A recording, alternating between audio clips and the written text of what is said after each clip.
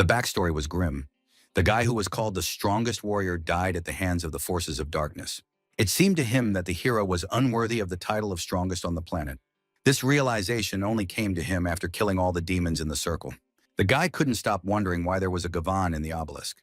Eighth-ranked demons could appear, even though humanity had no idea of their existence. This happened only because of the hero, who betrayed his title of the strongest human demon in the world.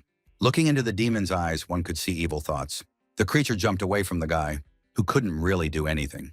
The hero had killed many demons, which made the demons angry and they threatened to kill him. But a sudden spark, as if giving new hope for salvation, wanted to give the boy a new beginning. In this magical way, the once great and strongest warrior became an ordinary boy again. The young man could not understand why he did not die in the end. Looking around, it didn't seem like a dream or an illusion. The place where the hero found himself was too realistic. But when he touched his body, the boy became furious, because his divine face and body had returned to their original form. The young man could not even understand who he was or where he was. The hero was only in the city of Halosha. The commander asked the boys if they knew what it meant to pass the warrior test, explaining that it meant the embodiment of protection and hope. One such person was Captain Darren. Once back in 3069, 6 huge Gavan obelisks fell from the sky, and as a result, another world came to an end. Creatures they called demons attacked from the obelisks, monsters mercilessly killing everyone around them. After a fierce battle that nearly led to the extinction of humanity, people finally managed to develop a way to fight the demons. The crossing technique, which uses the core extracted from the demons' bodies. This allowed humans to undergo crossing and temporarily gain power, comparable to that of the demon itself. 60 years ago, the greatest and strongest warriors of humanity revered one warrior as if he were a king. Such a warrior led all other warriors behind him in an attack against the strongest waves of demons. The offensive lasted several weeks, and the battles were so terrible that even the sky turned black. In the end, the warriors repelled the demons' onslaught, and those who remained were very weak, thus bringing 600 years of peace to the people. The commander believed that, at the same time, they had lost a huge number of great and brave warriors forever. Even Musabi, once called the strongest warrior of mankind, was rumored to have fallen in battle against several demons of the highest 7th rank. Such a great battle between humans and demons showed that humanity would stand to the death and surely see a new dawn. However, the hero remembers that the highest rank of demons was not 7th, but 8th, and begins to guess that humanity did not yet know about the true power of demons. The commander knew that if such great people did not exist now, humanity would have no future for survival. This story represented the desire to protect people and give hope to the next generation. Darren hoped that now everyone in the hall understood what it meant to be a warrior. The young man disagreed with the commander, accidentally muttering his thoughts aloud when he thought about the 8th-ranked demons. The commander slowly approached the imposter, who disagreed with him. Darren suspected that our hero had failed to understand what it meant to be a warrior. The man asked the young man to state his name immediately. The young man became nervous, not knowing whether to reveal that his real name was Musabi or to believe in the transfer of consciousness 60 years into the future, on the border between life and death. The commander could not imagine that someone would so easily abuse such a great name. Duran was very impressed because the young man was the namesake of the great warrior Musubi. The hero thought the man was a complete idiot, not even dressed as a warrior, and asked him not to allow him to insult such a great name again. The commander threw the boy right onto the floor, considering it a complete disgrace. The hero couldn't believe it, because he was still in a weak body that was incapable of even dodging such a simple attack. The boy flew straight into another warrior who tried to catch him. The commander asked him not to get on his nerves during the next test, and mentioned that he was keeping a close eye on the boy. Darren was curious if everyone else had heard him ask the boys to return to the test site. In a little while, the warriors would have their first physical test. The guy who stopped the flying hero asked how he was feeling. Noticing that the guy's name was indeed Musubi, which he considered an unusual name, he also decided to introduce himself as Brandon. The unknown girl was furious that such a talentless guy dared to take the name of the great Musubi. The girl considered the hero a stupid boy who thought that if he had the same name as the great one, he would become just as strong. She thought he was naive, and her name was Rosa. The boy did not understand why this girl was such an arrogant fool and why she cared about his name. Brandon was surprised that the boy really didn't know her, as the girl was possibly a promising candidate in their group. Rosa, also known as the Princess Nesmiana, was the most famous martial arts clan in their city of Helisi, the clan of Lady Rosa. The surname seemed quite familiar to the boy. Brandon helped the hero get to his feet after the fight, and the boy thanked him. And then there was a big flash that the two strong guys didn't expect. The stranger took a photo of the couple, not expecting to see such a charming display of male friendship. The girl asked them not to pay attention to her, asking the guys to continue doing their business. Staring at her, the guy was already very curious to know her name. Brandon thought it was strange why the girl took their picture, but he asked himself to focus on something else. The girl's name was Sakura, and she was incredibly pleased to meet them. She was even struck by their male friendship, considering it a work of fetishists in all its glory.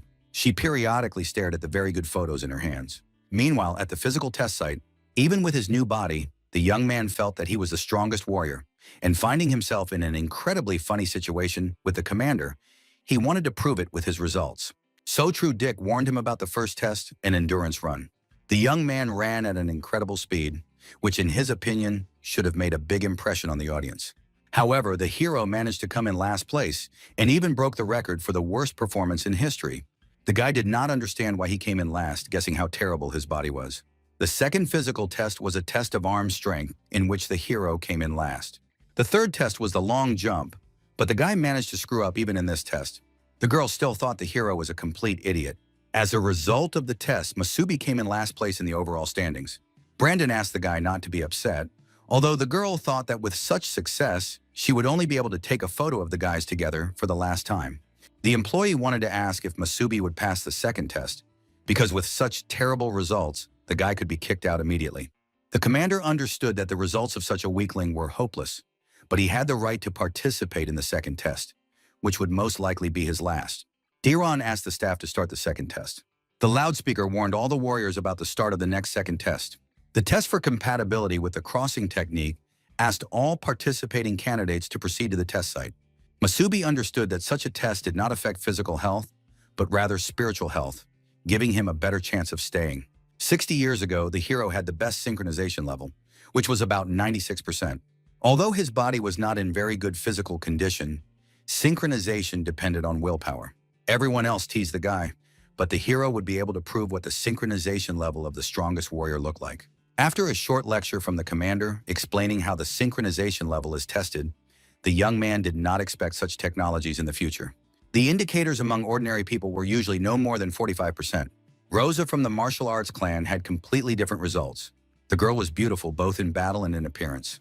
While the boys wanted the goddess to be their girlfriend, the young man looked down on the preoccupied teenagers. She was able to get 39% of her willpower, and all the guys understood that this was probably the best result possible. As Rose walked towards the exit, the whole crowd loudly praised her spirit and wanted to get her attention. They called her an unattainable ideal. Left alone, the girl was very happy to have achieved such a high result, assuming that she had made a big impression on the audience. But Rose didn't care about the opinions of her many fans, and instead celebrated the incredible excitement of her emotions. Masubi was very impressed by this phenomenon, as the girl was able to pass the test with a synchronization score of 39%. Brandon believed in Rose's future, as with such abilities, she could be the best in their headquarters. Being physically strong, she was also able to be strong in spirit, and the boy celebrated this power in her petite body. The hero was also able to feel the same way. The boy noticed that the main character was not worried at all about the test. Masubi said he was used to calming his friend down, although the boy was curious how this was possible. During the test, many cadets who encountered the crossing technique for the first time often experienced pain. When people underwent crossbreeding for the first time, their bodies tensed up greatly, and they had to withstand the force emanating from the demon's core. Some couldn't withstand the pain and gave up in the first few seconds. The required synchronization level was 10%, which was all that was needed to pass the test. Of course, some results were unexpected, such as Sakura's result of about 30%. Somewhere near the test, there were observers watching the warriors. The commander saw that this time there were several promising cadets among them. The assistant was no less surprised, including the rest of the participants, as about 6 cadets with a synchronization of at least 30% were able to pass the test.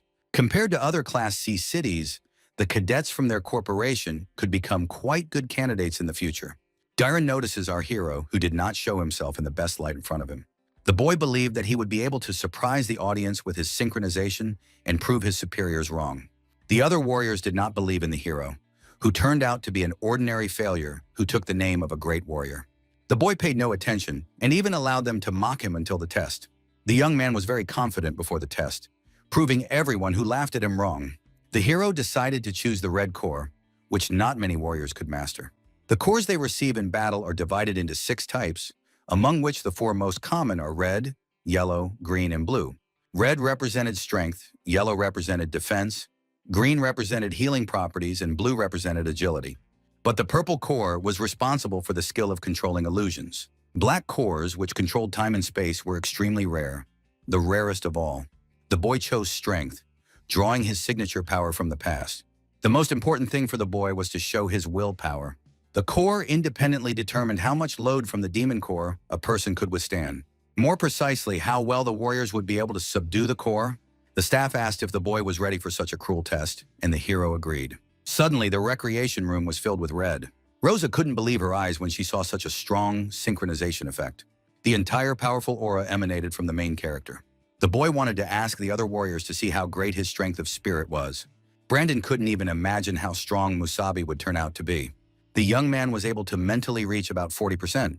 The boy couldn't believe it, because at one time he had managed to reach 96%. The young man believed that he could achieve much more than just this result. The newbies were terrified when they saw how strong the loser was.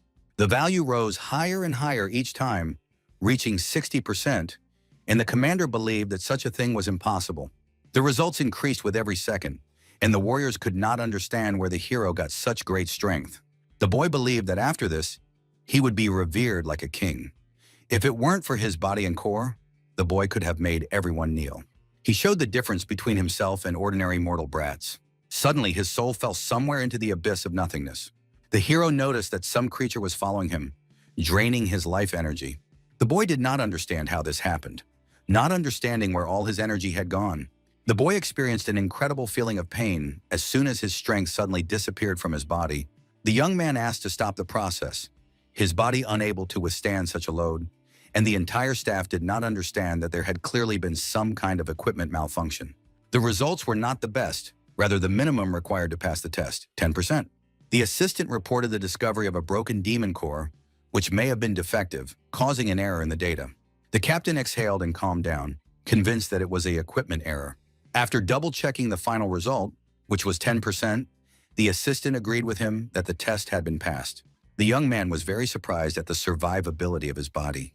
People were very excited, but when they heard about the defective core, they thought about the inevitable failure of the loser. Brandon went to help his friend, not understanding how such bad luck had happened to the boy. Meanwhile, Rose couldn't believe what she was seeing. The girl worried in vain that someone would surpass her clan. The boy really couldn't believe that he was now going to be arguing with a bunch of brats. But in the end, the test was passed. After a while, the guy couldn't understand what the hell had happened to him, as if all his energy had been instantly drained in an instant. This had never happened to the hero before. It was obvious that with willpower, the guy would be able to synchronize at least 80%. The young man remembered that even the most damaged cores should not break, but for some reason the opposite effect occurred. The sudden appearance of the commander forced the hero to get up after such a severe blow to his mental health. The commander and his team came to congratulate the warriors who had passed the final stage of the trials. After congratulating each participant who made it to the final, he pointed out the practical tasks that would be given in the near future. For the first time in their lives, the guys would be able to face a real demon on their own. Darren hoped that each of the soldiers would safely and successfully pass the fierce test. After that, the senior officer asked the third squad to march to the elevator. The boy was literally dying after the synchronization check. The commander looked at the hero as the first person to cause a system failure by demonstrating great power. Suddenly, Darren noticed a crystal that the hero had accidentally left behind. He became more and more interested in what the hero would be able to show in the future. For some reason, the captain believed in Masubi's abilities. Eagerly awaiting the next stage of Blind Hunt, it was curious to see what would happen in the future. Sometime later, somewhere in a small headquarters surrounded by desert, many warriors were leaving the city walls for the first time, and the hero couldn't even imagine that for 60 years, all people had lived in such closed cities. The leaders of the squad asked the newcomers to check their equipment. The young man was given a new, undamaged demon core. But at the moment when the energy disappeared, the hero had the feeling that the demon core had been rejected inside him. The boy could not fully understand how this was possible, assuming it was the result of time travel. Upon stepping onto the ordinary ground of the planet, the signal radius spread quite far, so far that it seemed as if the entire planet could hear his first steps on the surface. The signal, like a tracking beacon, reached an unknown cave, in which there was a large demon, one of the most powerful creatures on the entire planet. It became curious about who this amazing snack was. The demon couldn't believe that there was a creature stronger than a great and powerful demon like himself. The young man managed to see the demon in front of him in an unknown way. As if for a second something inside the hero appeared. The girl standing next to him didn't know how to nudge the newcomer so that he would finally start moving. The young man apologized to the rose, realizing his mistake in making her stay put. Brandon didn't understand what had happened to the hero, but the hero didn't even know how to respond. The manager asked the guys to hurry up, ordering them to be a separate group. The rest were already another group, a separate detachment of ordinary newbies. Sakura was pleased to see the strategy for teamwork between them, but Masubi didn't even think about such a thing. Rosa asked the guy not to get in her way, being a rude girl, although in reality she was afraid that the others would not want to work in a team because of her character. The boy asked Masubi to also give her all against the demons. The girl continued to photograph every moment of their journey, believing in the group's future success. The obelisk of dispersion, a black obelisk built from a single piece of stone, which consists of a special substance that disperses fog. The manager said that the third stage would be carried out in teams of 4, and then the blind hunt test would begin immediately. First, divide into your groups, and you will be given a combat dagger and a mini device for dispersing fog. It was made of the same material as the fog dispersal obelisk. The task for the newbies was to enter the foggy area, then get to the designated spot and set up the fog dispersal device. Blind hunting is the fear of any novice, which the guys will have to overcome in a world already shrouded in fog. The warriors will have to fight unknown dangers lurking in the fog. To become a warrior, you need more than just physical training and experience. It is unknown how the guys will perform when faced with danger, but by working as a team, the team can overcome their fear by hunting and destroying the demons that stand in their way. In the end, after killing their first demon, the boys will be able to become warriors. The test began from the very first second, asking the entire squad to prepare for the next group. The main stars of the present make sure there are plenty of newcomers. The stranger pursued her own goals, and only Rosa from the Saitu clan seemed interesting to her. The girl turned out to be the captain of the second squad of the city of Helisi, and her name was Marina. She curiously asked the guys what they thought of her choice. The captain, named Plex, agreed that the girl from the martial arts clan, with her good training, could become a good warrior. The commander asked them to pay attention to one more person. He was someone who stood out among the ordinary newcomers. Masubi managed to prove his strength to Dylon. The commander specifically checked his previous demon core, and everything was definitely fine, but something had gone wrong. A sudden blow from Miran forced him to pause his deep thoughts. The girl was curious about what Tantan was thinking about. The commander asked her not to call him that. She learned that demons were divided into ranks, and only lower-ranked demons prepared by them should be present in the test area. The commander asked her not to worry, because for the safety of today's trial, they had been monitoring the area for several days to ensure that there were no demons of even the first rank near the city. Plex even knew if such a demon appeared in the immediate vicinity. They would do everything to protect their future warriors. The groups quietly began to prepare for battle with the prepared demons. It was the main character's team's turn. This event could be called a stone-pulling relay race. However, as soon as the boy took the capsule, someone managed to take it from him while he was running. The girl asked the guys to follow her quickly if they didn't want to end up on the list of losers. Masubi only became more angry at the extremely insolent girl. The boys rushed forward to finish this dangerous test as soon as possible. Rosa jumped high into the sky to see the situation for herself. She was able to spot the point where the capsule needed to be placed. The girl managed to spin the stone right into the spot, completing the first stage of the mission. Marin did not expect that even with a green health core, the girl would move so incredibly, no worse than with a dexterity core. The monsters, noticing the enemy in front of them, began to attack her. Masubi asked his partner to take action. Brandon wanted to unleash his power. The boy created a small earthquake with his own hand. The monsters planned to attack the boy all at once. Brandon couldn't let that happen, so he fought off the monsters. The commander noticed the very interesting abilities of the guy who managed to get used to the core quite quickly. The hero asked the guys to kill the creatures one by one. The girls agreed to follow Masubi's plan. The guys were able to combine their own skills. Sakura fought the creature, defeating it with her special weapon. Then Rosa attacked the demon, who did not expect such a dexterity. Brandon delivered the finishing blow, sparing no effort in fighting with all his might. In just a few minutes, the group of people was able to find common ground and create an amazing battle. Plex was greatly impressed by the two warriors who worked well together, especially the girl, considering that the blue core of agility made her movements more fluid. Darren asked the guy not to think about vulgarities. Each new battle gave the guys a big breakthrough in experience. The girl destroyed a large demonic creature. She finished off the monsters. She then set it on fire with her skill, causing it to explode into pieces. The hero kept up with the rest of the guys, even with his weak body. The boy knew that to begin with, he had to deal with the three most vulnerable parts of the creatures. He cut the monster into pieces, destroying its throat and heart. The finishing blow was to the monster's belly.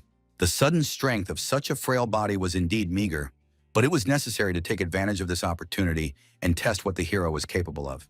The guy's current level must be at the first level, but Masubi wanted to try to move on to the next one. He activated his instant attack directly on the demon. The demon naturally wanted to teach such a boy a lesson. However, the young man was no fool and managed to dodge the blow. He smashed the creature to pieces, not giving it time to think, but his body was too slow. The demon was able to strike the hero directly in the main body. But the boy was not going to lose after one blow from a beggar demon. The fight turned out to be very bad for Musabi, as he moved too erratically and slowly, forcing him to think about improving his body. Each subsequent movement of the young man involved a small experiment on his own body. The boy tried to hit the monster with a direct blow to the demon's head. However, his body was too weak, and he couldn't defeat such a creature without putting in a lot of effort. The guys noticed how the hero seemed to be playing with the demon, inflicting small blows. Marin became curious about the skinny boy fighting the demon, surprised by his skill and power. The commander had been watching him from the very beginning. The boy was quite out of breath, fighting such a monster. The hero realized that in such a body, he would not be able to use any of his past skills, and he was constantly out of breath at the slightest movement. The boy managed to test his own body, finally deciding to finish off the demon. But suddenly he noticed the tip of the crystal, which was a trap. The boy flew away from the monster, which was killed by a stronger creature. The boys did not understand why they were surrounded by tree vines. The hero was more surprised by the monster, which looked like it was on a completely different level. Masubi was in a panic when he saw such a monster. The demon, which resembled a large alien, could pose a threat even to the captains. The observers noticed an unknown creature near the students. The commander feared this most of all. The appearance of a first-ranked demon forced the commanders to act. The ordinary-level novices were able to escape from such an unexpected arrival.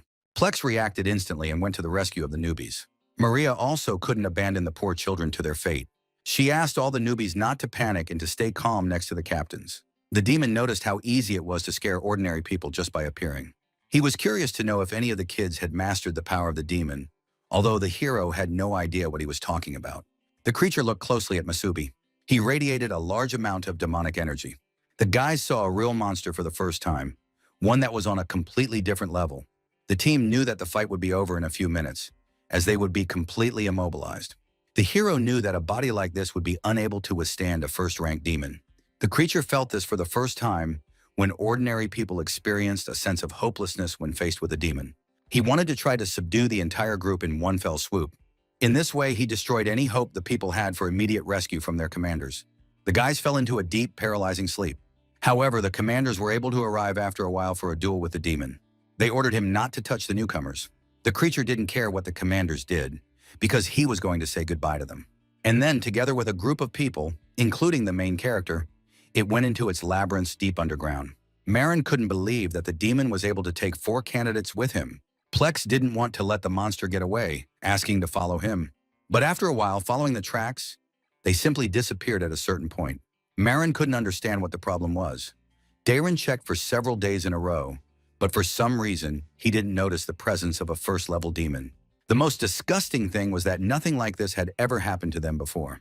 The commander managed to catch up with the guys and join them. He asked if the commanders had been able to find the guys right away.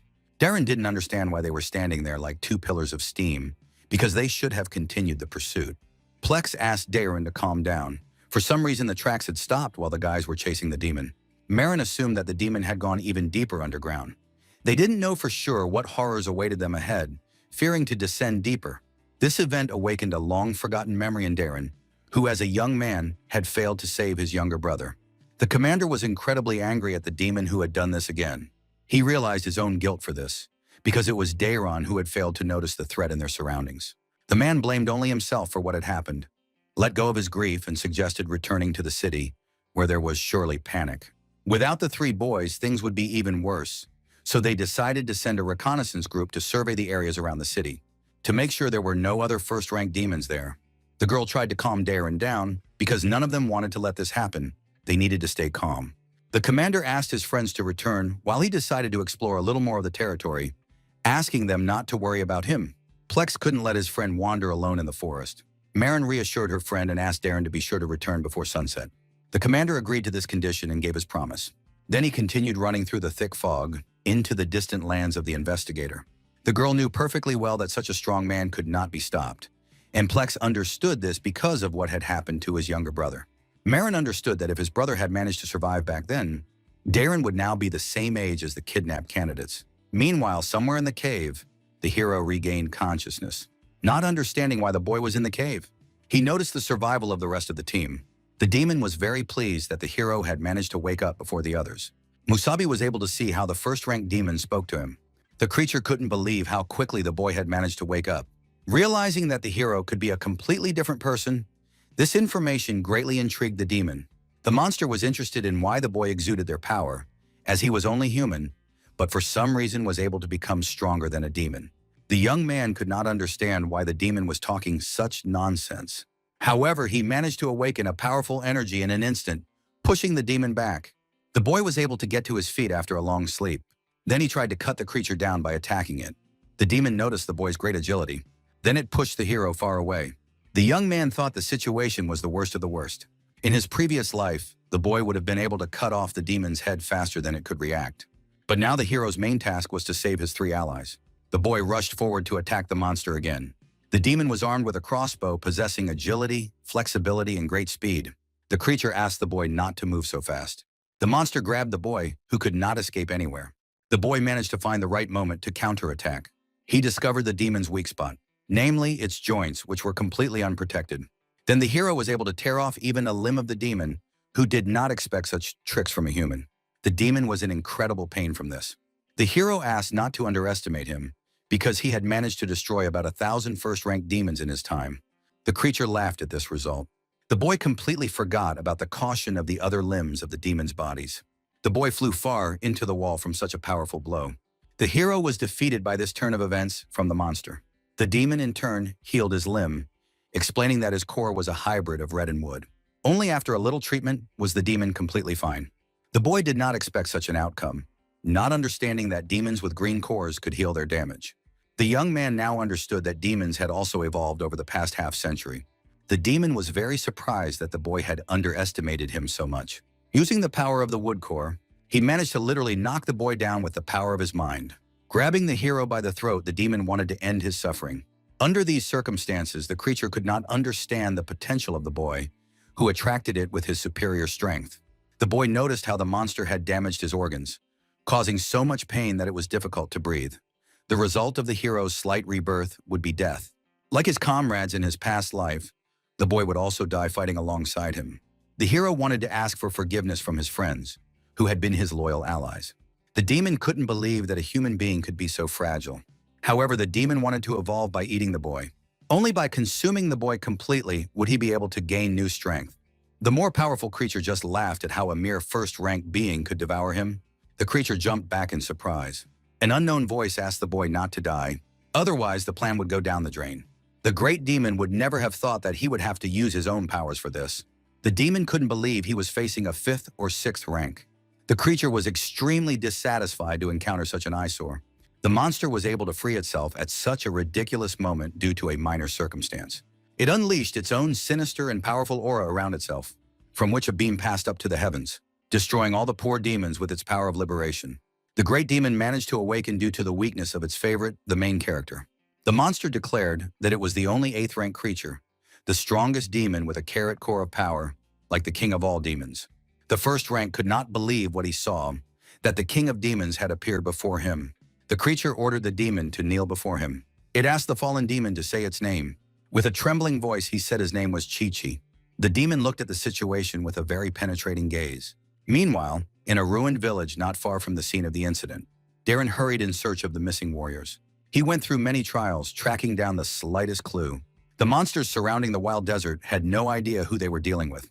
The commander followed his instincts, killing various monsters along the way, striking creatures that were unaware of his presence. With each blow, the various monsters suffered more and more injuries. Darren destroyed the demons he hated with all his soul because of a childhood trauma. There were only a few low-ranking demons in the nearest valley, but the guys were still nowhere to be seen. The commander had to continue the search and try to find the new recruits before sunset, which would come soon. The beam, emitting a powerful release of energy from the great 8th rank demon, it made the commander tremble with fear, not realizing where such energy could have come from. The energy wave created a huge explosion, destroying the area. Darren understood that somewhere near him was the demon that had taken the newcomers. The main character's demon was very interested in the disgusting creature who had overestimated his own abilities. The creature begged His Majesty to have mercy on him for his ignorance. The great demon did not care about the monster's fate, as he was more concerned about its appearance in such a hole. The king asked the monster to answer a specific question. It concerned what had happened after his disappearance, whether all 5 demon kings were still alive. This was what concerned the great demon king the most. The creature agreed with His Majesty. There were only 5 demon kings left, who had not been able to change in the last 60 years. The king was incredibly surprised, because the others had managed to find common ground and not betray each other in his absence. This was terrible news for His Majesty, as the kings had forgotten the promise they had made 60 years ago. Having chosen the body of the so-called strongest warrior of humanity as his vessel, but realizing how insignificant the new body was, His Dark Majesty was greatly disappointed. Therefore, he had to use his last strength to deal with such nonsense. And the next time he would be able to transform, it would only be after the final sprinkling.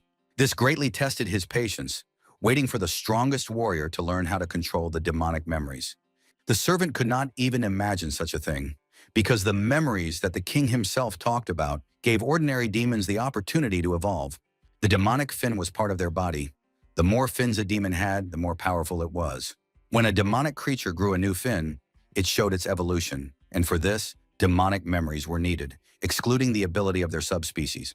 The reason they will always surpass other creatures is because of human warriors.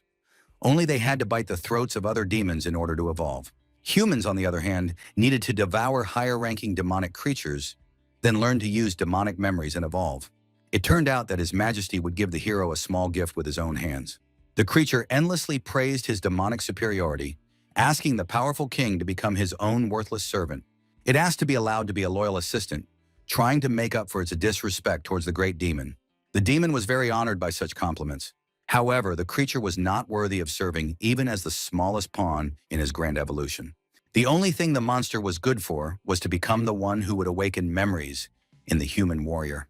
His Majesty asked the hero for worthy results in the future, taking the first steps towards evolution for him. He asked Masubi not to disappoint him in his future endeavors. The king needed the guy to gradually reach the 8th rank. Only then would most of the interesting moments would include reawakening from his own sleep. The boy sat still, showing no signs of life. But a sudden core during sleep began to slowly change human cells, which forced the strongest demon and human to mix, appearing in one form. The demon hid in the boy's deep sleep, forcing him to experience the first feelings of demonic memories. The commander, breathing heavily, knew that his team would not be able to die so easily. The sudden grab of his hand by his allies shook the hero's mind in the past. His comrade believed in his own death, not understanding how the hero managed to survive after everything that had happened. Masubi was able to wake up from a terrible nightmare in his own dreams. He was glad but did not understand where such nightmarish dreams could come from. It was like a memory from the past that seemed incredibly scary. Suddenly, the mysterious stranger revealed himself. They turned out to be his friends who were in perfect order. Suddenly, Sakura stared at the hero, surrounding him with an irresistible gaze. Not understanding what had happened to the boy's hair during that time, she assumed that the demon had deliberately taken Masubi away to experiment on him. The boy was more surprised by the girl's closeness, but at the same time did not understand what she was talking about. Although it was strange why all the guys were completely fine, because he remembered how everyone was dragged into the cave of the first-ranked demon. The commander noticed that the boy's mind had not completely gone mad after the demon. He asked him to immediately tell him what had happened in that cave. The boy notices 2 more captains on the wall and doesn't understand why they came to him. Marin was quite impressed by his audacity since Captain Tantan had single-handedly pulled all 4 boys out. Darren asked her not to call him that anymore, but the girl couldn't promise that. The other newbies did not expect to hear the nickname Tantan. Plex heard how the captain found everyone lying on the ground at the entrance to the cave. The kids were all knocked out. Fortunately, there was no sign of the demon nearby. Otherwise, the newbies would hardly have been able to return safely. Marin noticed how the boy suddenly changed his hairstyle and asked him to remember what had happened. The young man couldn't believe his eyes. It seemed unreal. The hero remembered how he was attacked in the cave. But what happened next was a vague memory, and he didn't know if he should tell everything, including the time travel. The boy could remember waking up for a couple of seconds. Then the hero immediately passed out, and everything else was a blur until he woke up in the hospital room. The commander was quite perplexed by the boy's answer, suspecting that he had been foolish to ask more questions. Darren then discovered a cave with huge bloodstains on the walls. Plex became interested in Masubi, especially the name of the once greatest warrior. As a result, the hero's achievements were evident. Of course, his form was lacking, but during the battle with the demons, the young man behaved calmly, like a warrior hunter. The commander suspected that the boy had fought demons before. The hero immediately denied that he was interested in battles, independently collecting and analyzing the weaknesses of various demons. The girl was surprised and asked Tan Tan to train such a warrior well. The boy couldn't understand how he had managed to pass the entrance exam on his own. Sakura was incredibly happy to congratulate Masubi on joining the same team as her. This test brought the kids closer together, and the captain decided to form a foursome.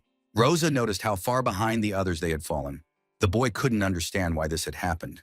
Darren knew that the teams had to earn points by completing tasks while the hero was in a coma for 3 whole days, which is why their team's point balance remained at 0. The boy couldn't believe that he had been in a coma for 3 days straight. But soon the guys were able to get the whole team together and earn a great title in the company of warriors. The people around them were very happy to see the new group of 4 brave guys. The commander wanted to briefly explain the situation, but first he congratulated the team. With their entry into the ranks of warriors, they were able to prove their worth. They also managed to return alive after clashing with first-rank demons, and he congratulated them on that achievement as well. Darren was now the official captain of the group, and despite commanding 8 other similar units, he asked them to show their abilities. The hero was curious about how to do this, as he was unfamiliar with the nanny's rules among the warriors, which were much more troublesome than in his previous life. Brandon was surprised that Musabi had never heard of the junior squad rankings. They agreed that the hero, being a novice, knew nothing, and at the moment, the guys were the last team in the ranking. Demonstrating their skills meant moving up in the ranking table of new teams, and Dayron, as captain, was responsible for their squad achieving good results in the future. By completing various tasks, it was possible to earn different amounts of points depending on the level of difficulty, with 3 captains, including Darren, each month. The 2 best teams were selected, for a total of 6, and prizes were awarded for first place in the duels. Similarly, the last team of each captain would be punished with a temporary demotion to the cleaning group until the following month, when the ratings would be updated. The boy now understood why everything was so clean around him. The commander insisted on order among the warriors. Competition bred development, and demons were also constantly evolving. Incidentally, the commander wanted to appoint Rosa as the team leader, as she had scored the most points in the crossing test. When asked if there were any objections, the guys were happy with the result, except for the hero, whose pride from the past was hurt. The girl stepped forward and announced the start of the first mandatory task. Inside, Rose was literally glowing with happiness. The commander was glad to hear that it was only noon outside, so the group could go see what tasks were left on the board. He asked them to pay attention to the other players and said that their new costumes definitely needed to be tested in real combat. He informed the whole team to ask questions if they had any, and then let the guys go. Rosa asked everyone to follow her to the task board, because they had lost 3 whole days and needed to hurry to catch up with the others. Sakura asked them not to rush, as they had forgotten something important. Turning back, Rosa couldn't understand when she had messed up, and began to blame herself for her carelessness. But it turned out that Sakura wanted to take the team's first official photo. The girl was shocked by this response to her excitement. The hero thought it was a good idea to take a photo of the whole group. In this way, the guys were able to capture their first team photo. The commander noticed a very suspicious look from the other commanders. Marin heard that there were no one-legged demons near the caves, and inside the cave itself, there were only pools of blood from an unknown force, which aroused suspicion. The matter concerned the children's hands. Darren suspected Masubi out of everyone in the group. His intuition told him something strange. Something was wrong with the guy. The commander felt a familiar, bad smell. Marin suddenly hugged Tantana, asking him to think less, because the main thing was that the children had returned safe and sound. The girl believed in the strength of the hero's team, asking Darren to train them well and try not to lose to her group. Meanwhile, the most level-headed of the trio wanted to speak up. He asked to observe first, and if Darren noticed anything unusual, he would let them know. The hero's thoughtful face made them wonder which task would be best to take on. Seeing 3 level A tasks in front of him, he could get a whole 10 points for each one. Brandon asked them to slow down. The hero apparently did not know that this was the most dangerous level they could access, but there was a risk of death. The team leader began to reason logically. Level B tasks were worth 6 points each, and level C tasks were worth 3 points each, for a total of 10 points. The level A mission was indeed a tempting offer, but completing level B tasks was less dangerous, while completing level A tasks often led to emergencies. The young man now knew everything. The boy understood that there was no other option. The two boys agreed to take on the dangerous level A task. The boys set off on a short journey to complete the task. The young man was able to experience new sensations after the skirmish in the cave. The boy notices nano wings in the suit that significantly accelerated the warrior.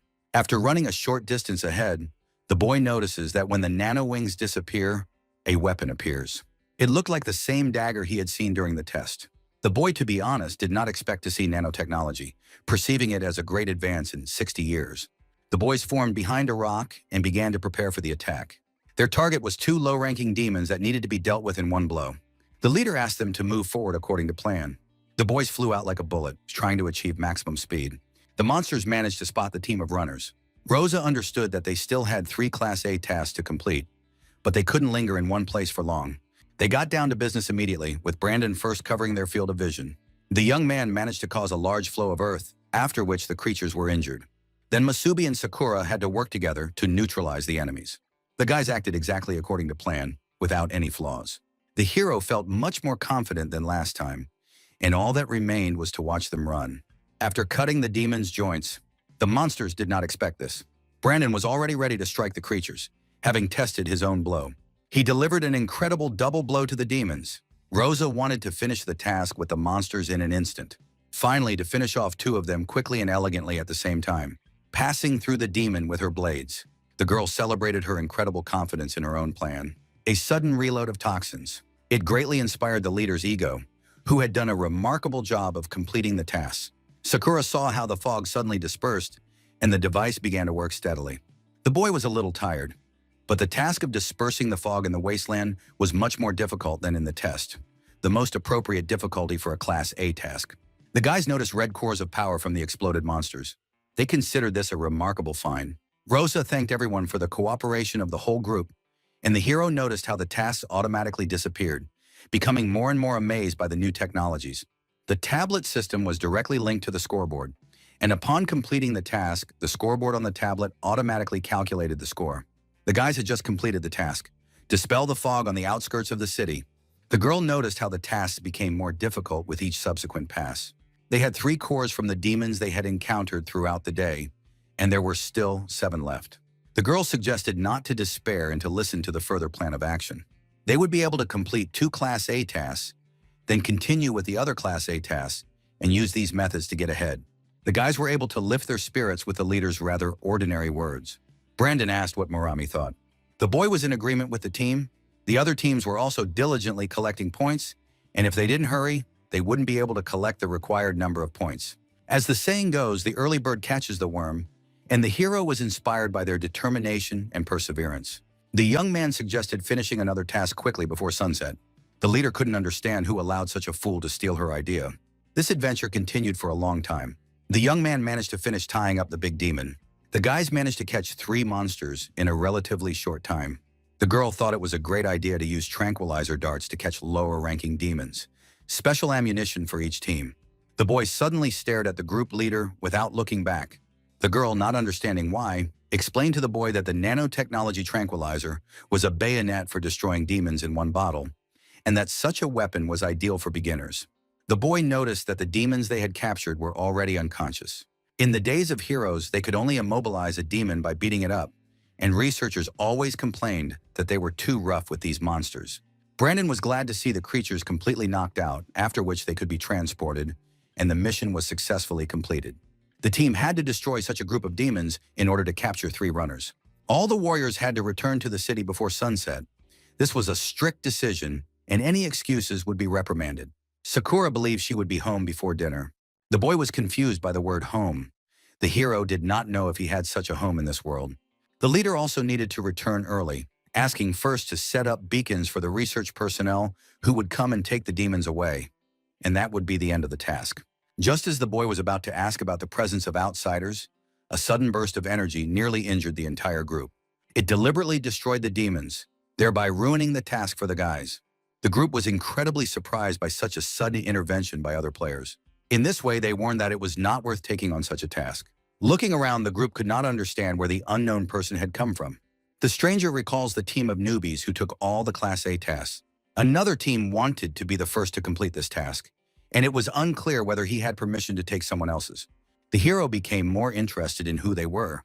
The strangers introduced themselves as a squad that had taken command of Dayron in the previous test and claimed to be snipers. Simply put, the guys became their predecessors, one of 9 other detachments. The guy even became curious about how many squads the captain had taken under his command this time. His girlfriend thought there were about 3. It was clear that the guys were definitely newbies who didn't know the local rules and didn't show the guys the respect they deserved. The leader was disgusted to see others taking all the Class A assignments. The young man wondered if our hero thought that they were brazenly taking advantage of their kindness. Rose didn't care about kindness, because the guys from the other team had ruined her team's work. They had worked so hard to catch such demons. The guy wondered who in Masubi's squad was the gallant one. The stranger didn't even know how to address him or her. Sudden anger took over Rose's emotions, and she rushed forward aggressively. The young man was able to dodge the blow, not expecting such insolence. He couldn't understand how the girl dared to behave this way with her elders, considering the boys to be ill-mannered candidates. The girl couldn't believe that such a boy would call himself a senior candidate. The boys asked their leader to calm down because they just wanted to talk at first. Sakura wanted an explanation as to why the other squad had come to them and why it was necessary to kill the demon, which they had been so eagerly pursuing. The boy only laughed harder at this question, blaming the competition and accusing the hero squad of being naive. Rosa couldn't allow her squad to be called such names. The guys had sabotaged them, and now they were calling them names. Brandon asked the hero to come to an agreement before sunset. The boy left in an instant. He understood that if he didn't get rid of the idiots, they would be late anyway. The young man sent the stranger from the other team away with such competition and talk. The guys from the opposing team couldn't believe it. The hero couldn't understand why they were bullying him. He had never heard such nonsense before, and the other guys had no idea how much time had been wasted. The rest of the team was shocked by Masabi's actions, but the leader liked what his subordinate had done. The boy was shocked, not understanding how one could treat their elders this way. The boy asked the entire sniper squad to prepare for battle. The guys immediately began to take action against the other team. The leader of the hero's team had no intention of backing down and wanted to fight to the end. This minor conflict dispelled a small fight between the groups. Masubi could not allow his friends, who had worked with him for a long time, to be humiliated. The commander couldn't understand how anyone could be so stupid as to do something like this. Dairon stopped the fight, which could have ended badly. He scattered the 2 teams in different directions. The boy was just waiting for something like this to happen. The hero assumed that the battle would be canceled, although he would have been interested to see the level of the current generation of warriors. The commander was incredibly angry at his troops, who were unable to come to a normal agreement. Calling the guys names, he couldn't understand if the warriors really wanted to become an appetizer for the demons, since they were rioting at sunset. The boy reported that the hero's squad started first, and in the end, they took his mask. Rosa couldn't understand why the leader of the other squad was acting like a child, complaining to the captain. Sakura could provide photographic evidence of who killed the first 3 demons on the mission. Dayron did not expect the newbies to be able to capture them alive while completing a Class A mission. The girl wanted to report that the mission was almost complete, but at the last moment, the sniper squad sabotaged it. The commander understood what was happening. Dayron understood that the guys might have thought the others had gone too far, but the sniper squad had gone through the same thing when they were rookies.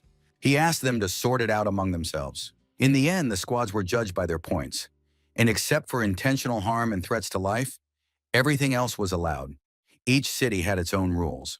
Once they became soldiers, the squads would encounter more challenging situations, and then he would not be there to separate them. The captain intervened not because he was against their fight, but rather because of the approaching sunset. He was also ashamed of the other squad, which had decided to do the same, and it was even pitiful to watch the newbies kick the guys for it. The commander asked the soldiers to change their attitude toward their service. The young man asked the boy to tell him his name. The young man introduced himself as Masubi. The young man laughed when he heard that the boy had really decided to call himself a great warrior. In any case, he advised him to be more careful, as the sniper squad had no intention of losing to them in points and promised to do so. The young man guaranteed that the hero's squad would be the worst in the coming month. Noticing the blow to the face, he would later repay them in kind twice over. The boy ordered his team to retreat back to the local station. The strangers had disappeared without a trace when the hero noticed their disappearance. The commander knows snipers who may not seem like the strongest squad, but the guys are known for their skill. They will do everything possible to hinder the hero's squad in carrying out their tasks, and their captain's specialty is firearms. The boy had not yet used his weapon in the melee, and the captain recognized the squad as good. But there were other talented warriors, and even then, their strength might not be enough. Darren understood that this should be left for later. Now the guys had to return to the city. The girl agreed, but couldn't understand why this had happened. Rosa assumes the hero is showing off, pulling off a stunt in the middle of battle. But despite the showing off, she praised the guy for his coolness. Brandon asked Masabi to go to dinner with him, but the hero had his own plans. The boy wanted to get a team of 3 demons at night. Meanwhile, late at night, near the government walls, soldiers. Officials asked all residents to stay safe in their homes. The boy understood that on the roads leading to the city gates, there were only electric sirens, and there were almost no people. It was very late in the closed city, and he had to stay at home. The boy wanted to go home as soon as he finished. The gates were not heavily guarded, there were only warning signs around them. The boy thought this was strange, as no sane person would leave the city at night. People used to organize night raids on purpose, because it was easy to find demons at night, and the young man wanted to use the old trick. If the masked man really wanted to stop the hero, then he would simply complete the task unexpectedly. An unknown shadow met the boy, who of course guessed what was going on. The boy did not expect to meet the leader so late at night. The young man was incredibly frightened by the girl, but she was curious as to why he had decided to go out at night. The hero did not understand what she was talking about, because he just wanted to take a walk after a hearty dinner. The leader now knew that the hero was a lousy liar. The boy confessed that he wanted to surprise his friends tomorrow morning by completing a task at night that had been sabotaged by the masked boy's team. The boy understood that since the leader had figured him out, there was nothing he could do, so he asked her not to tell the captain, and he would go back. The girl actually wanted to go with the guy. Rose was incredibly curious about what plan the madman had come up with this time. The young man asked again if the girl was trying to joke, but Rose was completely serious about trying to complete the task. The gate guards were very tired of watching the demons all night. Every time the guys stood guard, it was deadly boring. Not understanding who in their right mind would leave the city at night, especially since simply closing the gate would have been enough. The interlocutor asked not to dare to do such a thing in front of the captain. The doors were left open in case of an emergency. After all, a few years ago, a group of deserters sought help in the city because the gates were slow to open. The demons tore the people to pieces. After that incident, almost every city now left an emergency exit in the gates. In their world, survival was the most important thing. The boy apologized for his ignorance, and his neighbor forgave him, knowing that he would get used to it over time. The elder brought an interesting little thing for the night. The boy couldn't check that he was holding the latest issue of a new magazine. That guy had paid well to get it. The guys decided to spend the whole night reading this creation, completely forgetting about the gate. The boys took advantage of this opportunity and escaped to hunt in the wilds of the night. The boy knew that tests were being conducted somewhere nearby, but the fog was much thicker at night. The hero asked the leader to follow him. The girl suggested moving away from the city walls to remain unnoticed. For example, the dead forest looked like a perfect cover. The boy asked to follow the plan, to wait until he lured the demons out, and then the girl would strike them on the head. The young man wanted to knock them out roughly and decisively, so he went in search of them and asked the leader to stay put.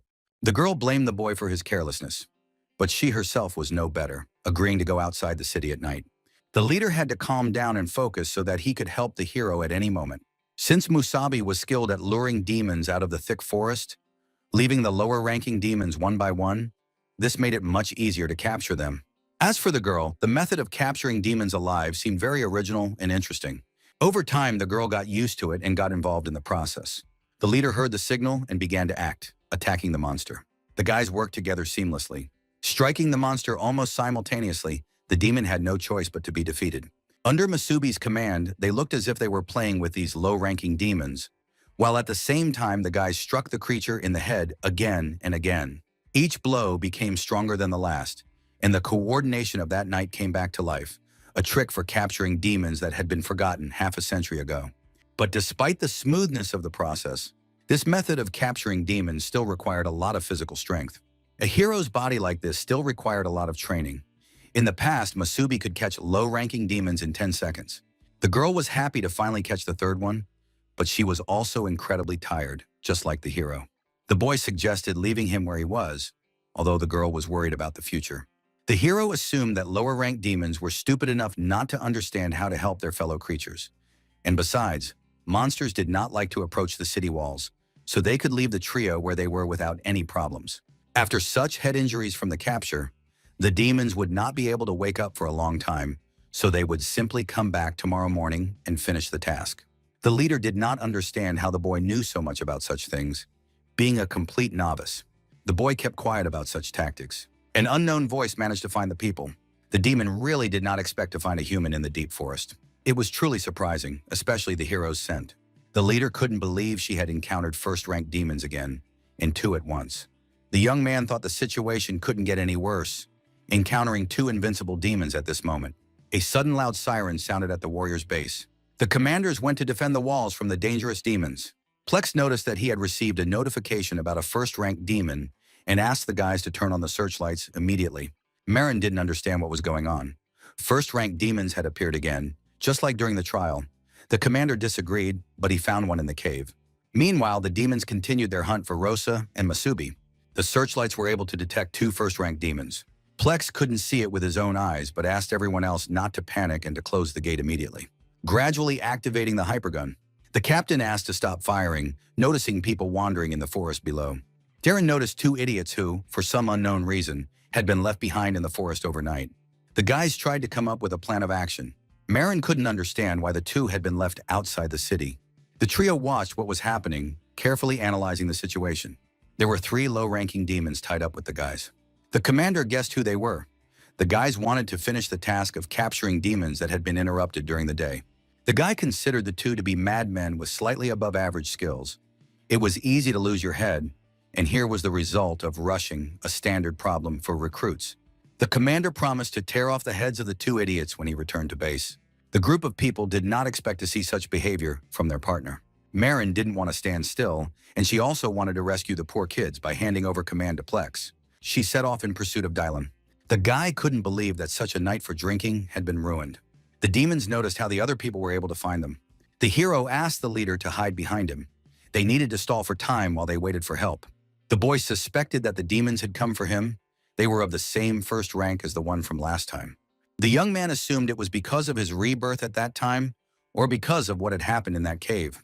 The girl did not want to retreat and offered to fight the demons together. The creatures did not expect such bravery from people who wanted to resist. The monsters began to act, gradually climbing down from the tree. They could not allow their superiority to be mocked and would not let the humans fight. The hero feared this turn of events most of all. The guys wanted to first destroy the unnecessary trash next to the hero. The boy pushed the girl away, who would not survive such a blow. The force of the blow was so great that the entire area of land was cracked. The demon praised the boy for his quick reactions. The leader tried to attack the monster, who underestimated her skills. The demon's sudden water element stopped the girl, who clearly did not expect such a trick.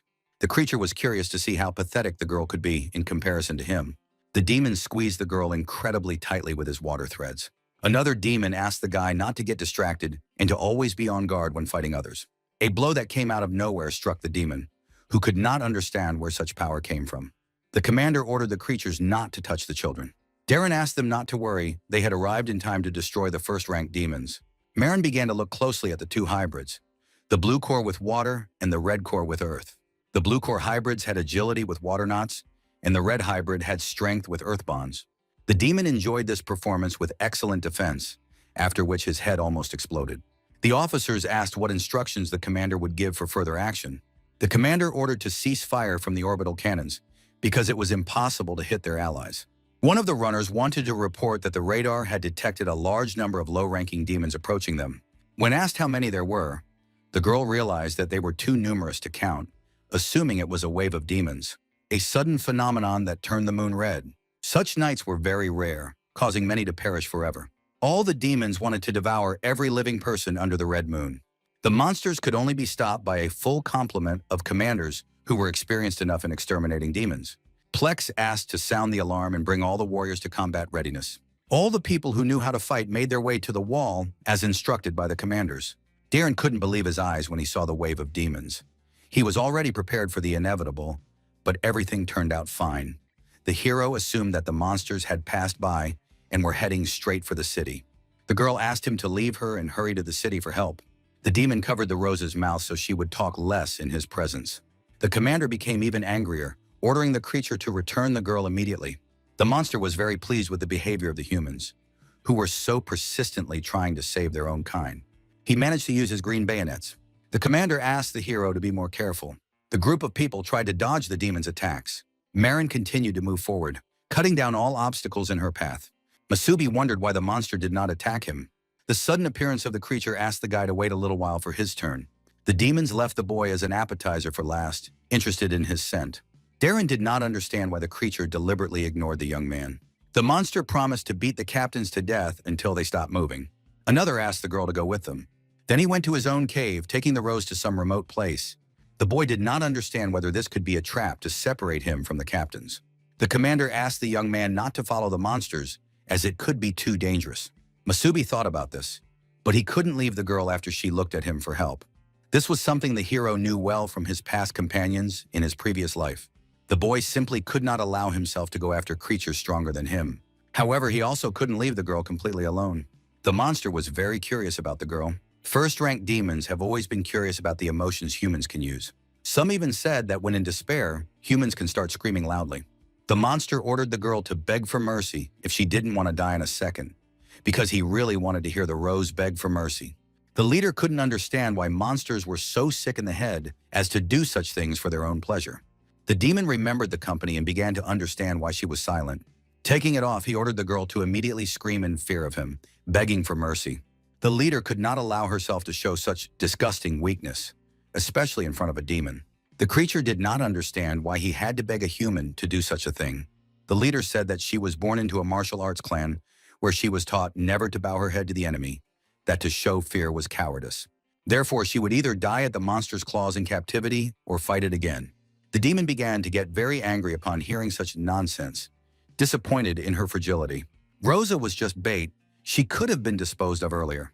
The girl couldn't understand why she had become bait. A sudden voice addressed the demon, causing him to turn around. Masubi asked him to release the girl immediately, because the hero himself was the target. The demon was incredibly happy. The bait had worked. The boy was saying the right things while the girl did not understand why the demons needed Masubi. The young man asked if the rose, which had found itself in terrible circumstances, was all right. The girl couldn't understand why he was without backup, because he couldn't defeat the demon, asking the boy to leave immediately. The creature did not understand why it was so difficult not to talk and shut up. The young man asked not to touch the girl, because if the hero was the target, then let him take him. The demon laughed, as if it sounded like an exchange of lives between people. Turning into liquid, it instantly moved towards the young man. He asked them not to be stubborn, because people like these pathetic individuals would all die at the hands of demons. The young man reacted by trying to stop the creature.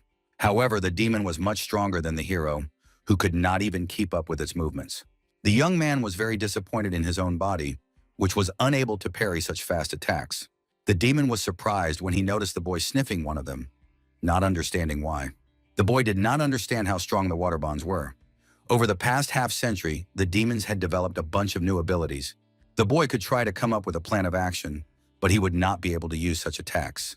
The girl realized that if Masubi died fighting, they would both be lost, not understanding why the boy had decided to fight such a terrifyingly powerful creature. She noticed a sharp corner on one of the stones that could help her. The girl wanted to try to act while there was still time. Meanwhile, the boy continued to diligently parry the blows, which were delivered incredibly quickly. Seeing a chance to attack, the young man launched a counterattack. He tried to direct his own blade straight at the creature. The creature instantly grabbed the boy and realized that the boy in the cave had killed a first-rank demon, realizing that he could not be weak. The creature assumed that the young man was simply pretending to be weak, but the boy had no idea what it was talking about. The demon was tired of the boy's behavior and decided to punish him for his lies and mistakes and underestimating him. The creature began to tear the boy apart, who was in incredible pain. Having finished with the boy, who was called a liar and should have been punished, the monster wanted to punish him by killing him. He was incredibly curious to learn the secret of the man who had managed to kill a first-rank demon. The boy was in incredible pain, as if all his vital organs had been damaged. The girl was very worried about the boy, who was on the verge of death due to the great difference in strength. The creature became increasingly enraged, but the boy did not want to confess, wanting to kill and then eat the hero. In this way, the boy would greatly help the demon evolve. Approaching the boy, he asked him not to bother. The sudden appearance of a new force greatly surprised the monster, who had almost achieved his goal. The girl managed to escape, continuing to attack the demon until her friend regained consciousness. Rosa did not understand why the creature was so interested in capturing Masubi, but she knew that she would not be able to let her own friend be harmed. The demon did not understand how the girl had freed herself from his water chain so quickly. Rosa didn't know what to do in a situation where the enemy was stronger than both of them combined.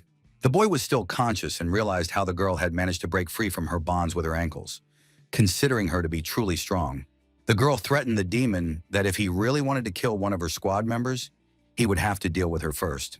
The creature was quite willing to agree. He didn't care who he started with first, because now none of them would be able to escape him. The approaching needles of water heated up the situation for Rose. The girl tried to block all the approaching blows. The boy asked his friend to dodge instead of standing there, protecting the hero. Rose couldn't allow this, asking the boy to shut up and not interfere with her. The demon delivered a long-range blow that the girl could not block. The creature used gravity. Having managed to close the distance between them, the demon was not satisfied with simply killing the girl. It tried to tear the girl apart first to make her scream in pain. The boy could do nothing but beg the demon not to do anything stupid. Realizing how ironic the situation was, because even after being reborn, the hero was again forced to watch as the members of his squad died. Nothing had changed, and the young man did not understand the point of his rebirth if he could not even protect the girl, let alone save himself. The young man was able to reveal his inner emotions from the past, thanks to which he was able to accumulate more energy while in a rage. The demon did not understand what the hell was constantly going on behind his back. But turning around in the opposite direction, the young man managed to grab the girl, who was on the verge of death because of the hero's uselessness. The demon also got his share in the moment, cutting the proof of that flesh into pieces. The boy praised Rosa, who did an excellent job for her first time as team captain. The girl gradually began to lose consciousness from the weakness and powerlessness of her body. The young man asked Rose to leave the rest to him. Then laying the girl on the ground, silence fell around them. The demon did not understand where the hero got such a dangerous and powerful aura, assuming that this was the boy's secret. The boy himself did not really know what had happened. The young man felt some kind of incomprehensible feeling inside, gradually becoming stronger. It felt as if something would tear the boy to pieces. The core that was in his chest was able to reveal its abilities like a blooming demonic flower. The creature couldn't believe where the boy got a core like that of a demon king. Still conscious, the girl watched Masubi with a small glance. The boy had no idea what was going on, but he understood perfectly well that a monster like the demon in front of him should die faster than usual. And the young man was able to awaken one of the demon's fins. Meanwhile, the second creature continued to fight the captains. Sensing powerful energy, one of them made a guess. The captain asked him not to turn away from him during the fight. The man found the moment when he needed to strike the creature with all his might, inflicting critical damage. Marin, following the plan, went around the enemy from behind. She attempted to deliver the strongest kick possible. The demon believed that humans were incapable of separating anything stronger than this. However, he was mistaken when the commanders followed up with their attack. They were able to deliver the strongest blows simultaneously, thus freeing the core from the creature carrying it. The monster's head was literally catapulted into the sky by Delon's blow. The girl lifted the creature's body high into the sky.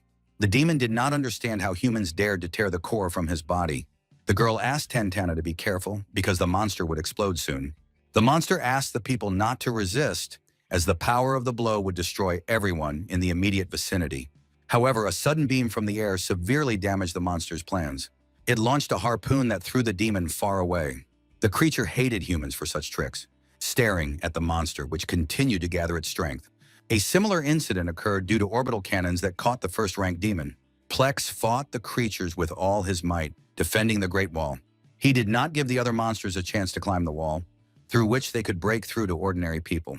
However, there were too many monsters, and their numbers showed no sign of decreasing.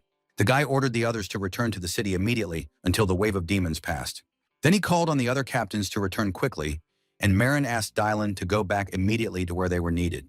The captain did not understand why such a cruel coincidence had occurred when he should be immediately rescuing Masubi and Rosa.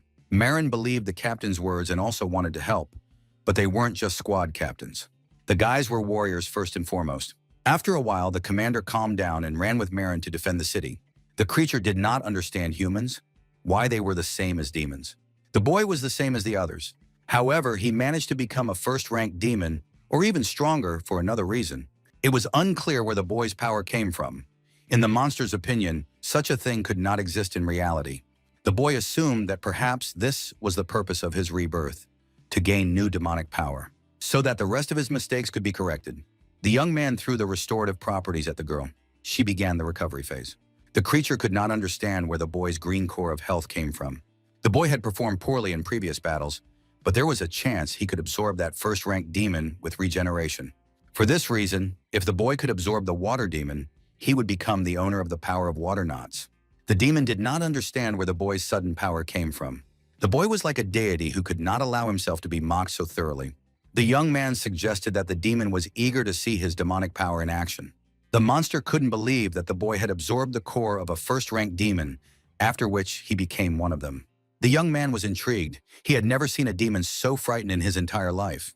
The water creature was literally trembling with fear of the unknown man who possessed such powerful strength. The young man began to act first while he had such a wonderful opportunity. He asked to first try to strike the hero with all the strength the demon had, wanting to test how strong he was in this form. The monster thought the guy was crazy, not understanding how such a thing was possible. When it tried to hit the boy, he managed to dodge it. The boy completely forgot about controlling the elements. The young man remembered that the tree demon that the boy had absorbed could do something similar. The hero formed spikes from tree roots that had emerged from the ground. Then he pinned down the demon, who could do nothing, being weak in front of the guy. The boy realized that controlling the roots was not very difficult. The demon asked him to stop strangling him, trying to resist such a fate. The boy insisted that it try to escape the trap if it could. The creature remembered to use its own trick, which it possessed because of its powerful core. The monster turned into a stream of water moving straight towards the hero. The demon asked the boy not to doubt his ability to survive, justifying himself with the young man's wooden vines. They would not help to neutralize his body, which was capable of splitting apart. The creature still did not understand where such abilities came from in humans. However, he believed that he was much stronger, given the water core. The creature threw the young man straight into a tree with all the force of his leg. The hero agreed with everything that was said, but he really did not understand how well he could control the demonic power. But he warned the demon, recognizing the guy as the strongest warrior, whose learning abilities were incredible. If the young man really wanted to kill the monster, he just needed to continue training to use his demonic power. The demon couldn't believe his eyes when he saw how quickly the body had healed. The boy asked to see how quickly he could learn to control the power. The boy began to approach the monster with incredible speed. This was already unbelievable. However, using the roots of trees, it was possible to move several times faster than normal. The demon didn't even have time to understand how the boy was able to get to him so quickly. Then the roots entangled the monster, which was stuck in place. The boy grabbed the monster by the head, who was incredibly afraid of the guy. The young man warned that now the creature would not be able to escape. The boy continued to hold the creature for a long time, assuming that their encounter with the monster was not very interesting. The creature's body began to feed on an unknown energy. Because of this, the demon exploded into small pieces. The young man was able to completely destroy the creature's shell, from which a core of water fell out, in which the demon stirred, calling the hero stupid. He could split his own body without any problems. However, he could not predict the boy's next move. The boy knew perfectly well from the previous time that if he was a demon, his core would not be able to split. On the contrary, the hero considered the demon foolish, who may have overestimated his own abilities. The creature's core slowly began to leave the creature. The young man took the core, which would now belong to him. When the core was destroyed, even a 7th-ranked demon would die. The boy would gladly absorb the ability to create water knots. With this method of combat, the creature found itself at a disadvantage against the hero, who had gained superhuman strength. The boy was going to absorb the power of the demon, who had misused his skills. He destroyed the core with his own hand. The boy greedily absorbed every last drop of the core, which gave the demon superhuman strength. The taste was quite good, considering the taste of monsters, which are disgusting to the taste buds. The boy really enjoyed pumping himself up. He noticed the girl who was under the regeneration dome. Using the new skills of the core, the boy approached the leader. The boy's gaze was very excited. The boy managed to deal with the demons and now wanted to deal with the girl. The boy absorbed the monster, but now he had to kill the girl, according to the hero. But the young man simply wanted to destroy a human being. However, he stopped just before committing the murder. The boy tried to stop his second self by calling him a scoundrel. The young man could not bring himself to kill a member of his own squad. He could not even raise his hand to do such a thing. The hero ordered the demon to get out of his head immediately. The demon did not understand how the boy dared to resist him. The king was curious to see what the outcome would be. Meanwhile, the rest of the guys were fighting the other monsters with all their might. The lower demons continued to attack the ordinary warriors in large numbers. The boy wanted to destroy as many monsters as he could. He activated his defensive barrier skill. Brandon wondered why Masubi and Rosa were not with them, as they were the only ones among all the troops who were not at full strength. As soon as the girl arrived, she heard from others that the two warriors had secretly climbed out of the wall and were then dragged away by two first-ranked demons. Sakura was very worried about the guys, suspecting the two who had escaped. The boy couldn't imagine that members of their squad would leave the walls. The girl asked not to be asked any questions. She knew that they had been dragged away by first-ranked demons, not understanding what they were thinking. Brandon doesn't understand why first-ranked demons suddenly appear. The young man thought he would deal with this wave of demons first. The commanders went off to fight the rest of the creatures. There was a great variety of monsters. The boy asked how the guys with nuclear charges were doing. The commander went to fight the monsters, protecting his people. The guy reported that everything was fine and that he and Marina had a good energy charge. The nuclei used in warfare could wear out the more powerful the nucleus explosion was. The more energy was spent, and with that, the less powerful the attack was. But it was good that they had only fought one first-ranked demon with their talent, and the condition of the nuclear charges was normal. Otherwise, they would not have been able to help with this wave of demons. Marin wondered what Plex was up to. The boy saw how the guys were able to kill one first-ranked demon, and the other low-ranked demons were much calmer. Besides, there were no first-ranked demons left, and the pack of demons was disorganized and attacked without any strategy. The demons were afraid of death, and that fear made them fear the guys even more. The boy planned to undermine the demons' desire to attack, and the guys would need to buy time for the soldiers on the walls by using the charges to their maximum. The boys agreed to use the cannonballs to their fullest potential. Daron and Marin jumped high above the city. The commander was incredibly enraged by the herd of demons. The boys had wanted to fry the monsters for a long time. The monsters did not understand what the great beam of power was. The squad formed a large hole, creating a crater. Marin realized that, not counting the first-ranked demon boss, this was the second time she had to use nucleus explosion. The guys could have destroyed them on a permanent basis if it weren't for the core's limitations. The explosion of the red core of power is still the most powerful. It flew through the area of demons using a powerful charge. The boy flew through a large crowd of creatures that couldn't even move because of his high speed. The other warriors were shocked by the sight of the captain's power. Brandon saw with his own eyes the power of a first-rank core warrior, and envy took over. The boy also wanted to become such a strong warrior. Plex asked if the team was okay. The load on the others turned out to be tolerable. At least they were able to finish quickly. The guys were surrounded by a large number of demons. The boy laughed, asking to look at the herd of demons. The plan worked, and it was time to cheer up the other warriors. Plex shouted at the warriors to catch their breath and continue fighting. The wave of demons would surely retreat. The guys were very happy to have a third captain they could always trust. The teacher was very happy to be done with the demonic creatures. The boy asked the others to look ahead carefully. Something more powerful than the first rank was approaching. Suddenly, the silhouette of a hero appeared, who picked up the girl. The commanders were very impressed by this. The demons, who were supposed to attack the boy, just let him and the girl pass. The boy calmly walked past the other demons. Marin, seeing the guys, wondered where the first-ranked demon had gone. Plex noticed that despite how they had driven them away, it was still not safe for Masubi to be with the first-ranked demons. The demons could attack at any moment while he was walking past them without any problems. The team just wanted to help the boy who was attacked by the creatures. The demons suddenly attacked the hero, who with a single glance ordered the demon to leave before destroying it. The creatures were very surprised by the behavior of a human who was very dangerous to them. The monsters were very frightened by the guy's gaze. The surrounding demons were very frightened of the hero, sensing his threatening gaze. The rest of the monsters fled in fear of the hero. The boy continued on his way, while the other monsters let him pass. The boy felt a certain superiority over the others. The commander and his team stopped in front of him when they saw how frightened the demons were of the boy. The wave of demons suddenly diminished, and all the monsters began to flee from the wall of people.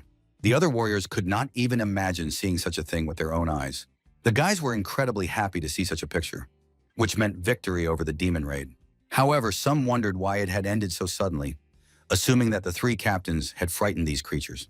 All the people praised the captains loudly. They did not know for sure if this result was due to the power they had shown. Although, for the most part, they assumed it was because of Masubi, he came silently, saying nothing to the creatures around him. The boy couldn't stay in such a strong form for long and passed out on the spot. The captains ran to the troops to check on their condition. Darren wanted to help the newcomers first and then sort out his thoughts. The king congratulated the boy on his first taste of power. The boy did not understand who the unknown voice belonged to. The stranger admitted that they had met half a century ago and that he should remember him well. The hero assumed he was an 8th-ranked demon, or one of them, not knowing how many there were in total. The demon asked the boy not to worry about it, saying he would find out more later. The king asked the demon to make himself comfortable. The demon's name was Radiance, or simply Radic. The king of demons was the strongest demon of the 8th rank. Looking at the hero, the demon noticed that, considering the fact that the boy had not run away in panic, his mind was strong enough to resist the king's suggestion. The demon asked the boy not to worry, because at first he could not harm him, but the hero did not understand why he had chosen him. The young man was curious as to why the king wanted his body, while the king, in turn, considered the boy to be quite noisy. The creature asked the boy to be quiet for a moment and calm down by taking a deep breath and exhaling. The demon wanted to tell him everything, asking him not to worry. The king also hinted that the body now belonged to both of them. For the sake of mutual safety, so that the boys could not kill each other, the hero now had to work hard and evolve. The boy watched the situation unfold, not understanding where he was. Then the demon wanted to become completely untouchable. The boy understood that all demons had a terrible opinion of humans. The hero wanted to do everything possible to destroy every demon in front of him. Suddenly, the boy was asked to calm down. The boy accidentally grabbed a rose by its shirt, opening its chest. This greatly blinded the hero's eyes. The young man couldn't understand what the hell he was doing. The guards attacked the guy, who had been insolent since he woke up, and the girl couldn't understand how immortal the hero felt. An unknown voice couldn't understand why there was so much noise. And was it possible to greet their saviors, who could give their lives for other warriors in this way? Everyone suddenly apologized to him and greeted him. The young man was very interested in learning more about this gentleman, the one Rosa called her father. Plex was surprised because everyone in the city of Helatsi knew about the Sadu martial arts clan, so it was unclear if Masubi was also from the city, how he could not know about the gentleman. The young man stood up and was very happy to have seen him, the master of C2, thanking him for everything he had done for him and apologizing for his tactlessness. The master asked the young man not to worry about it. The hero had saved his daughter's life, so he should thank the young man for his bravery on behalf of the entire Sado clan. The master said that the others could rest and regain their strength at their estate, and then they would celebrate their victory over the demon war together. The young men asked him not to trouble himself. The old man raised the three of them, and so the boys treated the estate as their second home, but still gave the girl the opportunity to cause a lot of trouble. The commander asked the gentleman not to worry, they would be able to handle the upbringing and discipline of his daughter. The girl did not like hearing such things directed at her. Daron wanted to ask everyone except Masubi to leave. The boys were left completely alone in the room, and the captain noticed that a first-rank demon had appeared during the warrior's exam. And then there was the recent wave of demons. What did the young man think about that? Plex understood that they couldn't delay with something like this, even if it was his squad. The other captain wanted to get down to business. He decided to ask the hero a direct question. Is Masubi a demon who threatens all of humanity? The boy looked at them with a rather surprised look, because he himself did not really understand anything. The question the captains asked was quite harsh, even for the great warrior Masubi. The commanders waited for an answer from the boy, on which their further actions would depend. The boy asked them not to joke around anymore, since he and Rosa had just escaped from the clutches of a first-rank demon. Plex knew another first-rank demon that the two commanders had to destroy together. And the question was, did the hero really defeat that first-rank demon alone? The commander was curious to hear how exactly the boy managed to escape with Rosa. This time, the team really began to suspect something, so the boy had to come up with a good excuse. Plex suggested that this was why he always remained unharmed in clashes with demons, and it could be that the boy was in cahoots with them. The boy didn't know what to do, whether to tell the captains about what had happened recently. The hero was afraid that they would kill him on the spot if he said such a thing. The commanders would not miss such an opportunity, and the guys would most likely not believe in his humanity and decide that he was a demon. After all, the strongest demon lurked inside the boy. Plex understood that he should stop talking and finish off the hero. The young man was becoming more and more nervous, not knowing what to do, waiting for the upcoming battle. Marin asked the commander to put down his weapon for now and not to get excited. Only demons of the 4th rank and above could take human form, and so far it didn't seem like Masubi was a 4th rank demon. The captain noticed another thing. Demons do not save their fellow demons. They are not familiar with camaraderie. Demons are mostly selfish and cruel beings. But Masubi risked his life to save Rosa, so Darren doesn't believe the boy's a demon. The boy knows this because he just wanted to scare the boy, asking the guys not to be so serious. The boy was indeed taken away because the guys had practically returned from the dead, so he could only praise them for their successful rescue plan. But Rosa told him that she had lost consciousness during the battle with the first-rank demon and couldn't remember what happened next. So it became interesting to ask the hero what exactly happened when the boy finally saved Rosa from the first-rank demon. Marin suspected that the boy had really dealt with those demons himself. The boy had completely forgotten about this because he was fixated on the demon inside him and had completely forgotten about other possibilities. The young man explained this by saying that he was an incredibly brilliant warrior. More precisely, he was able to quickly absorb a large amount of core energy, and for a time, the hero's explosive power became super powerful, which was his secret weapon. Marin remembered that the energy absorption the guy was talking about had the same effect as the core explosion. The young man agreed with her, hoping that the commanders would believe this explanation. The guys were very surprised to accept this version. Plex realized that if what the guy said was really true, then the hero was truly a genius. That's what the hero said when he first realized he could do such a thing. His body absorbed all the energy of the core for the next attack against the demon, who was in a stupor. This time, the boy used this trick to defeat the first rank, who had grabbed Rosa. His body couldn't withstand the sudden surge of energy, and the hero was only able to bring the girl to the city before fainting. It was very interesting for the commander to hear this, and they could truly consider the boy a talented child. Marin suggested that if this was the case, then this trick was still beyond his capabilities, as it was essentially the same as the nuclear explosion they used. Dairon agreed with Marin and suggested testing the boy's talent on him. If he was really that talented, let him prove it. The commander asked the hero to come out onto the battlefield. The boy couldn't understand why he had to prove himself, feeling that the commander didn't trust him. Dairon was fully prepared to begin the duel. The young man thanked the captain for the opportunity to fight him. The boy was definitely doomed, even though in his past life, the level of skill possessed by these guys was basic, but his body was too useless. The boy didn't understand how to act, trying to use the demon's power. The fight began instantly, with the captain literally flying straight at the boy. The young man managed to dodge one blow, which felt quite fast. Continuing to dodge the captain, the boy had no idea how to continue the fight. The hero assumed that the captain was really giving it his all. The girl asked the commander not to worry about the damage. Darren praised the guy for his good reflexes, and the young man noticed how he was able to fully regain his combat experience from his past life, but this test was too much. The commander wanted to give it his all while fighting the boy. Hitting the ground with all his might, he created a large crack in the earth. The boy was surprised to see the battlefield destroyed like that. The guys really behaved like owners in the mansion. The commander was right behind the hero. Grabbing the boy by the neck, he couldn't believe Masubi's maximum abilities. The hero was too slow to dodge the commander. Darren threw the boy into the air. This ended the duel between the student and the commander. Plex was angry because this had already gone too far and they should have intervened, but the girl asked them to watch further. The commander was very disappointed. If the boy was only capable of a few dodges, then he had no talent whatsoever. The young man himself did not like where this was going. In his past life, the hero had been a warrior who was revered like a king, but now the commander and the rest of the generation were like grandchildren to him. The boy said that he had talent, but if he couldn't show his true power, the others wouldn't believe him. Since the young man had been reborn, he could sacrifice his principles and borrow the power of the cursed demon that had taken root in him. Masubi hoped that the guys wouldn't mind if he cheated a little. The aura changed dramatically into a serious threat to the other commanders. The boy approached Dylan, explaining that it was his turn to attack in response. The captain couldn't understand where such a powerful aura came from in such a young boy. The power was incredibly great, not only for the captain, but for any living creature on the planet. After using the demon's power, synchronization, even with such a weak core as the boy's, was stable.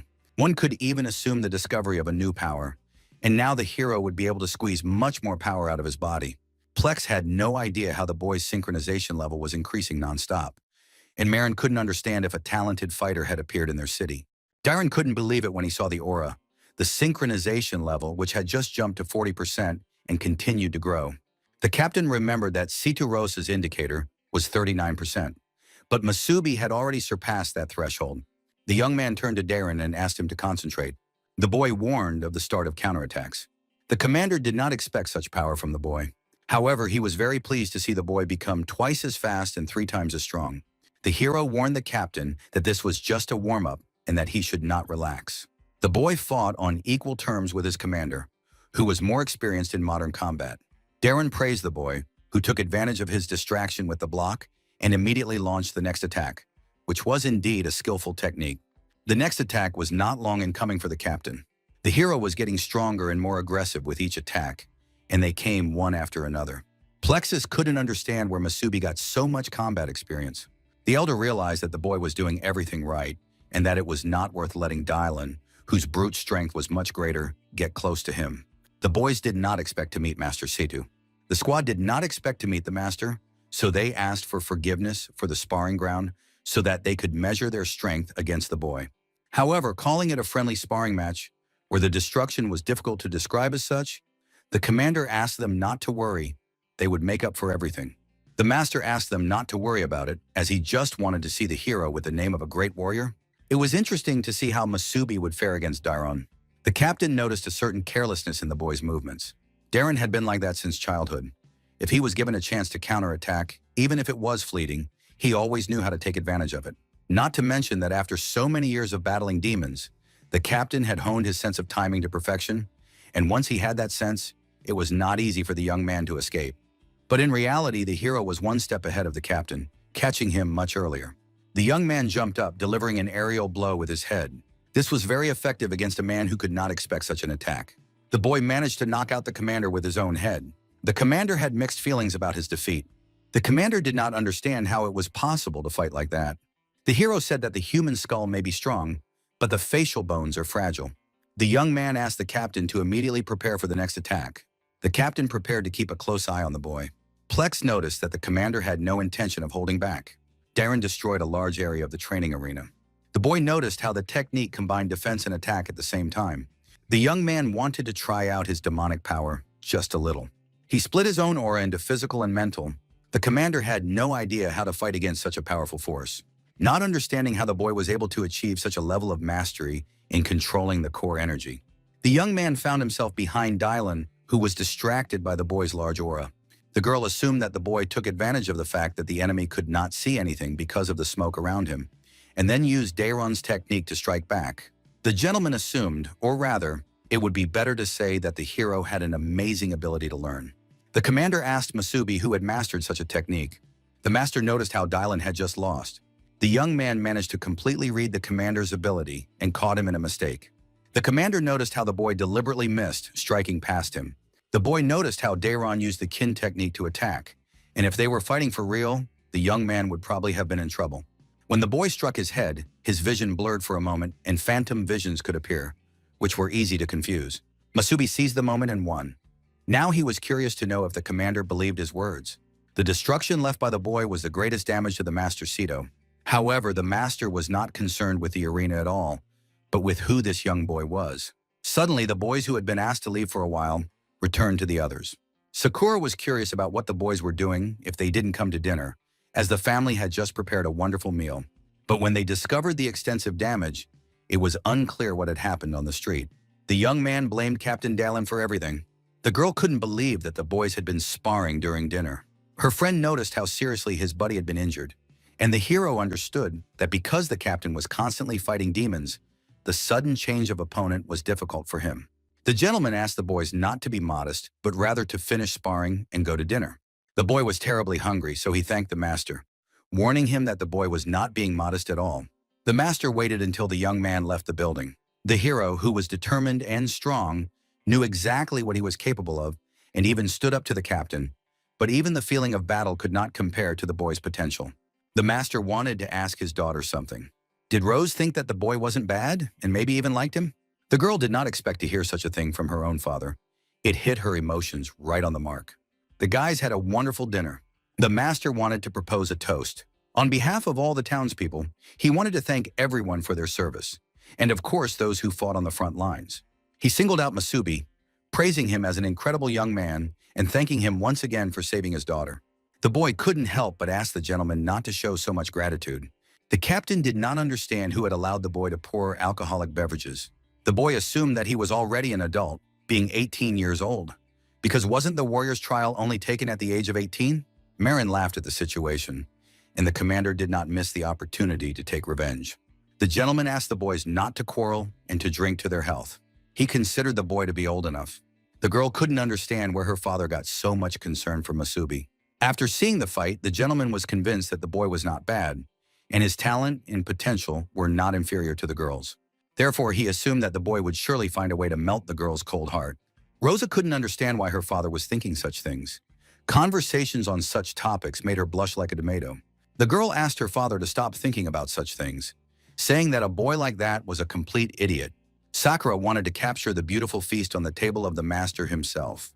Brandon was curious how the boy was able to defeat a first-ranked demon on his own. It was truly a remarkable feat. The commander answered for the hero, seeing how the boy could absorb a large amount of core energy, and for a time his explosive power became super powerful. It was similar to how they, as captains, use the energy of their cores. At critical moments, the boy risked his life to take advantage of this explosive power. This is very dangerous because without proper training, it puts a lot of strain on the body, and if this skill is abused, it can lead to serious complications in the end. Plex noticed another small battle between Tantan and Masubi.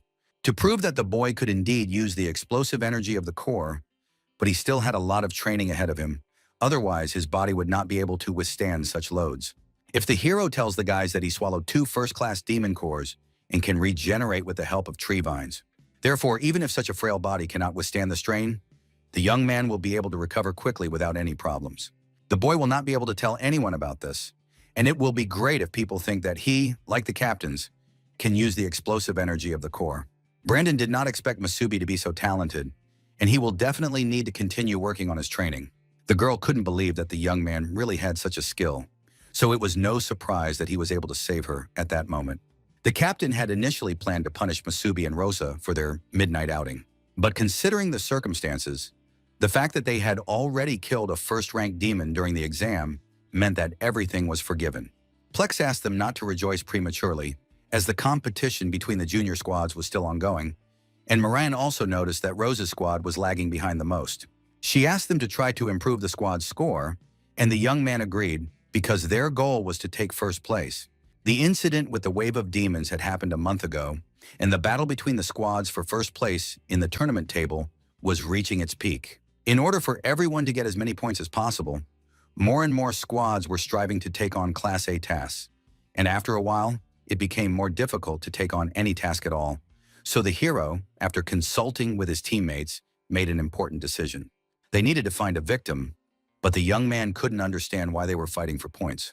The game for points was a plan to challenge other teams, and the first target was the Snipers squad, who had humiliated them in the previous battle. The girl advised them to stop talking and put up 10 points in a one-on-one battle. This interested the boy, because the team really wanted the equivalent of a Class A reward, which seemed like arrogance to him. But he agreed, because this time the captain would not be able to separate them during the fight. The boy agreed to fight with the whole group. The guys lined up around the arena, waiting for a small one-on-one fight between themselves. A large crowd gathered, and the boy still had time to refuse so that later they wouldn't say he had started a hazing ritual. The hero asked them to wait before deciding who would be disgraced. The guy became curious as to why he didn't volunteer first as the captain of the squad. The boy noticed that a girl from Masubi's side had volunteered, so that they wouldn't complain later when they lost. The guys were lucky that their deputy captain was also a girl, so they wouldn't be too embarrassed. The hero found it amusing to hear. However, he advised them not to underestimate their captain, who was no ordinary girl. Sakura wanted to capture every moment of the battle. The girls entered the ring to show which team was the strongest in one-on-one combat. Rosa wanted to finish the fight quickly, giving her 10 points. The girl warned the young lady from the Sadu clan, also known as the unmarried princess. She really wanted to see a couple of the princess's tricks. The duel heated up, and the leader of the Masubi team went forward. Rose was fast enough for a green core recovery. Such speed seemed to belong to the blue core of agility. The girl noticed how the touch of the rose was approaching the opponent's body. The princess asked the bee to surrender immediately. After such a move, it was not surprising that the so-called seniors, although they had become fighters before them, still relied more on teamwork when fighting one-on-one, and their attacks and defenses were crumbling before their eyes. But still relied more on teamwork. Going out to fight one-on-one, attacks and defenses were destroyed before their eyes. The girl could not have imagined that the princess would think to direct her own energy into her muscles to cause convulsions. Rosa noticed that the bee's body was open, which was unforgivable in martial arts. The leader quickly dealt with the girl.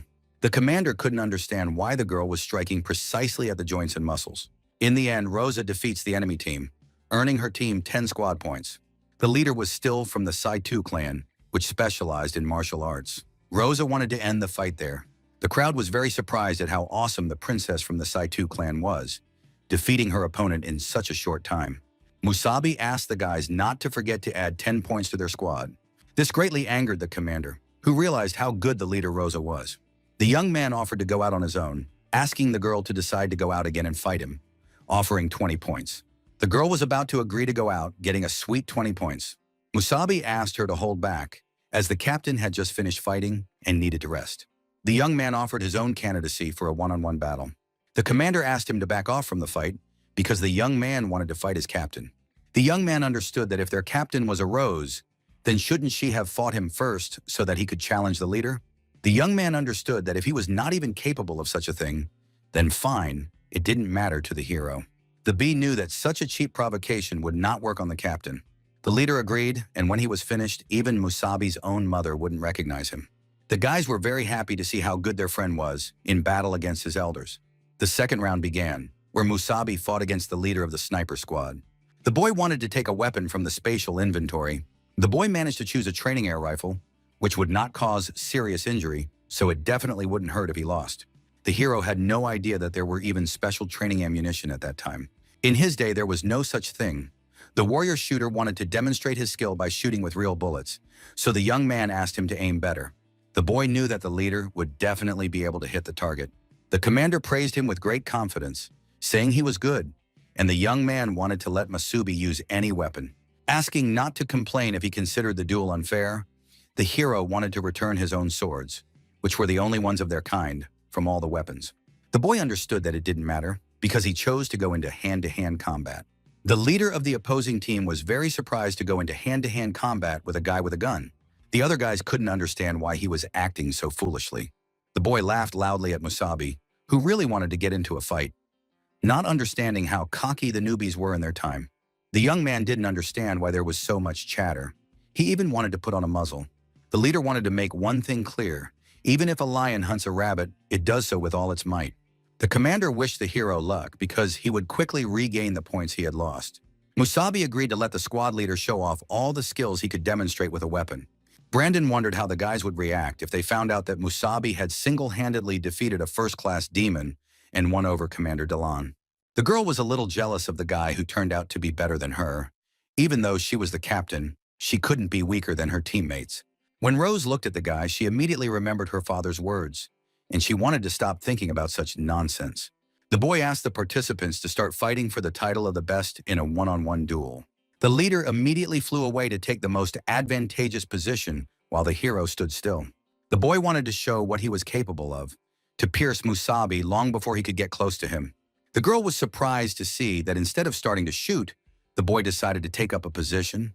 There was no point in the hero hiding his full power because he had already used it against the captains, and his goal was simple: victory. Besides, if the boy wanted to subdue his inner demon, he had to regain his former form as soon as possible. Not even that, but to become stronger than he was, to surpass the Musabi of the past. The leader saw that the boy wasn't moving and decided to shoot him. The young man promised the hero that he would show him no mercy. From that moment on, Musabi wanted to ensure that the demon inside him would serve him in the future. The boy dodged the flying bullet from the rifle. Then he accelerated, heading straight for his opponent.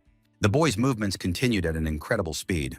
The leader was very happy when the hero began to show signs of life, asking to try out his induction cannon.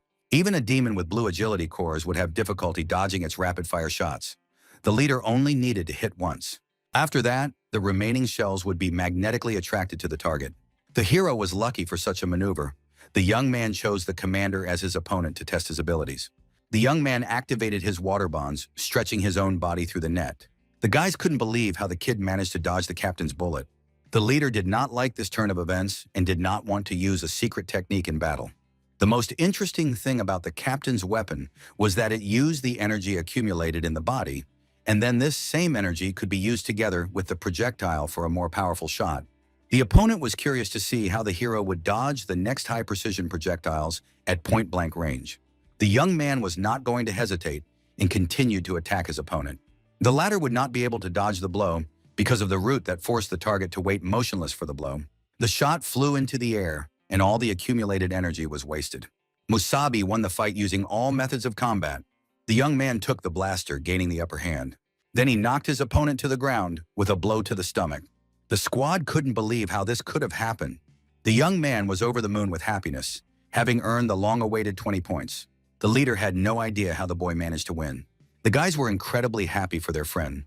Rosa had never seen anything like it, not understanding where Musabi had learned such a thing.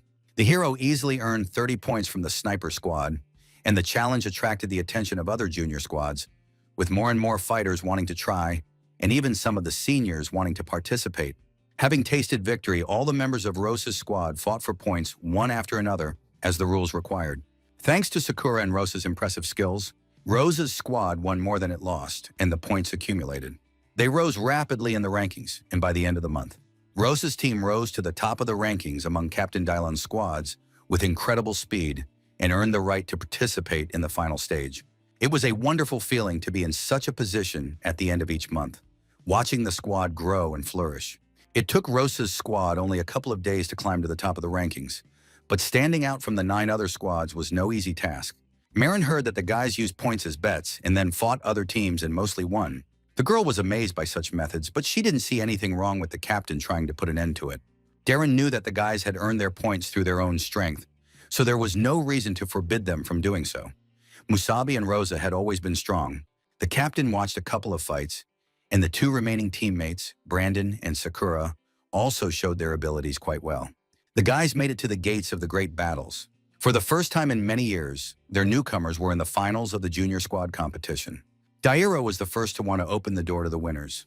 The whole squad was curious to see who would win this time. The girl was impressed when she learned that some team without a name had managed to make it to the finals. Not understanding what the great squad of captains was thinking, the squad was Fola's team called Starflower. The boy assumed that Captain Darren's newbies had actually scored the most points, which seemed like complete nonsense to him, said John, the leader of the Dawn squad. The girl noticed how aggressive the other teams were. Brandon also noticed how the Starflower and Dawn squads, the strongest squads under the command of Captains Fola and John, were the most aggressive. There was even talk that the next of the 3 captains, the successor to Captain Darren and the others, would be chosen from among them. The hero was delighted to hear such wonderful news because then they would have to try harder, even though endurance was still his weak point. But thanks to his new ability, Musabi would at least be able to fight on equal terms with first-rank warriors like Captain Darren. Winning would not be difficult. The question was what their reward would be. The guys were happy to meet Captain Marana. They were ready to take first place with the Starflower squad and asked her for some kind of bonus to their reward, such as taking them to a Class B city for shopping. When the guys heard about going to the city for shopping, which was the great goal of the Starflower squad, they were able to impress the guy. John's squad wanted to go to a Class B city to meet stronger warriors so they could exchange experiences. The girl asked the guy not to judge her decision. For her, the squad was also a kind of training. Marin noticed how quick-tempered the young people were. The other captains arrived at the arena. Plex couldn't believe that the guys played so harmoniously. Darren turned to look at Rosa's squad from C2. The guys were able to come to an agreement among themselves and went to join the others. The captain assumed that all the players knew something about their opponents. Therefore, Darren did not have a strong desire to represent them. The final was divided into 2 stages, a group battle and an individual battle. And at the end, the winner was chosen based on the points received. The players would learn more about the rules as they went along, and to motivate them to achieve the best results, they would be told about the prize. Marin knew how much the others wanted to learn about her, but this time, she probably wouldn't disappoint everyone. Plex announced that the winner would be able to go to a Class B city for a week of training and practice. The players were really excited to win, as this was a rare opportunity for the teams. Sakura even wanted to buy a new camera lens at the city shopping centers. The captain announced that the squad commanders would draw lots. The players tried to focus on winning so they could go to a Class B city. The young man himself was curious about what kind of city it was, but after his transfer to this time, he still couldn't understand much. What are Class B cities? During the hero's time, there were no such hierarchies between cities. They all had their own warriors and were independent. They said that this city belonged to Class C, the lowest, followed by Class B and A cities. The class of a city depended on the strength and number of warriors it had. Cities of Class C usually had warriors of the 1st and 2nd ranks, while those of the 2nd and 3rd ranks belonged to cities of Class B. If a warrior had a 3rd, 4th, or even 5th rank corps, he would be sent to a Class A city. The decision on the level of a city is made by the only Class C city, the City of Dawn. It is located right in the heart of the Land of Hope.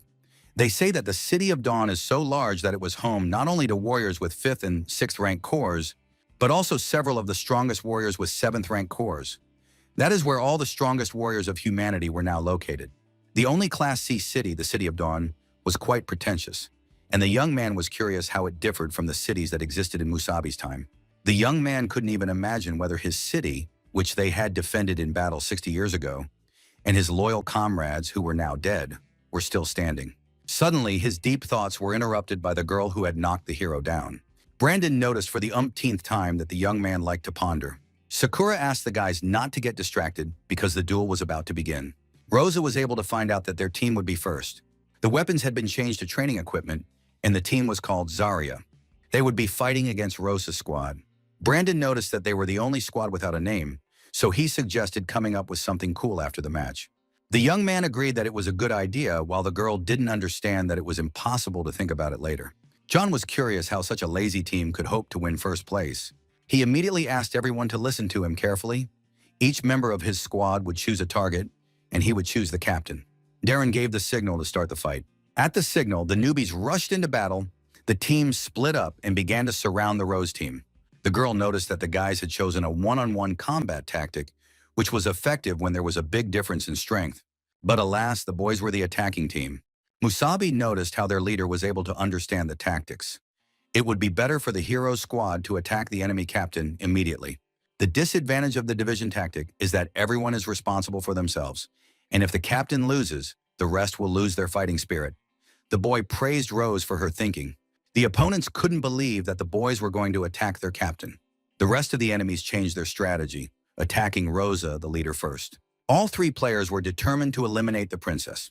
The girl asked them to keep formation and cover her back. The boy did not expect the leader to want to fight him on her own. The fight between the squads was quite interesting. Rosa attacked the boy from above, while the other tried to activate his own skill in his hand. The young man thought it was a mediocre move. The boy activated a bright flash on the leader of the Musabi team. The girl asked the entire squad to immediately close their eyes and take up defensive positions. The boy concentrated energy in his hands to create a flash, even for his own squad. The commander understood that if fighting one-on-one, it was a valuable weapon, but in a group battle, its effect would also affect his comrades. Plex had mentioned this to the guys several times, but it was of little use. Some people won't learn until they get hurt themselves. The boy believed that some newcomer could not compare with his abilities. The young man wanted to deal with her as soon as possible, and then the squad would disband on its own. The guy didn't care if the girl was from the Shutu clan. The enemy only wanted to strike, destroying the leader, Rosa. However, the hero suddenly intervened with a rather sneaky flash attack. Musabi wondered if the boy had thought about his own comrades who trusted him. The young man wanted to destroy the leader, who did not respect his own allies. He kicked him, breaking many of his ribs. Then he pushed his opponent far away with his flash. The boy did not understand when the hero managed to put on tactical water goggles. It seemed unreasonable to the young man to abandon his comrades during battle. And incidentally, the goggles had thick water frames that reflected most of the flash's rays. The flash was no longer there, so the leader of the enemy team was defenseless. The girl couldn't understand how the hero had managed to pull off such a feat. The young man would leave the rest to Rose after finishing with the commander. The leader didn't even understand when Musabi had managed to fight the guy. The girl praised the guy, who manages to do many amazing things. John noticed how the guys tried to attack head-on, and the young man wanted to use the flash again. But for some reason, his arm wouldn't move, because Musabi had injured the guy's shoulder during the fight. The girl was able to defeat the guy without any problems, as he couldn't defend himself except with the flash. The leader agreed with John, who was right. The fight ended quickly and easily. The boy suffered defeat because of his own stupidity. After that, Musabi hardly interfered, mainly just helping Brandon and Sakura in the fight by distracting their opponents. Although the guys were doing great on their own, and the longer the fight went on, the better they got. The girl announced that the captain of the enemy team had been defeated and asked them to surrender immediately. The team was forced to lose after such a fight. The fight was over, and Plex had expected as much. Marin was surprised that Musabi still hadn't used his ability. The commander of the other squad couldn't believe that the newbies had beaten the best team. She was curious how this had happened in the first place, because of some team called Rosa. The guys also couldn't believe their own defeat. The young man knew the guys would be next, and as a longtime rival, he wanted to give them some advice. After a while, the guys returned to the ring to fight in the second round. Captain John's words made the girl feel heavy-hearted. She didn't like it at all. The Rose team was to face the Starflower team, and the weapons were once again replaced with training equipment. The second round was about to begin. Fola ordered the squad to intimidate the hero squad and continue to follow the plan. Brandon tried to concentrate all his strength into one blow. Then he struck the ground, destroying a large area of the battlefield, creating an incredibly huge protective dome. It seemed like a great chance for the young man to hide behind the smoke. The boy was able to hide the tree vines that had captured a large number of enemy troops. This worked well, as the absorbed demon elements had more uses. Water elements, wood elementals. The boy was curious how many there were. Rosa asked the young man to deal with the enemies. The young man activated the barrier and then ran straight at the enemies, towards the side where it was difficult for the enemies to dodge the attack. The leader asked the guys to immediately return to formation, realizing that the guy's strong attack had disrupted their formation. Rosa and Sakura wanted to launch a joint attack. Kicking the enemy leader, she managed to defend herself somehow. The girl asked for cover. However, the team was busy fighting Brandon and Musabi. The hero managed to deal with the remaining two players without any problems. The girl couldn't understand how this was possible. The boy advised her to be careful with Musabi, as John thought he was the most dangerous member of the squad. The young man seemed to control the entire battlefield. Sakura scolded the commander, who had been distracted during the battle. The girl asked him not to underestimate her, since they both had the core of agility. Sakura launched a quick attack against the enemy opponent. She created a leg lock, grabbing her target. The captains realized that this battle was also over, as Rosa's squad had already won both times in the group stage. Next, the guys had individual fights, where they could challenge any member of the other team.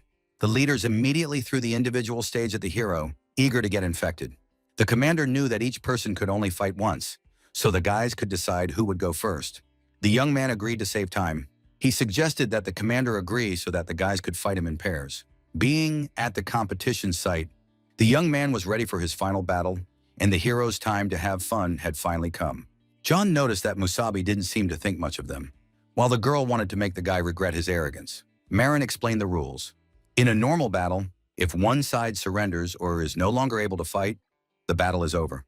The duel had already begun, but the young man stood still, waiting for some kind of surprise.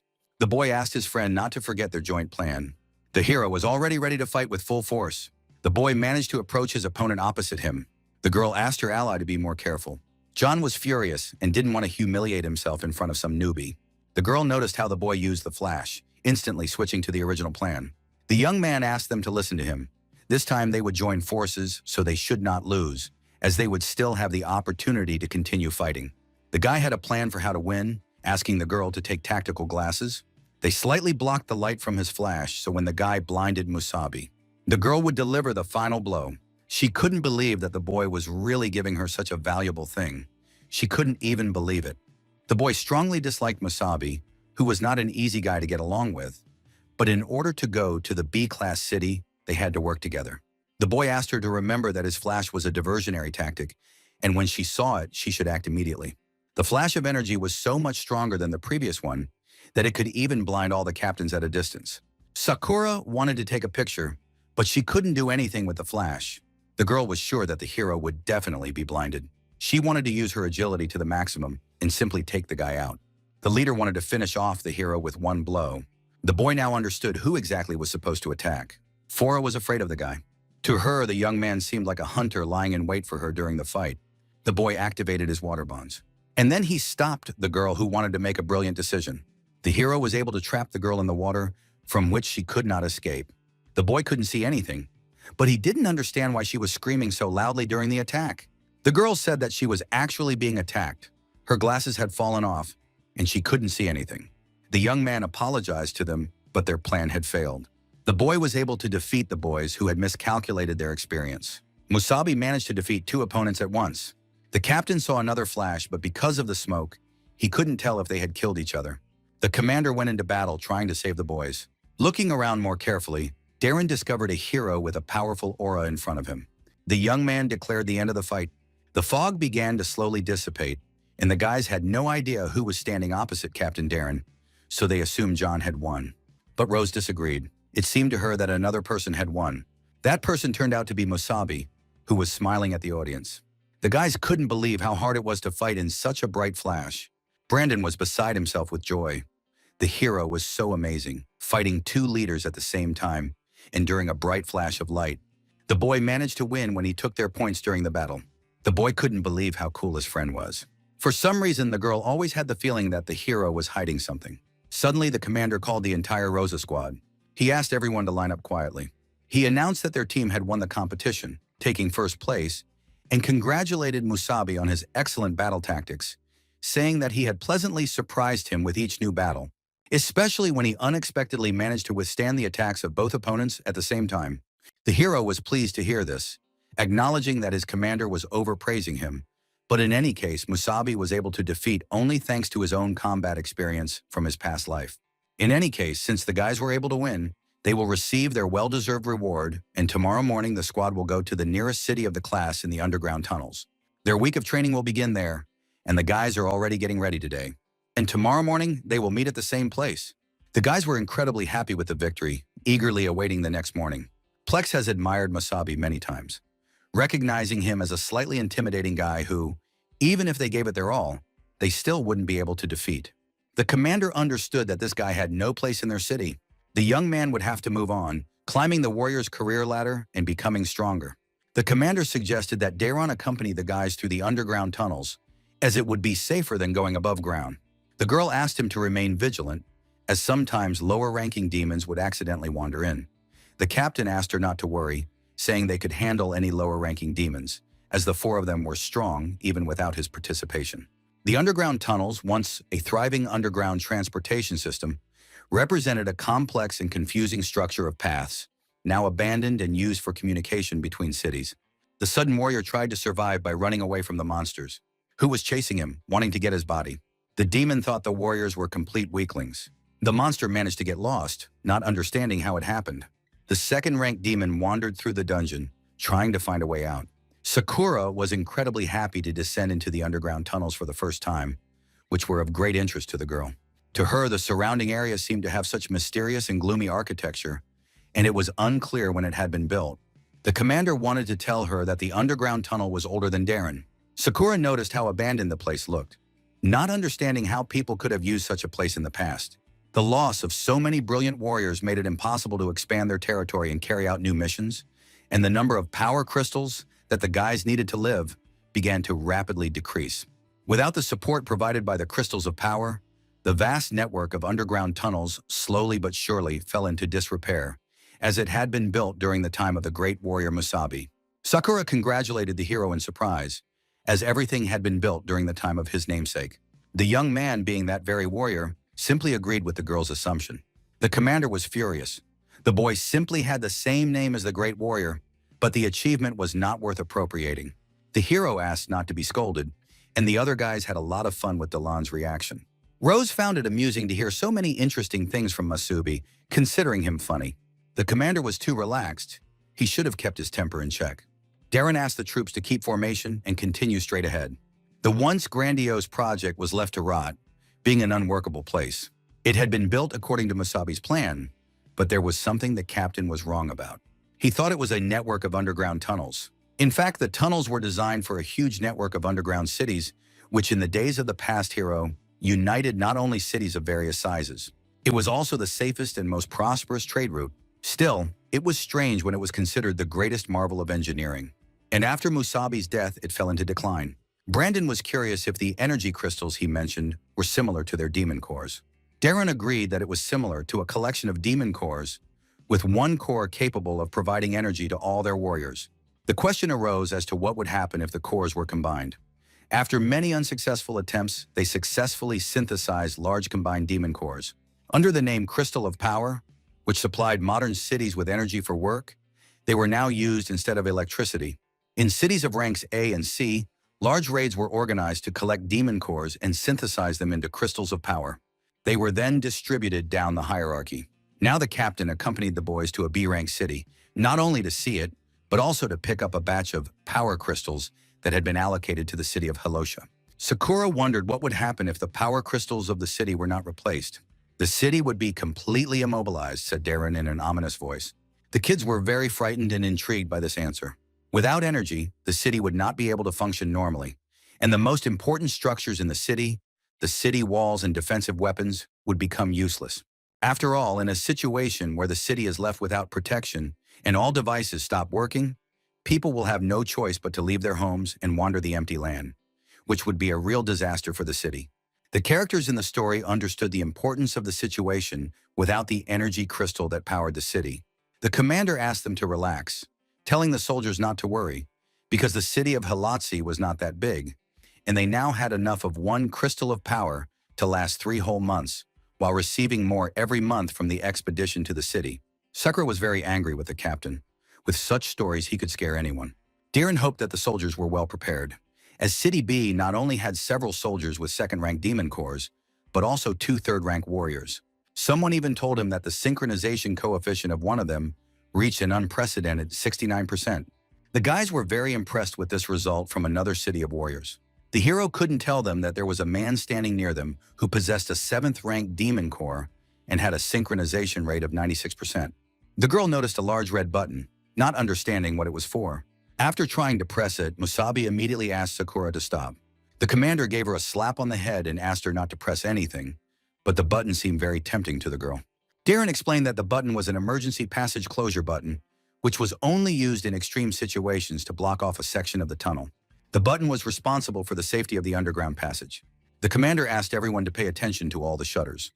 After pressing the top and bottom, large metal gates came out, instantly blocking the tunnel. This was an emergency response plan to secure other tunnels and cities in case of an emergency. The hero was pleased that the most important function was still working. Suddenly, the boy noticed a strong aura. It was moving somewhere in front of the boy, and something big was approaching them. The young man took his magic weapon before the captain could understand what he was doing. The boy told him about his sense of blood. The commander couldn't believe that the hero was better than him in terms of smell and instincts, but there was no time to be distracted. Darren ordered everyone to prepare for battle, drop their backpacks, and keep formation. The tunnel was filling with blood, which was approaching the boys. The captain had no idea where the blood was coming from, but he understood that something had happened on the city side. Dairon and Musabi discovered a demon that had suddenly appeared before them. However, a warrior from the city of Paida unexpectedly appeared as an unfamiliar figure. The young man did not expect to meet people from Halasi. After walking a little further, he passed out due to the large amount of blood and strength he had lost. The boys did not understand what was happening in this place and what condition the city of Paida was in. The young man told them about the wave of demons that had unexpectedly attacked the city of Paida. He assumed that the city of Paida had already signaled its retreat from the city. The girl, being stressed, asked the captain what signal the boy was talking about and whether they should help. In any city, if a signal for complete evacuation was given, it meant one thing: the death of all the local warriors and inevitable demise. The guys couldn't believe that there was no way to help the city now. The young man understood that if the entire city was destroyed, he did not know how many people had suffered. The hero notices bright flashes accompanying the clanging of claws. An unknown creature takes its victim back with its ability. Musabi was distracted and did not have time to react. The monster was happy to find its prey after a while. He began to gradually wonder about other people who had interesting skin. The creature couldn't believe that it hadn't managed to destroy all the people around it, while the boy urged his friends to run away quickly. The demon tore off his head, saying that dead people couldn't talk. The monster really wanted to continue the massacre, while entertaining himself with the humans. The demon noticed many people who were thinking about how to react against him. While the creature was thinking about which person to hunt first, suddenly it decided to choose one boy. It unleashed a chain of fire directly at its victim. The creature chose Brandon, calling him Redhead. The commander prevented the sinister creature from taking one of the warriors. Holding a large flaming blade filled with energy in his hands was unpleasant. Then he sent the demonic weapon upward. The creature did not expect to take away the capable youngster, who was much better than the rest. The captain noticed a second-rank demon with fiery abilities, who was stronger than expected, and he could not allow his new recruits to be in danger. Taking the boys by the hands, the commander wanted to escape from the second-rank demon together with the boys. Fleeing from large-scale problems, the captain wanted to try to save all the warriors. The demon did not expect such a strong warrior to want to escape from him.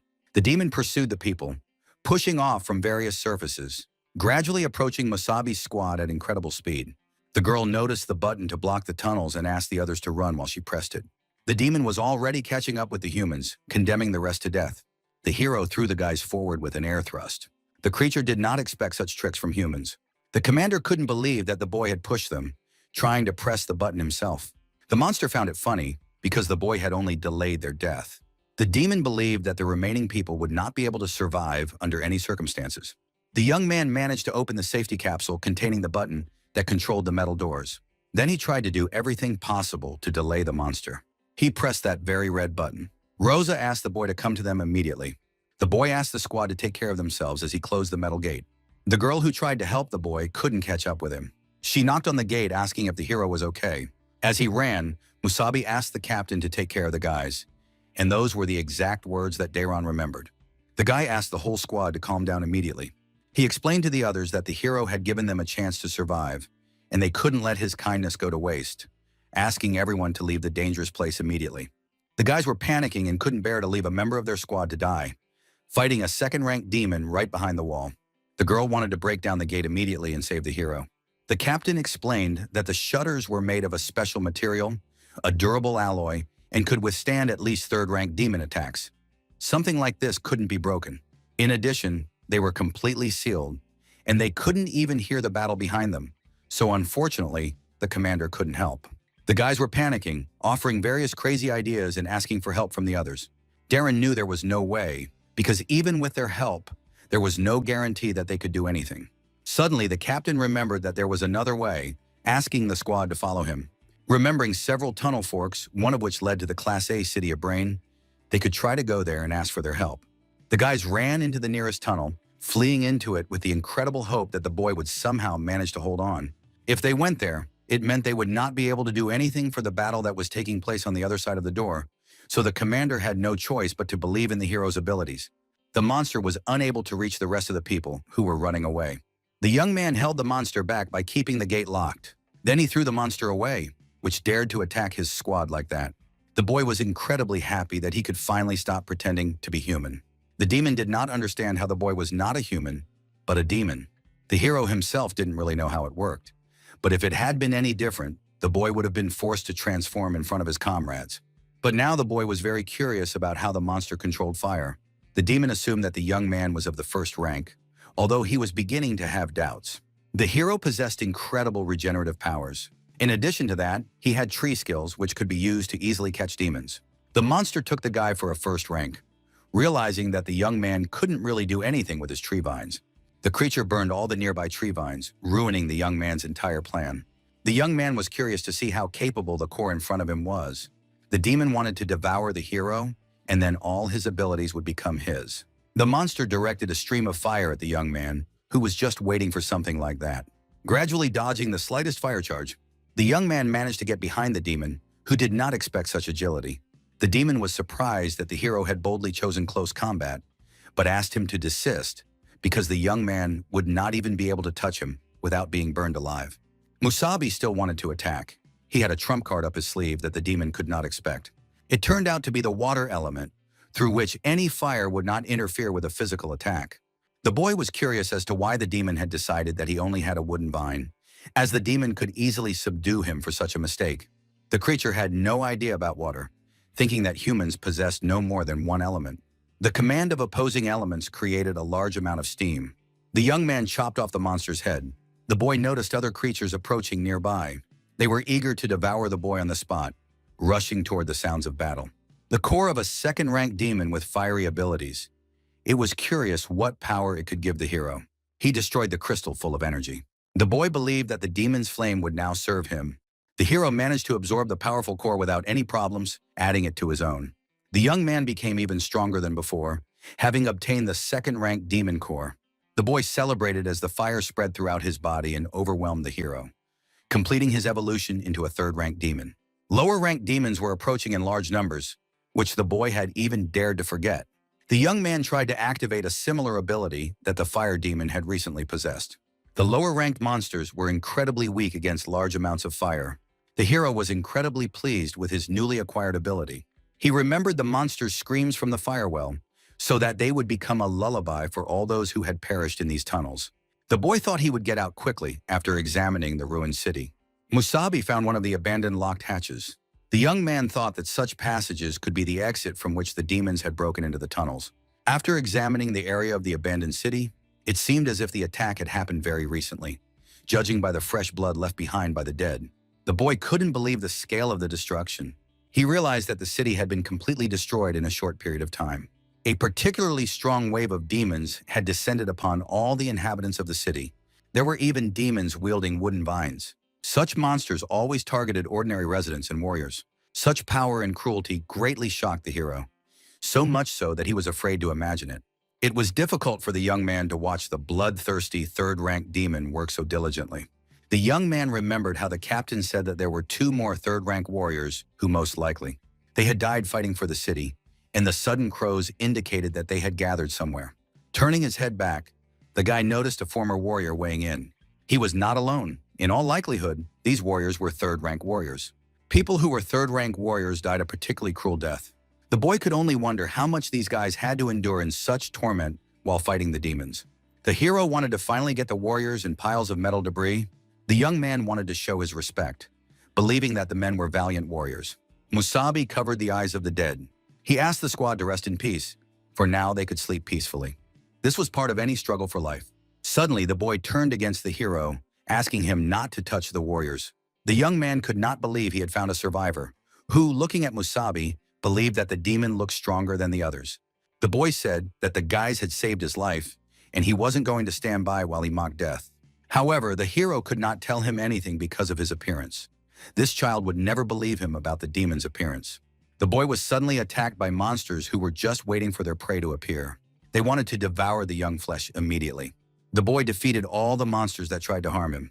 Completely forgetting that the city was still literally swarming with low-ranking demons, the hero asked the boy not to say anything because he would try to cure him. The boy could not understand who Musabi was, a demon or a human like them. The young man was so shocked that he couldn't do anything for the guy. He wondered who the hero himself was, a human or a demon. The monsters continued to attack the young man, who did not understand anything. It didn't matter to him whether he was a human or a demon. The goal pursued by the hero would never change. He wanted to destroy all demons on the entire planet. The boy unleashed his fire powers. He ran around the entire area, burning all the monsters he hated with the strongest emotions. The boy managed to finish the battle in a few minutes of running. Because the flames appeared on his back, they gave him speed and could be summoned like phosphorus. But unfortunately, they did not allow him to fly. The hero wanted to try moving across the distance with small jumps. He pumped one demon with flames. It was possible to get rid of all the other demons in an instant. The boy had a little surprise for the remaining lower demons. By filling the demon with fire to the brim, it turned into a demonic bomb, and it seemed that the elemental could be used in different ways. The young man wanted to find a reason to have some fun by experimenting with his abilities on the demons. The boy launched a large beam of fire directly at a small group of monsters. Each new skill came to the boy in an incredibly magical way. The young man played with every demon that dared to touch the city walls. After a while, the boy destroyed all the creatures around him. Initially, the boy's squad was heading to the city of Peta, where the captain was supposed to collect the necessary crystals of power, but the hero had no idea where to look for them. The energy core of the city of Hiloshi could last another 3 months, but the road to the city of Peta was cut off. Without the power crystal, their city would be in danger. The hero had to find the power crystal repository and return with at least one crystal. The young man could not act rashly. He had to understand what he could use. The young man remembered that he could take the tree vines. Power crystals are a collection of demon cores, which means they can be found by their radiation. If Musabi could comb through the entire city, he would find the crystal's radiation and understand where they were stored.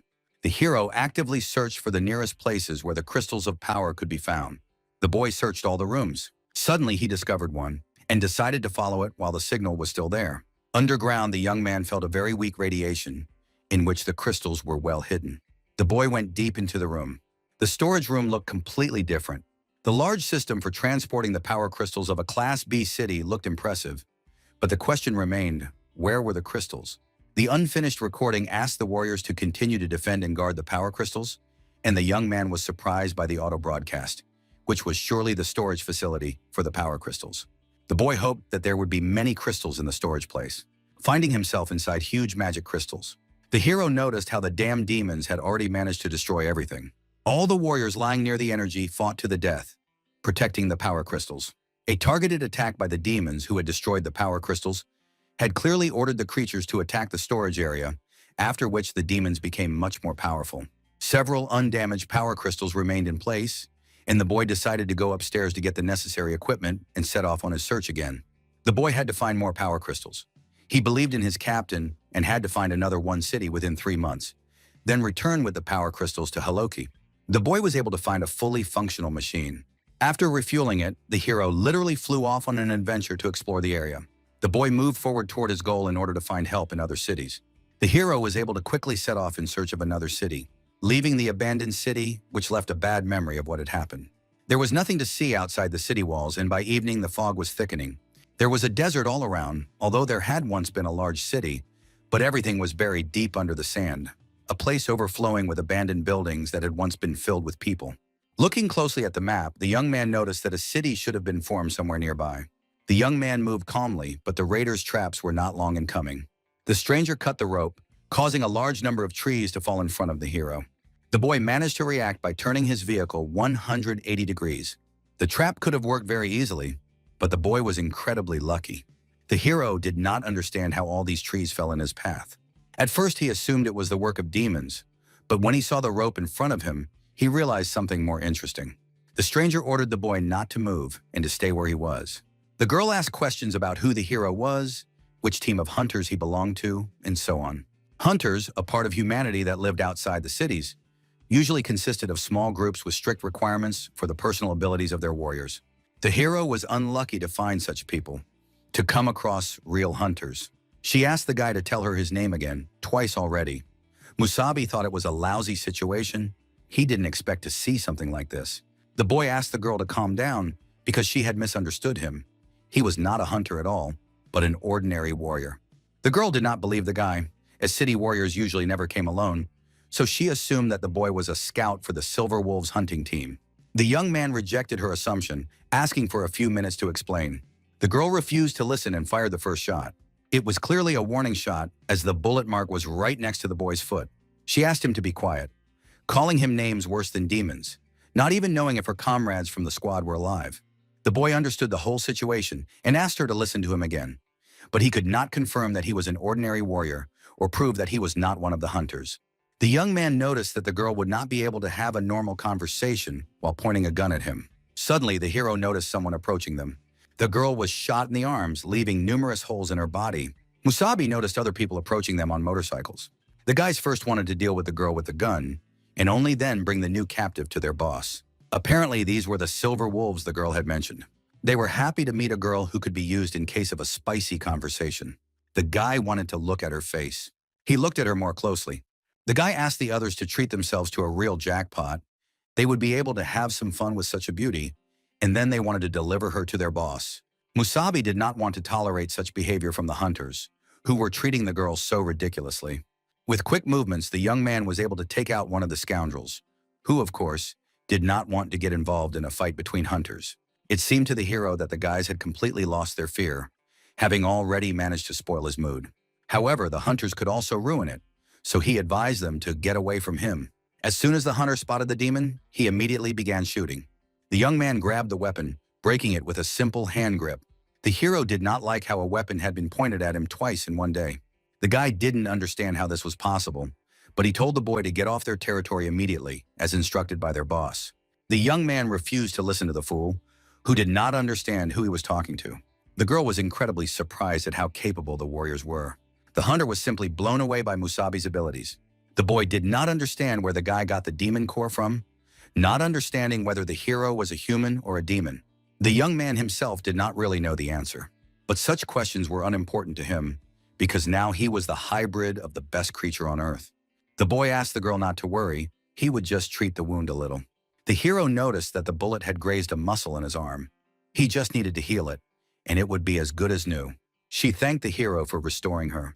Looking around, the girl couldn't believe how strong Musabi was. She was also amazed by his healing abilities, after which her arm no longer hurt. It was great to witness such a miracle. The girl had heard before that warriors with a 4th rank core possessed special skills that worked in an unusual way, as if by some miracle. She praised the guy, calling him cool, and even suggested that the boy was a 5th rank warrior. The young man felt the power of a 2nd rank demon inside his own body, and even though he was now stronger than a normal 2nd rank warrior, the boy only had a simple, good healing skill. The guy only had that core, with a simple, good healing skill. The girl liked hearing this, but she was ashamed of her pronunciation and apologized to the hero. The boy understood that he had to be on his guard outside the city walls, but in any case, he needed to get to the nearest city. When he asked if the girl knew the way, she agreed and also wanted to ask him to take her there with him. The boy was surprised by such a request because they had only just met, did not even know each other's names, and she already wanted to travel with him. The girl knew that there was a small town called Shinwei nearby. It had been captured by the damned Silver Wolves a few days ago, and her squad, Mark, had tried to liberate the town from them. But they failed, and then her entire team at first had a chance to win. The guys didn't know that the leader of the Silver Wolves had recently become the owner of a third-rank corps and significantly increased his own strength. Their captain was a second-rank warrior, and when he faced a warrior of a higher rank, he lost. In the end, only she was lucky enough to escape. If there was a way to help this town that wasn't too difficult for the hero, she would beg him to help her, and she would not stop. In her past life, Musabi hunters also existed, but it had never come to this. Now they were capturing entire towns. The girl had heard that the Silver Wolves team was capturing cities for the Crystal of Power, but she did not know what their ultimate goal was. The young man could not allow some barbarians to deprive the city and its inhabitants of their only source of energy. Upon learning what had happened, the boy wanted to leave immediately. The hero was incredibly angry about this story and wanted to punish the hunters by taking away their right to exist. The girl confirmed the location of the nearby city, and the boy was glad to hear that they needed to hide the car before entering the city. Musabi had never known about this city in his past life, which was not even marked on the map. But now that he was also busy with the Silver Wolves team, the guy had to find out what the situation was like there, so they would go on foot. The young man was tired of being pursued by a creature that paid him no attention. The girl warned the warrior about the demons behind him. The boy was just waiting for the monsters to approach so he could defeat them with one powerful method. Tying the creatures with tree vines, such creatures would have to lie quietly until they could prevent them from entering the city. The hero could not get rid of the demons in that very second. Otherwise, the smell of their blood would attract other demons. The guy asked the girl to follow him. The girl was literally glowing with joy as she followed the young warrior. She considered him incredibly strong, placing high hopes on him to save the city and free her comrades. The guy found it strange not to see even the guards who usually stood near the main entrance. And the girl also found it strange. Suddenly, someone ran out of the large gate with the boy. The hero assumed that some people had survived and were trying to escape. However, the powerful creature did not want to let the city's victims go so easily. The hunter knocked down the man who thought he could easily escape from their territory without permission. The girl noticed the Silver Wolves and wanted to shoot one of them. The boy stopped her, as the girl could easily reveal their location by deciding to go on her own. The demon's huge hand emerged from the city gates to take the fugitives back to the place where they should live. The guards obediently waited for their boss, serving him dutifully. The boys couldn't believe that a demon ruled this place. The young man understood that if there were demons on the other side, there was no point in developing a plan and preparing for an attack. They had to act immediately. Musabi wanted to laugh and try to save as many people in his immediate vicinity as possible. The boy dealt with the guards, instantly moving deeper into the city. The girl asked him to wait for her because she had originally come to save everyone. The huntress couldn't believe how easily the boy had managed to deal with the Silver Wolves warriors. Suddenly, she noticed one strange thing. The guards who had just been destroyed looked as if their skin had been peeled off, and they had been dead for more than a day. She saw that the city was full of Silver Wolf warriors. The hero fought each one with all his might, gradually dealing with each hunter. The boy notices that all the people are corpses controlled by a demon with special abilities. The boy couldn't delay and had to quickly put an end to the nightmare in the city. After a while, the young man noticed that the dead man must have tied the bodies together with something, and the demon with special abilities could make them move on their own. The boy wanted to follow the trail of the dead, informing his father and son of his rescue, and asking the girl to search the city in the meantime. The young man instantly set off in pursuit. After some time traveling through the buildings, the boy approached a mysterious castle. The hero noticed a gate in front of him leading to a powerful trail. Opening the gate and going inside, the boy was curious to see how strong the demon was. In front of him were the very people who had tried to escape at the beginning. The young man blamed himself for his carelessness, for daring to be late and failing to save the father and son. The boy discovered a large creature in front of him that resembled a third-rank demon. It said that everyone in the city obeyed it, both the living and the dead. It seemed that the father was playing tag with his son, but in reality, they wanted to escape from the city and cross the border. The creature asked the hero to come closer. Asking to see who had come to him, it was a third-rank demon with purple core abilities, possessing the skills of illusion and control over the dead. The boy saw the crystals of power behind the demon and 3 more crystals nearby. The Silver Wolves had captured the city for the crystals of power. It was unclear why the demon had so many crystals, but he noticed a strange stranger who was either a human or a demon. The boy noticed something surprising. Demons with purple cores were quite rare, and they possessed a special skill for controlling illusions. The hero noticed how the demon dealt with all the Silver Wolf hunters. Even if the commander could reach the 3rd rank, he would not be able to compete with him and his ability to control the dead. The creature was surprised to hear about a 3rd-rank hunter. Thinking about it, the boy probably meant the man he had just abandoned. The young man did not expect to see a third-rank warrior attacking him, who had indeed turned into a living dead man fighting the boy. A third-rank warrior, commander of the Silver Wolves. And next to him was his large team of other dead warriors. The demon paid a little attention to his new friends. The boy noticed that there were not only Silver Wolf warriors near him, but also those who had originally been in the city. The monster was pleased that a human or demon had joined his celebration. There were many more dead people than the boy had imagined. Everyone suddenly began to attack the hero, who did not know how to deal with warriors and people. In addition, the demon was of the third rank, and Musabi was only of the second. If he had been an ordinary demon, the boy might not have been worried. But fortunately, it had a purple core, which meant it would be incredibly weak in close combat. Instead, he fought by controlling the corpses like chess pieces. The boy activated powerful fire techniques against the dead. The demon realized how difficult the human was and asked everyone to get up immediately and fight. The boy asked not to order the servants to fight, as it was useless, since he had completely burned their bodies. The demon did not like how the hero treated his beloved dolls. The boy understood that it might have been disrespectful on his part, but the other side had to remain under his control. Therefore, this was the best outcome he could ensure, and now the demon had no chance of survival. The demon and the warrior were both lousy in close combat. All that remained for the young man was to deliver the final blow to the core. Suddenly, the boy, being a puppet, asked the young man not to kill the monster. Musabi stopped because of this situation, not understanding why he should do such a thing. The demon asked the child not to hesitate in front of him. The creature's diversionary tactic worked as it attempted to attack the hero. The boy felt the monster hit his stomach, but luckily the water bond saved him from a fatal wound. The demon could not only control corpses, but also wield a blade-sharp metal elemental. The boy did not expect to encounter a metal elemental in front of him. The monster had struck him quite deeply, and the boy needed to treat the wound quickly. The demon noticed that it would take a lot of effort to deal with the hero. Therefore, he wanted to use his best trick by asking his servants to bring him some serum. The monster noticed how useful the father and son had been. Although Musabi knew what would happen next, his instincts sounded the alarm, and without healing the wound completely, he rushed forward. To prevent the demon from gaining more powerful strength, the creature managed to defend itself from the blows of the young man, who struck reverently. Returning from the creature's barrier, the young man did not understand where such a surge of energy came from. The monster was clearly forcibly pumping energy out of the power crystal. The boy couldn't believe that such an amount of energy in the power crystals was obtained from synthesis carried out by humans. If absorbed in this way, the body would not be able to withstand it, and he would simply die. The hero learned about this in his previous life. Although the energy raged inside the demon, it remained within its peak range. There was a possibility due to the liquid, but demons would never have created such a thing. The creature was already overflowing with curiosity to learn the next stage of evolution, which looked the greatest, a burst of ray energy.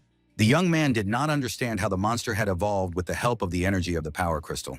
The demon was a third-rank demon with a purple core and illusion skills. It had risen to the fourth rank, which now posed a big problem for the hero. The creature was finally able to feel the 4 demonic fins. It immediately directed a small burst of energy straight at the guy. The demon, who would never have thought to find such round metal balls, used a hurricane of metal blades. For the guy, this was a bad sign. The monster possessed the special abilities of a fourth-rank demon. It was an incredibly strong creature that scattered lasers throughout the area. Then the demon began to approach the young man, who was defending himself with tree roots. She asked the hero not to hide because he would not survive her punishment anyway. The boy hit the ground at super speed. The hero felt a slight weakness from such a powerful kick from the demon. The monster stood with sharp blades directly on Musabi's arms, which caused him incredible pain. She asked him to look at her, because there came a moment in everyone's path when they found themselves facing an insurmountable abyss, and the hero was able to reach her. However, she liked the boy very much. Therefore, she really wanted to turn the boy into one of her own servants. The boy could not allow this to happen, so he tried to find the slightest chance of survival. But suddenly, time seemed to stop, and reality became distorted. A spatial gate appeared near the hero, which unexpectedly stopped the demon. The boy noticed how strangely space had distorted. The portals quickly approached the fourth-rank demon. A certain entity grabbed the monster, who had just felt victory over the hero, by the head. The girl did not want to allow such trash as her to ruin her future plans.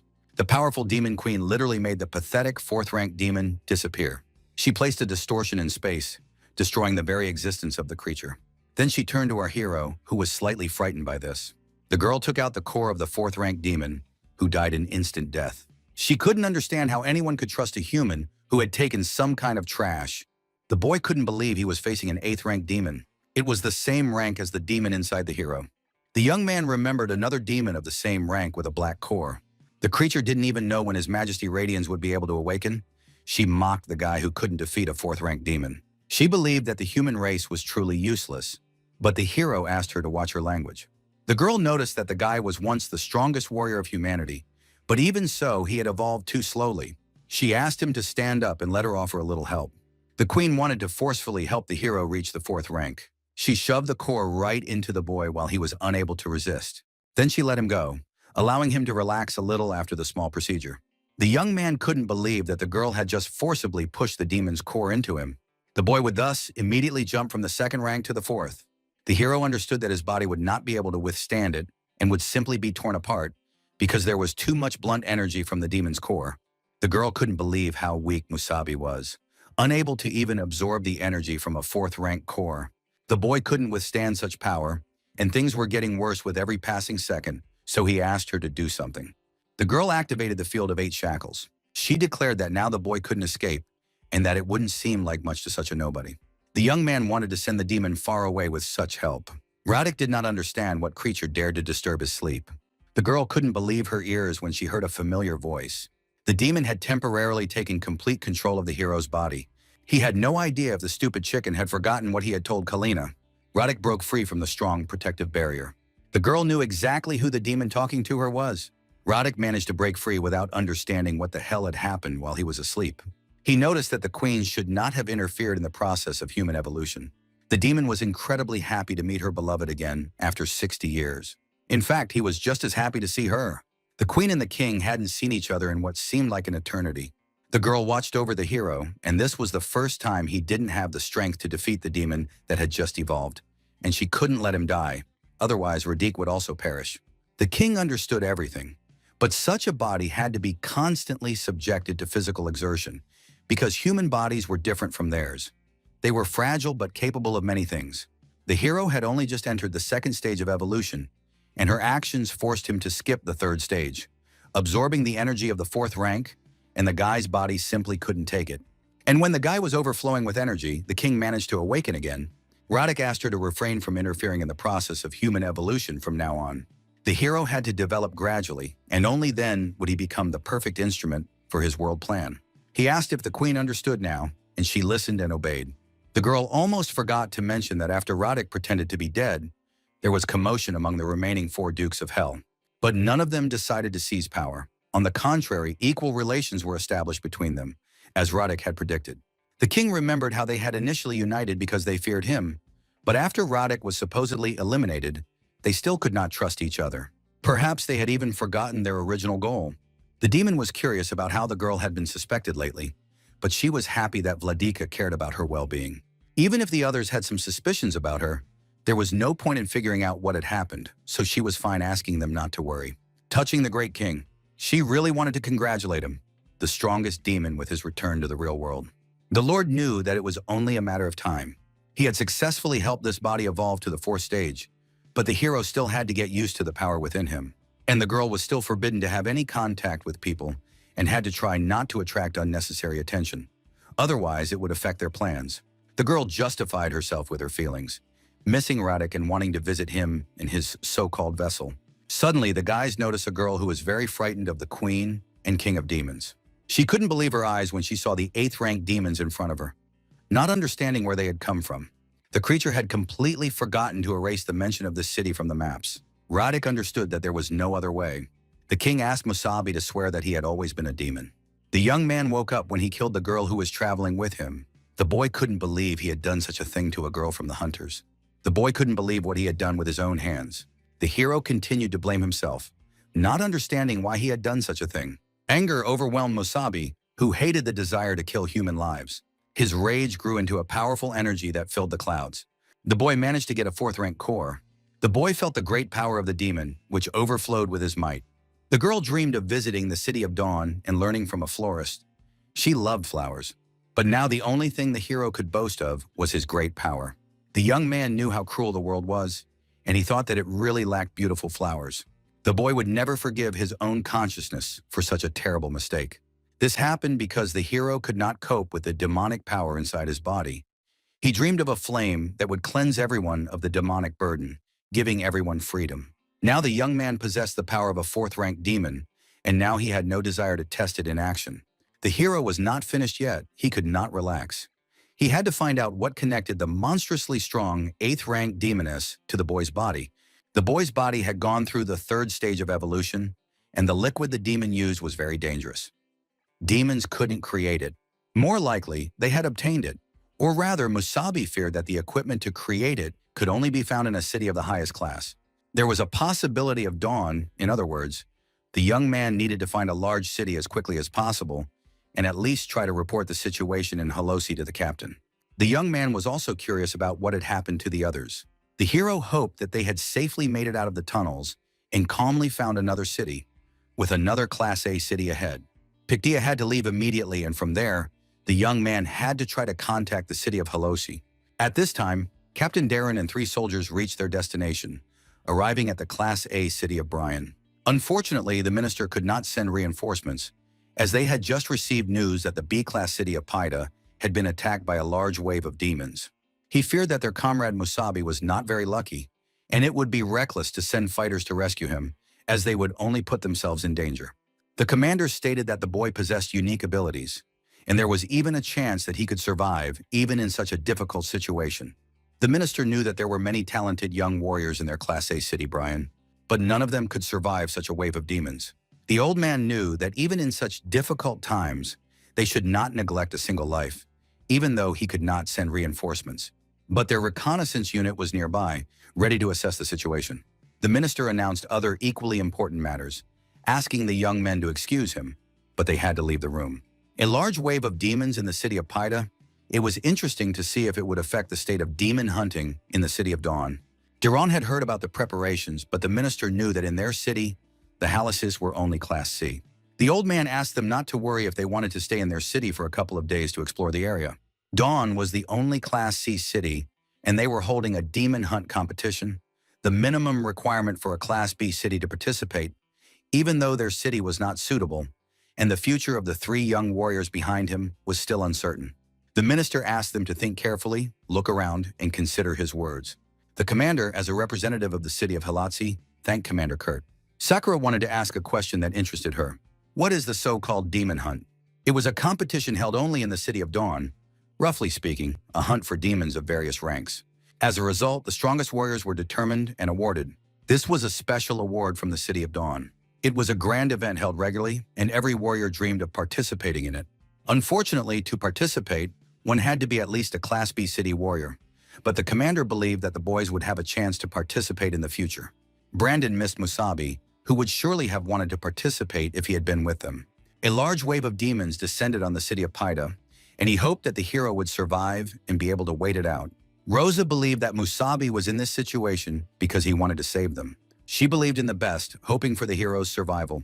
The commander asked them to wait for news from the scouts, who had already reported on their situation in the halo from the local information tower. He suggested that while in the city, they should look around, because it was not every day that they would be able to visit such a place where they could see so many talented fighters. The Class A city, Piketia, was stunning. Inside the reception area, the stranger confirmed her words, saying that the rest of the Class B city had been destroyed by a wave of demons. They were able to contact Halasi about her squad, and she thought the answer would not be long in coming, paying attention to her request. The girl was very sorry to respond in this way. However, she couldn't give the guy the crystals of power. Since the decision on the distribution of crystals was not made by them, as a rule, it was decided between the higher class cities. And also because the city had been destroyed, Musabi could ask Dawn to review the distribution of resources. The boy had no idea how complicated the crystal distribution system was, so in that case, the hero would have to go to the city of Dawn. At the same time, he could find out what new equipment they had. But would the hero be able to get to Dawn, given his current situation? The boy thanked the girl for the tip, but wondered if he could get to Dawn City as a representative of Halosi City. She rejected the young man's guess. Unless Musabi was one of the commanders of Haloshi or had a special assignment, no one would let the boy in, and the delegation could not consist of only one person. The hero realized that in order to obtain permission from his city's representative, he would have to return, and the young man cursed the bureaucracy. The girl also pointed out that there was another way to get into Dawn, if someone from the upper class of the city vouched for the boy, like her, for example. The young man asked again if the girl really wanted to offer her own help. She agreed with the suggestion, but the boy would have to help her on one condition. The boy asked her to spell out the conditions, and the girl told him that a competition called Demon Hunt was taking place in the City of Dawn, and that he had surely heard of it.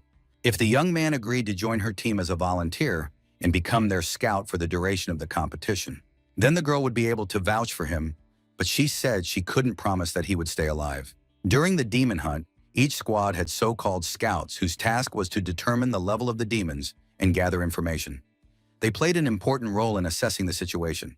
However, because demons of various ranks were encountered during the hunt, being a scout was dangerous, so they were considered cannon fodder, and during the competition, all warriors sought to avoid this role. The young man noticed that no one in their department wanted to take on this responsibility, so the hero agreed to do so, because it was not for nothing that he had started the tradition of demon hunting in the past. The girl asked the guy to be their scout because they had no other choice, and now no team chooses an important member of the squad for this role.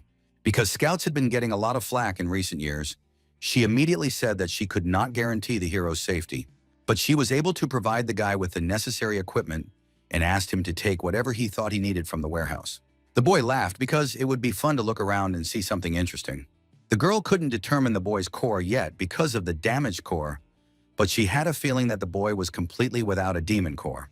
It was possible that the boy could not exceed the second rank, but he was too confident, and it was unclear what the hero was thinking. She couldn't believe what kind of weapon the boy dared to take out. Musabi found a nanoblade that could transform into a sword. Although combat knives were convenient before, they were not suitable for power attacks. The leader asked him not to use the sword because a young man had to be at least a third-rank warrior. If he took it, he could accidentally hurt himself. The boy managed to activate the weapon, surrounding himself with a bright light. The young man noticed that the blade was as sharp as before, even being a little heavy. The girl couldn't believe how the young man was able to do this, suspecting that he had some special technique for using nano equipment. There were warriors with a special talent for using equipment, who could easily use even the most intricate weapons, but she had no idea she would ever meet someone like that. Musabi asked the leader if she had a place where he could train. The girl wanted to take him there, but she was curious about what the boy was going to do there. The hero wanted to try out his new sword on demons, breaking bones. The leader wasn't sure about letting the boy go alone, even though they had prepared this place for competition, but from time to time first-rank demons appeared, so she offered her help to the boy. The young man asked her not to worry about him, as he could handle first-rank demons.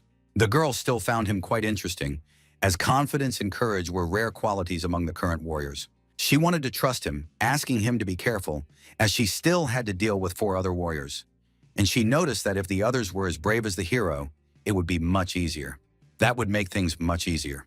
The girl said goodbye to the boy until evening. The boy couldn't let the girl follow him because he was going to do more than just test his new weapon. The guy had a slightly more important task. He had to test what abilities he had acquired with the 4th-rank core, somewhere in the cleared area. The preparation of this area was already complete, and the fog was receding. The young man was where he needed to be. The boy noticed the sudden approach of a demon. Dodging the creature, Musabi drew his sword and then cut the demon into pieces. The boy thought so, and it was a pleasure to fight with a large sword. He wiped the blood of the demons from his sword. The young man notices another small group of monsters approaching.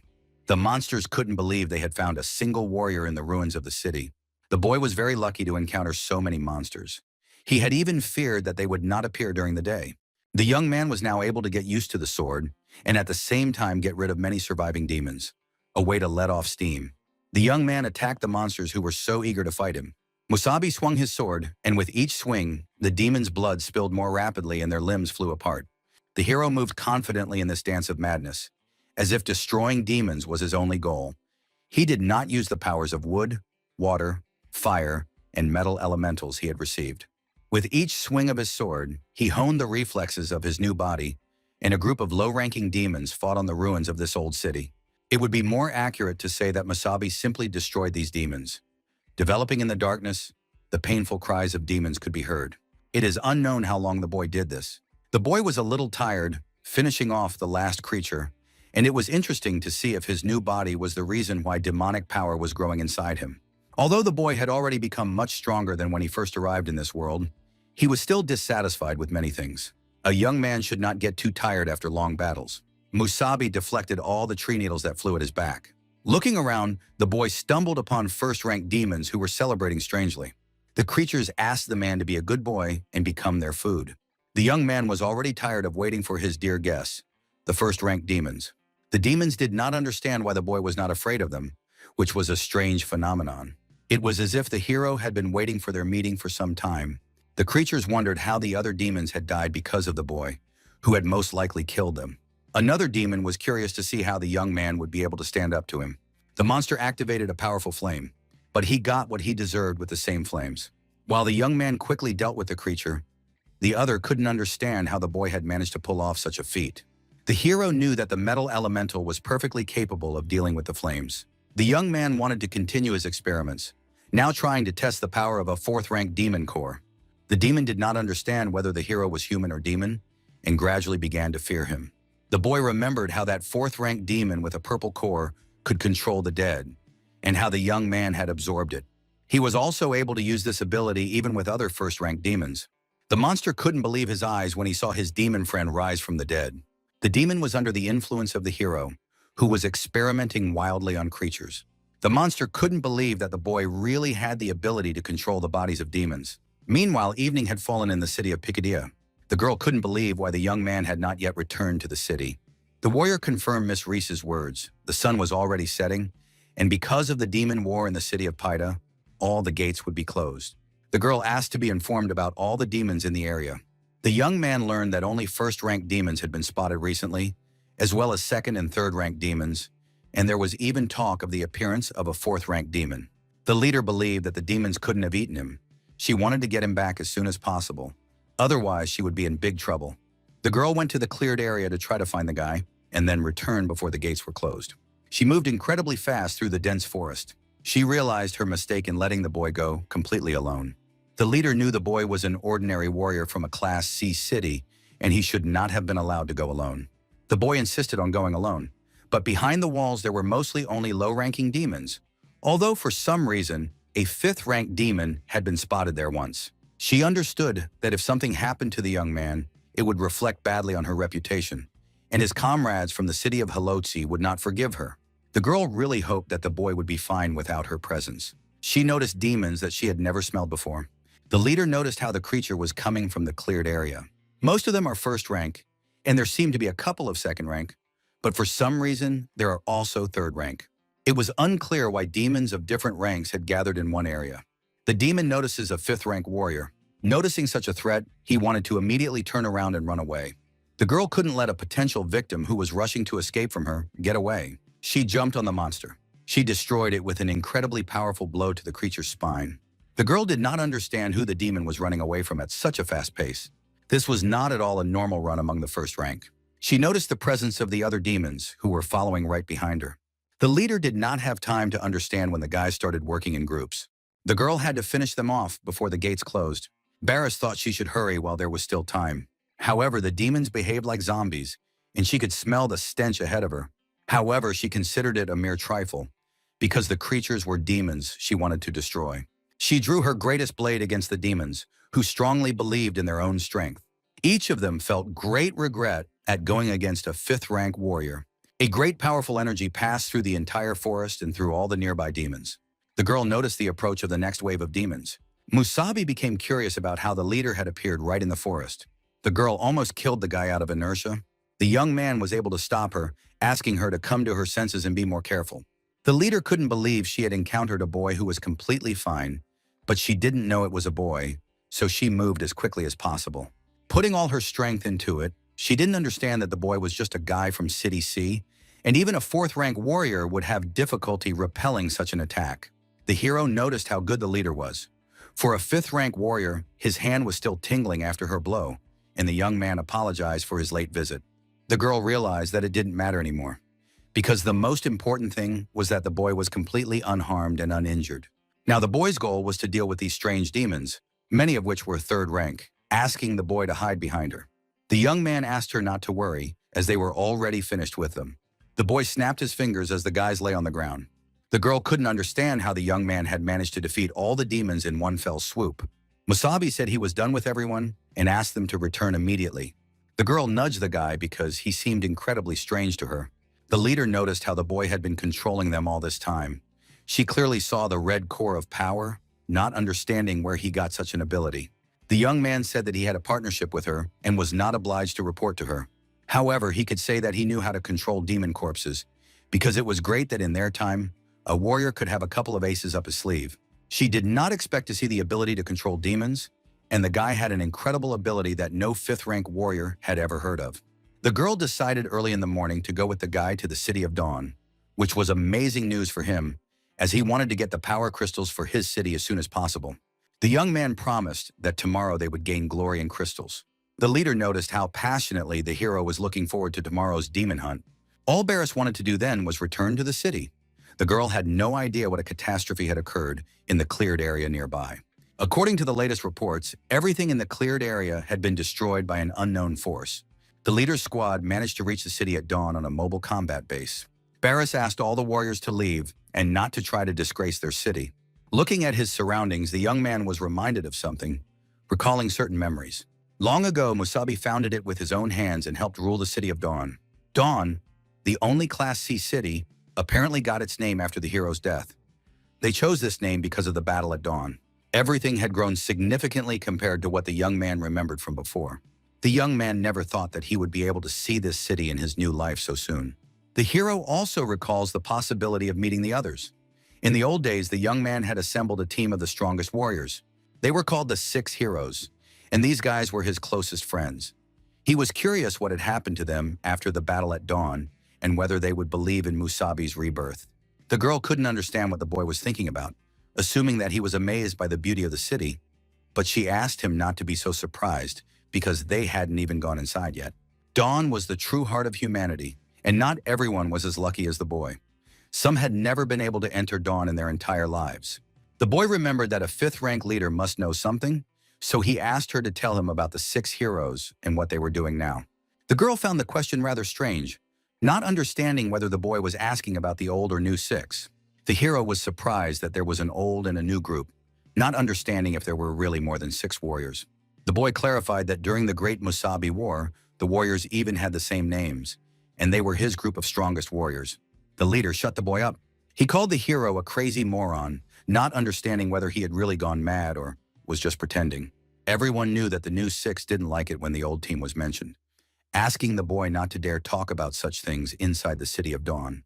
The people had a new king, and the old king no longer existed. The new king was now the strongest warrior of humanity, so if the boy meant Musabi, that warrior was already a fallen king. She warned the young man once again not to dare repeat such nonsense when they entered the city. The hero was upset by the appearance of the new king and the new 6. The boy agreed, but he was curious about what had happened to the old 6. The leader realized that the boy was definitely a dimwit if he didn't understand after the second time. The squad didn't understand what had gotten into Commander Barris. The girl decided to calm down. She gave a final warning never to mention the old king and the 6 within the city limits at dawn. The young man could talk in a Class C town, where they were still considered heroes, but in Dawn it was completely different. This was especially true of the old king's feat. He was no longer very popular in the City of Dawn. The girl asked him to hurry up, reminding him for the 5th time not to forget the main prohibition. The guys were going to a large area, and it was nonsense for the guy that people considered him a bad ruler. Not understanding how humanity could call the hero's death in vain, it was unclear what kind of upheaval had occurred after the guy's death. Musabi led the 6 and the other warriors in their fight against the demons. He dared to go alone and explore the Guvan obelisk to understand the secrets of the demons. In 3069, 6 huge obelisks fell to the ground, and demons with 6 cores of different colors, named Chi Aloes, Huang Yellow, Liu Green, Lan Blue, Z Purple, and Hay Black, came out. Today, only Musabi knew one of the secrets of the obelisk, that there were actually 8 ranks of demons, not 7. The hero did not believe that all his efforts had been in vain, not understanding whether he deserved to sacrifice his life for nothing. The boy saw a bright passage in front of him leading to the City of Dawn Class C. In it, he saw a distant memory from the past, where many people laughed and rejoiced. The boy couldn't believe what he saw, the center of humanity, where so much had changed. Dawn was a huge city, although it would be incorrect to call it that, as it consisted of many different independent districts and buildings. The city was surrounded by long, high walls and divided into 7 districts, 6 of which were controlled by the new 6, while the central district was under the control of the new king. Although everything now looked different, Musabi remembered the layout of the cities, which had not changed, and even the smell remained the same. The young man remembered that somewhere there used to be a statue. It was more like a monument to him, with a grand and proud name. Only it was not in the best condition and was wrapped like a mummy, forgotten by people. The leader noticed how the boy paid attention to the statue of the old king, which was several decades old and had been erected in his honor when he was alive. She had heard before that the people loved him, but lately that love had been lost. The girl heard that the builders wanted to move it so that a larger statue of the new king could be erected in its place. The leader was ashamed, not even knowing whether it was right or wrong to do so, but one of the old six was standing near the statue. The young man couldn't believe he had finally met someone he knew more than 60 years ago. The girl brought flowers to the former hero to pay her respects. The leader knew her as Lena from the former six, who was once the strongest warrior with healing skills. The boy couldn't believe he had met his beloved acquaintance from the past. She was standing right in front of the guy who hadn't seen her in over 60 years, as sad as it sounded. The girl couldn't understand why the hero was staring at her so intently. It turned out that one of the ordinary warriors had asked her to stop coming to the statue of the particularly old six. The boy scattered the flowers that she had carefully chosen as a tribute to history. The girl couldn't understand what the patrol had to do with it. Even though she was Lena and a healer, everyone knew how quick-tempered she was. The young man would even watch for a while to see what the final result would be. However, for some reason, the girl was broken and was not the same as before, not showing her temper against them, but only apologizing. The hero couldn't understand why this had happened to Lena. The knights noticed that the others didn't care who the girl used to be. But for the old six, even demon cores were not enough, and Lena was no longer a warrior. They noticed that if the new king had not given in, she would have been thrown out of the City of Dawn. They pointed out that all this happened because of the damned old king, who was always self-confident, because of whom humanity seemed to live in a dungeon. Calling the monument real trash, unworthy of occupying such a good territory, she couldn't take it anymore and slapped him. Suddenly there was silence, which surprised both sides. The girl, having lost all hope of justification, could not allow herself to insult the monument to the hero. The man wanted to take revenge on the woman who dared to raise her hand against him, being a nobody. The guy stopped when he saw a sharp blade in front of him, a millimeter from his face. Musabi could not bear such an insult to his former comrades, who did not deserve such treatment. The young man threatened the guy that if he even tried to touch the girl, he would kill him immediately. The guards couldn't believe what the boy had done to their comrade. The guys threatened to immediately drop the sword, otherwise they could open fire on the hero. The boy noticed that the guys were no different from the gang of hunters outside the wall and decided to teach them a little lesson. The leader put an end to the disgrace because there had been a misunderstanding. They had come from Picadia, a Class A city, to take part in the demon hunt. The warriors did not want conflict with warriors from another city, asking Musabi to also put away his weapon and not forget that he now represented their squad. The young man had no choice but to obey the girl's instructions, except to hide his blade. The guys did not expect to meet the newcomers to the hunt and immediately decided not to get involved with them. One guy didn't like this behavior. He asked the guys not to cause any trouble and to go to the hotel, which was incredibly lucky because of the good mood. The warrior asked the guys to leave before the squad complained about them. Linda didn't know if she was familiar with the hero. The boy wanted to blurt out that the strongest warrior had finally returned, but he was afraid that his outburst would only make the situation worse. Barris said that the hero had also called Musabi a devil. Linda couldn't believe her ears, not even knowing how to react to such a thing. The young man tried to wriggle out of it by saying that he was born that way, and that Musabi had also defeated the old king. The girl stood there, overcome with surprise and delight at the same time. She hid her face, not expecting to make contact with the guy. Linda noticed that such a name was a big headache. The girl did not understand how the older generation could act this way. The young man helped her, but in response, he did not even receive a thank you. The young man asked the leader not to interfere and to forget about what had happened. He asked not to talk to her because the girl was incredibly upset. Sooner or later, Musabi would find her himself to explain everything to Linda. The guy was sure that the girl would have something to tell him later. Meanwhile, dawn broke on the second day in the city, a solemn parade to mark the opening of the demon hunt. A large crowd had gathered to congratulate each participant. After the competition, the leader wanted to arrange a meeting for the boy with the person in charge of the crystals of power. The boy was glad that Barris had not forgotten their agreement. The young man asked her not to worry because he wanted to do everything in the best possible way, which the girl hoped for very much. She asked the boy not to die before his time. The people who were satisfied cheered the hero. Suddenly, he noticed Linda in the crowd. He sent the girl an air kiss. In response, the young man received a hidden face. The demon hunt took place in a forest area that was about the size of a small town. In other words, it was like a city, and buildings of this scale were not considered anything special at dawn. Unfortunately, the leader could not go any further, and now the guys were on their own. She tried to lift their spirits by asking all the warriors to bring victory and kill all the demons around them. The young man even thought about joining in such an atmosphere of high morale. The troops entered the arena one by one, asking the scouts to approach the judge. The boy understood that now the game would begin to play by its own rules. The arena greatly impressed Musabi. In just a few decades, the demon hunt had turned into such a grand event, whereas before it had been a modest local competition. People were eager to see how the elite squad of scout warriors would fight the demons. The guys sincerely thanked the guy for his participation in the reconnaissance. They completely relied on him in reconnaissance, and they would forever remember his invaluable contribution to the common cause, as if they had decided to bury the hero in advance. The guy asked them not to worry, promising to survive and do everything possible. The guys themselves understood how dangerous it was to go as a scout, but they acted as if the young man was already a walking dead man. For the squad, becoming a scout was equivalent to a death sentence, and it was painful to look at their eyes extinguished by despair. The girl asked all the scouts in the squad to get ready to go, but first she wanted to express her sincere admiration for the guys, who were heading into mortal danger. But despite this, they were bravely ready to go forward. The girl wanted to tell them more about the mission, which required them to go deep into the competition zone. She gathered all the information she could about the demons for their squad. The host strongly recommended that they be extremely careful, because it was unknown what rank of demons they might encounter.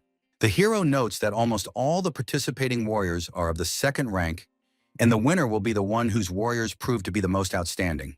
The girl asked everyone to welcome a very important guest, who was the highest-ranking judge of one of the well-known six. The young man could not believe he had discovered one of the new six. The host asked the audience to applaud the strongest warrior with healing cores. People were very surprised to meet a warrior with 2 demon cores. The man turned out to be one of the great new 6 warriors with 2 7th-rank cores, Fan Dylan. The boy with 2 cores could be incredibly strong, but it was not known how strong. The audience shouted greetings to the new hero, who looked incredibly strong throughout the arena. The entire arena congratulated Dylan, who fiercely greeted all the fans with a smile. The hero noticed the suspicious 2 cores. Previously, this technology had only existed in theory. 2 cores meant double the power, although the guy had his doubts because, with high synchronization, it was difficult to predict the level of possible power. Usually, the carrier drew strength from the demon's core, and the better the synchronization, the more likely it was to achieve the power of real demons. Not everyone was able to withstand such a blow to the body. The feeling was as if the energy could tear the carrier apart, which is why many warriors with weak physical data or poor adaptation levels had low synchronization. In the past, humanity learned to fuse 1 core, but 60 years later, the current 6 not only possessed 2 cores, they were also much stronger than the great people of the past. The girl was happy to see Dylan, who was honored by his presence. The hero took into account the outrageous attitude towards the old 6 and did not even intend to grovel before him. The warrior sincerely admired all the scouts who were ready to accept the mission despite the terrible danger, so for them, the guys turned out to be great warriors. He even wanted to reward them for their bravery, and after the competition was over, each of them would receive a 3rd-rank core as a gift, awaiting their return. The scouts thanked the great warrior for giving them this opportunity to improve their skills. One of them noticed how the hero stood motionless, not understanding why he did not bow before such a great man. The young man apologized, but he had rheumatism, which bothered him greatly.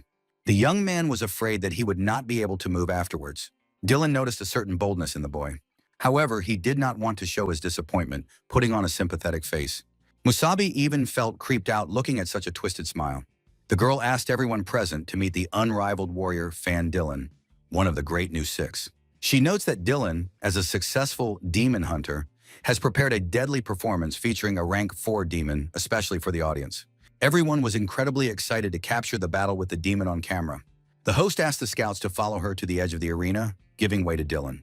The hero understands that the deadly performance with the 4th-ranked demon was strange to watch as the 6 demonstrated their authority and power in this way, which was quite a difficult task. Dylan apologized to the host but asked if it was her first time working as a judge. She confirmed the gentleman's words, grateful to meet him. The young man moved closer to the girl. He suggested that she leave immediately, while she still could. Dylan asked her to stop talking about the new 6, because the word new really annoyed him. The warrior threatened that if the girl was from another city, one careless move, and instead of a bunny, she would be minced meat. The girls watching from the sidelines saw how elegantly the gentleman treated the girl without hearing the conversation. The guy asked them to get out of his sight immediately. The young man overheard the conversation. Dylan decides to put on the show himself. Representing the audience on behalf of the six, he prepared a deadly performance for them with fourth-ranked demons. Dylan wanted to wish all the participants a safe end to the performance, wanting to wish the brave scouts luck in the competition. The audience did not stop talking and was very happy for the host, while Musabi analyzed his behavior. The host asked to raise the secret treasure test. A great solemn gift emerges from the dungeons. Dylan asked to release it, asking the announcer to explain in more detail about the creature and its essence. To catch this demon, they had to send a squad of 3 fourth-rank warriors, asking people to witness its terrifying power. Presenting before the eyes of the audience a rare specimen of bloodthirstiness, even for him, a 4th-rank demon, a merciless killer of elementals with a red core. The demon did not understand what was happening around him. Not knowing what the foolish humans had in mind, he did not understand why they had left him alive, surrounded by a large amount of meat. The creature used its growth skill and began to prepare for an attack. The demon literally ignored the host Dylan, who was a little humiliated by such behavior. People were terrified of the terrifying monster that tried to devour all the spectators. The demon noticed the protective barrier surrounding it. Dylan wrapped up the insignificant creature that thought it could scare the audience. He threw it back into its place in the performance. The young man asked the demon to understand who in the arena was a mindless creature. An ultra-strong dome had been installed over the arena in advance. It was installed by one of the Great Six, who was the most skilled among the warriors with illusion abilities. Touching the barrier, the children confirmed the words of the great warrior, discovering a protective screen in front of them. The boy wanted to ask the monster for a favor, to be kind and die in front of all the frightened people. The demon asked not to be killed. Out of fear, he used all his powerful energy to prevent the war from approaching him. He cut through the most powerful attack in his arsenal. Dylan didn't care about some pathetic demon's ability, who wasn't even capable of doing anything. The guy found it funny to watch how demons had not developed their minds at all, let alone their manners. The demon tried to destroy the great warrior's protective barrier. However, he regretted it greatly when he lost his arm to Dylan's abilities. The boy asked the creature not to even try to contradict him. The monster did not understand how a person with a green core could attack so aggressively. Usually a green core indicates healing abilities, so such warriors did not usually take an offensive position. The demon wanted to defeat the boy standing in front of him even with one arm. He felt incredible regret for what he had done. The warrior captured the monster, which was as harmless as possible against him. Dylan noticed a slight correction to his core. Even though it was a green core, he would not have become a 6 for his pretty eyes. The creature did not understand where the man got his hyperblast. The monster gradually absorbed the incredible pain from the great warrior. The young man noticed how much the demon talked, so he shut its mouth, which needed to be shut. The creature was like a puppet for the host, who was putting on a great show of superiority over the demons. After a while, the guy took out a core, which then self-destructed. The boy wanted the demon's blood to mark the beginning of the competition, allowing him to officially declare the demon hunt open again. People idolized Dylan for his incredible abilities. The hero noticed insane power, considering his skills.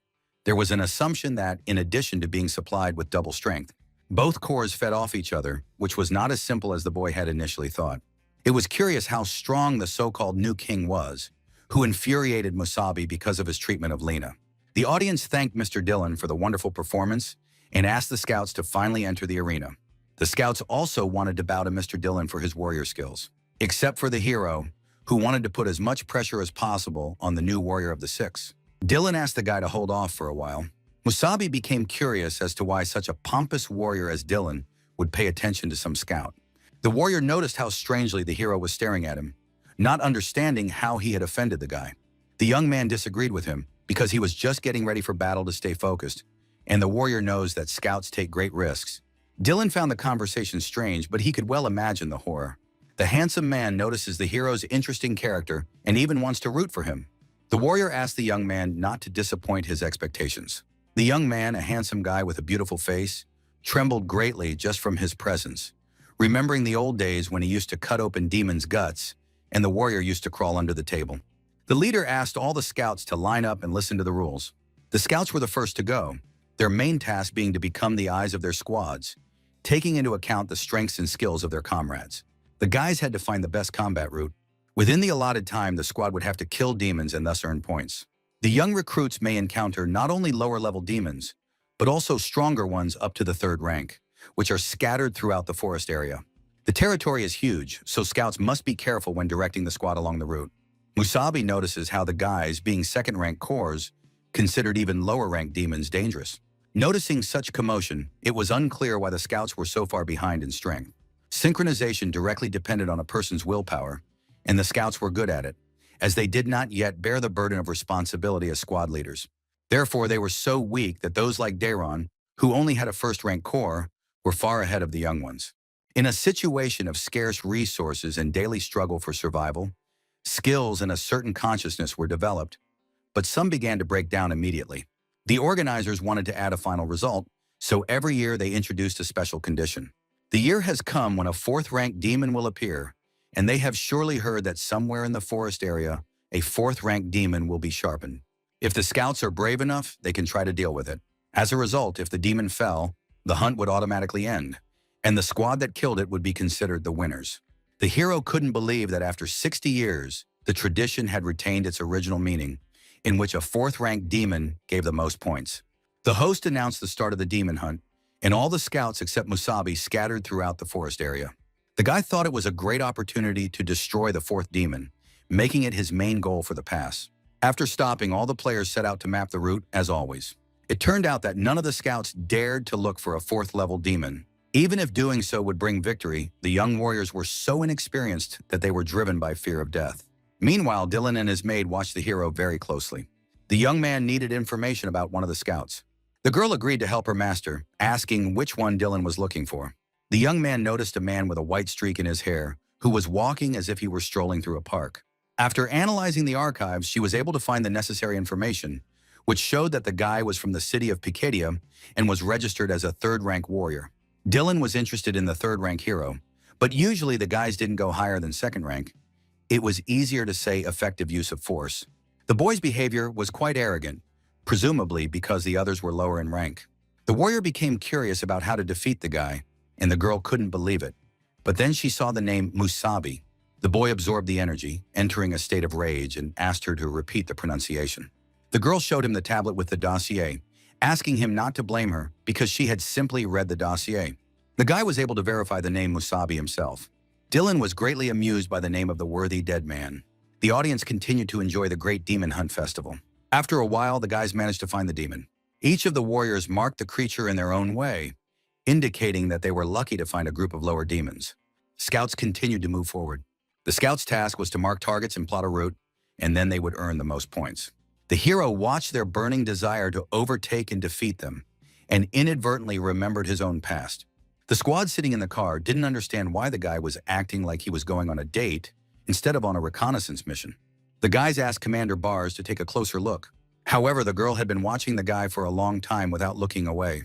Before the fight began, the boy told the girl something. The young man was going to do everything at his discretion, asking her to trust him, and then he guaranteed that their city would win, asking her to shake hands in agreement. At that moment, the boy seemed very serious to her. Remembering the girl's unexpected abilities, it was ridiculous to doubt him, who had become quite insolent in his disrespectful treatment of her. But now she was really curious to see how the boy wanted to literally snatch victory from the demon hunters. The scouts continued their mission without stopping. People noticed 1st-ranked demons, more than 3 in a group, asking not to mark them and quickly earn points. The girl noticed that a 2nd-ranked creature with a red core was already chasing her. With such experiments in the forest area, they were able to attract the attention of a 3rd-level demon. They noticed the hero and asked him to immediately move aside if he doesn't want to die.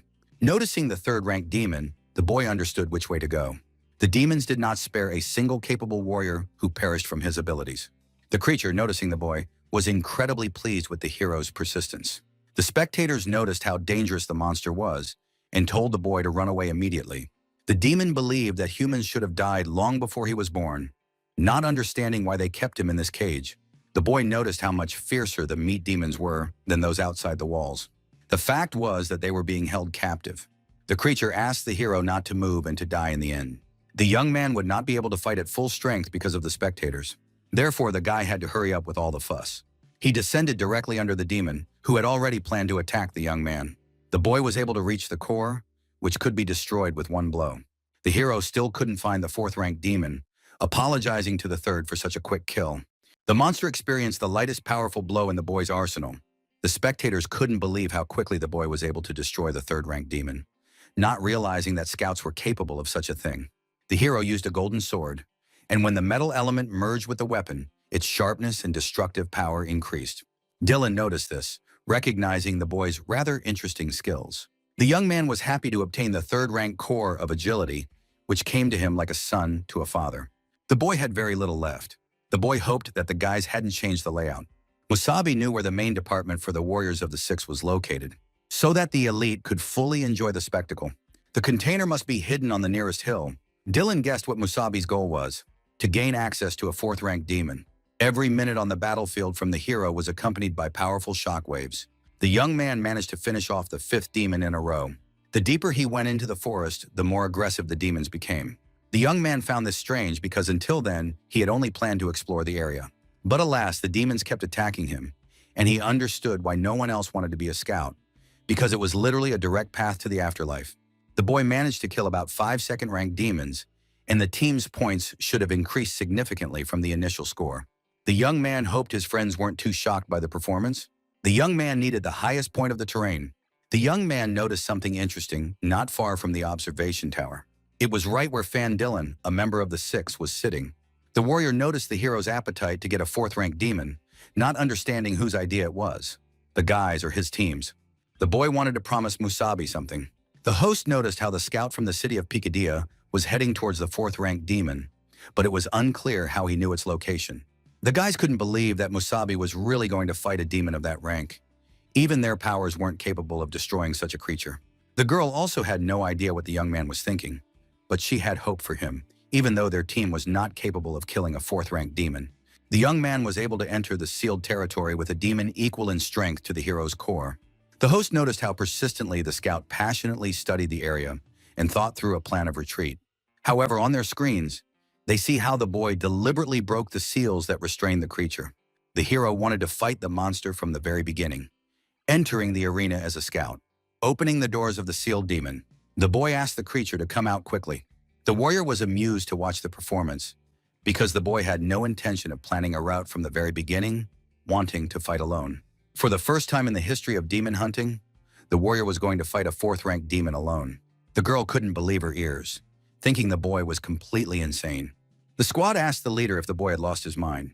The girl understood that the hero was relying on his amazing ability to control demons, but she prayed that he wasn't that overconfident, as even she would need to use 100% of her strength to fight a fourth-rank demon. Barris couldn't understand where Musabi got such confidence in battle. The appearance of a fourth-rank demon with the core of water not agility was not long in coming. The demon had been waiting a long time to be released so it could feast on the overconfident humans. However, there was only one person in front of him. Although the creature was not important, killing one would allow it to find others. The monster used a burst drill against the boy, who was confidently awaiting the attack. Musabi raised a clay wall with his own blades. But despite his tricks, the demon's attack speed was high, and such walls were like thin sheets of paper to him. The demon couldn't believe he had encountered such a foolish boy who really wanted to fight alone. The creature wanted to punish the boy by tearing him to pieces just like the wall. The young man used his ripping abilities, summoning a demon he had prepared earlier, which emerged from underground. The hero couldn't understand why the demon assumed that the boy would fight alone. Dylan discovered the demon that the boy had recently killed in the arena. The number of opponents against the fourth-rank monster was replenished with a fairly large number each time. The attacks continued with a variety of abilities summoned by the hero. Each such phenomenon was no longer as easy for the mighty demon as it had been at the beginning of the battle. The demon celebrated the smell of death, not understanding where it came from. He assumed that the boy knew how to control the corpses of creatures. The young man confirmed this, and the skill was very similar to their special skill, but the hero was not in the mood to explain it to the creature. The girl remembered that very ability to control dead demons.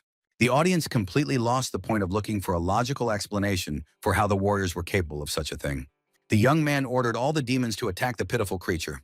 He did not understand why the dead demons were attacking him, but he wanted to try using the super-fast water cannon. Dylan stood up against the fourth demon. He tore it into small pieces. Even for a hero, tearing such a demon apart with a single kick was difficult. The warrior was extremely dissatisfied with what was happening in the ring. Dylan apologized because he was extremely interested in the hero's abilities and skills, offering him a little sparring. The handsome man had never heard of anyone being able to control demons before. He found it amusing and was sure that the young man could easily defeat a fourth-ranked demon. However, he now asked to try to defeat him himself. The host couldn't believe his ears, but the great warrior Fan Dylan himself wanted to test the young man personally. The audience literally screamed with joy at the chance to see the skills of the two strongest fighters. The squad was furious when they saw this scene before them. The boy thought the handsome man had lost his mind because he considered sparring to be beyond the realm of possibility. With this method, the warrior was deceiving the audience, but not the hero. Dylan noticed that the boy was not at all surprised, being surprised to discover the stance of an experienced fighter. The hero said that he had undergone special training courses, and because of his unique fighting skills, the captain demanded more from him than from the others. And he was very grateful because it made him much stronger than his peers, adding several advantages to all his talents. Of course, this was obviously a lie, but Dylan believed it, and it was funny to see the guy's great curiosity. The more the warrior learned, the more entertaining the guy seemed to Mr. Dylan as the battle began. He asked the hero to show everything he was capable of, asking him not to hold back. For the boy, the shards were like bullets. The force of the impact and the speed of flight amazed him. If the hero hadn't had such outstanding reflexes, he would have had a very hard time. The boy considered the situation to be quite bad, as the other boy was going to fight him with all his might. Dylan saw that the boy had good defense, as he was able to dodge a dangerous blow. The warrior found the boy so interesting that he managed to whet his appetite during the battle. The young man wanted to dare to ask, assuming that the gentleman did not particularly like him, asking him to understand why. Dylan had 3 reasons for wanting to fight the boy. The first was a very interesting test for the boy. He especially wanted to see how the hero would treat him without respect. The boy was able to defend himself against the powerful blow of the new 6th warrior. Moving directly behind Musabi, Dylan had a second reason. The boy reeked of demon, which was unacceptable for warriors. The boy didn't understand if it was really that noticeable when he summoned demonic power. Although Fan Dylan was only hitting him with half his strength, this terrifying power was capable of crushing anyone, something the boy had only experienced with an 8th-ranked demon. The warrior wanted to tell the hero the third reason why he wanted to destroy the boy. Dylan hated his disgusting name. The boy didn't understand what was wrong with his name, although it was clear that the warrior from the new 6 couldn't stand the former king. The young man sacrificed himself for the sake of this world, losing so many comrades along the way. Dylan wanted to stop playing games and destroy the hero. The boy couldn't believe in some pathetic games. Every moment of non-existence accumulated the power of an 8th-ranked demon in his body. The young man asked the warrior to show him how adults play. 2 great warriors fought, destroying the concept of ordinary sparring. The spectators could see how the arena was filled with powerful streams of energy. The fight went on for a long time, and Dylan decided to back off. The unknown force that had subdued his blows intrigued him greatly. It seemed strange to Dylan to fight a 3rd-ranked guy on equal terms when he had a 7th-ranked core. The hero was not going to just stand there and surrender to a man who completely disregarded the efforts of the former king. The spectators could not understand how it was possible for a scout to withstand the blows of the great warrior from the 6th rank, Fan Dylan. The warrior possessed a green healing core, but was incredibly strong in physical combat. The host noticed how Mr. Dylan's face flushed with blood for just a moment. The great warrior did not want to be disgraced in front of the viewers who idolized him. Having gathered enough strength, he asked Musabi to rest in peace, waiting for an explanation as to why the boy was so possessed by demonic power. The people were greatly impressed by the great power of their lord, who decided to use most of his strength against the scout. Dylan went after the young man who aroused great suspicion of using demonic power. The boy understood that such powerful blows could blow the young man away, and he could no longer hold back. Otherwise, he would simply die. The hero saw how Fan Dylan from the 6 voluntarily volunteered, since the young man's life was at stake. The young man wanted to go all in, even if he couldn't defeat the guy. Nevertheless, he would do everything possible to survive. The guy couldn't even imagine how great the hero's goal was compared to ordinary people. Suddenly, Linda entered the fight, unable to allow 2 idiots to destroy a life. The girl dodged all the guy's blows and dispelled the great flow of energy passing through them. The host notices how an unknown force suddenly appears. The boy thought it was a stupid thing to do, not understanding why the girl had intervened in the fight. Linda couldn't allow a fight in such an arena. The girl heard that the boy did not appeal to the warrior. However, Musabi seemed to like Veiliden, a member of the old 6 who possessed a 7th rank healing core. The boy was very surprised by the appearance of the girl who had come to save him. Lena used the core to restore his body to its former condition. The boy was very surprised by the unexpected meeting, assuming that she had forgotten that they were forbidden to wear combat gear. Dylan couldn't believe that the girl was ready to disobey the king's orders. However, unlike some, Lena had a gift with memory, and she could not take part in any activities related to killing demons. So she asked the guy not to talk nonsense about clothes, and if, for example, she had nothing but a costume, she wasn't going to walk around naked in front of everyone. Musabi managed to get to know Lena through this conversation. She was still as straightforward as ever, being the spark of the six. The guy used to shield her, but he never thought that the day would come when they would switch places. The host and the audience did not expect the appearance of Veil Lena, a member of the Old Six, assuming that the mysticism this year was of incredible proportions. Dylan asked the girl not to think that he would stand on ceremony with her, since she was once a respected warrior, preferring to punish insolent behavior. Lena was curious to see what the king would do. Today was a big day for everyone, and it was not fitting for a great warrior from the Six to cause a commotion, especially since the boy was the son of her old friend.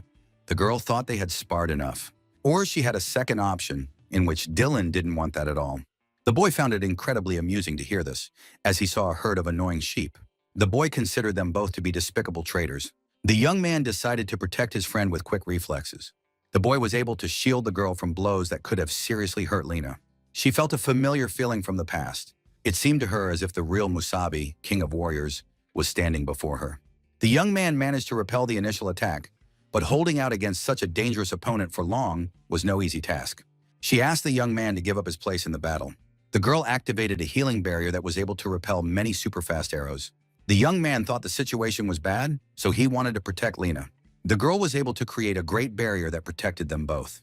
The hero did not dare to hope for such a thing, but thanks to the girl, the guy was able to gain combat experience. The young man shouted that he would remember Mr. Dylan's kindness for the rest of his life. The leader couldn't understand what had gotten into the guy who had decided to do such a thing. The audience was very surprised by this turn of events. Musabi turned to the people, asking if they were dissatisfied with his words. It was not every day that spectators could watch such a fight. The guys supported the hero in this way, supporting Mr. Dylan for a magnificent, spectacular battle. They now understood what a great group of warriors should be like, allowing ordinary people to enjoy the battle between warriors and demons. Dylan considered this action to be quite clever and useful for him. Now the guy's hands were tied against the guy's, and he didn't understand anything because he was so grateful. The young man promised that he would not let Dylan down and would become a worthy warrior and work even harder. The boy was happy with the plan that had worked out. He would not be able to commit deliberate violence in front of everyone, while the girl found it boring and was forced to decline. Dylan didn't care anymore. In any case, the hero had surprised him. The master noticed that Musabi was a good warrior, coped well, and passed his training, greatly raising expectations for the event with such a talented guy. The audience supported the boy, who was able to show Mr. Fan Dylan himself great confidence in his abilities and a worthy fight. The leader couldn't believe what he was seeing, and neither could the rest of the squad, who didn't expect such a move from Musabi. The host officially declared that this was the most incredible demon hunt in the history of the competition. The boy felt an incredible sensation when Lena walked past him. The news about the dark horse in the form of a mercenary warrior, just one scout, led the city of Picadia to victory. The guys congratulated the hero, thanks to whom they were able to win the great demon hunt event. The leader considered the little rascal to be the greatest hero who was able to win the great prize of warriors for them. She was surprised how the guy single-handedly led the team to victory. He didn't even imagine how much money would be waiting for them in the future. The girl could promise the guy an incredible night in which he would be able to seize the moment and do whatever he wanted. The guy was very happy, but not to the extent that the squad asked the commander to calm down. Otherwise, she would suffocate the hero. After finishing the awkward congratulations from the girl's country, he wanted to ask the girl for a promise. The girl, of course, did not forget, asking him not to worry. She wanted to arrange a meeting for him with those responsible for the crystals of power. The young man was grateful, asking if it was not too much trouble to please bring his coat, and also that he would not be able to attend the ceremony due to urgent business. The girl heard about the planned meeting with the guy or girl, probably. The boy considered it more likely to be with an old friend. The boy dreamed of meeting again with the girl who was dear to him 60 years ago. The hero greeted her, curious as to why she had arranged the meeting, assuming it was for some kind of conversation. The girl did not expect the boy to agree to meet her. She remembered how a woman standing nearby had told the young man to go to Musabi, and she had also mentioned a meeting at a secret place. However, Lena did not mention where exactly it was located. The girl asked the boy to tell her. Was he the hero, the Musabi she knew?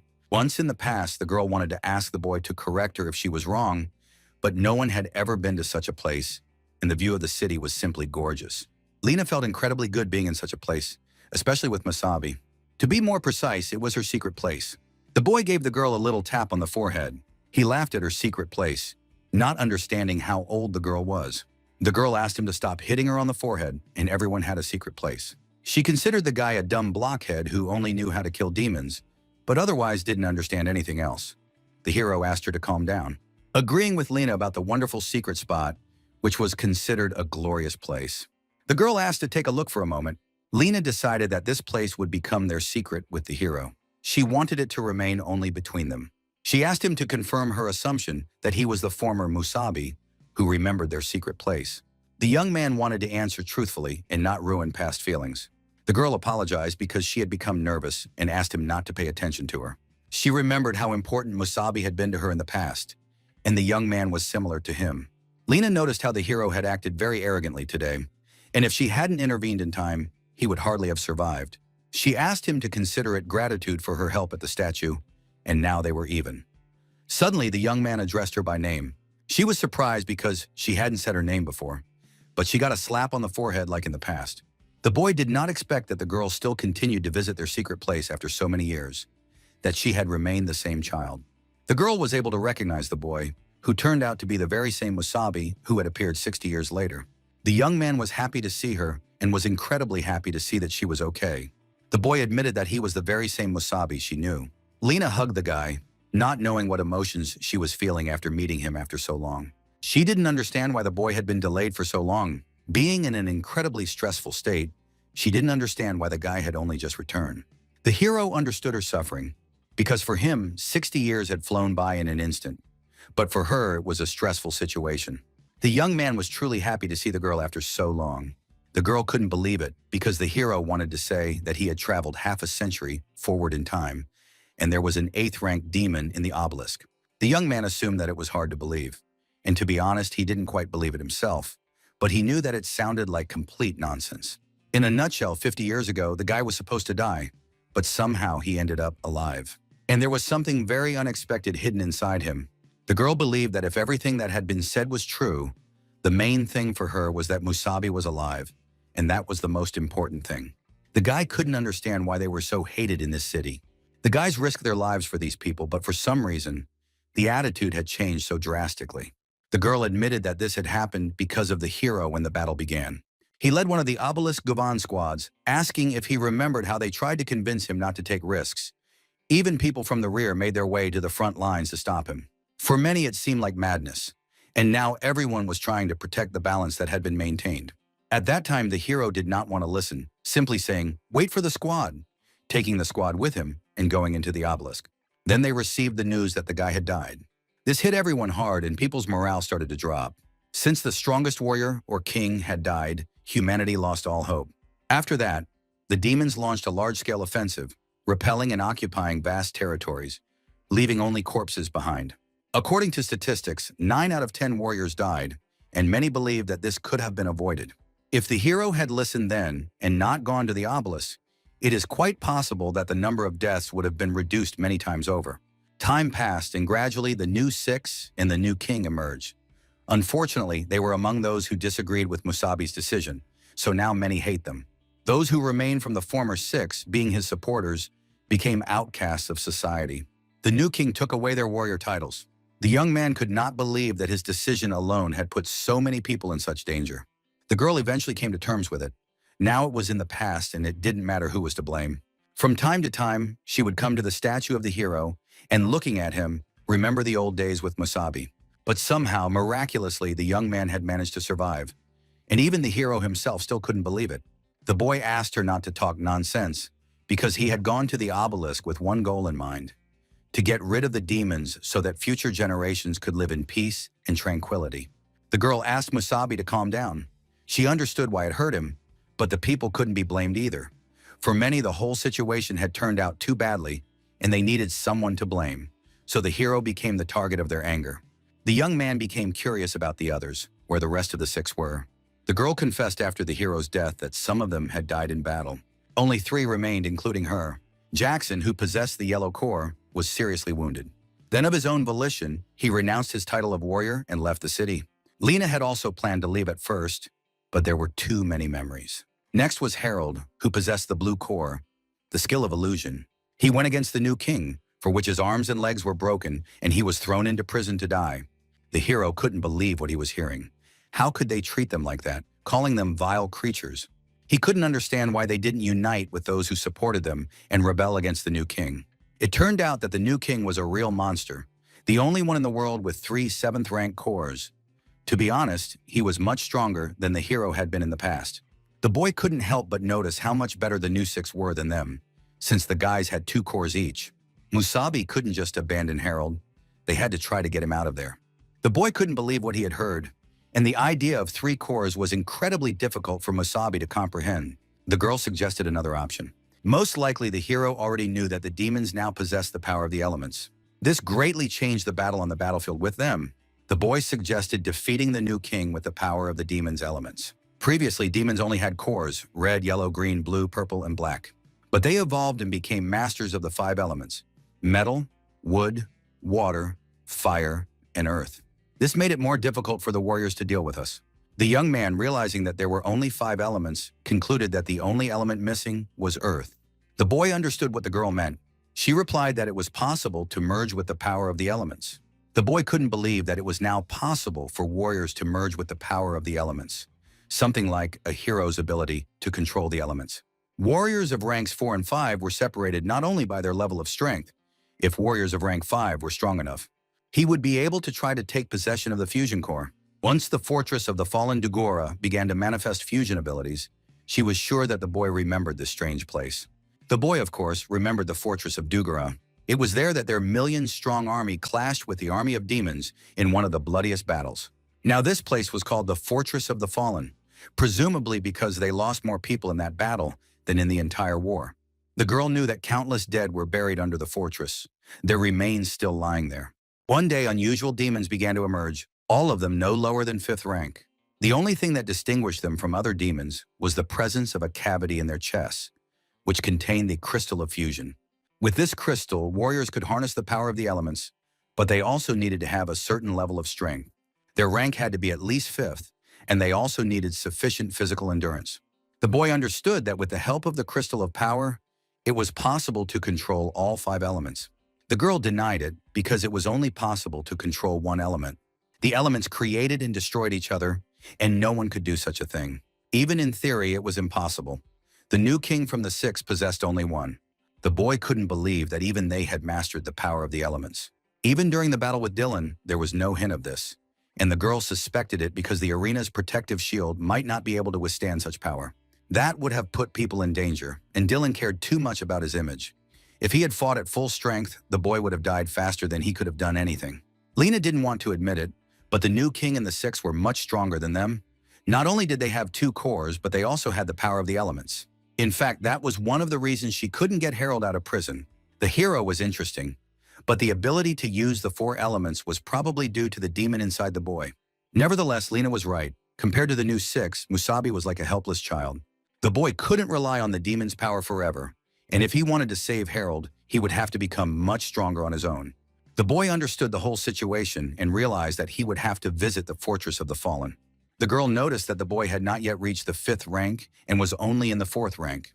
The boy knew that this was like a threshold, but the hero himself had come up with this expression once in his current life. The young man was not going to follow him, being confident that he could overcome this limitation. The leader did not understand why the guy pulled her out of the bar, advising him to rest for a few days, but the hero's plans changed dramatically, asking to talk about the crystal of power and leave the city. Barris thought it was great to be young and energetic.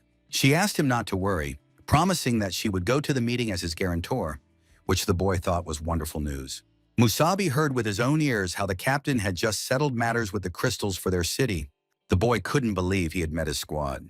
The girl couldn't understand why Musabi was now frozen in place. Rosa heard a familiar name, not sure if she had heard it correctly.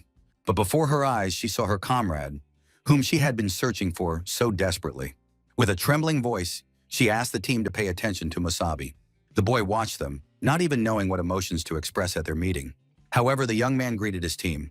The whole team began to hug the guy, who turned out to be in the same city, safe and sound.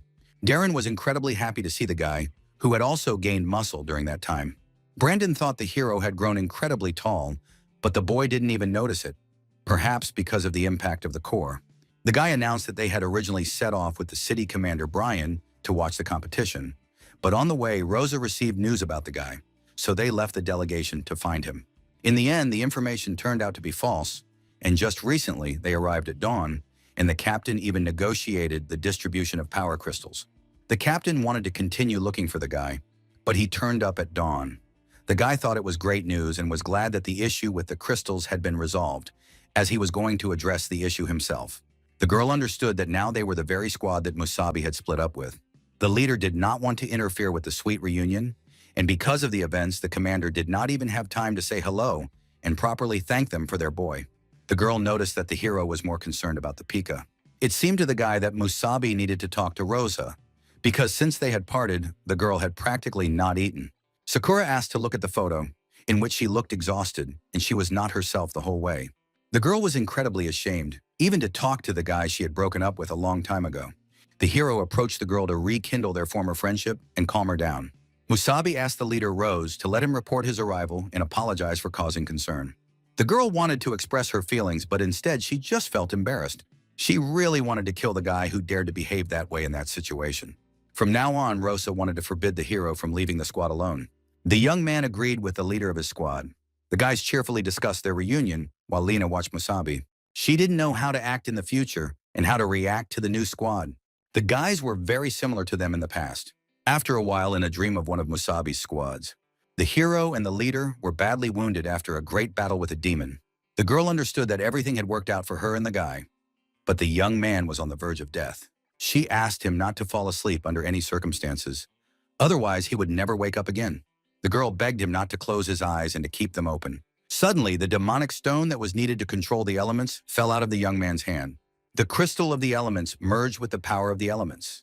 The demon could not understand who he had for dinner, and with the crystal of the elements, but alas, the end awaited the young people, which meant death. The girl was wounded by a creature that suddenly attacked them. Rose couldn't believe that after all they had been through, this was how it would end. The demon did not expect her to still be able to move after so many wounds. She apologized to Musabi because she was so weak that she couldn't protect him. Rosa couldn't believe her own weakness, and for this reason wanted to become stronger, but it didn't work out. Suddenly, after a terrible nightmare, the girl woke up in a state of stress and fear. The girl calmed down after learning about the nightmare, but it seemed so real that she felt creeped out. Rosa was all wet after her strange dream and was thinking about taking a bath. Suddenly, the hero burst into the room and asked if the leader was okay because of the screams. But when he came in and asked if the girl was okay, he accidentally saw Rosa's underwear. The girl threw a pillow at the guy, asking him not to look. The young man tried to help when he heard her scream, but the girl kicked him out. The guy stopped at a hotel in one of the C-class cities, and they were able to quickly get ready to walk around the city. She also asked the guy not to call her by her name from now on, but only as leader or captain. The boy heard the captain asking if she had managed to get some sleep because they had a long journey ahead of them. The girl slept like a baby except for a terrible nightmare, and the guy annoyed her by pretending that nothing had happened. The boy noticed that this city was on the way to the Fortress of the Fallen, and if they followed the plan, they would be there by evening. He had even heard that upon arrival at the fortress, the city guards would test their strength. There was no way to avoid it, otherwise they would be considered trespassers. This was bad news. Everything turned out just as their captain had said. The place where outstanding warriors of the 5th level and above could obtain elemental crystals was surrounded by a wall, and troops of high-class warriors were stationed around the entire perimeter.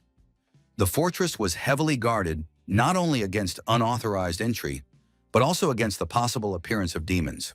The young man was curious whether the girl was really not afraid to go with him, even though it was a request from her superiors, but he did not expect her to agree so quickly. After all, not every 5th-level warrior was willing to venture there.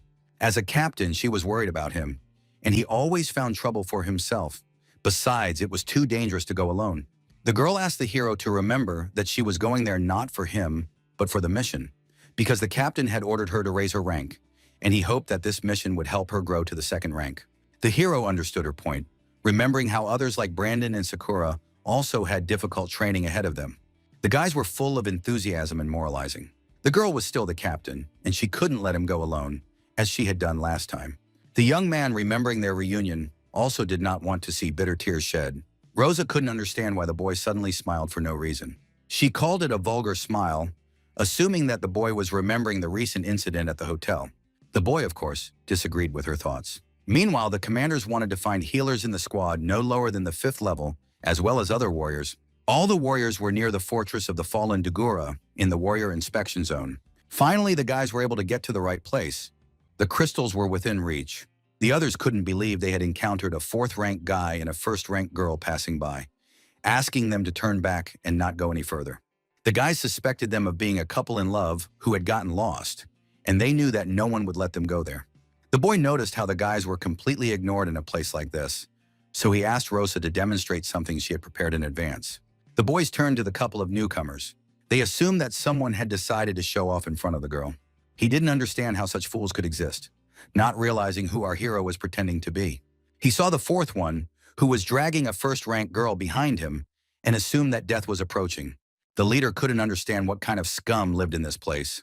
Musabi asked to ignore them, because it wasn't worth paying attention to such low-grade provocations. The people standing nearby noticed how the Lord of the Mir clan himself became interested in this, and it was interesting to watch. Behind him was one of the best mercenaries, a 6th-rank warrior. Some had even seen frightening information about him. This Hulk had already obtained a crystal and gained the power of the elements. With such a warrior in the squad, there was a good chance that this time the crystal would go to them. The boy introduced himself as Utaski from the Mir clan, who had come from Eula, a Class A city. The boy thought she was a nice girl, noting that the Fortress of the Fallen was no place for games and that these words should be taken seriously. He was amused by the green core the girl had. The boy suggested that, fortunately, he had another free hand for another healer, and as an exception, could take Rose in. Rose and Musabi completely exhausted the squad, which did not attract their attention at all. The boy couldn't understand the girl's audacity, who didn't hear which clan he belonged to, even giving the girl a chance just because of her beautiful face.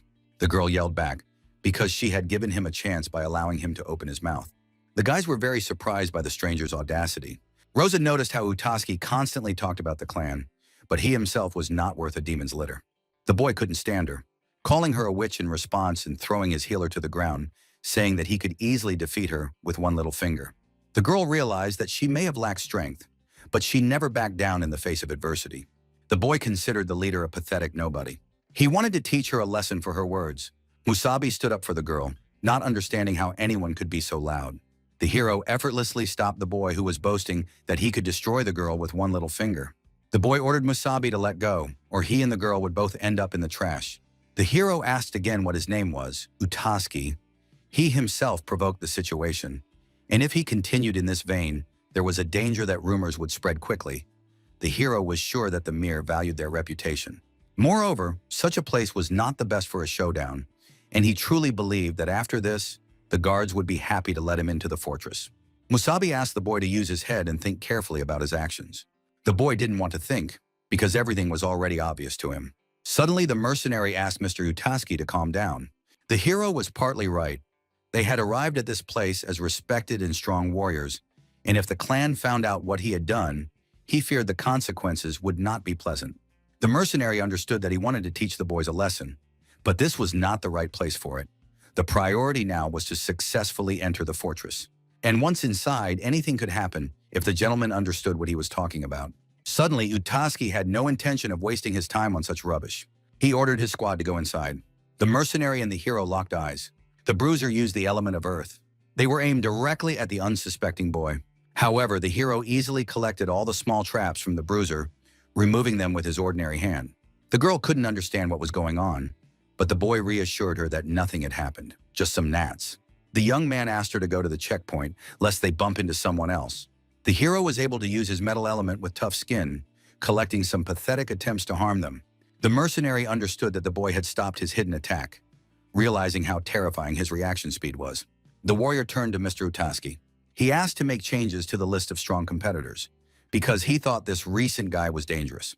The most dangerous opponent, who was much stronger than the 4th rank, he couldn't even say for sure what his real level of strength was, so much so that it was worth eliminating the guys first. The mercenary had a bad feeling. The girl discovered that the guy had 52% synchronization and the girl had 42%. Rosa understood that since there were no restrictions on rank, with their level of synchronization, they would pass the test. The boy noticed that Rosa had initially had 39%, and not only had she grown to the first rank, but her synchronization had also improved to 42%. The girl noticed that one fourth-rank warrior with a core of strength and one first-rank warrior with a core of healing wanted to fight for the elemental crystal. The Fortress of the Fallen was inhabited by demons of at least the third rank, and after that, the guys were really confident about participating. The hero confirmed the proposal because they had good self-defense skills, and there was a healer in their small squad. In addition, the girl was very quick-witted, and they had already made their decision. The girl was annoyed by how the guy had acquired a healer. The leader warned that no one below the 5th rank had ever dared to go to the fortress. Of course, there were no external restrictions, but the guys had the lowest rank in the history of local battles. She wanted to remind them that the elemental crystal was inside the body of a special elemental demon, and only one such creature could appear at a given time. After killing one, another could appear after a certain period of time. The girl said that in addition to demons, they could encounter other strong warriors and they would face a test of survival. Despite all the danger, they agreed to the damaged one. The hero agreed, adding that they wanted to go much further than just surviving, but thanked her for her concern. The girl then asked them to move on. Rosa was finally able to enter the fortress, where, according to rumors, only 1 in 10 survived, and it seemed to be a senior place. However, for some reason, she felt calm, and the thought that Musabi would be nearby gave her confidence that everything would work out. Somewhere in the Fortress of the Fallen, Dugora, the demons were just waiting for people to devour. The leader noticed how this place was teeming with demons, and the hero didn't like it much either. Although they called it a fortress, it was actually a city. Rosa probably noticed that in terms of size and population, Dugorma was no different from the current Dawn. This city was located in the very center of the continent. It was once the most densely populated city, but after the demon invasion, it gradually became deserted. And then it turned into a battlefield, and eventually the vast territories around the city fortress. These creatures had taken over, and people were afraid to return.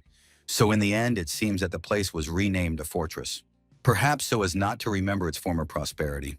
Rosa was surprised at how much the boy knew, although he wouldn't say he had just heard all kinds of stories since childhood. The boy asked to move on. They needed to find the demon with the elemental crystal, avoiding unnecessary encounters in order to save their strength for the main battle. The girl asked him to pay attention to how someone had already been unlucky by offering Musabi to help them. However, he asked them to refuse, because unfortunately, the fortress was no place for altruism. The hero noticed that Rosa was too kind. Having grown up in Halosi, she had not yet had to deal with the treachery of strangers. The bunch of scoundrels the guys had met earlier were the only exception, as most people in such places are selfish and malicious. Therefore, he asked her to forget about kindness for a while, for their own safety. Musabi notices how suddenly the demon wanted to kill her. Instantly, the boy took the leader who the demon tried to attack. The battlefield is an incredibly cruel place where you have to be on your guard. The boy managed to take Rosa, who did not have time to understand why the boy took her. But looking back, she saw the demon who had tried to kill her.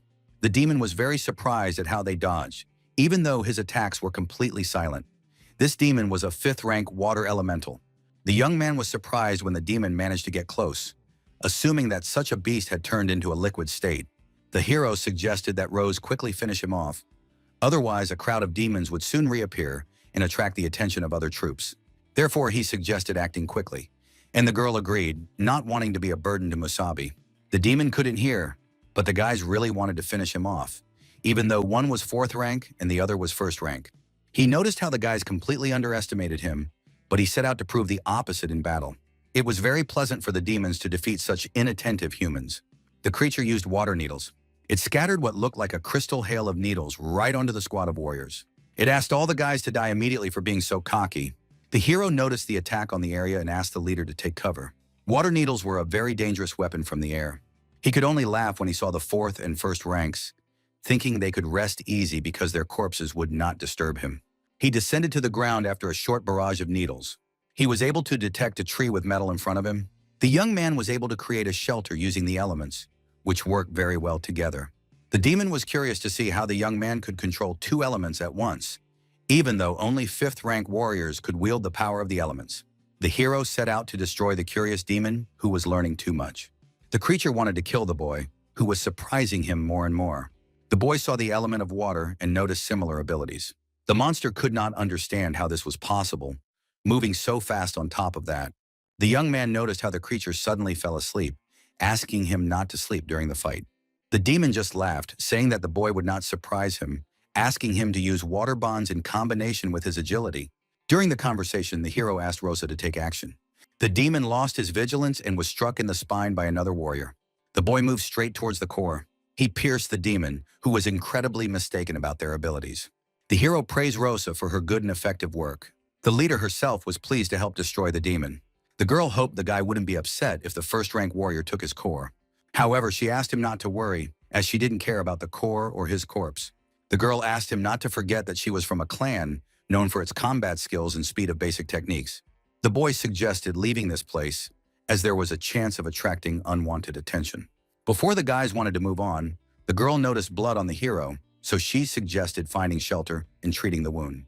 The young man asked her not to worry about a mere scratch. The leader could not allow this and ordered the guy to treat the wound immediately, because treating it was Rosa's job, otherwise her presence was meaningless. The young man agreed to treat his wound on the way. Suddenly, the girl noticed a target approaching them both. The stranger turned out to be a warrior who wanted to finish off the hero from behind. The shockwave passed through the ground, which even the leader was unable to avoid. The boy was able to block the blow, which they quickly discovered. The warrior was right that the boy was no ordinary potato. He noticed that the hero's skills were far beyond the 4th rank. The young man asked to hide immediately. The bruiser, a 6th-rank warrior possessing the red core element of earth, was furious from the battle. The girl wanted to help the guy who had suddenly fallen into danger. The nurse should be more careful next time, but now she was in her hands. Rosa was under a special paralyzing technique. As a healer, the girl should understand what was happening to her. Initially, this technique was used to treat wounds, but with its help, it was possible to completely immobilize a person. The hero did not understand why the guys had reappeared. They abandoned their precious master and ran to him. How could they do that? Uda didn't understand how the guy had the courage to dare to defy him, even in the face of death. The master found it amusing to watch the hero fear losing face in front of his girlfriend. Rosa did not understand what girlfriend he was talking about, assuming that the guy was definitely looking for death, not the demon's crystal. The young man praised the nurse for her good work, offering to reward her generously later. But first he wanted to take care of Rosa, gradually laughing maliciously. He asked her to enjoy Musabi's death first, and then he would enjoy it. No one had ever dared to refuse the guy, so the girl interested him greatly. The mercenary asked the gentleman not to leave the shelter, as the bruiser wanted to deal with the hero himself and would bring the girl to him later. The boy knew that no one would attack their squad if such a mercenary was on the team, and he didn't like sitting quietly and hiding. Utaski wasn't afraid of anything when he was 5th rank, and it seemed to him that the mercenary greatly underestimated him.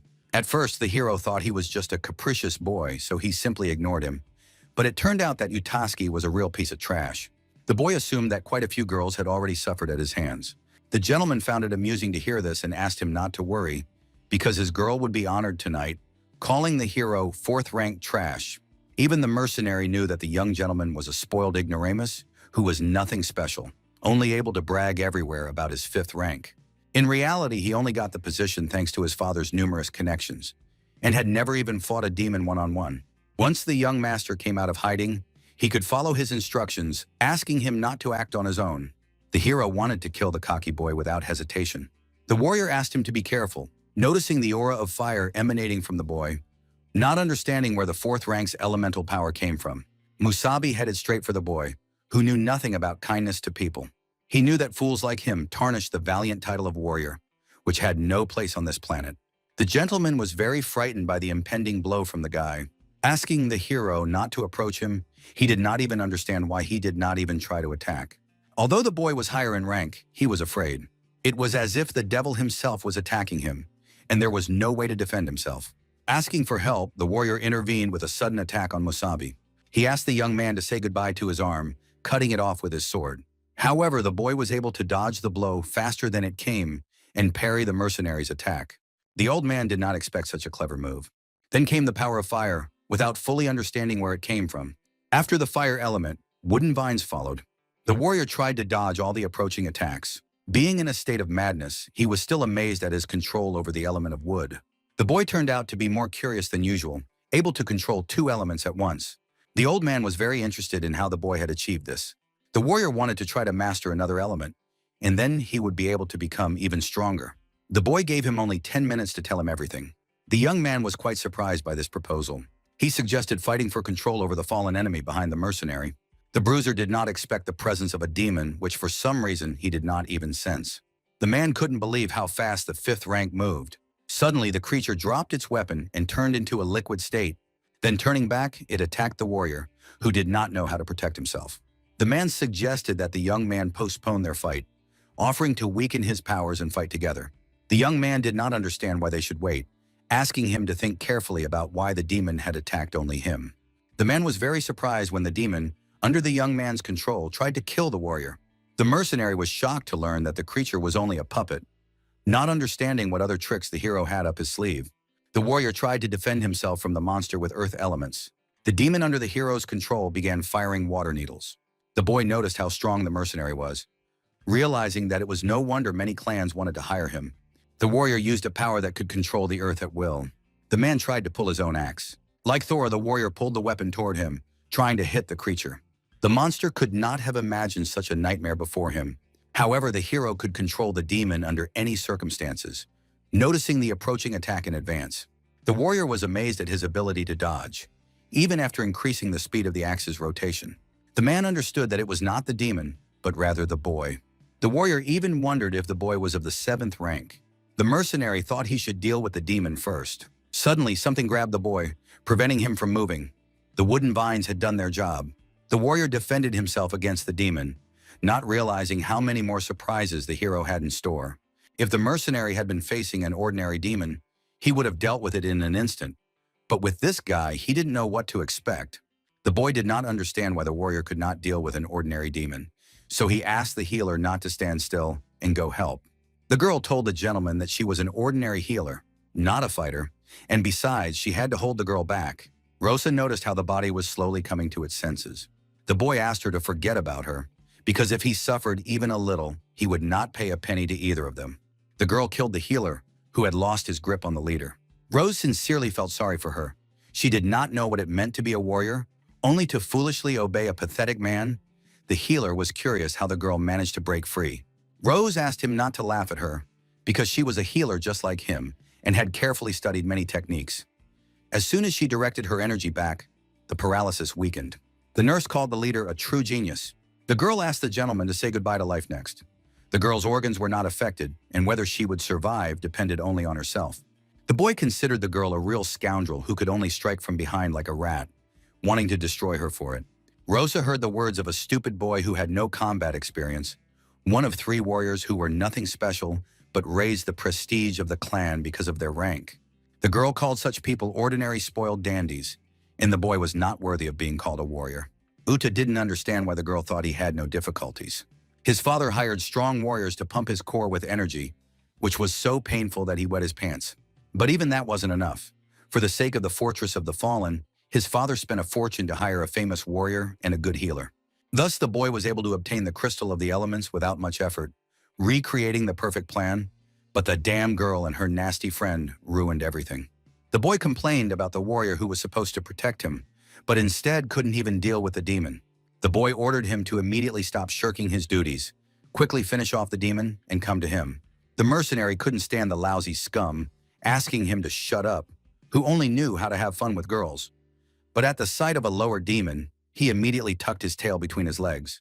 The young man couldn't believe how his ally dared to be so rude to him, saying such nasty things. The girl completely agreed with the warrior's opinion and prepared a knife for revenge. The master wanted to use all the necessary forces to fight the healer. Suddenly, the girl decided to attack much earlier than the guy, who didn't even have time to understand anything. As the leader, she was right behind him and finished him off. The young man felt real pain from the enemy's blows for the first time in a long time. Thinking of revenge, he tried to wound her with a knife, but the rose had long since managed to dodge.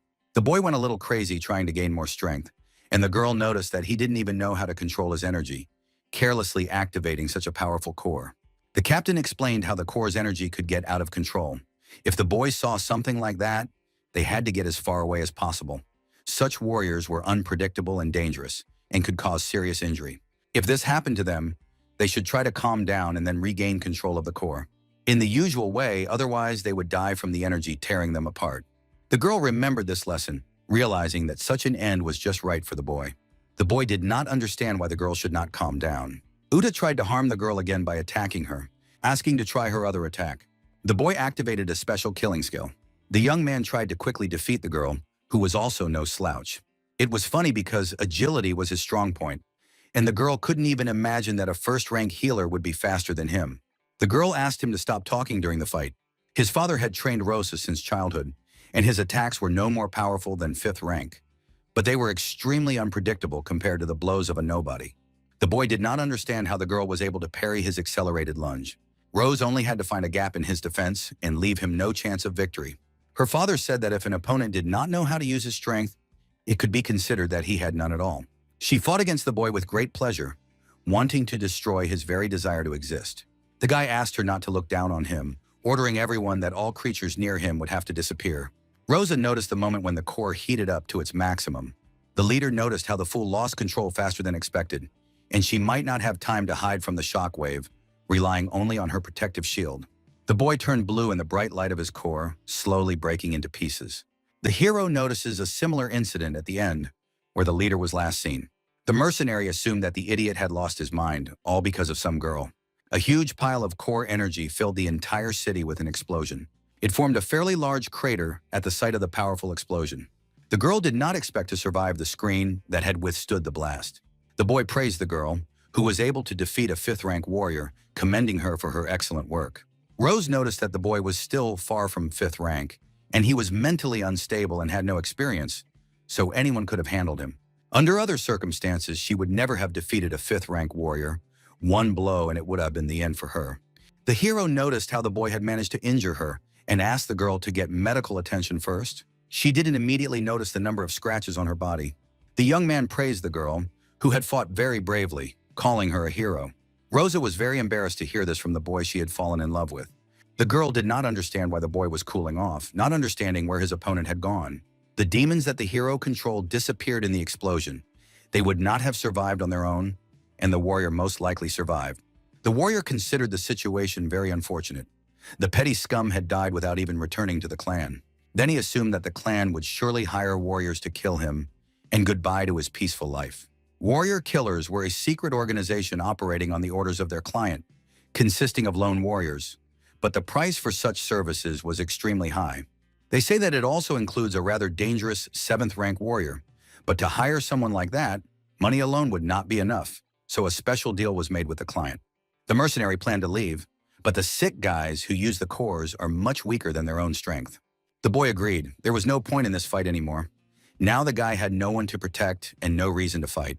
The warrior was interested in the serious battle that had taken place between them, as he feared he would suffer greatly from the forces of nature, the control of the fallen, and much more. The guy was curious about how strong the boy was and where he learned such techniques. The young man asked him not to exaggerate, so that an ordinary 4th-rank warrior, who had recently acquired some abilities and stood up to such a foe, would not think that he could ultimately stand up to a mercenary. The warrior had heard similar things about certain abilities. There were truly gifted talents whose skills were beyond the capabilities of an ordinary warrior. The mercenary was curious. Since the young man already possessed elemental power, why did he need the elemental crystals, which were meaningless to him? The young man preferred not to answer that question. Everything seemed right. The crystal could give the warrior the power of the 5th rank, but the boy wanted to try merging with this power if possible.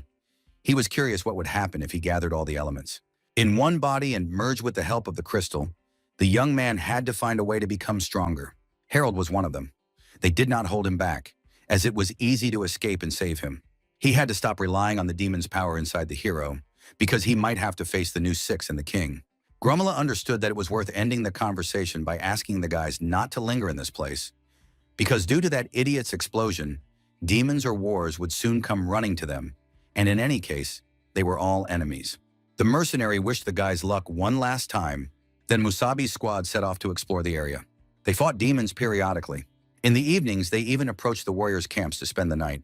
They were able to agree on a temporary truce. The girl was curious to see how much more interesting Musabi would seem after some time. Rosa suggested that the boy get some sleep.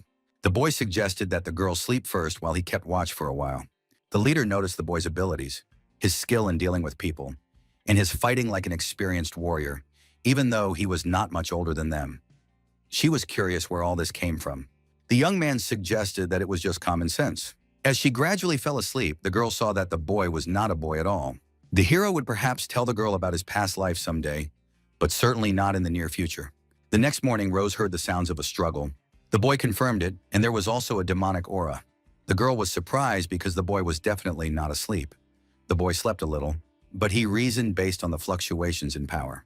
It was clear that there were quite a few warriors pursuing the demon, suggesting that they find him first.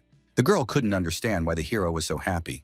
The young man was indeed happy and eagerly awaited a new acquaintance. In his past life, he had fought all kinds of demons, and he was extremely curious about what they were like. The guy wanted them to be the first to reach their prey. The squad moved forward at incredible speed. The boy noticed that the demon had slowed down, apparently finding refuge, but the girl did not understand how to find it in such a limited area. The hero knew perfectly well where the demon was, but he didn't want to admit it. But from the moment the boy stumbled upon the creature, he began to sense its presence. The girl asked him to pay attention to the nearest players.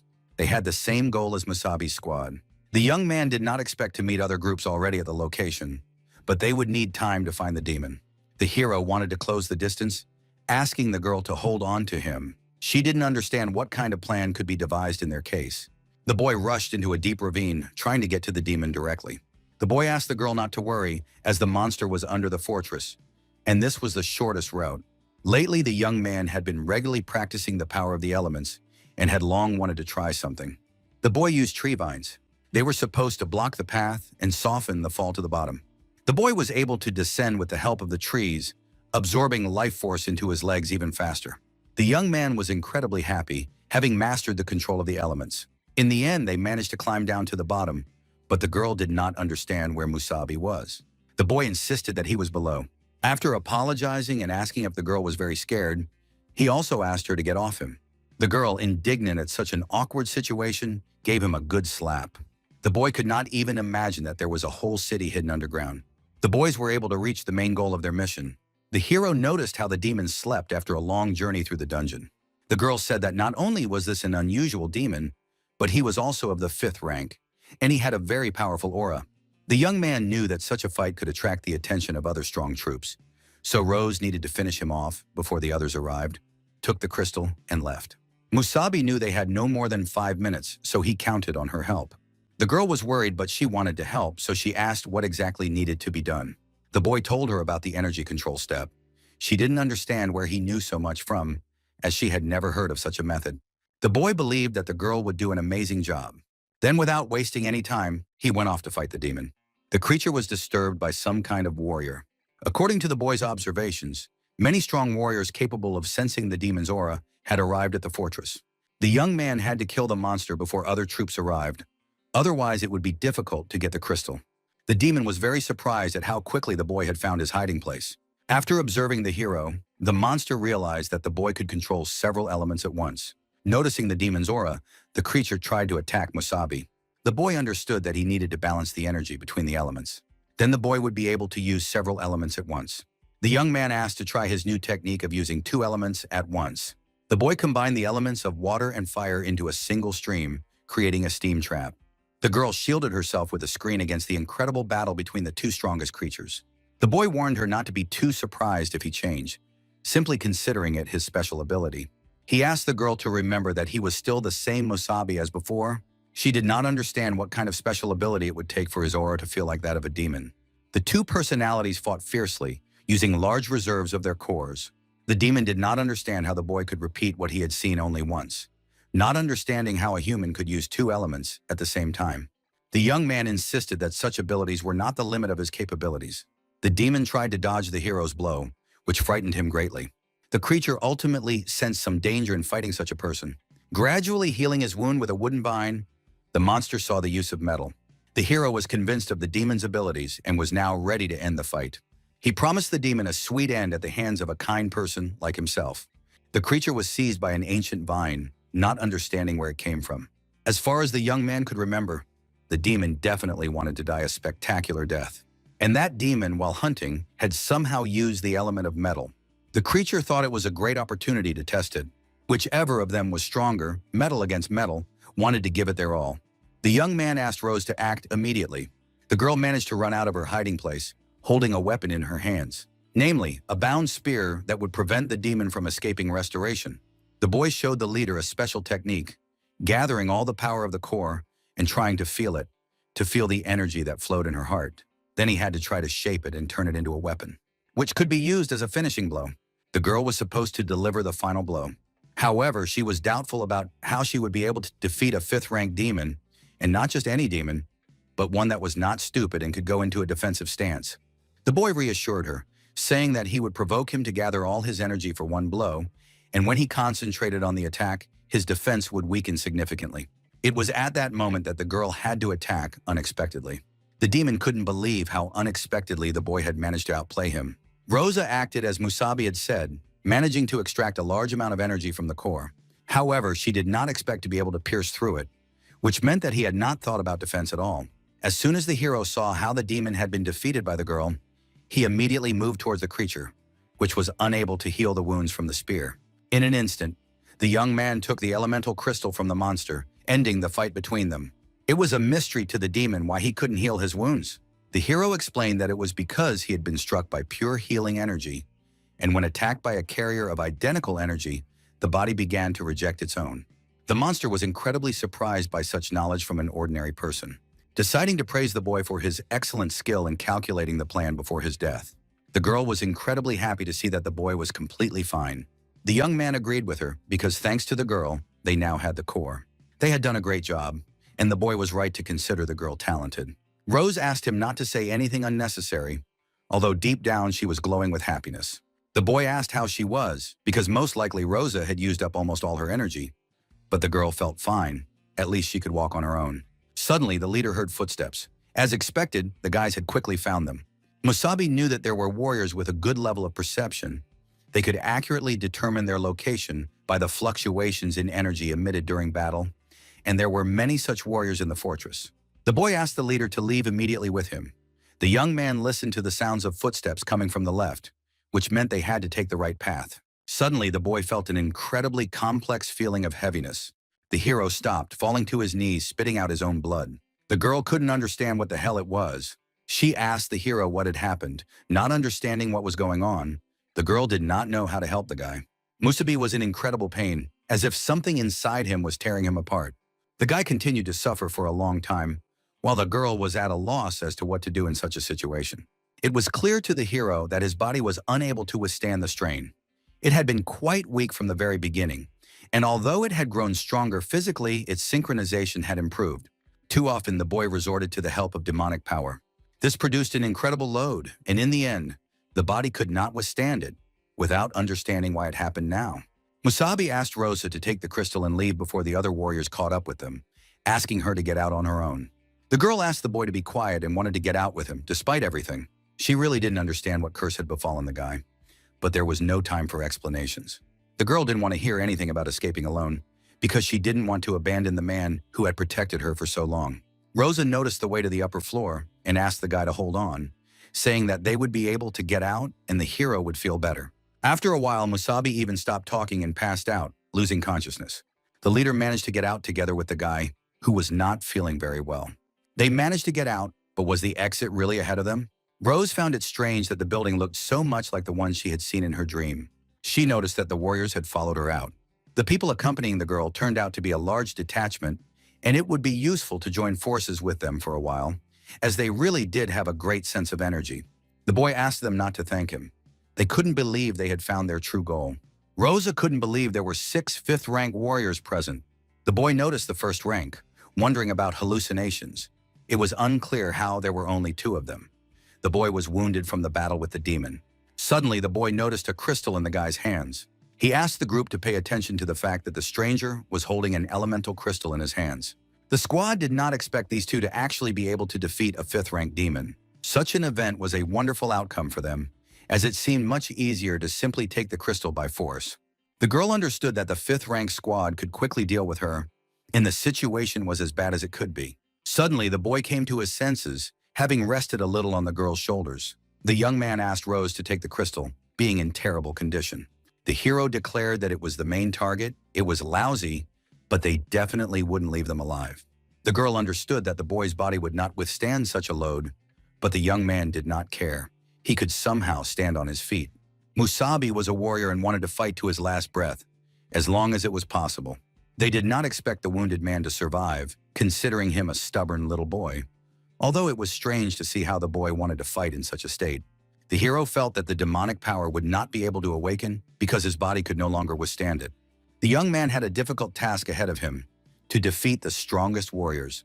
The girl suddenly remembered the nightmare she had before they went to this place. Rosa had a terrible feeling of foreboding. A man from the squad suggested quickly finishing off the guy, and then they would have the crystal. The boy asked them not to show off, as the guys had already found a buyer. They wouldn't use it themselves, but they would make a fortune, then split it between the three of them and buy elite equipment. The hero had about a minute. If he summoned the demonic power, his body would not last more than a minute. The young man decided to take the risk to save his friend, to at least try to help Rose get out of that cursed place.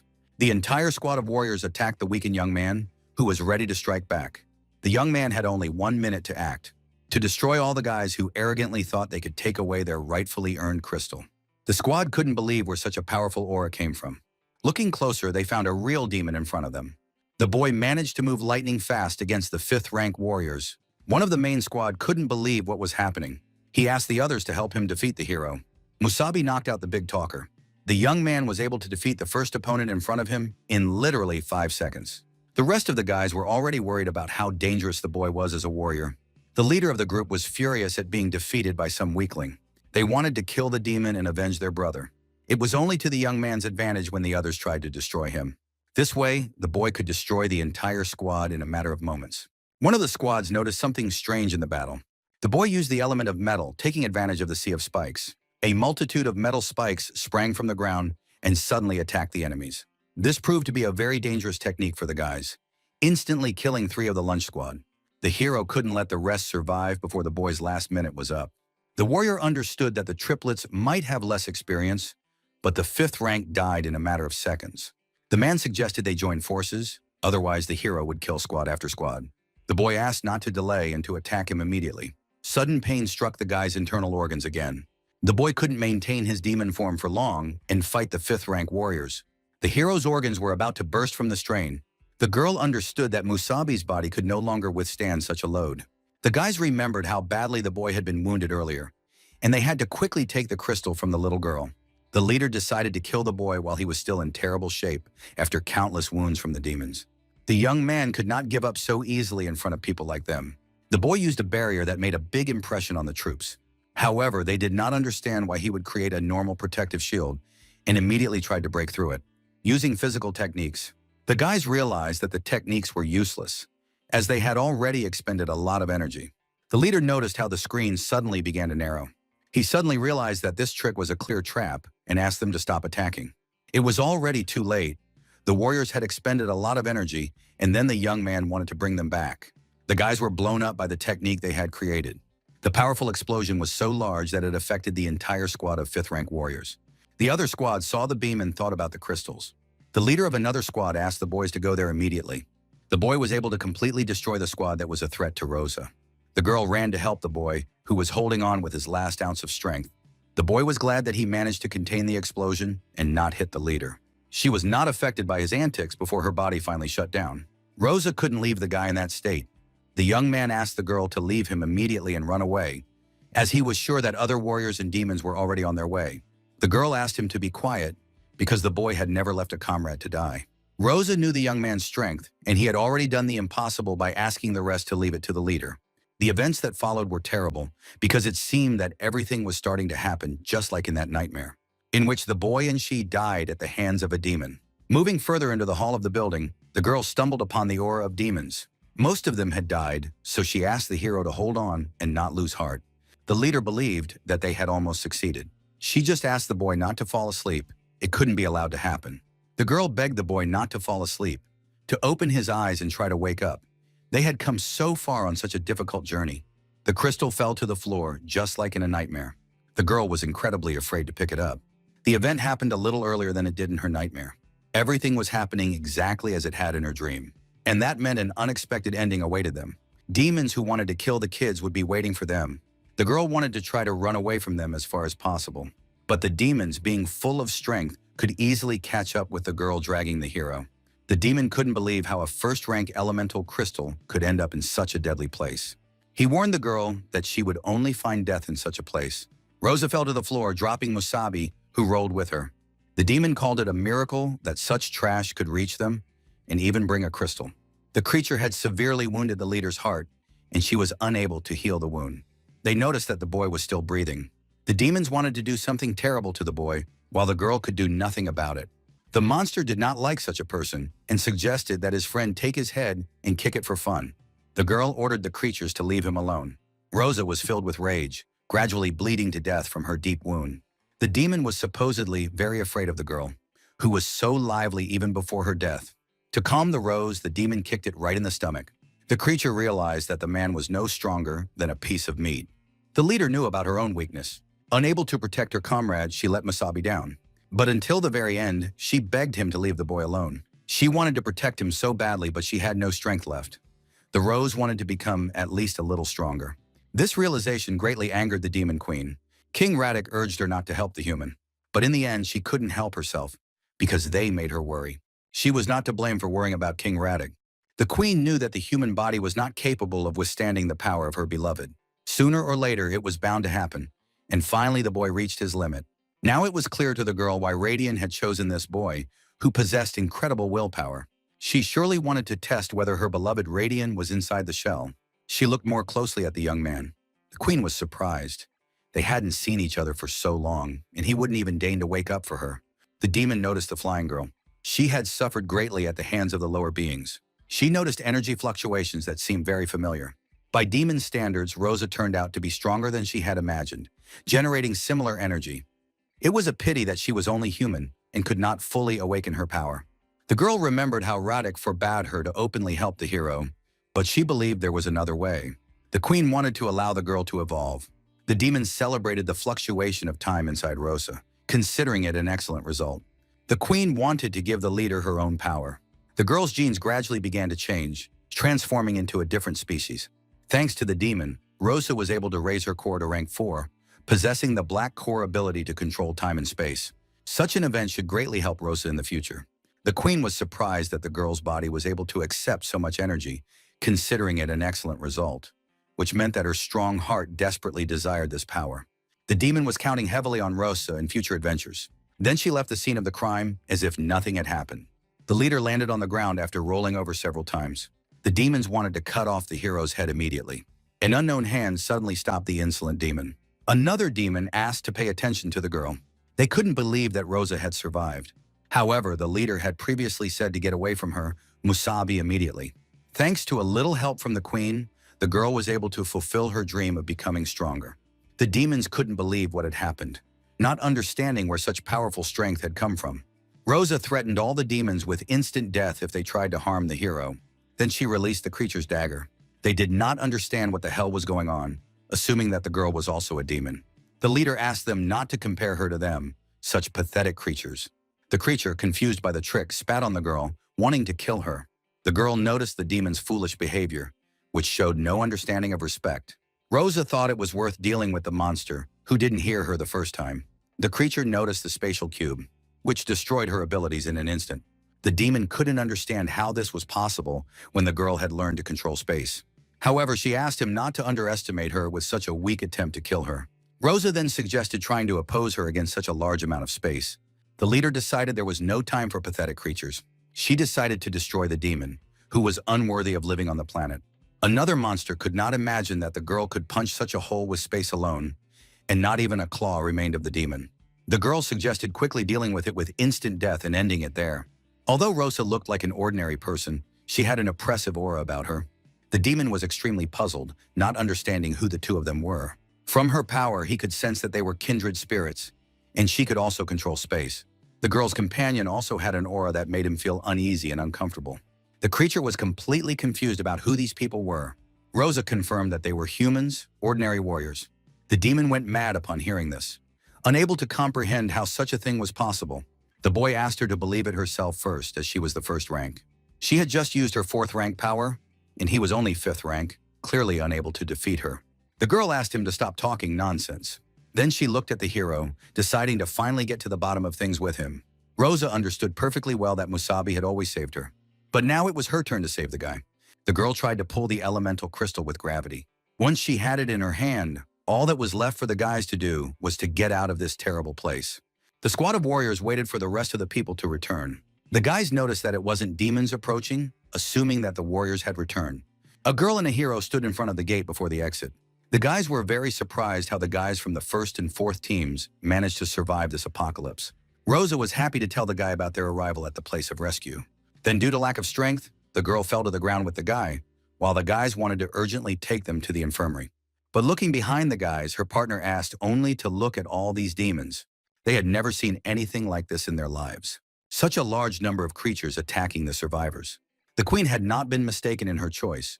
The rose perfectly matched her energy. In addition, she had not yet awakened her gift of foresight, and the demon was eagerly and impatiently waiting for this event. The girl suddenly woke up after a long blackout. She assumed she was in the infirmary, and apparently someone had helped the guys. The leader had a strange dream, not understanding who it was.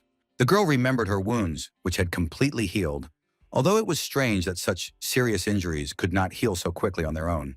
Rosa did not even know what had happened in the fortress, having no memory of the events whatsoever. The leader's head was splitting, as if all her memories were shrouded in fog. The hero believed in the girl who had managed to pull him out on her own. Rosa couldn't believe she was standing in front of Musabi. The young man had heard from the guys who had helped them that the girl had dragged him to the very gates, so he wanted to express his deep gratitude to her. What had happened was a real nightmare for the hero himself. The girl immediately asked how the boy was feeling at the moment. The young man was doing great and would soon be completely recovered. He apologized for his stupidity, which had put them all in danger, and they had almost died because of some crystal. The girl remembered his crystal and wanted to ask where it was. The boy asked her not to worry because he had it with him when he woke up and found it in his clothes, assuming that the girl had hidden it, and thanked her again. Rosa had already forgotten about what had happened. The boy said that they had managed to accomplish what they had set out to do, and now they needed to find a safe place and test the crystal.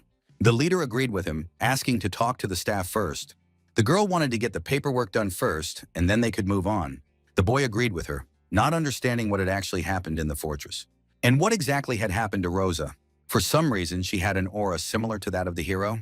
The kids set off on an adventure in a rented car. The leader realized they needed to find a secluded place. Musabi agreed that it was a place where he could concentrate, and besides, he needed time to study the crystal better so that the fusion would be successful. As far as the boy remembered, the demon could use all the elements, and this crystal contained the earth element he needed. If all the elements were depleted and then the crystal was used, the result would be interesting. The girl remembered how her father once said that in Class B cities, halls were rented out, usually used by warriors for their training. Perhaps it would suit the boy as well, and the hero was glad to hear it, because there was a Class B city nearby. The guys arrived in the B-class city of Salamanca, known as a historic trading city with modern infrastructure. The boy noticed how popular the city was, and the girl confirmed his words, saying that many visiting warriors called the place unforgettable. Rosa noticed many hunters. The young man did not expect that even such a delicate girl would know about them. The leader knew the universal fact that hunters were warriors who lived outside the wall, wandering from city to city without settling anywhere. They mainly explored the area and robbed people. Their groups were small, and their requirements for newcomers were very high. They were truly organized groups, armed to the teeth. Although Salamanca was a B-class city, it was one of the few trading cities, and the hero now understood why there were so many strong warriors in such a place. This city offered great opportunities. Musabi hoped to find a suitable hall, but there were incomprehensible combat points in front of the guys. The man couldn't believe that the boy didn't know about the universal currency of warriors. The man explained that it was a special currency for warriors, which they could use to make any purchases. The seller saw the boy as a warrior of even the 4th rank, but he seemed to have fallen from the moon, or maybe he was cosplaying. The girl explained that combat points were tied to the warrior's identity, and it was easy to find out how many points the boy had in his account by simply touching the scanner. The boy now understood, but in the past there were no points. All goods were honestly shared among citizens, and if something was missing, a request could be submitted. Now times had changed, and everything had changed quite quickly for the boy. The scan was successful, revealing that the main character had 0 combat points. The guys started laughing at the poor warrior who really wanted to rent the hall. The salesman was very angry because the boy was homeless and thought he could get away with wearing a warrior's uniform to get in for free. The hero understood that in this life he was indeed a homeless person, although there was nothing to be surprised about. The girl scanned her remaining points and had 1,200,000 points. She asked for the largest hall that was currently available. Everyone around her was very surprised at how rich she was. Rosa asked for the room to be given to her as soon as possible. Rosa's father was the richest man in the village. The hero would have to pay for this, but the girl asked them to forget about it. The servants asked the lady to follow them. In their eyes, the leader was a beloved, irresistible, and most precious guest. Musabi knew, of course, that the girl was from a wealthy family, but he did not know that they were truly rich. The girl would not have said so because her father always taught her modesty. She had to show off so that they would not make fun of Musabi. The salesman presented an area of 200 square meters, with walls, floors, and ceilings made of special durable materials. And at the end of the hall was an elite recreation area where, in case of danger, one could hide in an underground shelter. The hero thought these apartments were not bad, and the girl agreed with him. The girl did not know how many days they would need, but once her companion finished, they would settle up. Rosa didn't want to distract the guy from his business, so she asked him not to think about her. The girl wanted to go for a walk around the city. She even thought about renting an apartment somewhere nearby, as she also needed to take care of her own harvest. The hero would let the girl know when he was done, offering her his jacket because it was quite chilly outside, but the leader refused to take it. The boy had to become stronger and save his friend. Harold possessed the blue core from the old six. The new six and the new king will regret what they have done, and when the time comes, they will all pay for everything with Musabi's power. The boy wanted to put an end to all the suffering of his comrades. The fortress showed that the boy could not rely solely on the power of the demon. The young man must become stronger by extracting the element of earth, and then unite all 5 elements. The boy asked the core of the elements to respond. After a while, the girl began to slowly remember something. As if there was some kind of power, she was able to abruptly reach the 4th rank, wielding a powerful but unfamiliar force, celebrating an insatiable thirst for battle. She heard someone's insistent whisper growing stronger.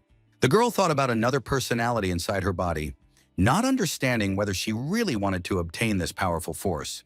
The incomprehensible power that was inside Rosa could not completely control her. The leader noticed spectacular battles in the arena where all seats were limited. The worker handed out tickets to the townspeople to watch the spectacular battles between the warriors. Warriors of completely different levels participated, which is why the arena's rating attracted so many spectators. The girl stopped, realizing that perhaps this was a good opportunity for her to learn to control her new power, and it didn't matter what the voice inside her whispered. After all, Rosa wanted to try to fight and become stronger. However, if the girl was going to participate, she had to take care to hide her identity. The girl noticed a shop selling masks, where there were many people. Rosa wanted to become much stronger so that she would no longer be a burden to others. And she didn't want anyone, human or demon, to look down on her if a mysterious power had truly awakened in her. The time had come for Rosa to use it. The old man enjoyed the event, and in one day he had gathered a good haul. The leader suddenly turned to the owner and asked to participate in the arena. The man was always happy to welcome new warriors, asking for their rank, name, or call sign. The girl reported that she was of the 4th rank. Her call sign was Rakshas. The owner was very grateful, introducing the Salamanca arena and asking if the lady would participate that evening. The girl was straightforward, wanting to be ready at that very moment. The man was pleased to hear this, because there had been no new blood in the arena for a long time. The average level of strength was set for men, and women very rarely participated in fights. The owner called a young boy to quickly show the girl the way. The young man was happy to greet the young lady. He asked her to come with him and showed her the way. The boy managed to register Lady Rakshas, asking her to allow him to explain the basic rules of the fight. The girl asked not to be called madam, to do without unnecessary politeness, and simply call her Rakshas. The young man was pleased to hear this from such a perceptive person. She thanked him and asked what the highest rank of participants was usually in this place. The boy knew that at the moment it was 5th, but only among men, asking her not to worry, as among women it was 4th, like Rakshas. The leader suspected that men and women fought separately, which the boy confirmed, and that it was mainly men who participated, with a shortage of women in the arena. Rakshas wondered why they didn't have mixed fights, and the young man confirmed that this had been the case before, but the men refused to fight the women. It was shameful to lose, and winning was not honorable, so in the end they were separated, and then gradually fewer and fewer female participants began to come. The girl understood that one could become stronger or weaker. It did not matter who the opponent was. All the excuses were made up by real weaklings. The boy completely agreed with Rakshas. A warrior was defined by strength. Suddenly, the kids were able to reach their destination. Entering the women's arena of cruelty and raiding, Rosa noticed a large number of interested spectators and felt relieved that she had put on her mask in advance. All the girl had to do was enter the arena, defeat her opponent, and receive her reward. The leader did not expect to hear about money, not realizing that there would be something else besides it. The boy remembered that, in addition to money, it was possible to raise one's rating, which could also be considered a prize. The girl agreed to take the rating as a prize. For a warrior, there was nothing more important than honor. After Raksha's decision, the boy suddenly blushed, feeling romantic excitement as he fell in love with her.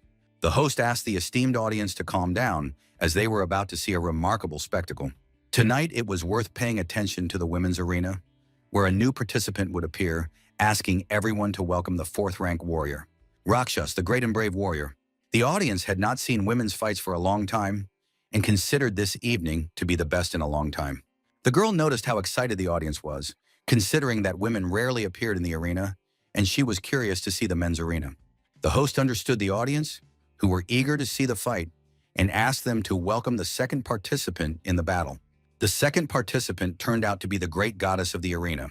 The girl did not expect to meet such a participant with a loud call sign right away.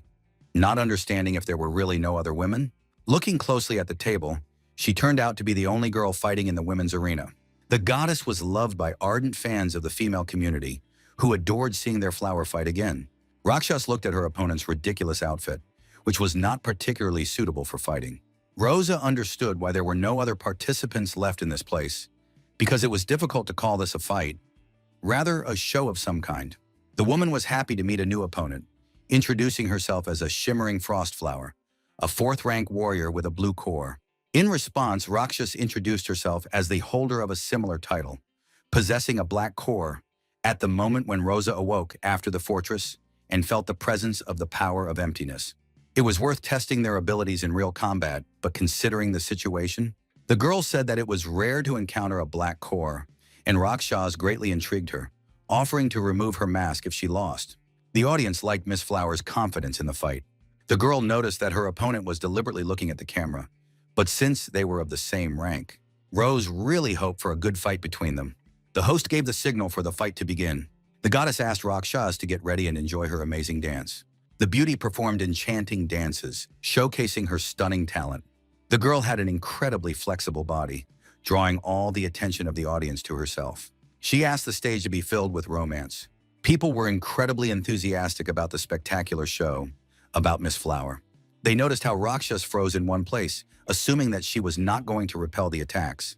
The girl was interested in Rose's opinion of her blossoming dance. Rakshas did not stand on ceremony because she came to the arena not to dance but to fight. The audience couldn't believe such rough treatment of their flower. The girl was able to knock out the goddess of dance with a single blow. To Rosa, her opponent seemed even worse than that jerk in the fortress. She had no warrior spirit left in her, only bright tinsel to lure the crowd. She claimed that because of women like her, female warriors were not respected. They lived for battle, asking not to disgrace the title of warrior and not to dare look down on them.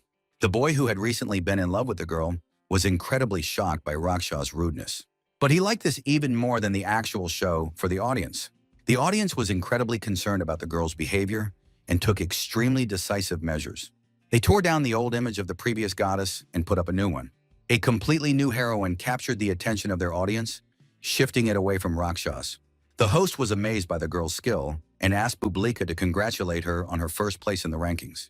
The girl did not take the fight seriously because she was not interested in an arena where there was only one person. She wanted to fight with men. The host couldn't believe what Rakshas said. Rosa wanted to go to the men's arena and tear all her opponents to pieces. Meanwhile, somewhere in the Salamanca market, passers-by notice a very unusual couple, assuming they are on a date. The boy told the girl that they had arrived at a rather famous market.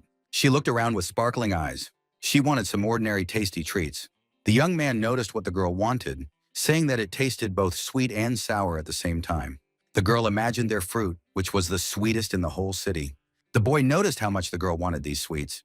The boy realized he should have bought the whole assortment at once, but the seller was very busy.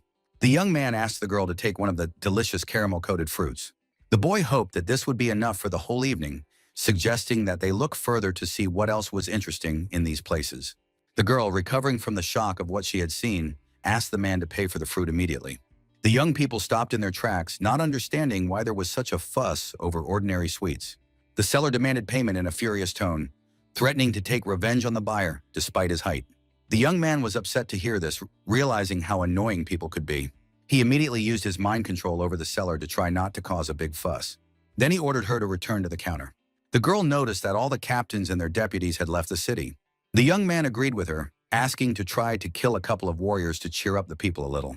By his standards, humans turned out to be fragile and cowardly creatures. And as soon as he finished his task, they would be able to slaughter everyone around them. Meanwhile, the master wanted to introduce a new participant to the men's arena. Rakshas, who was able to stand out among the participants in the women's competition, crossed over to the men's group. The audience was incredibly happy to see a female representative. They wanted the girl to beat all the men. The master said that no one agreed to fight against their participant, and he had to spend a lot of time persuading them. The host introduced the first opponent in the arena, a fourth-rank warrior named Iron Rays.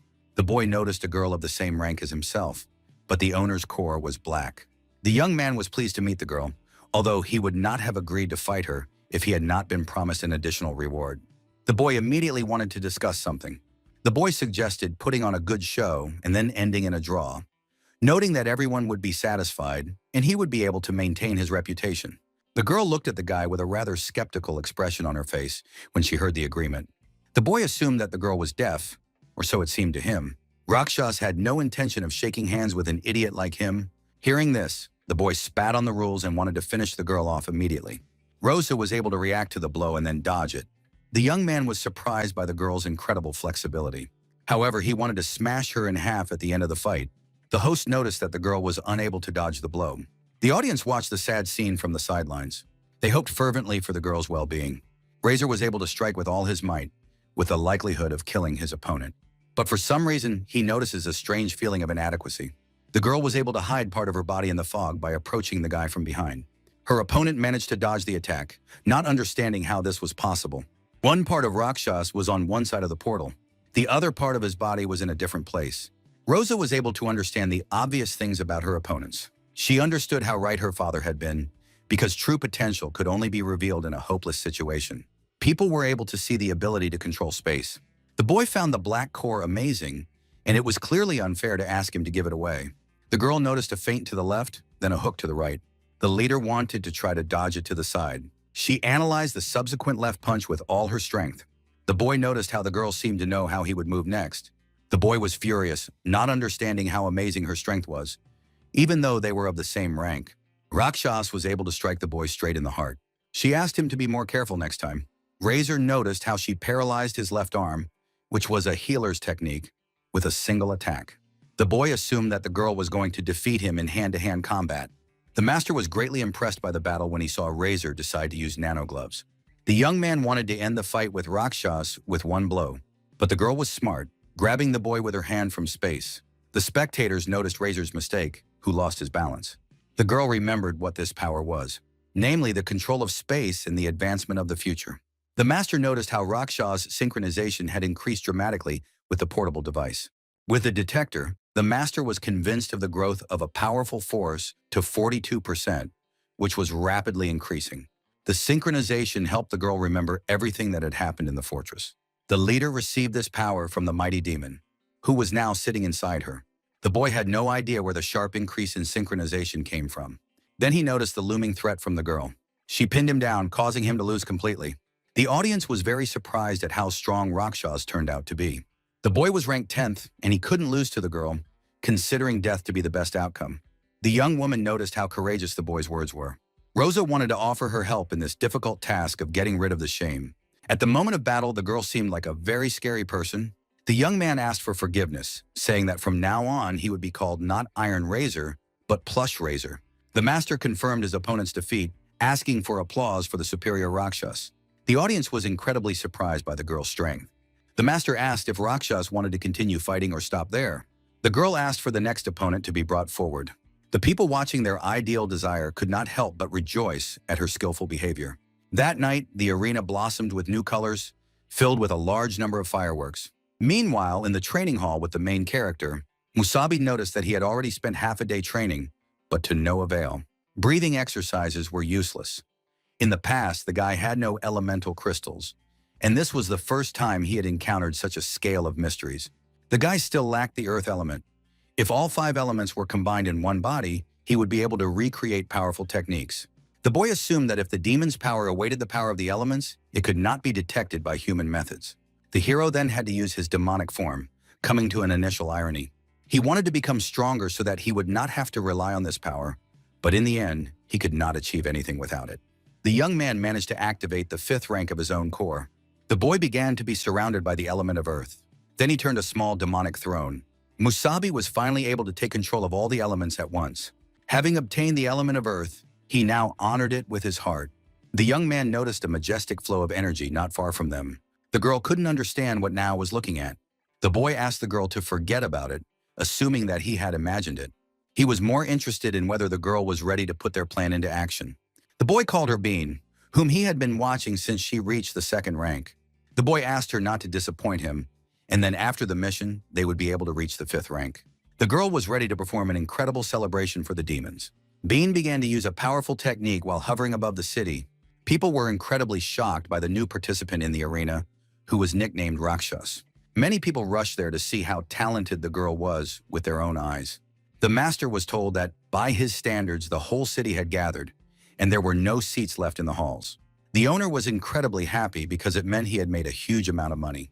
All the spectators were willing to pay even more money if they could catch even a glimpse of the great Rakshas. Many spectators could not help but admire the now famous arena participant. The guys created a huge poster to support their main idol.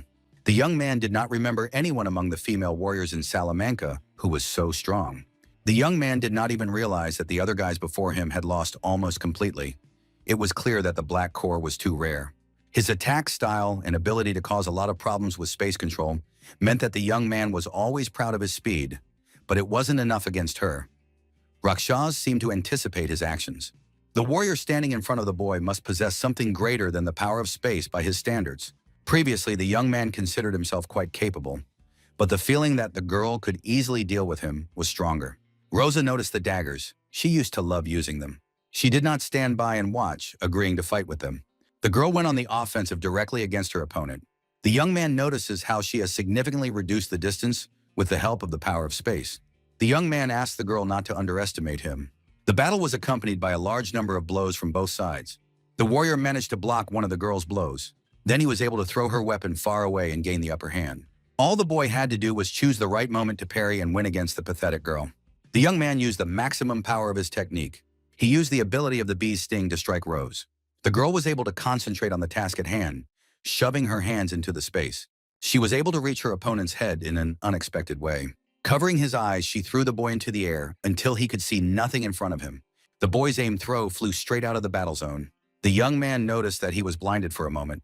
The host declared that since the opponent had gone outside the arena, the girl had obviously won again and asked her to introduce her next opponent.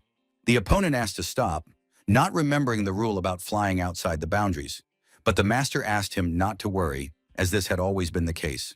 The young man suggested that the next opponent wait, but the opponent who had taken first place did not want to tolerate such insolence towards him. A boy passing by ignored the request of the defeated young man. Moments like this made him think about what he had said earlier. The host asked the audience to welcome the winner of the men's ranking, who had been undefeated for 6 months. The one who was called the strongest 5th-rank warrior in the city of Salamanca, Lulan's Tansov Kyle. People were very tense when they saw such a formidable opponent against their goddess. The boy couldn't believe that Rakshas was fighting him and suggested postponing the battle with him. He offered the possibility of changing his mind, but the master knew that the boy did not understand much. The owner had initially advertised the event, selling 10 times more tickets than usual, and was now fabulously wealthy thanks to the two of them. The master didn't care who survived in the end. Looking at the monster, the girl noticed the 5th rank, which was perfect for testing how much she would lose to this power. The young man noticed a very strong charm in the girl. The boy watched all her fights, mentioning her power to control space and her ability to foresee her opponent's actions. Praising her, the girl is probably strong enough for the 4th rank for the boy, who wanted to turn her into mincemeat. Rosa immediately notices how different this warrior is from the others, surprised by how he tries to overwhelm her with his abilities. Suddenly, the boy approaches her with incredible speed. Rosa received her first blow from an opponent in a long time. The boy couldn't understand why she would think or try to predict his actions, as it proved useless against him. The girl couldn't understand why, since she could see everything perfectly well. Rosa wanted to find out what the problem was with her mistake. The boy began to move completely differently than the leader had anticipated, but it was unclear what kind of ability this was. The warrior asked the girl not to waste his time. He had not come to fight a vegetable, and he did not want to hear later that he had beaten a defenseless girl. The boy didn't like this at all. Rakshas was discouraged, but the boy provoked her even more. She tried to calm down and watch his movements carefully. The boy loved lively girls very much. The boy's locked eyes filled with the desire to tear each other to pieces. Rosa was able to anticipate her opponent's next move. A sudden feeling of anxiety rose to her ears. The girl was unable to correctly predict her opponent's actions, which caused her to suffer. The boy noticed that along with the mask, he had to wake up Raksha's head. The spectators feared for the girl's condition and hoped that her body would survive, although some were curious to see her face. However, the viewers were mistaken. The girl was able to block the boy's blows. The host couldn't believe that Rakshas was able to do the impossible at the last moment. The girl managed to repel the attack, which was incredible given her opponent's incredible speed. Rosa also noticed how fast the boy was. She could barely react. Perhaps if it weren't for such power, she would not have dared to face the owner of the red core, but he was faster and stronger than the girl. Rakshas now understood that it was not a matter of her abilities. The boy instantly made several false attacks to confuse the leader. To defeat her opponent, the girl was forced to use the portals and go on the offensive. She moved from one portal to another, gradually approaching her opponent. The boy had no idea what plan had come into this girl's head. But seeing the power of space again greatly attracted him, as Rakshas wanted to seize the initiative. The boy liked decisive women, calling them beautiful flowers. The young man created several phantom doubles to try to find Rose. It didn't matter to the warrior where the enemy appeared from. In any case, she would be hit by one of the blows. The girl noticed the boy's dangerous ability, but the main task was to leave room for maneuver. The young man always wanted to try playing a game with gophers in their burrows. The girl hurried to disappoint the guy, who would not be able to defeat such a defense. Rosa was able to wound the warrior, who lost his vigilance during the battle. The boy could not even imagine meeting such an opponent as a leader. His opponent's legs were injured, and he didn't understand where the girl had come from, because there was no such thing as movement in space. The girl noticed her opponent's agility and had to slow down a little, asking him not to worry because healers would restore his leg in a couple of days. Rosa even offered to patch up his leg with a green core, but the boy couldn't appreciate the leader's abilities. He couldn't believe that the girl was really a fourth-rank healer, and in the end, the boy found himself at her mercy. The audience was very surprised by Rakshas' abilities, which surpassed those of Cairo. The boy, not understanding the whole situation, wondered if his goddess could be defeated. The young man knew that Cairo was the leader of the arena rankings, and everyone talked about his particular cruelty, so the boy feared for the girl. But he heard from the owner how Rakshas was able to take the lead in the entire arena. The boy couldn't believe his ears when he learned how incredible Rakshas was, defeating the arena's chief killer.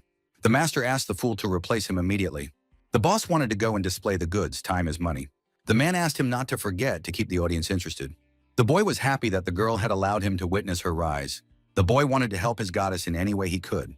The boy was shocked that Rakshas was able to win the title of leader of the men's arena by asking all the spectators to support her. The people in the large crowd were incredibly impressed by the girl's speech and abilities. The host got the most pleasure out of singing a song about money and decent wealth for the day. Suddenly, the master was stopped by the appearance of a lonely girl standing near the entrance to the arena. The host did not understand where the child had come from in such a place. He asked the girl why she was in such a place, assuming that she was lost and probably looking for her parents. However, the girl did not have parents to begin with. The appearance of a terrifying demon greatly frightened the man. But after a moment of terror, the girl got rid of the annoying man. The girl noticed a lively place where she could hear many joyful cries. She wanted to check where the sounds were coming from.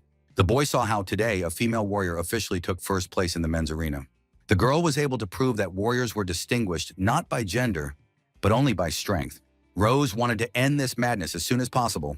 The boy noticed a spatial cube. It threw the boy straight towards the girl. The leader gradually approached, moving through the portals at incredible speed. The boy began to get angry at being pushed around like a toy, and Rakshas wanted to end it all with a similar blow. The boy asked her to try to do the same if she had enough strength. Suddenly, Rosa notices a strange feeling. It was as if the boys were in grave danger from a powerful demon. The girl stopped in her tracks, not understanding where the feeling of anxiety came from. The boy noticed Rosa's weakness, as she had completely forgotten about her opponent. She managed to dodge, flying through the air in a spinning turn. Then she landed on the boy's head, who did not expect such a trick from her. The girl was able to make the boy stumble to the ground. Then she stopped to check her sudden suspicions of danger. She felt a powerful demonic aura appear out of nowhere. Although the guys were in the city, they couldn't understand how such a thing was possible, where something like this could come from in the arena. The girl could feel a familiar aura, a demonic force at its core, sensing a familiar energy. The boy cursed today's fight because the girl dared to humiliate him in front of a crowd of spectators. People laughed at the supposed master of the ring, laughing even harder at the recent situation. However, it was more important for the girl to confirm her guesses about the demon's aura.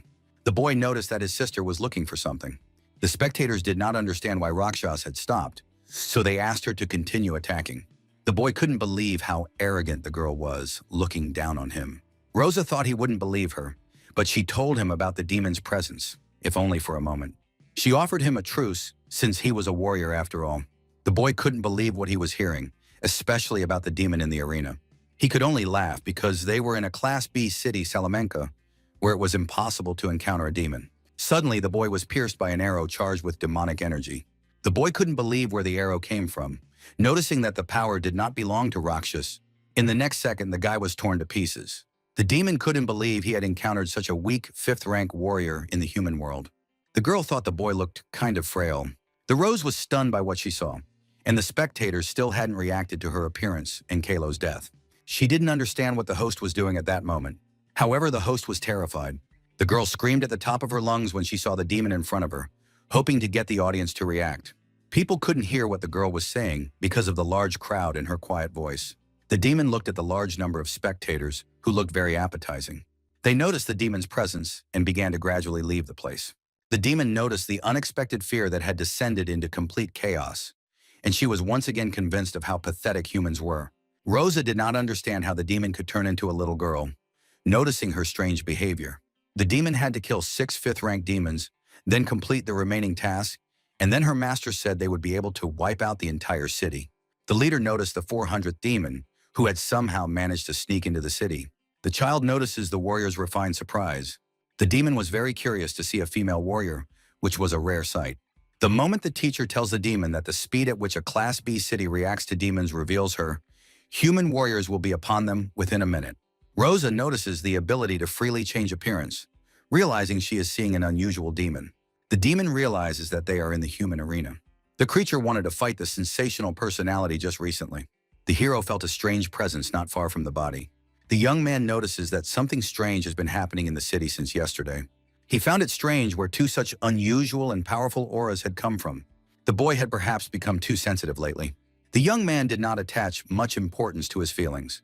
For him, it was important not to get distracted and to focus on his goal. The reason the core could give the warrior the power of the elements was that it contained the pure energy of the 5 elements, which was initially uncontrollable. But if he concentrated, it was an opportunity to find the element of earth that the young man needed. If he could fully feel and extract it, all 5 elements would be present in the body of the hero. The next step would be to combine these 5 elements and see what happened. The emergency exit of the arena was crowded with people trying to escape, their cries filling the air. The demon heard these delightful cries, demanding even more. She celebrated the incredibly beautiful mood in which the master said that man is a lowly creature prone to fear. Fear was a useless emotion that caused one to lose self-control and common sense. They, on the contrary, did not succumb to it so easily, calling themselves superior beings. The girl understood that she could not allow this childish appearance to mislead her. Rakshas noticed a very powerful demon in front of her, who spoke and thought completely differently from previous demons. The girl asked which master they were talking about and how many of their kind had infiltrated the city. The demon asked her not to forget that they only had 1 minute for the duel. She attacked the man, who managed to escape the attack. The creature notices a spatial ability. The monster was able to notice an incredibly strong smell filled with energy, not understanding which demon had given it such abilities.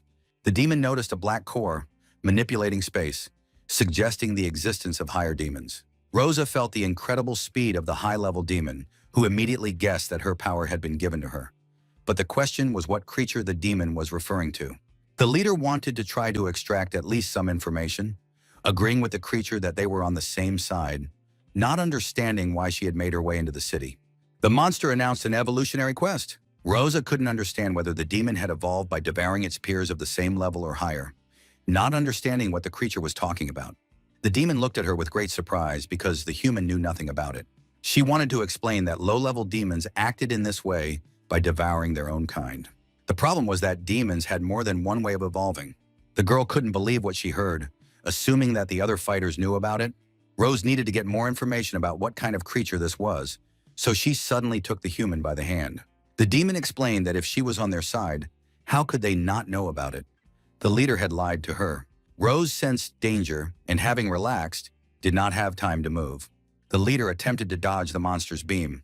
Rakshas managed to dodge the inevitable blow aimed directly at her head. She noticed more destruction, seemingly from the monster's small laser. Suddenly, the demon brought her claws right up to the warrior. The demon activated 4 burning beams at once. Rosa began to activating the space. The leader was lucky that she was already familiar with some of the abilities thanks to the tournament. The girl had to get around the enemy and simply cut off the back of its head. The demon was able to protect its body from the blades, as Rosa was still too weak to attack such creatures. The girl noticed the self-destruction and jumped back into the portal, wanting to get away from the creature. Rosa noticed a large flow of energy being released from the demon. The creature noticed how well the girl could control space. She even had to use the next stage. The girl asked not to worry about self-destruction. She planned to use only the original form for this mission. Rose did not expect to encounter the original form. Not knowing exactly how many more secrets the high-ranking monsters had, the creature's patience was reaching its limit, and she still had to complete the task, ultimately deciding to tear the leader to pieces. The arena was filled with the powerful presence of the great demon. The warriors did not notice any captains or vice-captains anywhere in the area. The guys were confused. They regularly encountered similar incidents in their neighborhoods, and no particular problems arose. But it was as if the demons had begun to plan everything. There was also a series of brutal murders in the city, and several freight carriers were killed, although some of them were high-ranking fighters. The warriors needed to stabilize the economy and secure Salamanca, so they asked the captains to organize a mass cleanup. They never imagined that on the very first day, someone would report an invasion of demons in the city. The guys wanted to see the demon. As vice-captains, they believed that no ordinary demon could defeat them. The man noticed a very strange event among people and decided that from now on, it was better to be more casual. The demon found the humans strange, paying attention to what they should, coming up with strange ideas where they didn't belong. The monster was curious about how Fossilinka was doing. Meanwhile, Rosa was fighting her in a very serious battle. Every moment of the battle seemed very unpleasant for the leader, who tried throughout the battle not to be drawn to the blue flame. Even from such a distance, a terrifying inferno raged before her. The monster did not spare any demonic energy in the battle against Rakshas. The demon believed that by dodging attacks, she was only wasting her precious time, calling her sister a female warrior. Rosa asked not to be called sister.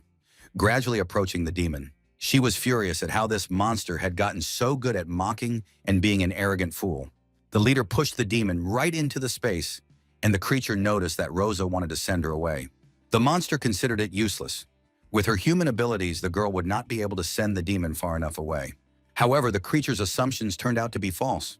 The demon couldn't understand how an ordinary person was capable of such a thing. The two of them were able to fly so high, and it was unclear what level of spatial abilities Rosa possessed. The demon had only seen a few warriors capable of carrying someone other than their owner, and it was unclear how a human warrior with such a level of control could exist, assuming that she really possessed the power of superiority. The girl got burned from the slightest touch, which was tolerable because the demon's power also affected the body. Rose should have taken advantage of the fact that her agility was not particularly useful in the air. Initially, her movements were simply a technique for fighting on the ground. She used her body weight to fight her opponent, but now the leader could use her spatial abilities to take her movements to a new level. The guys descended at incredible speed due to the great height. The girl was able to make the demon fall face down on the ground. Controlling space like that was not difficult to do. Rose ordered them to immediately tell her how many more demons like her had infiltrated the city. The demon understood that the one who had given the girl her spatial abilities was one of the great lords of the Black Queen. Otherwise, she would not have such a high-class ability.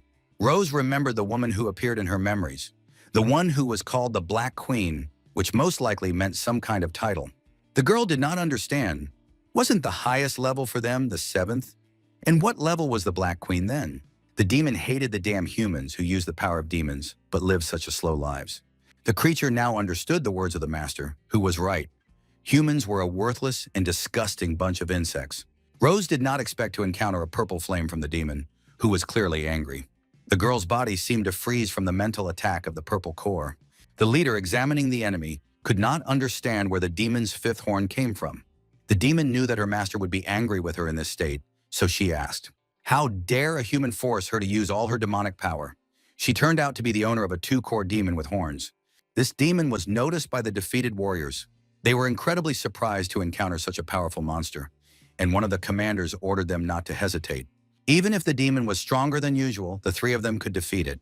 The entire squad set out to attack the demon, who considered the others even more foolish than the girl. The girl asked the guys not to come closer to her, but it was too late. The whole team was already flying to attack the creature. The demon considered them ignorant people who were not even worthy of being the target of her mission. The squad did not initially notice the dual-core demon, as she had her back to them. The girl activated voice control. The demon was able to easily subdue the warriors, who had completely forgotten about their own safety. The monster ordered people to kill each other. Rosa couldn't believe how cruel an event she would witness with her own eyes. The demon noticed how different the girl was from the nobodies in the squad. The creature knew that the girl would be more experienced than these insects. The monster considered the girl the perfect candidate for her goal, as an exam task. They were high-level demons who could evolve and develop through trials. The demon only needed to kill 6 fifth-rank warriors and destroy the city. To make the task easier for the creature, the master lured more difficult opponents, captains and vice-captains, out of the city in advance. If these human warriors had joined forces, they would have caused the demon a lot of trouble, but there were still 5th-rank warriors in the city, which was enough. Although the girl was only a 4th-rank warrior, her strength had already become the demon's target. The girl thought about the best course of action, as the 5th-rank dual-core entity greatly surpassed Rosa. But at that moment, she was only thinking about Musabi. The demon realized that she had spent too much time on her. The monster thanked the leader for the fun on the battlefield, simultaneously concentrating her power. Activating the blue flame of acceleration inside her hand, she asked Rosa to die. The girl had nowhere to hide from such a powerful blow, which was aimed straight at her face. However, the queen could not do much for her little sister. They both had to protect their existence. That is why the leader of the Black Corps gave the girl her power. Rose had already mastered spatial skills. How far the girl could go depended only on her desire. The girl believed that she was facing some kind of demon that the leader wanted to defeat with all her might. Suddenly, the demon noticed a strange phenomenon in front of her. Rosa was able to become even stronger than before by raising her synchronization level. The creature did not expect such an action from its victim. It noticed some kind of supreme aura that came from the queen. The monster could not understand who the person really was, although it already doubted whether she was human to begin with, and was just an ordinary traitor to the demons. Rosa wanted to ignore the limits of the demon's essence. Wanting only to accept power without question in order to protect him, she had to become stronger. The leader was able, like the demon, to evolve into a supreme being. The creature asked her not to think that if she accepted the power of their race, she would be able to deal with them, but to understand the queen's intentions. She would only get an answer when the person was decapitated. The girl agreed to try, even if it meant risking her life. She would definitely kill the dual-core demon. Who would perish at the hands of the great princess? The arena was filled with the 2 most powerful demon auras. The boy hated bad weather. The young man heard a terrifying roar in front of him. The warriors suddenly stopped the boy, not understanding what the hell he was doing in the middle of the street during a demon attack. The boy ordered them to quickly go to a safe place. The young man did not expect to hear that a demon had entered the city, assuming that the guys wanted to visit him. The boy apologized, but the soldiers were going there to get rid of him. The young man heard that the attackers were mainly humanoid demons that looked very similar to humans. They asked where the boy's home was, but he turned out to be an ordinary, modest traveler, asking them not to worry so much. The boy wanted to get his ID to the soldiers as proof. The boy showed them a heart symbol. The guys couldn't believe why he was mocking them at such a time and decided to kill him. This symbol turned out to be his ID card. The boy snapped his fingers, directing his abilities directly at the soldiers. The group of people was covered in countless liters of blood. The boy thought it was a terrible abomination, although it would have been better if they hadn't bothered him. The demon considered the squad of warriors to be stupid little people who did not know how to analyze the situation correctly. The monster noticed a fairly large training hall. That was where the source of energy, that strange sensation, was located. The demon became curious to see who was hiding in the house. Meanwhile, the hero was able to fully concentrate on his search for the earth element. Now the earth element could be extracted. The boy was happy, as he was going to stabilize it in his own body, thus gathering the 5 elements: gold, wood, water, fire, and earth. It was time for Musabi to impoverish them. He had not thought earlier that he would spend so much energy absorbing the earth element if the boy lost his concentration. Then the energy of the elements would be interrupted, and the boy had to stay focused. Otherwise, all his efforts would be in vain. Meanwhile, on the first floor of the training hall, the young man wondered what the boy was doing alone in such a large room. Half asleep, he thought that the boy knew the joys of wealth. As he thought, there was a woman who liked his type. Suddenly, an emergency message appeared for the city's residents. The city had already determined the approximate location of the demon and asked all residents to stay indoors and not go outside. An unknown man entered their amazing training hotel. The demon was happy to hear them being talked about on the news. The guys didn't understand why the man had entered their establishment, because he didn't look like a warrior. The creature ignored the people who tried to prove something to him. An employee stated that this place was a training hall for warriors, and he couldn't just barge in like that. Literally a moment later, the notorious owner was killed instantly by the demon. Now the demon knew that someone was in the warrior training hall, and the energy was coming from a human. The creature was curious to know which room he was in. Making his way through numerous rooms, searching each one, the demon eagerly sought his target. The hero was completely focused on the procedure, so he was completely defenseless. Musabi concentrated the entire time, thinking of nothing else. The young man had almost completed the task of merging the elements. The demon found the last room, which seemed luxurious enough to him.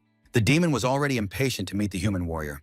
The creature wanted to say hello first. Suddenly, something incredible stopped the young man's ability. For some reason, the door remained in place, and he did not understand what he had touched.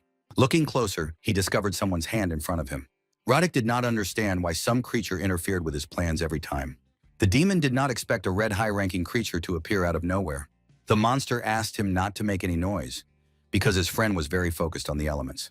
Radic threatened to kill him instantly if he made any loud noises. The demon told him about the guy's concentration. Even he was looking forward to it. The king had to quiet down by creating a dome that blocked out noise. The monster did not expect to meet the legendary Demon King. Radic was very honored by such tales, not expecting to become a legend, saying that demons live too comfortably on the planet. The demon was one of the servants of the Purple King, and the king asked him how he thought they lived now compared to before. The creature confessed that he was his loyal servant and that he had always been the strongest and most feared. And of course, the Red King was no exception. Radic was very surprised because now he was not at that level of power. The servant was not bad, probably even on par with the Purple King's right-hand man, and the creature honored another demon in the city who was his companion. The boy admitted that she was his student, and they had come to this place to test her abilities. The demon noticed the sadistic missions and massacres, the rules that Radic had established earlier. It was incredibly fun. However, times were changing, and the king was not very comfortable with this, and he did not want Musabi to be disturbed.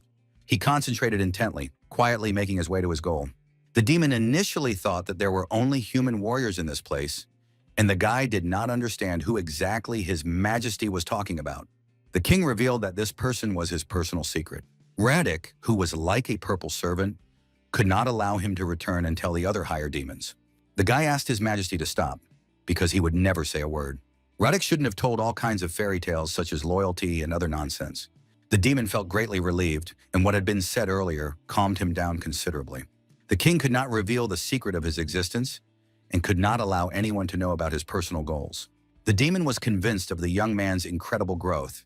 It was amazing that the hero could visualize the elements in his mind. Human warriors usually had one element, but this one wanted to get all five. The demon was amazed by such greed, but he liked it. Although it was terribly painful to realize that in the end, the hero couldn't even feel him. He forcibly inserted 5 incompatible elements into His Majesty's body, and it was fortunate that he did not explode from it. The demon noticed how Musabi had completely immersed himself in his own mind. For human beings, this type of mentality was very good. The king was right to choose the hero as his vessel. Having decided to return to his body, he forced the boy to come out in a state of soul so that no one would disturb him, which took a lot of strength from the king. But it was worth it, as the boy will experience a huge leap in physical development, which is good for both of them. The demon noticed a very interesting detail in the form of lightning around the elements. The boy was able to create something ionic in the understanding of humanity. The city was overwhelmed by a sudden surge of foul weather. The king had no idea he would see such a thing, being such a powerful being. The building was filled with lightning. The energy was so great that it collapsed in half. A piece of the building was badly damaged by a powerful surge of electrical energy. The demon did not expect such a thing from the hero's powers. Radic was amazed at why Musabi had gotten lightning. The young man was overflowing with the energy of all the elements, including lightning. The demon couldn't believe that the boy was trying to combine the 5 attributes into one, not understanding if such a thing was possible. The elements enveloped the hero, who experienced an incredible sensation. Musabi's body absorbed a tremendous amount of energy in one go. The boy was undergoing a powerful test from nature itself. Radic felt as if this man was somewhat underestimated in his eyes, as the hero was not only transforming into a high-ranking being, but also demonstrating his superiority and fusion of the 5 elements. Musabi was the man who created this unique element, white lightning. This was an inconvenient and repulsive phenomenon for the king. The girl also noticed the split between thunder and energy. The monster asked not to be distracted during their fight. The creature was surprised by the power of the girl who had mastered the 4th rank, considering her worthy of the power of the Black Queen. Rose was afraid that she would not be able to hold out for long. Even if she awakened all her power again, she would not be able to cope with a 5th rank dual-core demon. The captains in the city should have received word that it was time to return. The girl had to change her tactics, use her powers, and try to stall for as long as possible. The demon asked her not to think about escape, or even the slightest chance of survival at the end of the battle. Rosa created spatial cubes. Then she attempted to use this ability on the creature. The monster experienced the powerful force of the leader, who was trying to do everything possible. The girl used all the power she had, as her father had taught her earlier. He asked her to remember that when she was not sure she could defeat her opponent, she should distance herself and watch their movements, looking for mistakes or weak spots. Rosa followed this advice for a long time and was able to train her instincts to find weaknesses. The demon felt slightly discouraged during the battle. The creature understood the power of space. She tried to dispel it with the abilities of the purple core. The girl couldn't move, having experienced a psychic attack. The demon finally noticed one of the girl's body parts. The monster pierced the girl's leg, which she had mistakenly exposed directly in front of the monster. Now Rose could not move as quickly as before, and could be defeated much sooner than planned. Her shin was damaged, and even if the leader had the ability to heal herself, it was unlikely that such an injury could be repaired in a short period of time. The demon understood that the cities they were targeting would surely soon be dead, even if she failed, but that would never happen. But if there was such a possibility, her teacher would easily destroy the entire city. In any case, the people would not survive the night, so she advised them to resign themselves to their fate, and to begin surrendering to such a powerful human warrior. The girl celebrated the end of her journey. However, the sudden appearance of the hero did not keep her waiting long after she woke up. The demon did not understand why the lightning blocked her abilities. Musabi appeared just in time, at the moment when his comrade was threatened by a deadly trap. This incident strongly reminded the leader of the past. At first, the girl did not believe that the boy was really Musabi. The young man was able to become a 5th rank, mastering the form of the thunder deity. The monster did not understand why another higher being had come. She had only one question. Who was the demon standing next to the man? The girl asked again if the boy was Musabi. The young man agreed with her, saying that although he had changed in appearance, he was still the same, and he praised the creature Rosa had fought. She looked as if she had gained the power of the devil. The girl asked him to be careful because a dual-core demon, a high-ranking form, had appeared before them. The young man asked her not to worry so much. The hero, on the contrary, wanted to find dangerous opponents because that was what he fought. The demon did not expect to meet another warrior, but the young man's scent was similar to that of the leader, even though they both had similar scents. The young man knew that he had a special scent, but asked them not to mistake him for one of them. The boy killed livestock, creatures similar to the demon. The demon was annoyed by the guy and wanted to kill him as soon as possible. The monster asked the boys to die in the depths of the laser. The girl asked the boy to be more careful. The hero stopped her, asking her not to move if she was injured. He asked her to leave all the trouble to him. The boy repelled the demon's attack with thunderous snakes. The attack of the dual-core demon split into 2 sides, destroying large parts of the city. The monster couldn't believe how the boy managed to cut it down. She couldn't even imagine encountering pure energy in the boy. This time, the boy was able to transform the 5 attributes into something useful. The boy noticed how lightning worked wonders against all the demons. Even when the 5 elements merged in his body, the boy felt as if he was about to die. Pain pierced the hero's body, and he began to think about his bad idea, as if the elements were repelling each other. He didn't even know that it was the mysterious attribute of lightning. Musabi was curious to see what he would do with the demons. The creature heard that the boy wanted to kill it, but if the boy blocked one blow, it was not worth overestimating the abilities of a human. The monster activated its core potential in such a place, and if the master found out about it, he would scold her. The demon asked the master to pretend that the being didn't exist, because she wanted to use all her power to blow everyone to smithereens. The hero did not expect to hear about the core's potential, not understanding what this fool was talking about. It seemed like what the warriors did when they activated their main power. The warriors activated it to maximize their power in a short period of time, but this creature was clearly not in its right mind. The entity activated a large burst of energy, breaking through the barriers of a living organism. The girl decided to fly up into the sky to try to find a better strategy. The young man could not allow the demon to roam freely in the city. The demon ordered the young people to freeze in place. The attacks followed one after another, and the young man could only defend himself. Musabi was not used to this power, and the demon also had a core of agility that would be difficult to hit if they continued to defend themselves on the ground. This would not benefit them, although the boy could try to transform his wings, but only for a very short time. The boy asked Rosa what her power was at the moment. The demon wanted to admit that she was impressed by the hero's human adaptability to demonic abilities. But a worthless human, in her opinion, remained a worthless human, even if the boy borrowed the power of their race. They were only modest people. The girl wanted to show the nobodies the true power of demons. The monster asked them to prepare for a real massacre. She activated the Great Vortex. The boy asked the girl to use her abilities immediately. However, only at the moment when they could retreat to the ideal distance. The demon could not allow people to escape her abilities, but suggested they try if they could hide from her whirlwind. The ability engulfed the entire area covered by the vortex. The demon's majestic power was striking in its scale of destruction. The creature was incredibly amused to watch the task being accomplished, considering it a mere trifle with such power. The whirlwind ended, hiding the appearance of a portal between spatial dimensions. The boy asked the demon to remember it well. They, the warriors, would never give up so easily, especially to pathetic demons like her. The young man activated the lightning, engulfing the demon in pure energy. The power of the beam struck the creature, which did not expect a trick from humans. The girl suffered more than usual from some kind of human lightning, not understanding why he was so strong. The creature's body seemed paralyzed. Rose, holding on to the guy, activated the next portal in space. Musabi said that his lightning bound the body and slowed its movements, and he could promise that tonight would be the demon's funeral. The monster did not understand how a human dared to give her orders, threatening that if he killed the demon, the master would surely take revenge. He was an incredibly powerful immortal being. The boy did not know exactly who her master was, but he would kill him again and again until he died. The creature asked him not to look down on her master because he had no idea how strong he was. Musabi no longer cared about such information because the boy had enough. To become even stronger than before, to dominate the demons. Rosa asked the hero to help him by speeding him up, and he agreed with her. The girl tried to use a spatial maneuver. Thanks to this, the young man could accelerate several times faster than usual. The young man accelerated with incredible speed, holding pure white lightning in his hands. The hero used the technique of thunder, twin dragons. The explosion from the powerful ability was not long in coming. Only two halves of the blue and purple core flew off the demon. The girl felt incredible pain from the spell, asking the master to avenge her before she died. Previously, the master had always been fond of the little two-door girl, wanting to teach her to disguise herself and trying to help her evolve. The girl studied with him, becoming stronger, and she knew how to enjoy killing.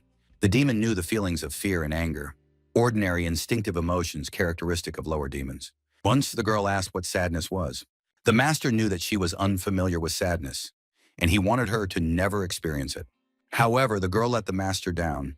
She only had to think about not meeting him after death, and then she celebrated this feeling of sadness, and the being finally understood. The hero was glad to be done with her. Rosa did not expect high-ranking demons, still developing but very dangerous. Musabi noticed that the girl was strong enough to fight them, even as a fourth-rank warrior. Rosa had gained the power of a demon, and Musabi didn't know if that was good or bad, but he definitely wanted to look after her. He completely forgot about his friend's bloody leg, asking how her leg was. The girl was able to stabilize the wound using the power of the green core, but this time there was a more serious problem. For her body to fully recover, she would need a place to do so.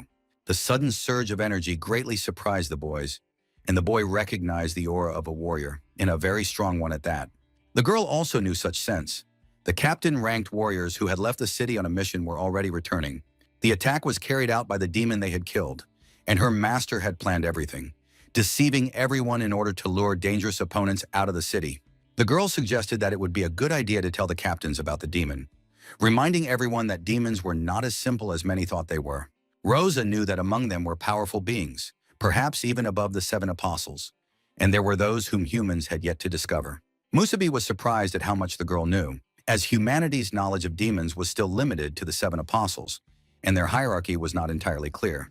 Citing the example of this high-level demon, despite the fact that she was still growing, the power she demonstrated was already beyond the capabilities of an ordinary 5th or even 6th rank warrior.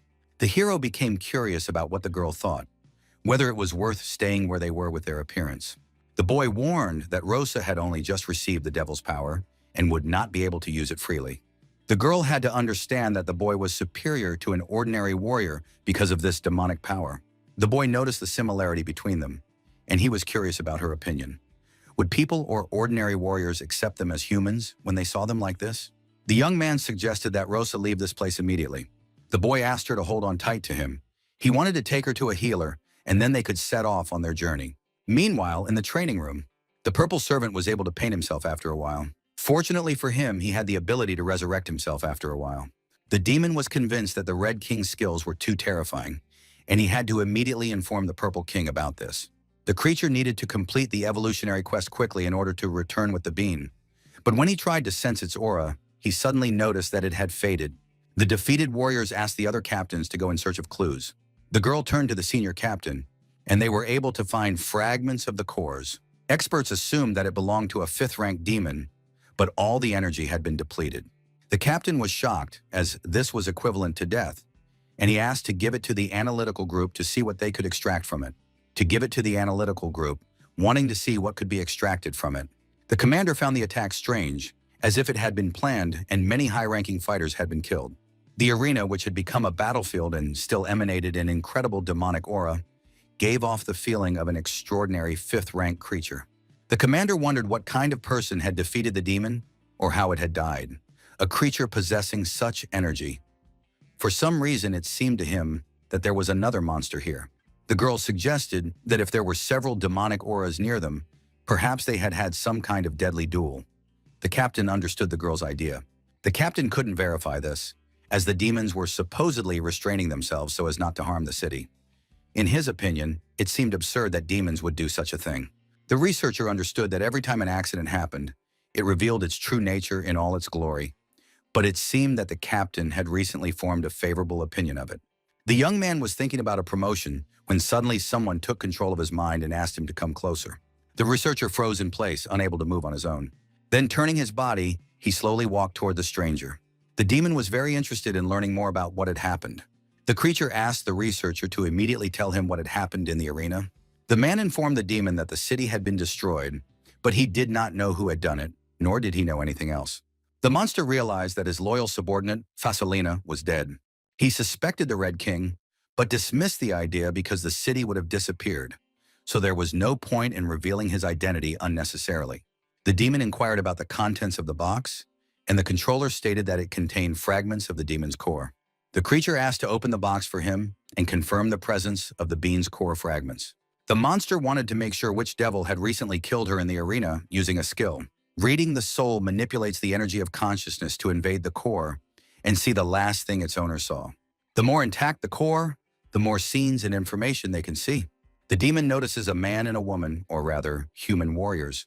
The man did not know who the Fosalinki master was, but he promised to kill him again and again until he died. The creature became very angry when it learned the truth about what its student had gone through, experiencing terrible pain. The monster wanted to return and report the return of the Red King. At that moment, the creature wanted to kill all the humans first. Meanwhile, the guy was treating his girlfriend's wounded leg. He understood that the battle had taken too much of her strength, and she didn't have enough left to recover from her wounds. The hero used the tree's attribute no worse than the green core girl's ability to heal, asking her to provide treatment for him. The girl thanked the guy, surprised that no one had ever touched her legs before, let alone a guy. Rose became interested in the next stage of the plan, where they would go next. The young man decided that the original goal of this journey was to find the crystal of the elements, which would help unite his attributes, and now that he had achieved this, in order to continue the journey, he would need to gather a lot of information that he needed. The girl became curious about what information Musabi was interested in. The boy understood that almost no one knew about the secret of his rebirth. Rosa was no exception, but there was still someone who knew at least something about the hero's motives. This kind of frank encounter with the new king and 6 new heroes. The boy was curious whether Rosa and the others would support him if they found out about it. Musabi didn't think it mattered, because he thought it would be easier to act alone after that. The girl's true power was now greater than that of the four ranked warriors, and she was quite capable of dealing with the captain of the Hall of Highest Glory. The girl couldn't believe that the boy would go alone, so the young man agreed. But first he had to return with her, wanting to discuss something with the captain of the Hall of Highest Glory. The leader's injury had been healed, but he warned of muscle restructuring, which would cause pain, asking him not to overexert himself for a while. 3 days later, the guys arrived in the city of Chilos, Class C. Sakura was incredibly bored sitting in one place, waiting for her companions to return. The girl did not know when Rosa and Musabi would return, but without them, she was not having any fun at all. Brandon suggested that the guys were probably working on their skills in the city, and they also had no right to slack off. Sakura understood this perfectly well, but she was incredibly bored and wanted to go somewhere to train. But there was nothing interesting in their town. A familiar voice suggested that if there was nothing else to do, she, as captain, would take them to training. The guys did not expect to meet their leader, who appeared as if out of the shadows. They didn't expect to see her so suddenly, but they were very happy to meet her. The guys asked with happy faces where Musabi had gone. The girl told them that the hero had gone to the captain of the Hall of Fame to ask him to revoke his status as a warrior of the city of Helos. The squad couldn't verify this, but why would he want to cancel it? Darren thought the guy was crazy after a long mission fighting demons. They had no idea why a warrior would do such a thing, especially when he had reached such a level of skill. Plex was also surprised, being an intriguing personality. The guy had been gone for a long time, and now he claims that he is not suitable for Helos. The young man asked them not to twist his words, especially after what they had done. He was very grateful to all of them and to this city. The hero was going to do something interesting and didn't want to involve the captains in it, and at the same time the entire city of Helos. Marin couldn't understand what he meant, asking the guy to be more specific because losing his warrior status would greatly affect his reputation. The hero didn't really know how to explain it. Even talking about such a crime was a big hassle for him, because he couldn't just tell them that he was the reborn Musabi and that his task was to overthrow the current king and the new six. The young man couldn't tell the captains everything yet, but he asked them to please believe him, as he didn't want to cause any trouble. The captains were confused about what to do with the young man. Plex thought he was an interesting boy who resembled him in his youth. Marin asked him not to talk about his troubled past, especially since he agreed with everything. The girl asked Tantana to say something, because suddenly the boy would get into such trouble that he would not be able to help. The captain would never have believed him before, and now his feelings were torn between agreement and disagreement. Darren suggested that the boy try to defeat the three of them, and then he would agree. To tell the truth, the hero admitted that he was incredibly strong and asked for a different approach. The captains asked to call it a test of the hero's qualifications after a long absence, suggesting which of the three the boy wanted to train with. Musabi suggested that to make it easier for everyone, they should all attack together. Brandon couldn't believe it because the leader was trying to say that the hero was not only leaving Helos, but also giving up his status as a warrior of the city. The boy didn't understand what would happen to their team next. Sakura understood that the boy must have had some reasons for this. The young man didn't tell the girl any more details. When the guys were returning to the city, the hero was going to do something that was probably forbidden in their time. This was similar to Musabi's past. He was going to challenge some powerful forces to save his old friend. Therefore, in order not to involve the leader in this in the future, the boy was returning to Helos with her this time to revoke his status as a warrior of the city. The girl couldn't understand why it was so sudden. The guy didn't have to go through with it alone. She offered him the help of their squad. The hero refused, saying that even if they found out what had happened and wanted to help him, with the strength they had now, it would be pointless to even try. Rosa was able to find out very little information, and the rest was unknown. They could easily become a burden. Brandon had always considered Musabi a brother since they met. He was a guy who would always take care of his comrades, sacrificing his life for others. The guy always had something to learn from him, and if he wanted to do so, it meant that the hero had his reasons and believed in him greatly. However, the boy was overwhelmed with emotion when Brandon couldn't be counted on and couldn't be trusted, and it felt awful. Sakura noticed that Rosa was always the one who didn't like to admit defeat, which is why she liked her, and it was unclear why the leader suddenly gave up this time. It was interesting whether the girl was going to save face in front of them. They deserved to be a little selfish. The girl couldn't believe how much the squad didn't want to let Musabi go, suggesting to act against his instructions. Sakura couldn't allow the team to fall apart, because they consisted of 4 people without one of them. The guys couldn't be the same as before. Rosa agreed with the squad, also not understanding why the hero suddenly decided that they would leave him alone. The leader asked the squad to follow her immediately. Meanwhile, the captains really couldn't believe the audacity of the young man who had declared that everyone should fight at once. The boy seemed to not care about them, and as guardians of Helos, he asked them not to underestimate their elders. After a while, the charming trio descended from heaven to earth to fight the boy. The hero apologized to the captains, but wanted to ask how they would decide who won and who lost. Darren thought it was a silly question because the enemy team had to be defeated. The captain noted that if the boy insisted on renouncing his status as a warrior of their city, then he should consider it a kind of test. The young man understood that all the captains were angry with him for underestimating their strength, but he wanted to ask for one favor. Plex couldn't stand it and wanted his team to dampen his enthusiasm. The whole team attacked the hero, who could only watch the interesting show. Marin understood that this was a test, and even if Musabi was his subordinate, he would not give in. Darren understood the captain's dissatisfaction perfectly well, asking the guys to take the boy seriously and see if he had enough strength to defeat them. Tantan wanted to take the initiative into his own hands by attacking the student first. A huge surge of energy was directed at the hero. However, the boy was able to stop the captain's tiny power by stopping his hand. The captain had no idea how this was possible. The young man spoke again to the captains, who would have been better off attacking as a trio. The guys couldn't understand what the hell had happened. The boy had literally blocked the blow with one hand. Tantan had just delivered the blow, and she had no idea how much the boy had grown. The guys wanted to deliver a combined blow against Musabi. The young man decided it was time to use his true energy, mastering the image of a demon.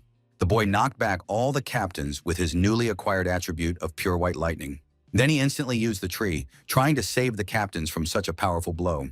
The young man activated the tree roots, saving the injured squad. The guys couldn't believe where the guy got such power, especially related to demonic energy. One of the captains was furious and realized why he had sensed something strange in the boy during the last demonic wave. Plex saw with his own eyes that the boy was a demon. The young man asked the captains to calm down immediately because he had already demonstrated his power, and they could believe that did not wish them harm, and asked them to allow him to clarify the situation. The hero turned to Captain Darren, who remembered that during this journey, he and Rosa had gone to the Fortress of the Fallen. There, the boy obtained the Crystal of the Elements and accidentally purified it. After that, the hero was able to gain this power. Rosa was also able to obtain similar abilities, but when she used them, her appearance changed, just like his. On the way back, they agreed to tell their commanders about the changes they had undergone. The commanders needed to know about the Crystal of the Elements, so it became much easier to intoxicate everyone. They couldn't tell them that they had gained their power from demons. Marin couldn't believe that Little Rose had also gained such power. Musabi confirmed that the girl probably hadn't fully mastered her abilities yet and still needed to train. However, Rose was already a 4th-rank warrior. It seemed to the girl that the hero was stronger than the leader, which meant that he had something. Juno could temporarily hide the symbol of the core's majestic energy. The boy was able to awaken the 5th rank in human form. But using demonic power to control the element of thunder was not very convenient. The captain couldn't believe it, because he had heard about the Crystal of the Elements. But even if he was strong enough to get it, without enough luck, it wouldn't be of much use. Marin was sure that both of these children were blessed thanks to their efforts, and now that the city had been taken over by 4th and 5th rank warriors, they were also considered successful. They asked Tantana to say something to his own student, who had managed to unlock his potential. The hero was also interested in the opinion of Captain Darren, who had been silent for a long time and said nothing. The captain asked them not to worry about him. He was proud of the boys, and he suddenly remembered many years ago when his youngest son was about the hero's age. There was a small wave of demons in Helos. As a result, the demons kidnapped his brother, and when they found him, he was already dead. After that, he vowed to become a strong enough warrior to protect those around him. The stronger the fighter, the greater the responsibility placed on him. The hero noticed that the captain had such a story, so it was not surprising when their team was captured by the devil. The captain went crazy looking for them, fearing a repeat of the past. Daron didn't know why Musabi wanted to renounce his warrior status, but he could see that Musabi had not only resisted this power, but had complete control over it. The captain could only be proud of the hero and Rosa as captains. Marin couldn't believe it, because he really wanted to say that he was appointing the kids as captains. Darren had already agreed that he was no longer a warrior and was sure that the boy knew what to do. Therefore, the captain did not want to ask unnecessary questions, because they always have their own choices and their own future. Musabi just wanted to generously thank Darren for his trust. After a while, the boy was going to follow the further plan. Marin was surprised that the boy had actually just left. She still remembered how weak the boy had been during the test, It had been a sad sight. The girl asked the guys how far the hero would be able to go this time. Plex didn't know how to answer that question because they couldn't keep him in the city, and maybe he shouldn't even talk about it. But for some reason, the hero reminded him of a great man who emphasized his current name. The captain even suggested that Musabi's future achievements would surely surpass even the greatest warrior in human history. The guy had to reach at least the 6th rank, which was the only way to achieve his goal. Musabi seemed to see a devil's cave nearby that could be explored, and if the boy collected more cores, he might be able to level up. The boy noticed that for some reason, the container was poorly secured. Suddenly, the lid flew off, and the hero didn't understand what the hell had happened. Musabi's entire squad ended up inside the container, where they nearly roasted from the heat. The guys were lucky that the girl told them everything. She couldn't believe that he had gone back to his old ways, abandoning them without warning. The boy was even more surprised when the guys got into his car. After driving for a while, the guys were able to stop, and the boy wanted to ask the leader what had happened. As the captain of the group, the girl had to respect her team's decisions. The boy didn't understand why, since they had discussed what would be best for everyone. Rosa couldn't allow the boy to harm himself in any way during the plan. She also didn't want the team to fall apart. The young man didn't understand why they were doing such a stupid thing. The guys really agreed to go on a mission that threatened everyone's lives. Sakura noticed a small argument between Rosa and Musabi. The girl and Brandon were incredibly bored in the city, but the boy wasn't, as he had recently gone on a trip with the leader. The boy wanted to explain to Musabi that since they were a team, they should share common goals, especially if it threatened his life. The hero couldn't stand the guys after that, although he understood that as a member of the team, he had to tell them about his situation. The young man informed everyone that after they listened to him, they would have a choice of how to proceed. The hero's goal was not an easy one, and the guys had to understand that he was concerned about their safety. After he told them everything, the squad couldn't believe that the guy was going to save a warrior who was being held captive by the new king. Musabi agreed, but that was his main secret. Now that everyone knew about him, there was no turning back. The boys were incredibly surprised by the story. They couldn't even imagine such a thing, but they were in it together with their comrade. The boy found their reaction rather strange, which stumped him. He tried to ask again if they had really heard him correctly about the rebellion against the new king. As residents of Helos, they had always been loyal followers of the previous king, without whom their city would not exist. Rosa said that her grandfather was one of the 6 heroes of those times, and it was under the leadership of the former king. He and his comrades built the city of Helos, so she thought her father would agree with her. Now it was no surprise to the hero that her surname had reminded him of something. It turned out that this was the very child that the boy still remembered. When he first crossed the threshold of their camp, he was so gentle, though a little nervous, and much time had passed for the hero since then. Musabi agreed with him, but asked that even if they wanted to join, they were not strong enough yet. The boy offered to take them to a friend of his, and the guys were very interested in who it was. That person turned out to be former hero Lena Vale, owner of the Green Core. The girl would be able to test the boys by trying to help increase the core's energy. Lena realized that she should train the young guys, and the young man agreed, because he was not effective enough on his own.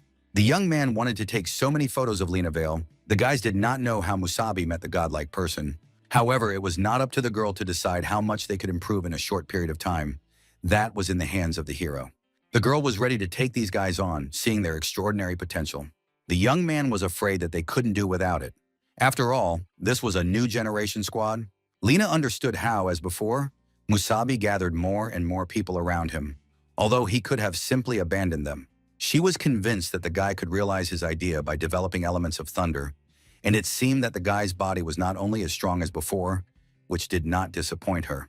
The hero understood, because he was the very same Musabi from the past. The girl felt the spirit of the old great warrior again and was confused once more. She was glad to see that the guy standing in front of her was capable of anything. The squad didn't understand what the two were talking about. Brandon wondered if Lena Vale wasn't supposed to be older, but for some reason she looked the same age as them. Rosa noted the green core, the restoration of her body and keeping it young, which only Lena Vale could do. The hero wanted to reach the 6th rank, while the goal of the others was for each of them to become at least a 5th rank warrior. Before they start again, otherwise they will simply die. For the guys, reaching the 5th rank in a short amount of time was an unthinkable goal. After confirming the plan, the girl would take care of them first while he took care of himself. Moreover, Musabi had to find a way to raise their strength even higher. It was necessary to find a way to raise the 5th rank, which was like a direct challenge for their squad. The girl asked them not to complain when she started training the young blood. and the squad would be happy to listen to her. The hero set off in search of a way to leave their city at dawn. If they could find more elemental crystals, then with 2 cores, they could achieve amazing results. The demon noticed that Radian had used the white pebble to restore some of his strength. Musabi mentioned the crystal, and he knew something about it. The boy did not understand why the demon was near him. It seemed to him that the demon was going to sleep for a while. The demon notices that thanks to the hero's skillful absorption of the elemental crystal, part of his spirit has been restored. Of course, unfortunately, this was still not enough, and the little trouble Radic had helped the boy with last time had cost him some of his strength. The demon decided it was not important to discuss what the hero was talking about, because with his knowledge, he would not be able to find the crystals he had mentioned earlier in a year. The king could make sure that he found several with a similar effect, and he would do so soon. The young man suddenly stopped the car when he heard this. The hero did not understand why he had been silent all this time. Why did he want to help, thinking up a plan? The demon asked the young man to warn him the next time he was going to break like that. Radic said that it was about helping them in their recent battle with the dual-core demon. The boy suddenly remembered that demon. The hero began to understand that the demon was not completely isolated from the outside world when he was inside the boy. The demon said that Musabi's opponent was low level, otherwise he would have already received the Crystal of Unity. The young man asked how to use this thing and what kind of effect it had. The king knew that it was more effective, and the boy knew how ordinary demons evolve by absorbing their peers of the same or higher class. However, the enlightened, so-called high-level demons built up their power by merging rare composite cores, and the boy was trying to help his 3 little friends raise their rank. But for humans, human warriors, combining such cores allowed them to instantly gain additional strength. The young man needed a 6th rank one, and it was unclear how to make a composite core, so he suggested simply feeling the energy of the core and resonating with the new one. The demon asked him to stop thinking that way, as at least a 6th rank dual-core demon, only such demons, and those even stronger, had a unity crystal in their bodies. The boy still did not understand what the Demon King had in mind, why he was giving him such information, assuming that he planned to appear and absorb the core and use the energy obtained to take control of the hero. The young man suspected the great demon of being of the same blood, most likely even ready to betray his own demonic race. Radic was very impressed, but with the exception of a few kings, including himself, the rest of the demons were chaotic products of ancient obelisks. The demon asked him to forget, because he knew nothing about their race, which was difficult to understand. And besides, he underestimated the king, who would not even look at a simple demon core. The king paid attention to the rather interesting idea of the original origin. The young man asked the demon not to do anything strange. Radic noticed that the king was inside him, and the hero was inside the demon's heart. And in this life, they were already one. If the boy wanted to develop, he would allow him to do so, because the stronger the boy was, the stronger he himself was. This kind of relationship could be called symbiosis. The demon asked him not to doubt his good intentions and not to stop improving himself. Now Musabi understood the true power of the king, even if it was only a small part of it. Radic was still able to immobilize him with one hand. The hero ordered the demon to immediately move away from him, as his forced proximity was gradually annoying the young man. The demon thought the man was truly stubborn. The boy wondered where he could find a 6-fingered dual-core demon, knowing full well how secretive these high-level demons could be. The king asked him not to rush ahead, not understanding why people were so impatient, as he would be able to help find them that way. In order not to attract unnecessary attention, which the guy could not handle, they did not need any extra problems, so he could give some hints. Asking the young man to decide, he understood that such demons with special powers were an important target for the hero. Musabi agreed with the demon, even though he didn't like it very much, and going there was quite dangerous. But if the king was telling the truth, then the risk would be worth it. The hero decided to return to the city at dawn to seek help from his team. By evening, they had reached the main gate. The young man decided to stop near the stones for now, staying in the blind spot. The demon would not appear for some time until he received the Crystal of Unity, as it took too much energy to materialize his body. The king did not know what the hero was planning, but he wanted to warn him that when he got it, he should not give in to the temptation to force his companions to take his power. This would only lead to them being overwhelmed by energy and dying. Stopping, Musabi suddenly asked the demon to do him a small favor. The demon couldn't believe that the hero had asked him for a favor. The boy asked to change his appearance. This time at dawn, he would try to find a way to join high-level missions, and he didn't want to appear in the same guise as last time. He also wanted to ask for a good weapon, a sword, which he already had, but he felt it would not be enough. Radic understood that since he and Musabi were on the same wavelength, He wanted to help with a small favor. The demon turned into a small spark of energy as he approached the boy. The king pierced the boy through and through, and he experienced an unusual sensation.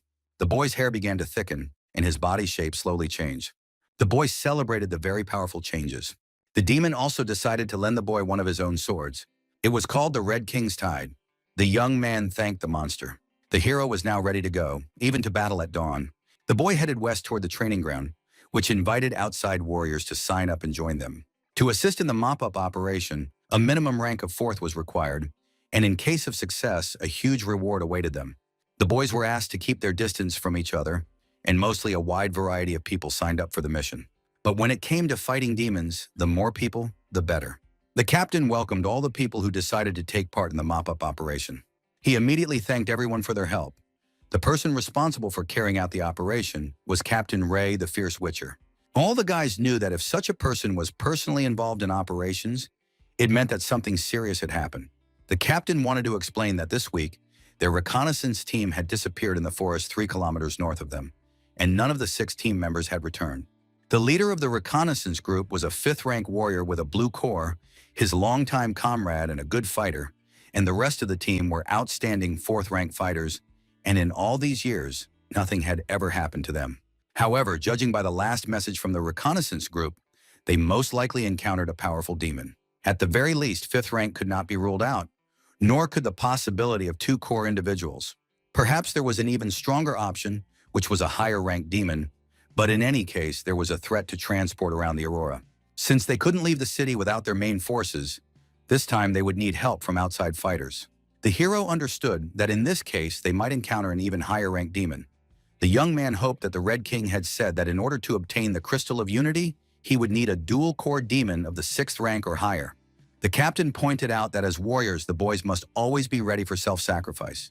He was going to get rid of the demon and do so at any cost. The leader was able to explain the situation. If the warriors really wanted to stay and help, they should respond, and they would quickly assemble a team and set off. Including our hero, many warriors were not afraid to go on a mission to destroy the demon. Of course, there were ordinary citizens who could only support the warrior defenders. The squad had to walk a little over 3 kilometers, and on the way they could encounter many demons. All the warriors had to stay close to the group and try not to make any noise. Otherwise, if they fell behind, they would definitely be attacked as a separated unit. The hero confirmed the man's words as soon as they left the city gates. Their group had already attracted the attention of a group of demons. One of the warriors asked the captain not to treat them like novices, because according to him, there were only experienced warriors in their ranks. But just as the captain was about to warn him to speak more quietly, the young man was pierced by demonic energy. The squad confirmed the presence of sand demons, a unique species inhabiting the desert. They like to hide in the sand and ambush passing creatures. The guys couldn't believe there were so many of these monsters around. One of the warriors couldn't believe that they had been ambushed by these creatures. The demons heard many cries and jumped out of the sand, attacking the group of people. The captain noticed that the creatures were targeting the rearguard, and the number of monsters was like a targeted raid by small demons. Ray asked the fighters not to fight alone, but to group together in squads. The warriors fought against the powerful demons, not giving them a chance. The captain understood that they were facing only a handful of 3rd-rank sandmen. For him, such a danger was nothing. The leader could not give the demons any chance of survival. Suddenly, the guys split into different small groups of people, trying to find the entire squad in a short time.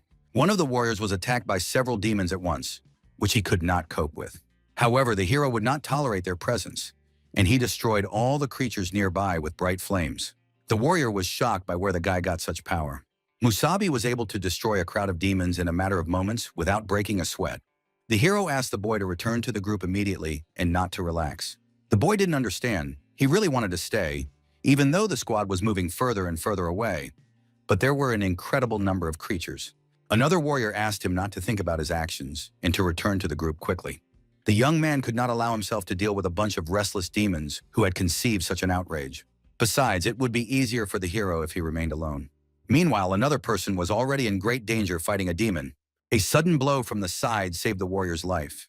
The captain asked the young man to stay close to the group and fight alongside them.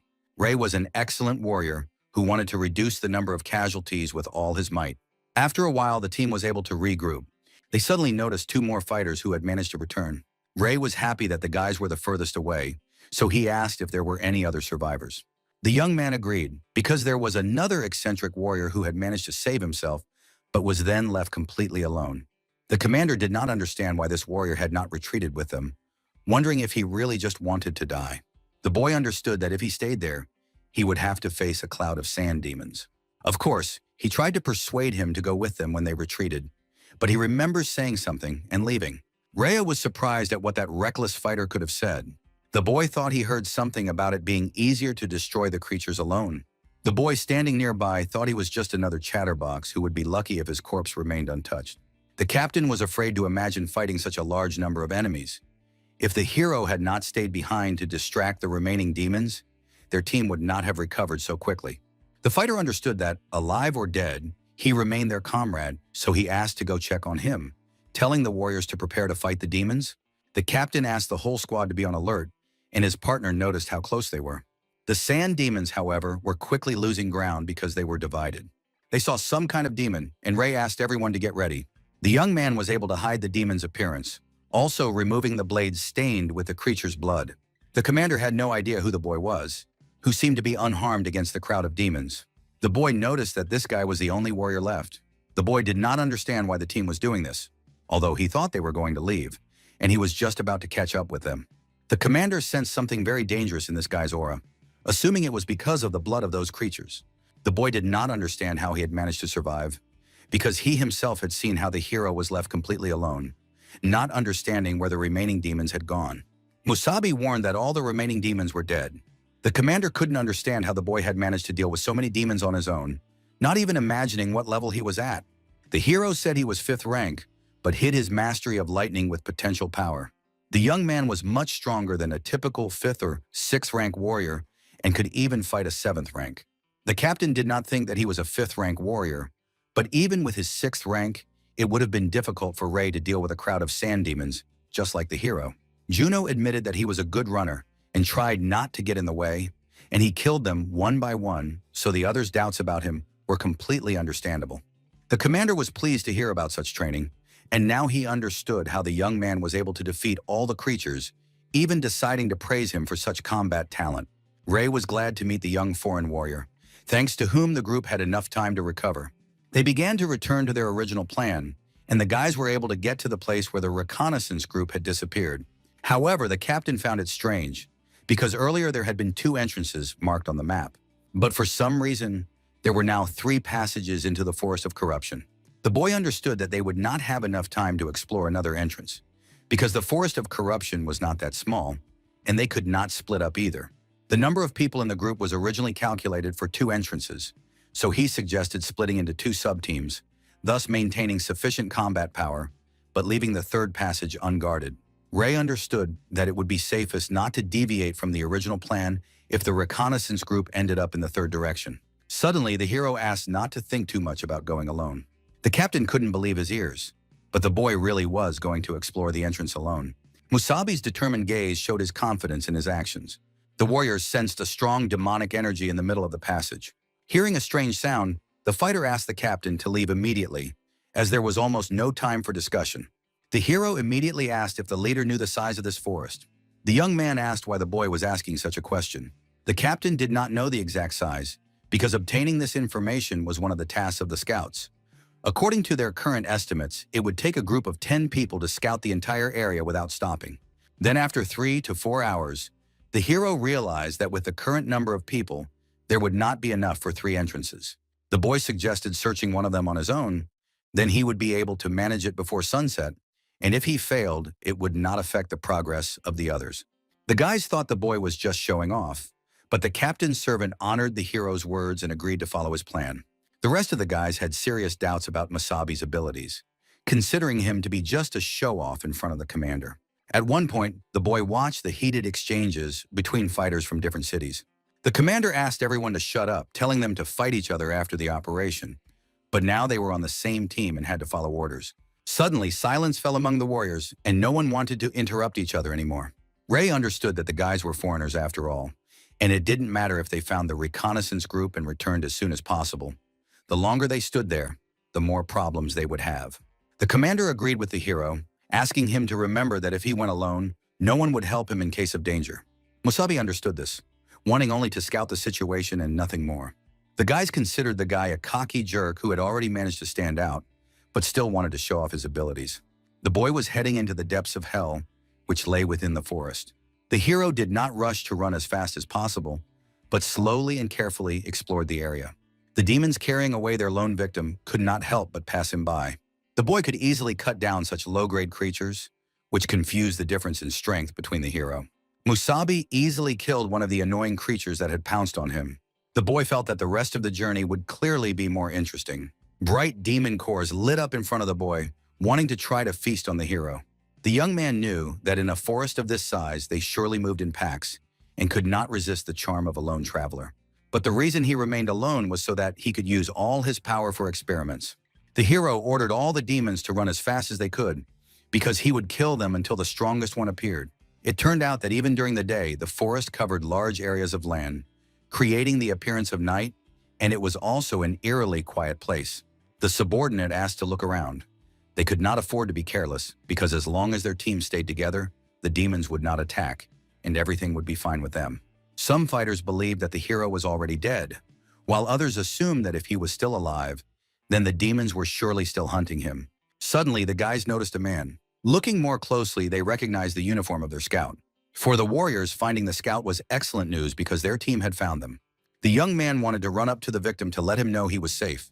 They asked their friend if he was okay and asked him to come with them. Looking closer, the soldier noticed that the man was digging something. Suddenly, the terrifying face of a two-headed demon appeared before the soldiers. Frightened, the boy fell to the ground, not understanding what was happening. The demon thanked the humans for coming, as she had already eaten one of them. The guys did not expect to encounter a 6-ranked creature with a double core. The creature was incredibly pleased with the arrival of a new drinking trough for her.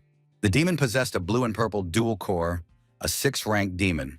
The squad had to inform Captain Ray about the presence of a dangerous creature. The guys were able to get a signal fire. The servant released a bright flash to signal the great danger to his squad. The monster noticed a bright flash of light not far above her. The flash blinded her, and it was unpleasant for her to look at it. The creature jumped sharply upward from the engulfed warrior. It was able to close the bright thing that was greatly interfering with its meal. They couldn't believe how powerful the demon's blue core was, which had gained incredible speed. The guys couldn't believe that it would grab the projectile with its bare hands. So the commander's servant asked everyone not to slow down, but to run away. The squad was clearly no match for such a demon. They should immediately join the captain. The girl asked the guys not to rush, assuming that they had probably already lost their way. The demon suggested that the humans play a little game. Meanwhile, the captain noticed a very quiet place, and the surrounding fog seemed painfully strange. The girl did not understand if something had happened to the captain. The guy noticed that the forest of decay was not huge at all, but they had not heard anything from the other team since they entered, as if they had been cut off. The warrior thought everything would be fine with the other squad. Moreover, under his leadership, the foreigners became very cooperative, even realizing their shortcomings and correcting themselves little by little. It was also interesting what happened to the guy who was instructed to go alone. The captain noticed a strange feeling behind his body. They saw that the warriors were dead for some reason. Suddenly, the girl began to change her appearance, asking if this guy was the commander. The demon was curious to see if she had played the role of a human well. The girl wanted to save the captain for dessert. The guy naturally tried to destroy the demon. The hero rushed to help stop the captain. A large burst of energy was recreated during the battle. The captain did not expect to encounter a boy who still managed to stop his blow. Ray didn't understand why the hero was protecting the demon, so the young man asked him to calm down, because the shock wave had dispersed the fog. A moment later, the boy asked the captain to see for himself. The captain could not have imagined that they would all fall under the influence of terrible illusions. Ray now understood that all their actions were under the demon's control, while the hero understood that the demon was much stronger than an ordinary demon with a purple core. The boy understood that if he hadn't stopped the captain, he would have torn his team apart. The girl also saw how everyone seemed to have died, and the demon attacked her using his weapon. Musabi suggested that everyone had their own illusion, and they manipulated them so that they would either kill each other or simply wear themselves out. Only now did the captain wonder where the boy had come from, because they weren't connected, of course, but in any case it was lucky that he was nearby and intervened in time. It turned out that the hero had a certain ability, and this illusion did not affect him. Although the boy had also been attacked very recently, he realized that the demon couldn't kill everyone. Then he assumed that it was all because of the fog, which could cause people to hallucinate, and they, without realizing it, could get lost in the forest. The captain did not understand where this ability came from. How a boy could resist this illusion, not believing that he was really of the 5th rank. The hero explained that he was not his warrior, that he would help, but he would prefer that the demon not ask about him, and that the demon might turn out to be the very dual-core, 6th-rank demon he needed. Ray now understood not to divulge or ask him anything. Suddenly, a warrior asked the captain for help. The man noticed the cries of another squad. He asked all the soldiers to follow him immediately. Meanwhile, the demon became curious about someone who was not affected by the illusions and all this burst of energy. The creature wanted to see this person, to see which warrior was capable of even slightly approaching its power. Musabi found a 6th-rank blue-purple demon, which turned out to be a very problematic creature, but he was afraid of falling into its trap if he rushed. However, the hero couldn't just leave them behind, deciding to follow the team and figure it out later. The guys didn't understand how many warriors had died, and it was getting darker and darker with each passing moment. The captain stopped abruptly, ordering everyone to stay where they were. The guys saw the hanging corpses of the previous squad on the branches of the tree. They couldn't believe that the members of the 2nd sub-team had been killed. The commander asked them not to panic, because they were forgetting about the demon with the purple core, and most likely it was just another illusion. The hero insisted that it was no longer an illusion. And indeed, there were guys who had died at the hands of the demon. Musabi asked the guys to get ready, because the demon was somewhere not far from them. The guy hanging from the tree asked the captain to help him. Ray was glad to see the warrior still alive, and asked his subordinate to cut him down quickly. The hero blocked the way with his sword, signaling his refusal to help. The captain did not understand what the young man was doing, so the young man asked him to look closely. The demon did not expect his identity to be revealed so quickly. The creature was genuinely surprised that the boy had noticed him so quickly. Although it was strange to him, because his illusions did not work on him either, he decided that these corpses were useless and cut off each of them. The captain was incredibly angry at the demon, whom he considered an unbearable monster. Ray rushed at the creature, trying to destroy it with a single burst of energy. The leader asked the demon to die for the sake of the entire universe. He activated a high-powered technique, cutting through practically the entire forest. The guys couldn't understand how this demon could be so weak. The demon did not expect to meet such a vicious person. The creature noticed that the blow was nowhere near complete, considering him a weak warrior. The commander wanted to attack the demon until it knew real pain. The hero tried to stop the guys, but they didn't listen and continued to attack. Musabi understood that they were clearly in a bad situation. The warriors were blinded by rage and a desire for revenge, striking down the demon.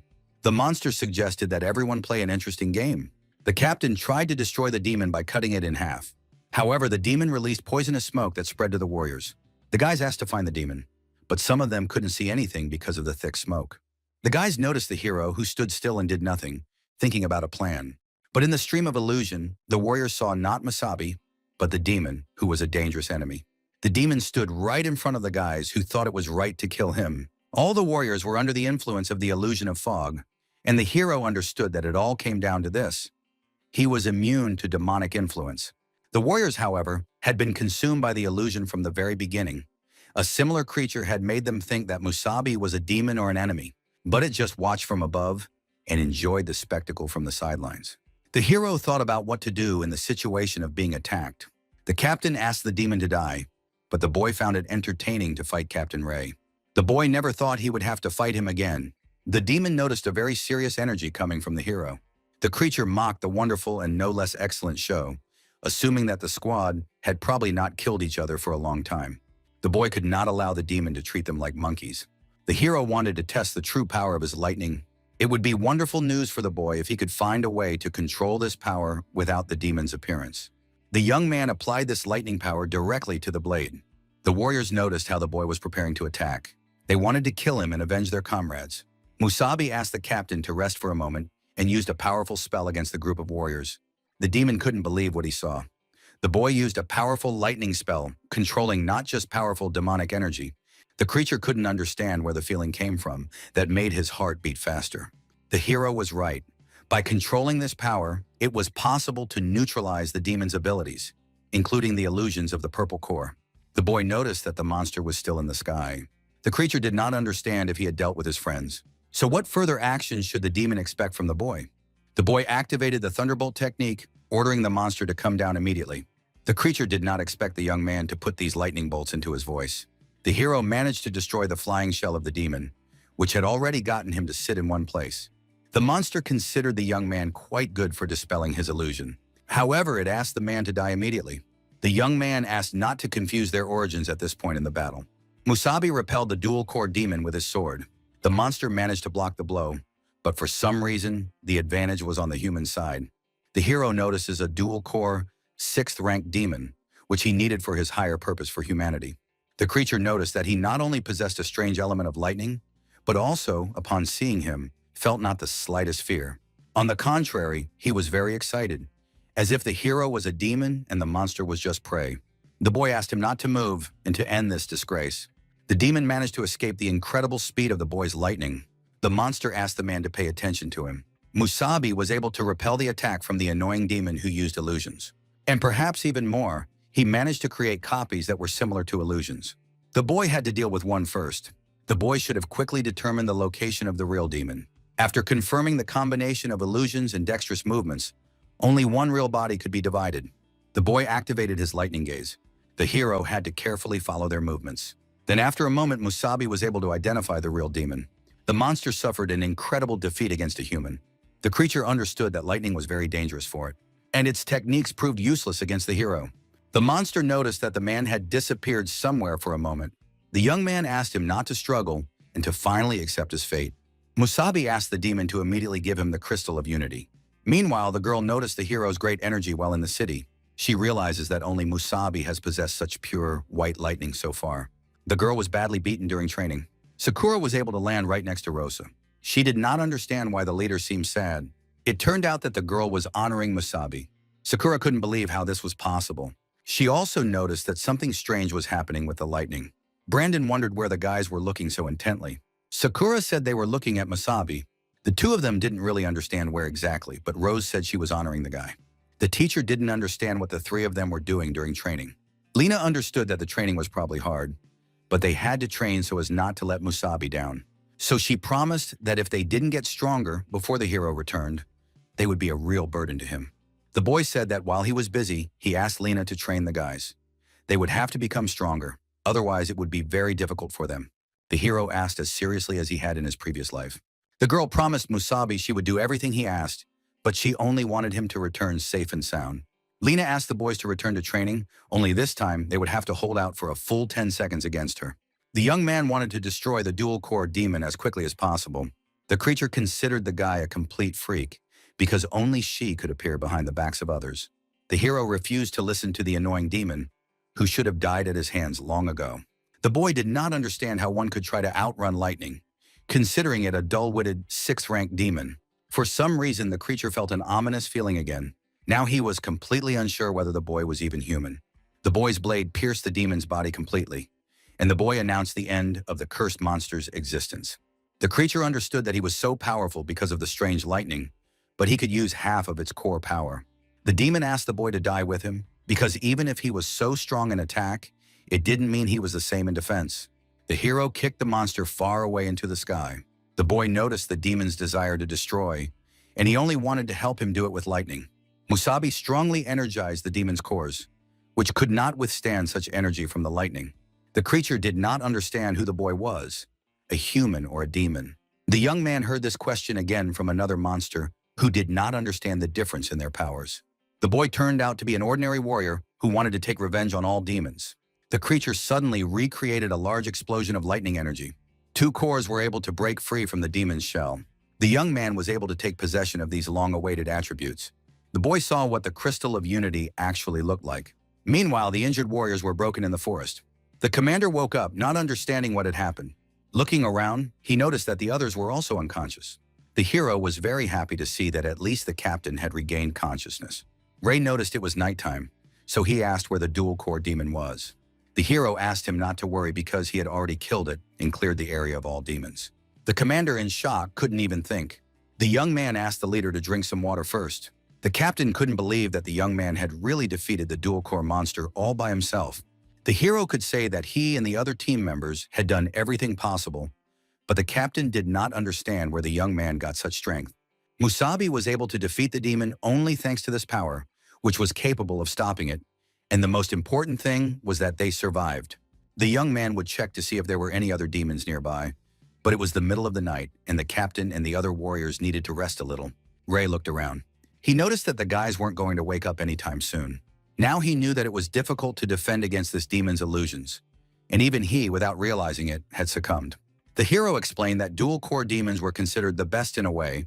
With 2 different cores, they not only doubled their strength but also combined their skills. The young man considered the captain incredibly strong for such an early awakening, while Ray understood that she was a 6-core warrior and the best fighter of the dawn, but he underestimated the demon and wasted his strength.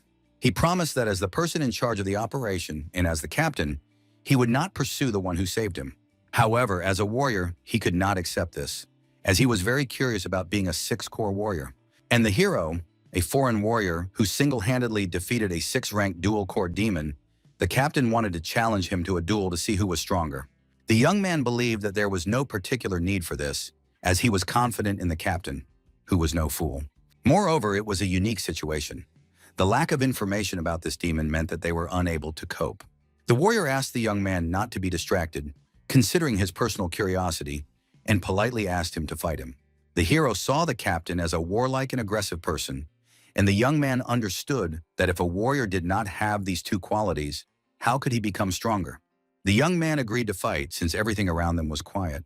The boys moved to a fairly quiet and flat area to test their abilities. The captain asked him not to hold back his strength, as agreed, so that if the boy was really strong, he could prove it to him. Musabi understood because he had once been as passionate as he was. Therefore, the boy wanted to fight the captain seriously. The boy went on the offensive, trying to do everything possible to win. The captain used a technique called wild territory cut. For some reason, after the technique, the boy seemed to disappear from his field of vision.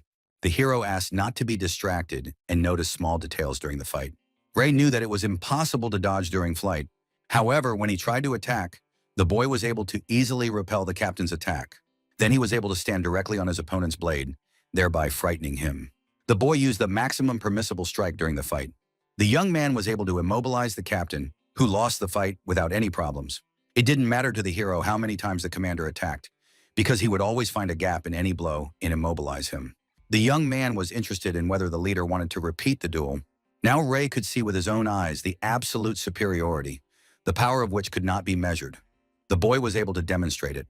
The boy suggested that the captain should not lie on the ground, and suggested that they stop there for now. The captain noticed how the boy was completely unlike the new 6, more like a pleasant old man, sometimes turning cold and warm at the same time. The captain thought the boy was a truly mysterious warrior, and in the end, he surrendered with a smile on his face. However, he did not understand why, with such strength, the boy had joined the temporary team. He was definitely a great warrior, perhaps on par with the new 6. The young man felt a certain rage, asking why he was on the same level as them. The captain knew that 7 cores were the peak for a warrior, and the gap between 6 and 7 cores could be greater than the gap between 1 core and 6. The new 6 are incomparable to a warrior like the captain. No one has ever seen their full power. There were rumors that one of them once single-handedly infiltrated the monument of an ancient king and returned unharmed, something they could not even imagine. The hero did not expect to hear about the ancient king's monument. It was unclear how this was possible, Musabi, because he had gone there in his past life. The boy sensed the warrior's dishonesty, noticing that they were hiding something else. The captain noticed that it was almost dawn, assuming that the other warriors had already woken up, and that the boy would probably return with them at dawn. The young man thought about agreeing with him, because it so happened that he had some business to attend to. It was time for the hero to see what the Crystal of Unity was capable of. After a while, dawn broke in the city. One of the new 6 couldn't believe his ears when he heard about the 2 cores, one of which was purple, and the 6th rank, which was quite a serious problem. The young man had heard from some of the fighters that there was a foreign warrior who possessed incredible strength and was able to stand out from the rest. The commander knew him as an ordinary warrior with a 5th core who left the team immediately after the mission. He was able to help a lot, but the other team members were no worse, not to mention those who died.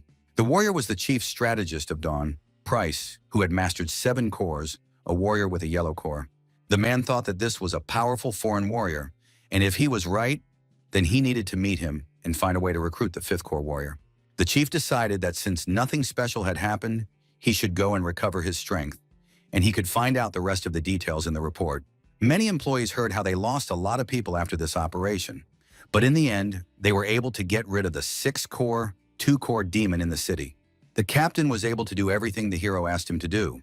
Musabi asked Ray, as soon as they returned, to humiliate the guy in the report, even though he had joined the temporary Dawn team. But the boy did not want to attract the attention of the leadership. That was the hero's only request. The commander asked him not to joke like that anymore, because the young man had saved their lives and he couldn't have done otherwise. But it was interesting whether he was interested in the reward. Asking who the hero really was, he himself was not entirely sure. The young man was able to settle in one of the hotels in the City of Dawn. The boy was happy to finally wash the blood of demons off his body after so long. The boy couldn't figure out how to use the attribute he had received. The young man had to find a way to activate the item. The Crystal of Unity, as originally expected, was completely different from an ordinary crystal. It had a particularly demonic aura inside it, and if an ordinary warrior had forcibly absorbed it, the consequences would have been incredible. The demons supported the boy, saying that the consequences of the attribute would be unimaginable. The king thought it was a good result, as he quickly obtained his first Unity crystal. The boy was very frightened by Radic's unexpected appearance, not understanding why he had appeared so suddenly. The demons saw that the boy had the crystal, but he most likely did not know how to use it, and no one other than the hero could use it. The young man did not understand why this was so. Radic wanted to explain a little about the special nature of this Crystal of Unity. To put it simply, Musabi was a special person who possessed the power of a demon directly connected to the king. The guy didn't understand what Radic was doing, but Musabi liked the king even more because of it. The demon did not understand why people had such a harmful nature, because he simply reminded the young man that his form had a special effect. The crystal was unique for high-level demons and contained energy that no ordinary human body could withstand. It was so powerful that an ordinary warrior would instantly go mad, possibly even explode and die. However, in the case of the hero's body, there were two things that could suppress this raging energy. The first was his demonic origin. Thanks to his royal existence, Musabi was completely immune to any demonic influence. And the second was his own enhanced element, lightning. The boy showed this element right in front of the demon. The creature asked him not to show it, and the boy noticed that even Radica was annoyed by this lightning. The demon noticed how the hero's disgusting new power worked wonders on demons, suppressing their power, but it seemed that it was able to purify the demonic aura. Contained in the Crystal of Unity, in other words, by combining the two boys' abilities, the boy would be able to help other human warriors use this stone. But even this method had a condition. These people had to have at least a strong physique and willpower, as those who were weak in spirit would quickly lose their minds during the fusion. They would learn the rest during practice, and he asked them to ask a few questions of interest, as the hero understood that once they had to merge, he would have to help them. The king suggested a one-on-one, direct, and naked energy connection. The young man had no idea how to do such a thing. Musabi did not understand how it was possible to form a connection while naked. The demon did not understand why there was such excitement.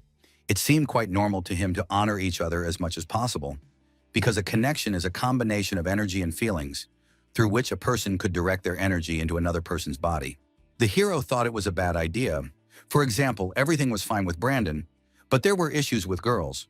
They might perceive the guy as a pervert, although suddenly the boy realized that the guy was even more of a problem. Musabi didn't know how to look his friend in the eye after the proposal. The young man did not want to undress with the guy, touching each other. After a while, the boy was able to inform the guys of his whereabouts. Lena was very happy to see that the boy had finally returned after a difficult task. The boy was able to finish everything quickly, deciding to ask right away where the other three were. The guys had already followed Lena into the living room, where the teacher was able to take good care of them. The squad saw again how much Musabi had changed, which was easier to recognize not by his appearance, but by his aura. The hero had something important to tell the team. Of course, after informing everyone about such madness, Lena considered him a real pervert. But after the physical violence, she didn't believe what he said. Sakura couldn't believe that they had heard the truth about the information. They had to establish contact while naked. Previously, the girl didn't care about all these hints and night raids. But in this life, he had become completely insolent, and she considered him a real pervert whom she could kill for no reason.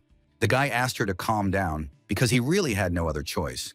Without his help, they would be consumed by demonic forces. He also asked her to please remove her foot from his legacy, which made him feel uncomfortable. The girl had no words to express her dissatisfaction. Lena suggested that the guys do whatever they wanted. She really wanted to sleep and asked them to call her when they were done. She slammed the door shut, scaring the whole team. Suddenly, there was dead silence in the room after what they heard. The hero understood that this was not only strange but also risky. But if they succeeded, he would try to get 2 more crystals as soon as possible. At the moment, they had 1 crystal, so he suggested choosing the first one. Sakura understood that even though they were friends, she was still embarrassed to expose herself in front of a guy. She remembered Brandon, with whom there should be no problems. Rosa just thought about trying to gain the power of the next one. She understood that she already had a little demonic power, so it should have been easier, but she would still be just as embarrassed. The boy decided without hesitation to volunteer first for the test, as he could always be trusted with something dangerous. His body was made for this moment. The hero was happy to start with him, thanking him for his trust. Sakura understood them perfectly and supported them. Rosa celebrated a certain deprivation in the situation. Musabi noticed that thanks to Lena's training, Brandon's body had become much stronger, and overall it was great that he felt stronger than ever. The guy assumed he would need to take off his underwear as well. The hero asked him not to bother, as there was no longer any need for that. Sakura celebrated the perfect camera angle. However, the leader was a little embarrassed to be peeking at the process. Lena asked him not to doubt their actions. They were concerned that the guys might need their help. Sakura did not expect Lena to be so cheerful, but she asked her to be quieter, asking them to carefully study the process. The young man took the crystal, which contained terrifying demonic power, into his hands. As the boy simply held it in his hands, he seemed to tremble. The hero asked him to place it on his palm and relax, close his eyes and use his energy to feel the power of the crystal and establish a connection. It might hurt a little, but he didn't need to worry because he would be there to help. Brandon saw yellow energy, just like in his original core. The crystal of unity recognized the power that was right for people. The boy felt a warm feeling when he was near the core. The boy began to approach it little by little. When he touched the core, a creature resembling a demon appeared. The young man honored the terrifying energy, the powerful demonic force. It suddenly revealed its potential and tried to devour the boy. The creature seemed to tightly envelop Brandon. Incredible energy poured into the boy's body, from which he experienced incredible power, as if it were a primal demonic force, not understanding how humanity could fight it. The demon noticed how this man was able to unlock his true abilities. The guy was really tempted by the demon's power, which quietly stirred his spirit. The demon asked the hero to listen carefully now and do what he said. Otherwise, there was a chance that his friend would dissolve into nothingness. The guys had to start acting. The creature flew towards the creature that was devouring the man. The demon did not expect to meet someone of royal status. Radic was thinking about how exactly to kill a person. The hero noticed that this thing had consciousness. Although he initially thought it was just an illusion, the demon considered this thing to be the source of demonic power, and it just so happened that it was most similar to him, which is why he sensed it. The king should have intervened, but he had no right to do so. If the hero wanted to help his friend, he had to do everything as quickly as possible. Otherwise, he should not blame the demon if the boy went mad. The boy went to help his partner. The creature noticed a disgusting aura coming from Musabi. It wanted to run away from the stench. The boy saw something terrifying in front of him. A certain character was able to strike the young man who was anxiously trying to help his friend. The hero did not understand what the hell had happened. He didn't understand where the other demons had come from in such a place. The 6th-rank primitive demon was in a rage. The demon realized that the situation was very difficult if Musabi wanted to help his comrades. First, he had to deal with the demonic manifestation of the Crystal of Unity. The king summoned the demon's magnificent throne. Radic asked the boy to go forward and defeat the creature. The hero was indignant at the king's instructions, as if he were his son. The demon did not stand still and moved towards Musabi. The young man had to take some action. The demon's destructive power descended upon the boy. The king asked the hero to show him his strange power. Radic realized that both of the creature's cores were yellow, asking him to try a little harder. The young man tried to use the thunderclap technique, beating the demon with his feet. But looking closely at the creature's body, he was convinced of its integrity. The hero realized that kicking and punching would be useless, and he understood the essence of the yellow defense core, a demonic shield that could be used for both defense and attack. The guy was sure he could compete with it in physical parameters. The demon assumed that the man had begun to fear him. The hero, however, wanted to get the best of both worlds. The young man literally pierced the demon puppet, thrusting his blade into the energy core. The boy was able to find demonic power in the element of lightning. He tried to use this creature to improve the lightning.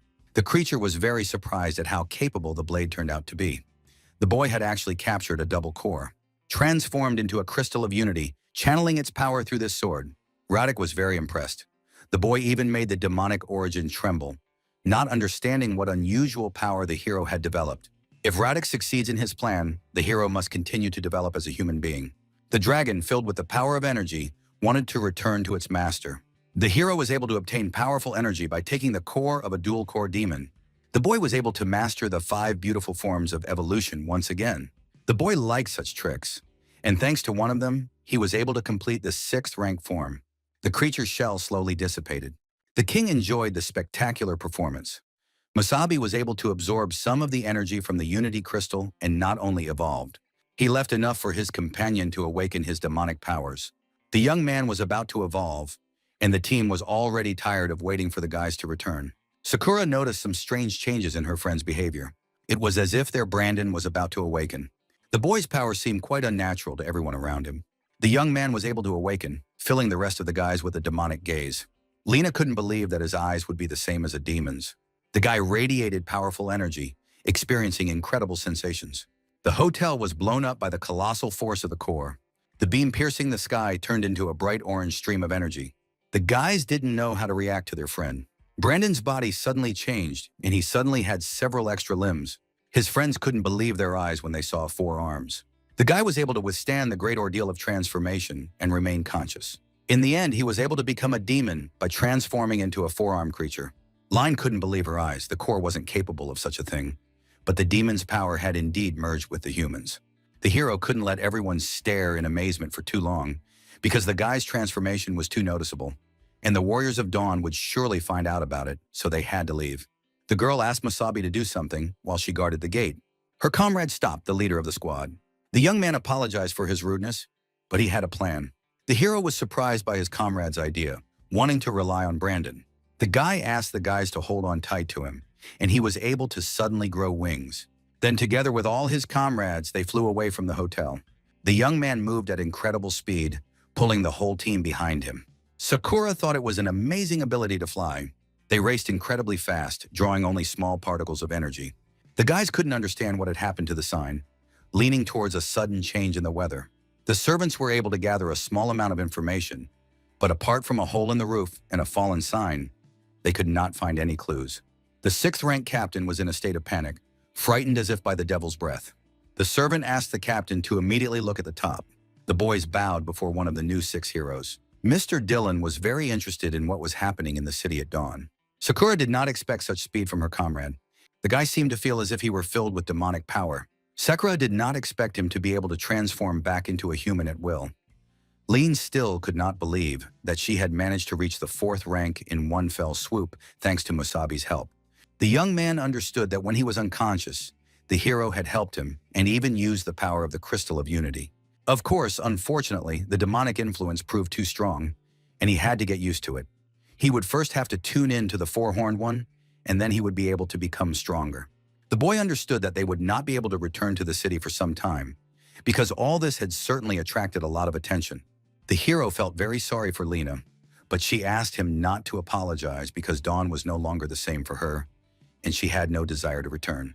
Rosa understood that since they had left the territory, she suggested that they also try to hunt for crystals, as they all wanted to become stronger. Lena understood that from now on they had to act more cohesively, and Musabi would have to lead them. The young man was pleased with the team's attitude and wanted to suggest that they hunt a dual-core 6th rank demon together. Brandon returned to his demonic form, ready for new adventures. Sakura really wanted to take a picture of the guy while she had the chance. Lena watched the guys from the sidelines with a certain closeness in her heart. The hero became curious about what the girl was looking at. Usually Musabi saw her as straightforward, but today she had been silent all day. The young man assumed that her sad mood was due to their friend. The girl didn't know for sure, but seeing a human warrior with demonic abilities was difficult for her, and she felt a little strange. If such a thing had happened in their time, she didn't think people would have accepted it, and if the hero had the same power, Lena didn't know what would happen to humans and demons in the end, becoming completely confused. Musabi asked Lena not to worry, because he also did not accept the demonic power inside his body. The guy hated her intensely and rejected her, but that's how warriors appeared, people who shaved off that power. By crossing humanity with demon cores, and now, if they did not become closer to this power, they would hardly be able to defeat a more powerful demon. Or rather, it seemed to the guy that demons were no longer their only enemies. The girl understood that besides them, there was a new 6 and a new king, and she admitted that these heroes were much stronger than their predecessors. Although the king was only there for a moment, this man was frightening with his incredible power. With a powerful energy that no one else could possess, It was then that she got tired of enduring, and Lena was ready to fight to the death. She was very scared. The young man gently patted her head, calling her a real idiot. The hero did not understand what they had to fear, because now he was next to her. The girl could burst into tears at any moment from such words, wanting to confess to him. Suddenly, the guys called the young man, asking the hero to go to the city to replenish their supplies. The young man suggested going with them to hunt a dual-core demon, as he was sure that with her, they would quickly catch demons with double cores. After all, she was a legendary warrior. The girl was very embarrassed to hear such words after so long. They set off for the hot desert, where it was already quite late. The demon fed on a small piece of flesh. Lena noticed low-ranking demons everywhere. They had ended up in a place that Musabi had found, and it looked like a large demon lair. One of the demons experienced pure lightning. The creatures could only sense the attacking enemy after the attack. The hero had been looking for a large nest since sunset, hoping to encounter a dual-core demon, asking the monsters to guide him there. The monsters couldn't believe they had encountered a human with the breath of a demon. Suddenly, another human appeared behind the demons. He smashed the lower creatures against each other. The young man was happy to sneak up unexpectedly and kill the monsters. Sakura noticed how well Brandon was doing. The hero also saw progress, especially considering his current strength. He would not even feel enemies below the 4th rank. Musabi felt the aura emanating from the depths of this lair, where they might find the crystal of unity. Rosa could also fight like that and wanted to help, but the young man refused, even though he knew she had a demonic form. But it wasn't the right time. Constant fighting was very exhausting and draining, and she and Sakura would not be able to fight until they merged with the Unity Crystal. Brandon needed a lot of strength at that moment, and they had to be in top form for this process, so they couldn't take any risks. The hero asked Lena to look after both of them, and she agreed. The demons continued to attack the group. His comrade wanted to try to handle it on his own. The demons couldn't stop, wanting to deal with the human as quickly as possible. The young man moved with incredible speed, closing in on the creatures. He was able to destroy all the nearby demons. The monsters did not understand where the demon or the man in the demon's body came from. Brandon continued to fight against the annoying creatures trying to harm his allies. Sakura was curious to ask the hero if she would be the same when she took on her demonic form. Musabi had no idea what the result would be, but Brandon's demonization made him more aggressive and ruthless. It was very interesting to see what the result would be for the rest of the team. The guy was mercilessly destroying all the monsters in the area, whereas before he had been incredibly weak. With a yellow core that stood out for its defense, he could only watch from the sidelines during the wave of lower demons. They simply ran away from that fiery demon, and the captain defended them. Now everything was completely different. He had power, so Brandon wanted the demons to fear him. The guys noticed how their breathing is reaching its limits. The hero was not surprised because they were in the lair of demons. There were more and more creatures attacking Musabi's team. Lena offered her services because she was afraid that something would happen if they did nothing for too long. The guy agreed. It would be great for the hero to get the demon cores as quickly as possible. The girl used the power of the green core against the multitude of creatures. Sakura did not expect to encounter the former hero of the 6 in action, wanting to see the power of Lena Vale. Lena flew at an incredible speed of energy. The demons flew away instantly from the girl's power. Many couldn't even drive properly, not expecting such speed and power that the green core could achieve. Rosa couldn't even imagine such a thing. Sakura was also in shock, not even managing to take a photo. Brandon couldn't believe the level of skill. The demons in front of them were swept away in an instant. The hero saw that Lena didn't even use any special techniques, but simply ran, using her energy shield. The girl noticed something strange in the depths of the cave, a huge space, realizing where the demons might have come from. Lena stopped in her tracks, approaching the place they needed to go. The demon looking at the girl could only laugh loudly. The monster couldn't believe that someone had gotten this far. The girl's level of strength was unlike any warrior he had ever seen. The demon turned out to be the owner of a double core, a 6th-ranked title. The girl immediately rushed at the creature, surprising it. The monster was able to dodge the girl's attack. He didn't understand why she needed to destroy his throne, which, by the way, was his favorite. Lena had no idea that the demon was sitting on a throne. The girl thought that such a nobody should not have the slightest idea about the throne. The demon was greatly angered by the stranger's insults. The creature used the best abilities of its core. Brandon wanted to deal with the creature as quickly as possible. But first he tried to protect the master with an energy shield. The demon sensed a strange feeling of danger behind his back. The hero was able to sneak up behind the demon unnoticed. The young man ordered the creature to immediately give him the crystal. Musabi and his team were able to easily obtain the crystal of unity, and now they had to get one more. The boy noticed some strange changes in Lena. The girl asked him not to worry about her, as she was a little exhausted, and she was sorry that they would not be able to fight together all the time. This was because she had an old core that was almost depleted, and 7th rank cores were not easy to find, especially with the new king. The old 6 were strictly forbidden to use their powers. The girl was getting older, and her time as the Great Sixth was coming to an end. Lena knew that the hero would have to work miracles for them alone again. Musabi wanted to promise his friend that he would definitely return everything he had lost. The team stopped in another town, this time a small one. They checked into another hotel. The hero and his squad finally managed to catch the second one, and all that remained was to help the poisoner take advantage of this. He wanted to leave the rest to others. Brandon did not expect to stay in a Class C city, but he thought there would be no problems. Lena wanted to tell Musabi something important. The girl was curious if he could handle 2 at once, hinting at a vulgar context. The hero asked her not to joke about such things until the girls outside the door realized what they were discussing. Sakura asked Rosa if she had been babysitting. The boy hoped the girls were ready, asking who would go first. Rosa wanted to propose in an excited voice. Sakura's candidacy, the guy being in such a situation, did not feel very well. The hero thought about becoming more serious and accepted the suggestion to start with Sakura. Musabi really didn't even know where to look. Sakura really didn't mind being first, but she noticed how much their leader wanted to suggest that she go first. To tell the truth, Rosa didn't want to be the first. The boy asked her not to worry. The hero would wait in the leader's next room. Sakura wanted to rest in the next room for a while, and the leader asked her friend to put away her camera. The scene was clearly strange for the characters, an inappropriate sight. To tell the truth, the hero didn't understand what was going on. For some reason, the leader was staring at him strangely.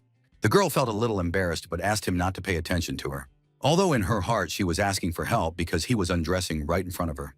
The girl wanted to say something important to Musabi. She suggested that he also bare his upper body. The hero asked her not to, otherwise he would not be able to concentrate. The young man began to take the crystal out of the prepared storage place. The young man asked the girl to take this crystal of unity in her hands. Rosa felt a demonic power and wondered if it was similar to the one inside her. The girl still did not understand where this strange power came from. The leader was always jealous and afraid of her, and sometimes the girl had dreams of being enveloped by a huge figure. Familiar and foreign at the same time, some kind of extremely powerful evil force, dark and incomprehensible. The young man understood Rosa perfectly because he had experienced a similar feeling, which made him curious. Perhaps this time the guys would find out about it. The young man asked her to get ready and hold the crystal in her hand. Then she would have to concentrate completely on it, forgetting everything that was outside. Bringing his hands closer, the hero wanted to begin the process. The girl tried to concentrate carefully. Rosa was able to achieve complete control, forgetting about the surrounding world. The leader was able to find herself in her own consciousness. She saw a bright green glow, some kind of powerful aura. The demon could give the girl incredible energy. It was as if, in this place, she could feel the power and at the same time, the evil aura of the core. Rosa touched the great energy force. She honored evil, but she understood that if she had such power, it would help her. In an attempt to protect more people with it, the demon asked the leader to become a servant of the great demon clan and gain great power. Before she could accept the powerful force, a sudden grab of her hand prevented the girl from obtaining it. The queen asked her not to do this, being her beautiful warrior girl. The girl couldn't believe she had met the creature from her dreams. The queen understood the demonic origin, but she was forced to ask for forgiveness from him because the person was already hers. And besides, she had been able to take the princess quite recently. The creature couldn't believe he had met one of the greats, the Black Queen, and it was no surprise that he felt a strange sensation, now understanding why. The queen wanted the girl to look after someone for her, so she wanted to arrange everything herself. The demon asked her not to hurt the girl. Rosa couldn't believe she had finally met the Black Queen, who was her original demon form. The leader was able to see even a 7-fold demon, not realizing how powerful the monster was.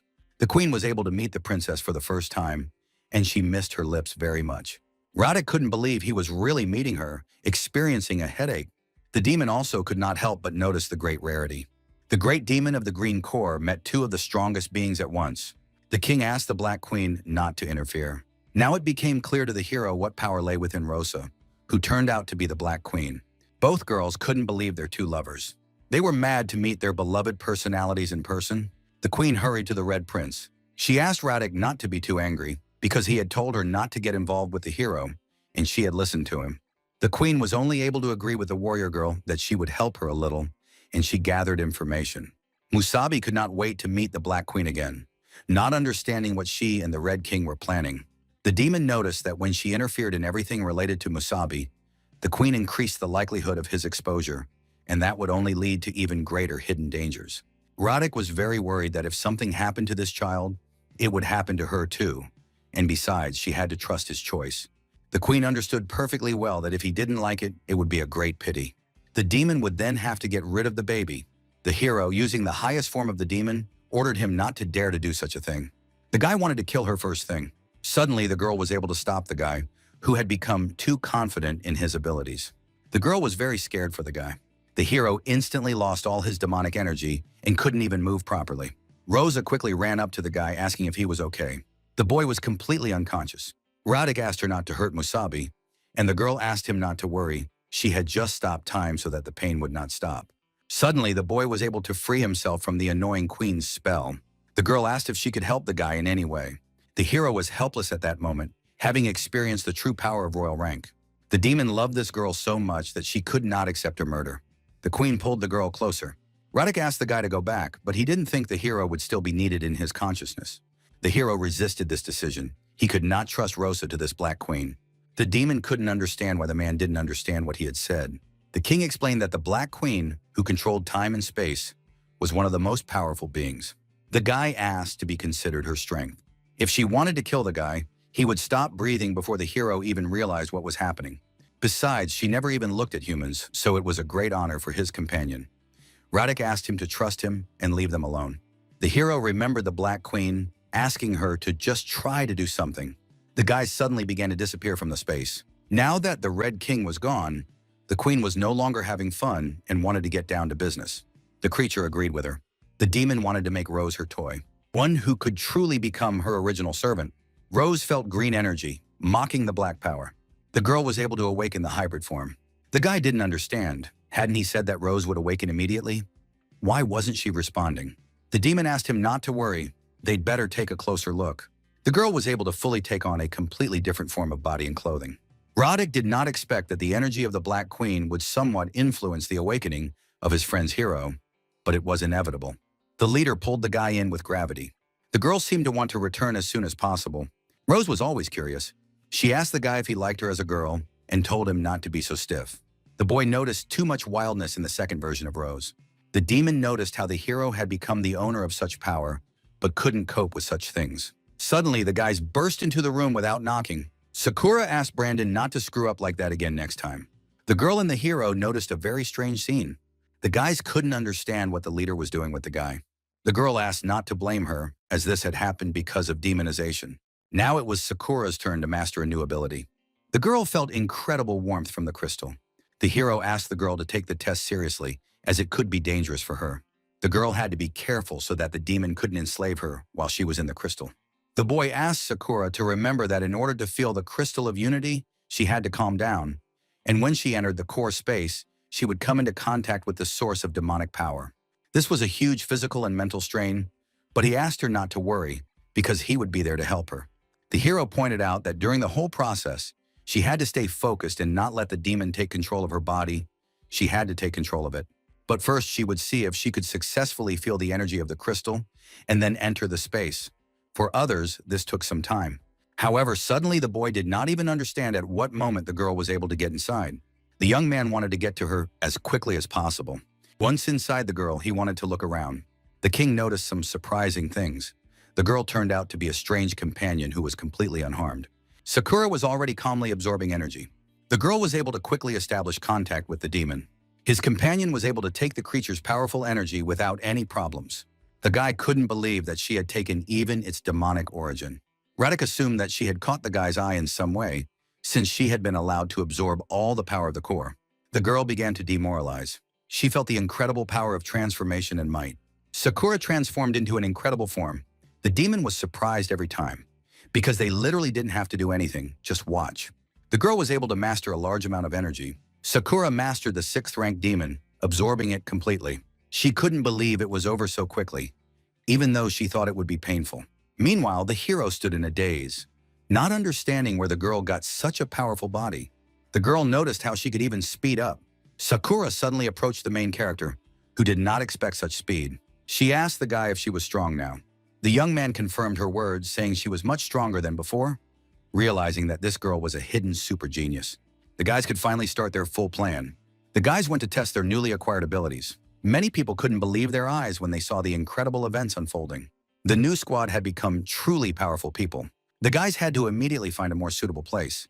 They had to adapt to the upcoming teamwork with their new abilities. The girl knew that to the east of the dawn, there was a huge cave of demons, which even the city's team of warriors did not enter. Lena now understood how they had become demons. It seemed that this power was almost enough to oppose the new six. Masubi stood with Lena on the shore of a beautiful lake. The girl announced that she would not be going any further with the group, and Masubi worried that he had upset her somehow. Lena insisted that it had nothing to do with him, but that she was running out of energy in her core and could no longer help the others. If she continued to work with them, she would soon become a burden to everyone. Masubi couldn't believe what he was hearing. What burden was she talking about since she was a member of the Great Six? How could someone like that be a hindrance? Besides, she was the one who told them about the cave. The young man insisted that they would definitely get a new 7-rank core for the girl. She just needed to be renewed. But Lena didn't want anything like that. She felt that she couldn't cope with her responsibilities. And even if she got a new core, her strength had weakened significantly because a lot of time had passed since the strongest warrior died. The girl had hardly fought for a long time, and later when a new king came to power, she was asked not to appear as a warrior anymore. Lena was forced to engage in her usual routine, and if it weren't for Masubi, she would never have worn that combat suit again. Masubi didn't want to listen to anything. All of the girl's arguments were nonsense, just a matter of equipment. And besides, with her past combat experience, everything would go smoothly. But Lena voiced what really bothered her. Masubi was missing the point. She was old and couldn't stay with her boyfriend for long. She admitted that she would have looked like an old woman long ago if she hadn't used the regenerative powers of the green core to preserve her youth. Masubi himself now had a young body, and he forgot that Lena was no longer the same. A little more, and she would fight, get tired, and completely run out of steam. The boy and the new Trinity are now the youngest and most energetic. Moreover, they have mastered a demonic power that is beyond Lena's understanding, and she can no longer help or guide them. By staying close, she will only hold them back. Lena hugged Masubi and whispered in his ear that she wanted to leave and just watch them from afar, and that if she stayed with the group, it would only make things worse for her. Masubi was very upset. Even if Lena really couldn't help them anymore, he didn't mind her staying just like that. But this conversation became pointless. The arguments were repeated, and Lena handed the guy something that would help him find her when the time came to save someone. It was a compass that would help find her at any time. A flashing green light on it showed her location. There were also voice prompts, so the girl could always be found if her help was needed. Lena also handed him a scroll containing information about demon gathering places that she had prepared for the group, as well as several locations that might be useful. Masubi understood that arguing was pointless. He thanked her and took the items, then asked where the girl was going, whether she planned to return to Dawn. Lena reassured the young man, telling him not to worry. Ordinary fighters wouldn't hurt her because she was still Lena Vale. But someone had stayed in the city, so the girl would return to collect her things and move far away to a small town to retire. Masubi didn't want to hear about any retirement. He asked if Lena was going to say goodbye to the guys. She decided to leave quietly. Lena had lived alone for many years, and now she had grown accustomed to the guys over the last few days. Besides, she had noticed Rosa. Rosa was watching Masubi and Lena's conversation. Lena, in a purely feminine way, noticed that Rosa cherished the young man very much. So she asked him not to ignore her feelings, because after all, he was a fool in this area. Without giving the young man a chance to respond, Lena turned away, saying that there was a small town nearby. She would go there and come to the city by public transport. Lena walked away into the sunset, and Masubi shouted that as soon as he got a new 7th level green core, the girl wouldn't be able to refuse him. Lena walked and thought what a fool he was, because no woman wants to look awkward in front of someone she likes, especially when the guy has a better, prettier, and younger girlfriend. Meanwhile, the rest of the group ran up to Masubi. They wanted to know what was going on and where Lena had gone, because they hadn't even had time to say goodbye to her. Masubi said that she needed to go back and take care of her business. Rosa watched her leave, saddened that she didn't have a chance to thank her, because Lena had helped them all so much during that time. And so they had to go straight to the demon cave, because according to Lena's stories, this cave was the best option for Parabola to test the group's new combat power. But more importantly, Masubi was going to find a new green core and give it to Lena the next time they met her. The whole team agreed with this plan, and the excited guys set off for the cave. The streets of dawn at night were filled with local thugs hiding in corners, hoping to rob someone. Lena, with a cloak thrown over her head, made her way through the streets to her home, trying to remain unnoticed. Fortunately, the window of her apartment was open. The girl jumped through the open window into the apartment in one leap. She had to act as quickly as possible. Just grab her things and leave immediately. Lena searched hard for one important thing, but suddenly her search was interrupted by a voice that said it didn't think she would come back. The girl turned around in horror. She recognized the voice that announced that this time he would not let her go. It was Dylan himself, the strongest warrior with a double green core. The girl was indignant. After all, she had left to attend to her own business. Since when could members of the Great Six break into other people's homes? Dylan smiled sarcastically and said that she had been gone for a very long time and now suddenly returned. "You're probably looking for this," he said, and showed her a small red box. Lena looked at the box and didn't understand where Dylan had gotten it. The girl remembered how, a long time ago, she had been on one of the most dangerous missions. She ran up to a guy who was sitting there and didn't seem to be leaving. The young man turned around, recognized Lena, and said that she had come at the right time. He had something for her. The guy held out his fist, which was clenched around some small object. He said he had made a necklace out of local shells and stones and wanted to give it to her as a gift. She really liked the necklace and said it was beautiful. Dylan noted that Lena's apartment was very modest and simple, and only one thing was kept in a separate box and carefully wrapped. He thought it was something valuable, but it turned out to be some kind of homemade trinket. Lena listened and boiled with anger and hatred. He didn't want to hear the story of how some stinking runt from the past had given her these shells. Lena couldn't control herself and rushed towards Dylan, intending to take the necklace from him. The girl managed to grab the necklace from the man's hands and clutched it tightly in her hand. Dylan kicked her in the stomach with all his might. She flew up to the ceiling and broke through the roof of the building with her back. Lena flew higher and higher by inertia. Dylan jumped over her and swung his leg to kick the girl again. He succeeded, and he kicked Lena like a soccer ball. She flew across the entire city. Finally, the girl was able to stop on one of the roofs and put her arms out, trying to protect herself. Lena knew she had almost no energy left and wouldn't even be able to heal her broken arm. Dylan flew up to her and said he could barely feel her energy. In that case, she would die today, because everyone knew that Lena was already an old woman. The girl did not understand what was happening, because she was one of the Great Six. The new king had promised that if she renounced her title, there would be no further claims against her. Dylan had no intention of disobeying the king's orders, but recently a powerful wave of demonic energy had swept through the city, and he sensed traces of her presence there. Most likely, Lena had gotten involved with some suspicious characters. Besides, the king didn't care about some dead dog. Dylan attacked the girl, delivering a powerful blow at the moment when she was distracted by the cat. He threw his weapon and said it was time for her to go to hell. Lena was too weak and therefore unable to dodge her opponent's blow. The blow was very strong and destroyed most of the building. The girl had enough strength and managed to pull the cat out from under the blow, getting injured herself. The frightened, fluffy creature didn't even say a word of thanks and ran away. At that moment, Dylan grabbed Lena. He considered her act of saving the cat very naive. If it weren't for that, the girl would have had time to dodge the attack. But it was time to end it. They had already caused too much commotion, and Dylan, grabbing the girl by the arm, rushed out of the city. But the villain did not want to draw attention to his actions, so he threw Lena into the forest. The blow was so strong and powerful that she flew a great distance and finally stopped, her back against a tree. Lena was in very bad shape. Her arms were broken in several places, judging by their unnatural position. Dylan flew up shortly after and said he could feel energy in Lena's core. He had once heard a legend that the girl had saved 600 people with her own hands in a single battle. An outstanding achievement, of course, but now Dylan wanted to tell her that she would never be able to do anything like that again. And then the villain kicked her. The blow was so strong and the pain so hellish that Lena's scream echoed throughout the area. At that very moment, in the Cave of Demons, the team was doing an excellent job of dealing with the local monsters, honing their skills. Of course, they still needed to work on their teamwork, but overall, everything was going great. Masubi noted that everything had gone as well as possible, and the team had obtained the core of a 7-horned demon. Suddenly, a sound caught the young man's attention, even though he was in the cave. The other guys also felt a strange vibration coming from the city. Masubi felt uneasy and decided to check Lena's compass. The young man activated it, and the compass showed Lena's location and announced her status as near death. Everyone was in shock. They couldn't believe their eyes. How could this have happened? Rosa was the first to come to her senses. She told everyone that they needed to go to Lena immediately. The 4 of them rushed through the forest at breakneck speed to get to the girl as quickly as possible.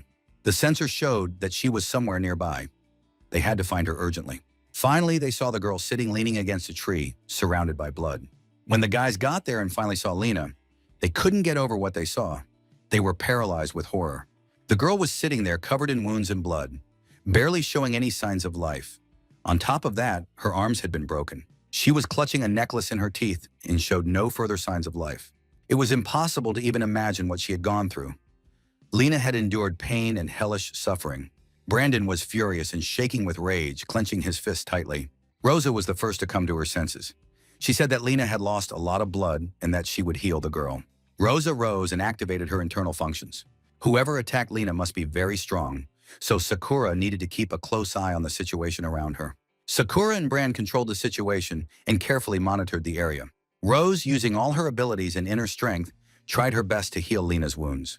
Masubi noticed the necklace and remembered how he had once given it to his girlfriend. Lena said that she really liked this gift and would keep it forever. Masubi guessed that Lena had returned to the city to retrieve the necklace, even though it was just an old trinket he had once made for her. Rosa reported that the situation was dire, and the problem was not just Lena's broken arms. The girl had extensive internal organ damage, and her core was almost empty, so she couldn't heal herself. Rosa said that the youth sustained in her body by the core's energy was beginning to leave her body. Her breathing and pulse were rapidly weakening. Masubi understood that Lena was dying. He wanted to know if a new core would save the girl. Masubi urgently wanted to find out what could save Lena's life and asked Rosa about it. Given her serious injuries, Rosa only had enough strength to weakly sustain Lena's life, and it wouldn't last long. Although Rosa also had a green core, its power was not infinite. Of course, they could try to use the power of the Black Queen. For example, sealing Lena in a special space and stopping the passage of time there would freeze the degenerative processes and give her extra time. But Rosa won't even be able to move. She'll have to maintain this skill all the time, and all her strength will be spent on holding the space. Besides, Rosa wouldn't be able to hold out for long, until sunrise at most. That was all she could do for Lena. Sakura did not understand how such a powerful demon could have ended up here. Even with her core weakened, Lena was incredibly strong. Masubi thought for a moment and told Rosa to do what she had suggested, to preserve Lena and maintain her condition. After that, he instructed Sakura to stay here and protect the girls. The demon must not be allowed to reach them. Brandon was to go with Masubi. They would find and punish the villain. Masubi was sure that this was Dylan's doing. The group members were stunned. Could it really be Dylan from the new top 6? Masubi said that Dylan had a very powerful aura, that he was very familiar with it, and that he could now clearly sense that this particular villain had been here. Rosa thought this decision was too rash, because it was possible that Dylan was not acting alone, and going looking for him would be incredibly dangerous. The strength of the group was no match for the power of the members of the Big Six, but seeing the look on the boy's face, Rosa realized she couldn't stop him. Rosa wanted to know what the boys were going to do with this villain. Masubi replied that he would kill the scoundrel, take his life, and rip out his balls. After that, the boys rushed to the City of Dawn. Brandon thought they were taking too much of a risk by simply storming the city. Besides, it would be difficult to find Dylan, and fighting inside the city could harm civilians. Masubi knew that it was very difficult to get into this city. One of its features was a powerful energy shield formed from the energy of demon cores, which provided the city with significant protection. In fact, this shield is simply magnificent. It can withstand the attack of a 7-horned demon. Getting out of the city is not difficult because the exit is open to everyone. Brandon wondered how his friend knew so much about the city's defenses. Masubi continued to argue that in that case, they needed to force Dylan to leave the city. The guys landed at high speed not far from the city walls. This attracted the attention of the guards on the ramparts. They noticed something falling from the sky. It soon became clear that it was not soldiers standing beneath the walls. When the smoke cleared, people saw humanoid demons, very scary and aggressive. An order was given to urgently activate the ray defense cannon. However, it was better not to deal with humanoid demons because the automatic guidance system was not capable of accurately capturing such targets. Masubi watched what was happening and thought about how the cannons of the city he had once founded and built were now aimed at him. What irony of fate. In the eyes of the other people, the young man now looked like a real demon. He addressed the city guards, saying that they had not come to capture anyone and did not intend to kill anyone, but simply asked Dylan to come out to them. The guard was outraged. How dare this vile demon utter the name of Lord Dylan? Masubi waited patiently, slowly bending his fingers, knowing that anyone who stood in his way today would die. The city guards activated their cannons and opened fire. In response, Masubi held out his bare hands and blocked the cannon fire with a single movement. The townspeople understood that the demon was terrifyingly powerful and that they needed to urgently raise the alarm and request support. Brandon felt that his comrade was literally enraged and ready to cut down and kill all the inhabitants in a row. At that moment, his inner demon activated, calling all the residents a bunch of insignificant ants and sarcastically suggesting that they all be eliminated today. Masubi did not fall for the provocation because they were ordinary guards and he did not want to kill innocent people. Alarms sounded in the city, and the defenders rushed to their posts because the city was under attack by demons. Suddenly, a flying creature appeared in the sky above the city, and soon, against the backdrop of the moon, the silhouette of this person could be seen. Without wasting any time on conversation, he attacked the uninvited guests who were at the city walls. Brandon immediately began to pump power into his protective dome. The enemy descended upon the young man, but Brandon's dome withstood the blow. Brandon exerted a tremendous amount of effort to maintain his dome and felt his strength rapidly diminishing. But then Masubi began to support him from behind, and together they were able to withstand this powerful blow. Masubi instantly recognized the villain who had attacked them. It was none other than Dylan, standing with his leg raised after the blow. The villain sensed that his opponent had blocked the attack. He thought it was surprisingly cool. The guards on the city walls recognized the great hero of six and relaxed a little. After all, with him, the city was safe.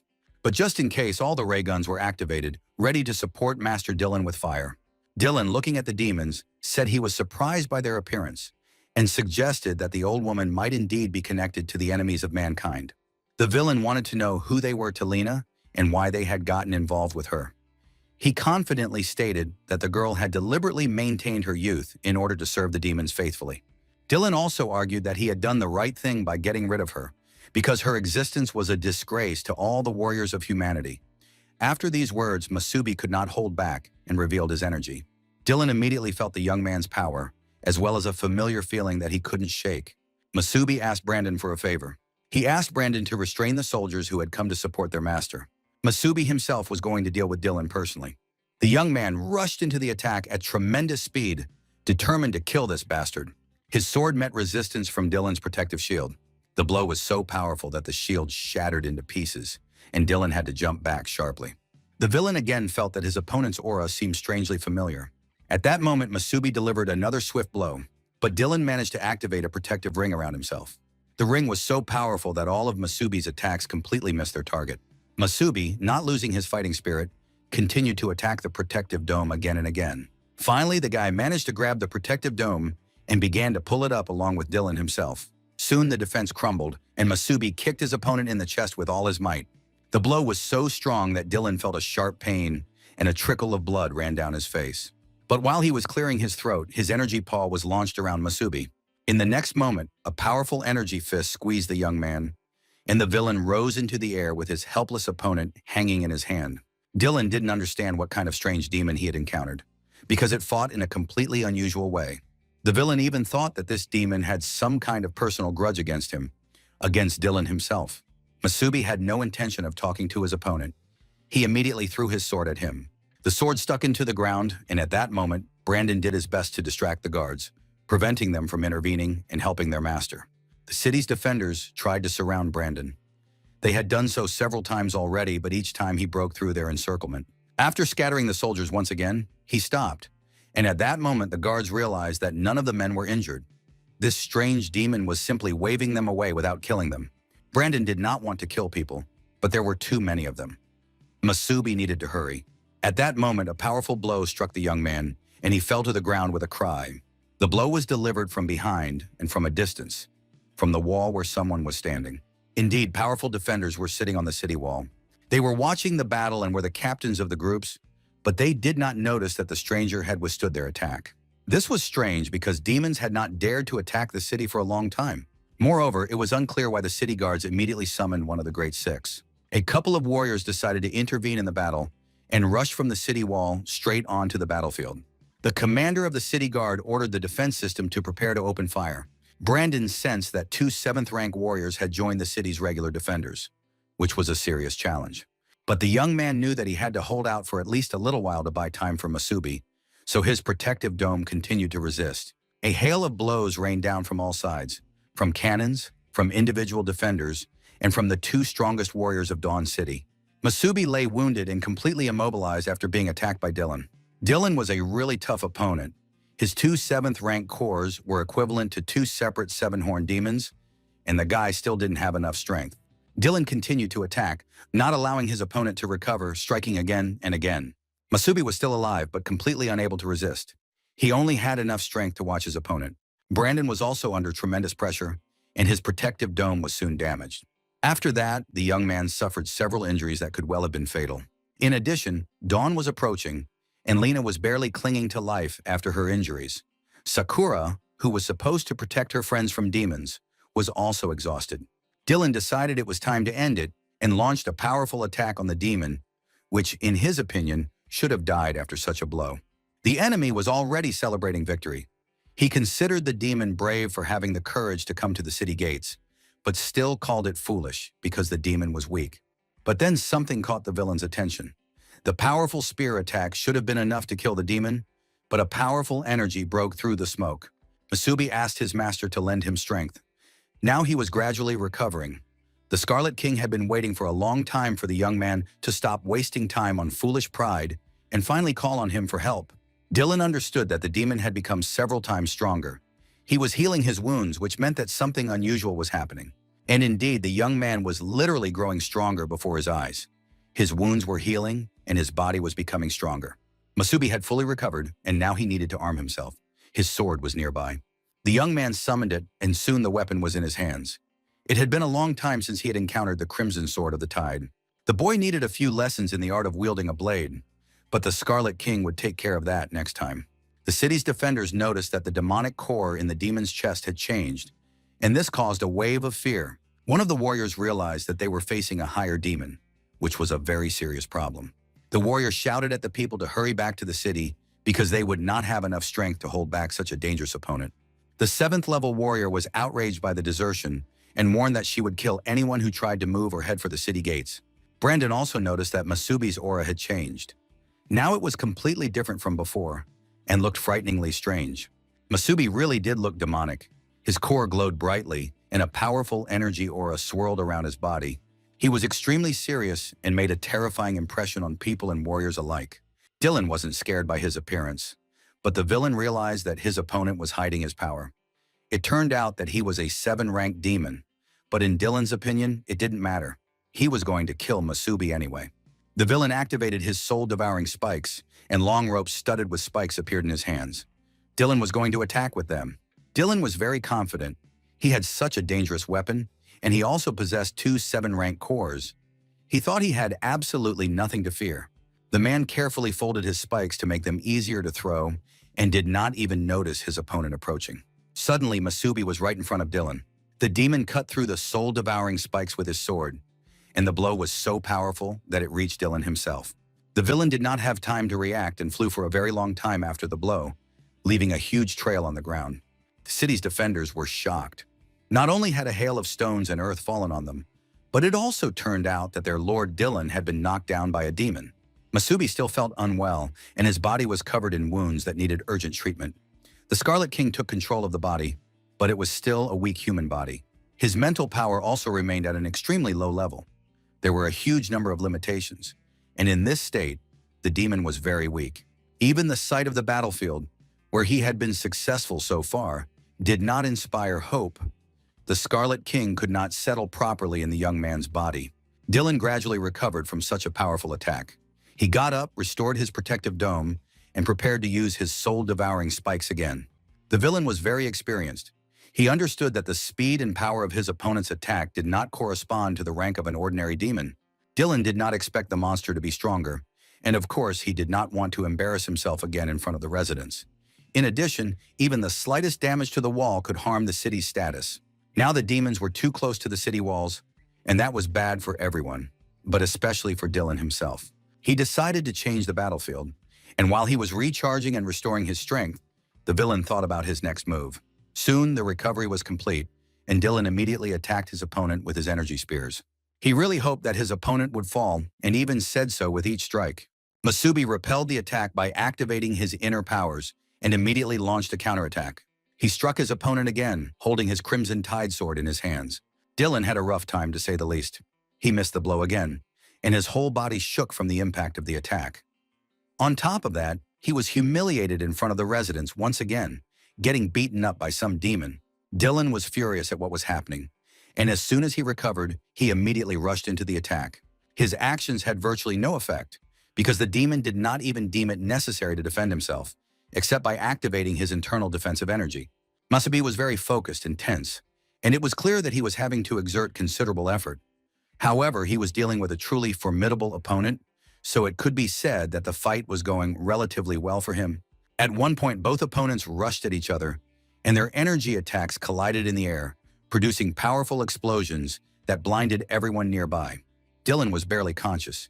He didn't understand what had happened or what he had just done.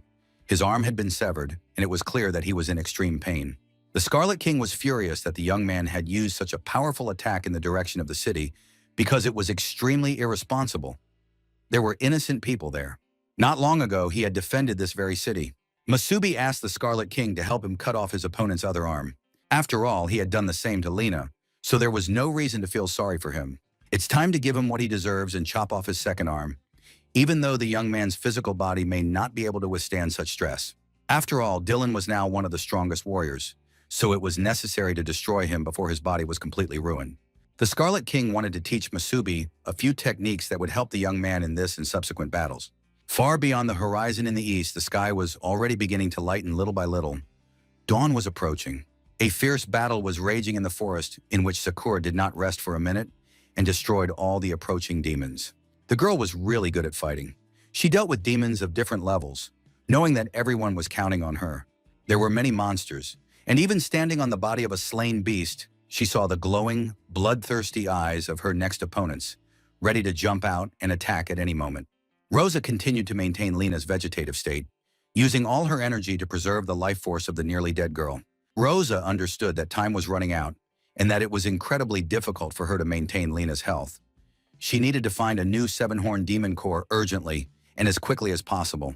At that time, the battle continued at dawn under the city walls, and the rivals periodically crossed paths, not yielding to each other in strength. Their attacks were practically non-stop.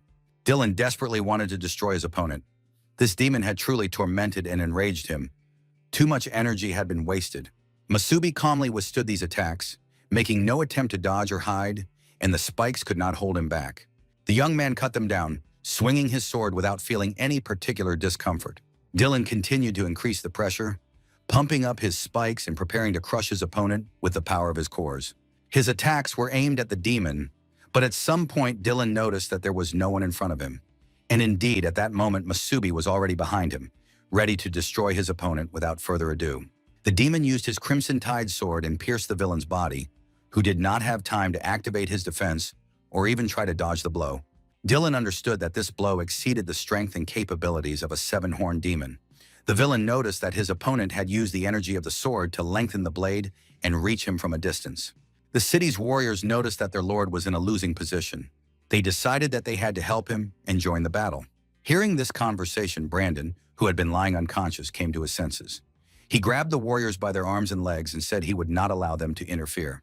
Brandon was defenseless, and one of the warriors simply stabbed him in the back with a spear, even though the young man continued to say that they should not interfere in the fight. But at that moment, intense pain pierced the boy's body. He managed to understand that the warrior had defeated him quickly and with almost no effort. So, the difference between his abilities and the strength of the 7th-rank warriors was enormous. But was this really the limit of Brandon's abilities? The young man remembered his mentor and thought that he had to give it his all.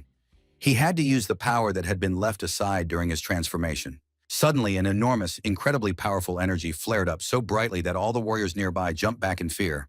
Brandon amazed those present with his willpower. It became clear that he had evolved and was now a 5-horned demon. Brandon knew he had to protect what he had sworn to protect, and he planned to do so immediately. At that moment, Dylan was flying at tremendous speed after another blow with his sword, offering absolutely no resistance.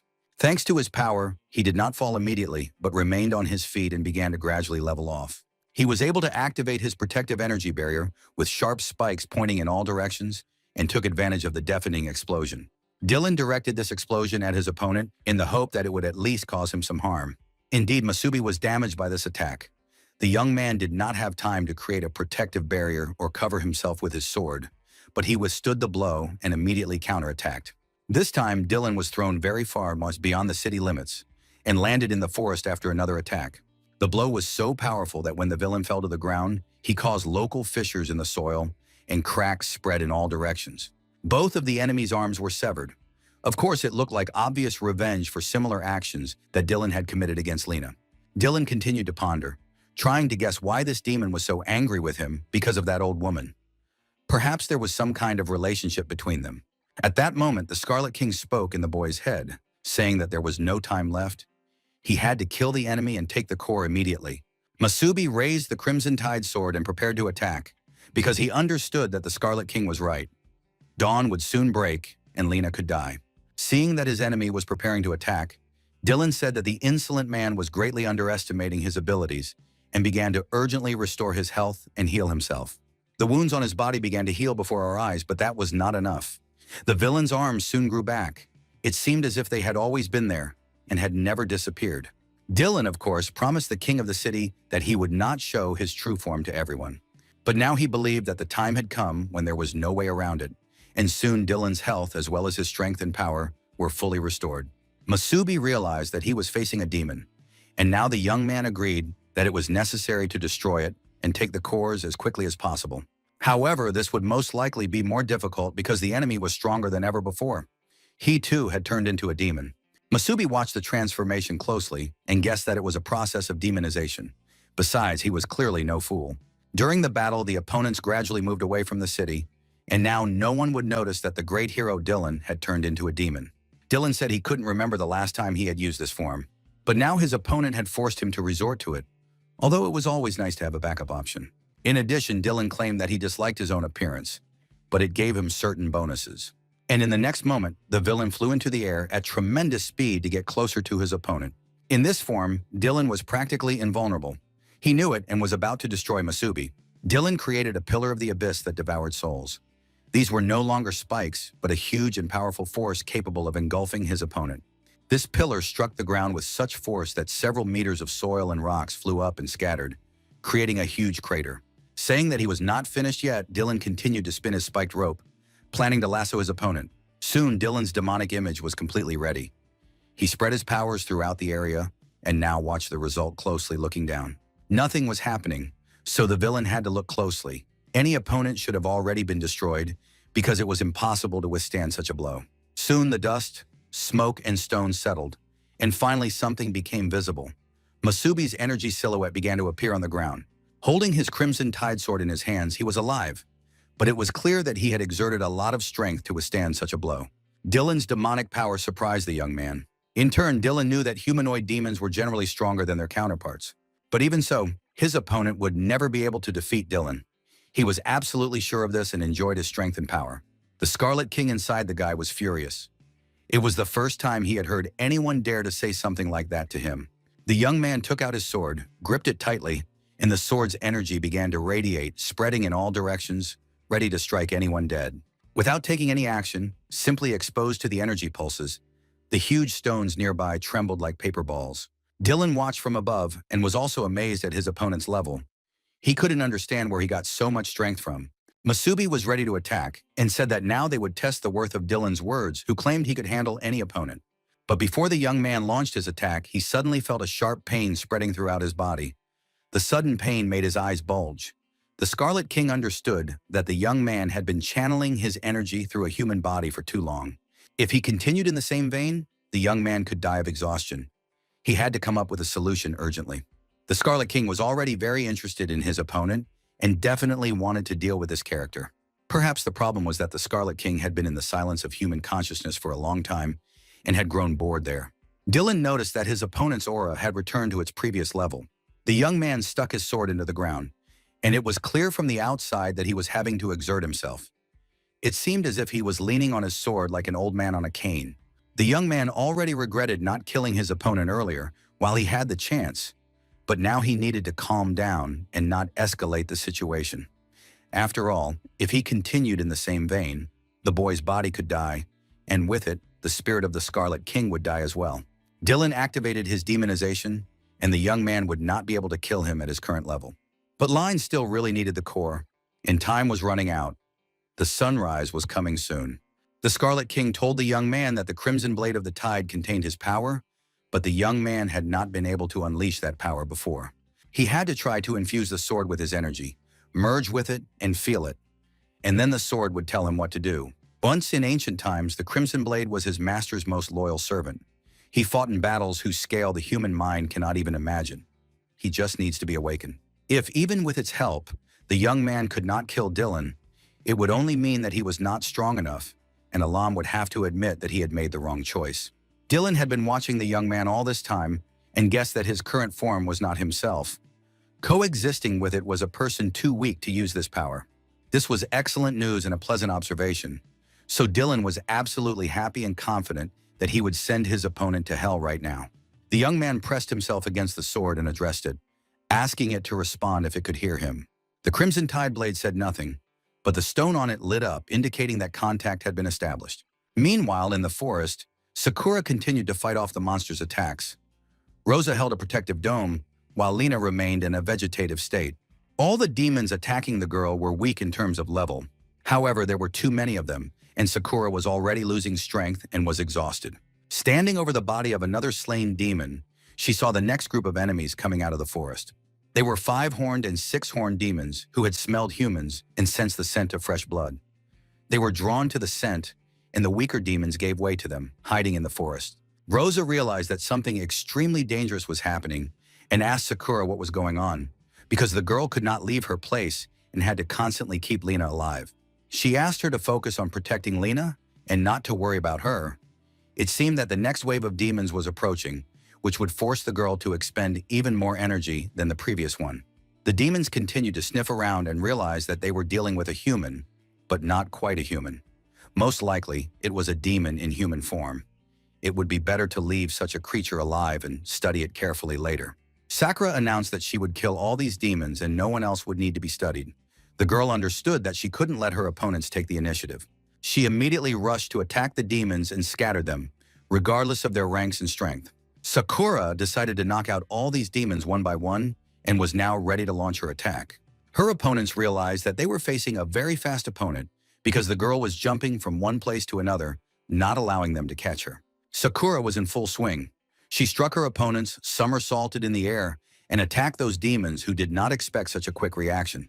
One by one, the demons fell, struck by her blows, while Sakura flew between them like a butterfly, managing to deliver dangerous attacks and avoid damage. The demons realized that their opponent had seized the initiative in the battle, trying to put them at a disadvantage and force them to retreat.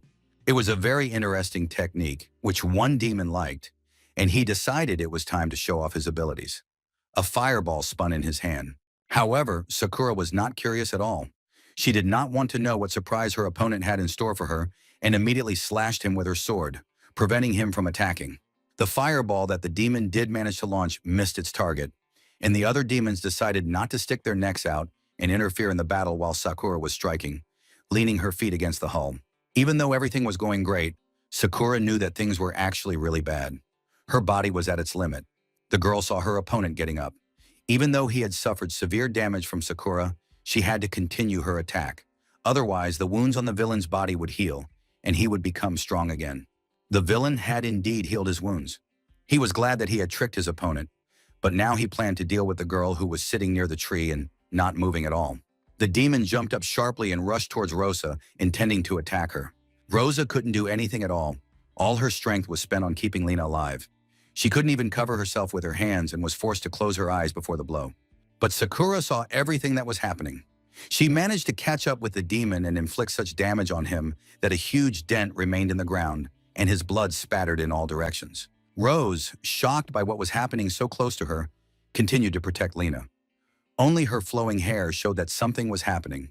Suddenly, Rosa saw that her friend was in grave danger and managed to shout to Sakura to be careful. But Sakura did not have time to do anything and avoid the attack. A powerful fiery blow was struck to her back and waist, and the girl was thrown aside.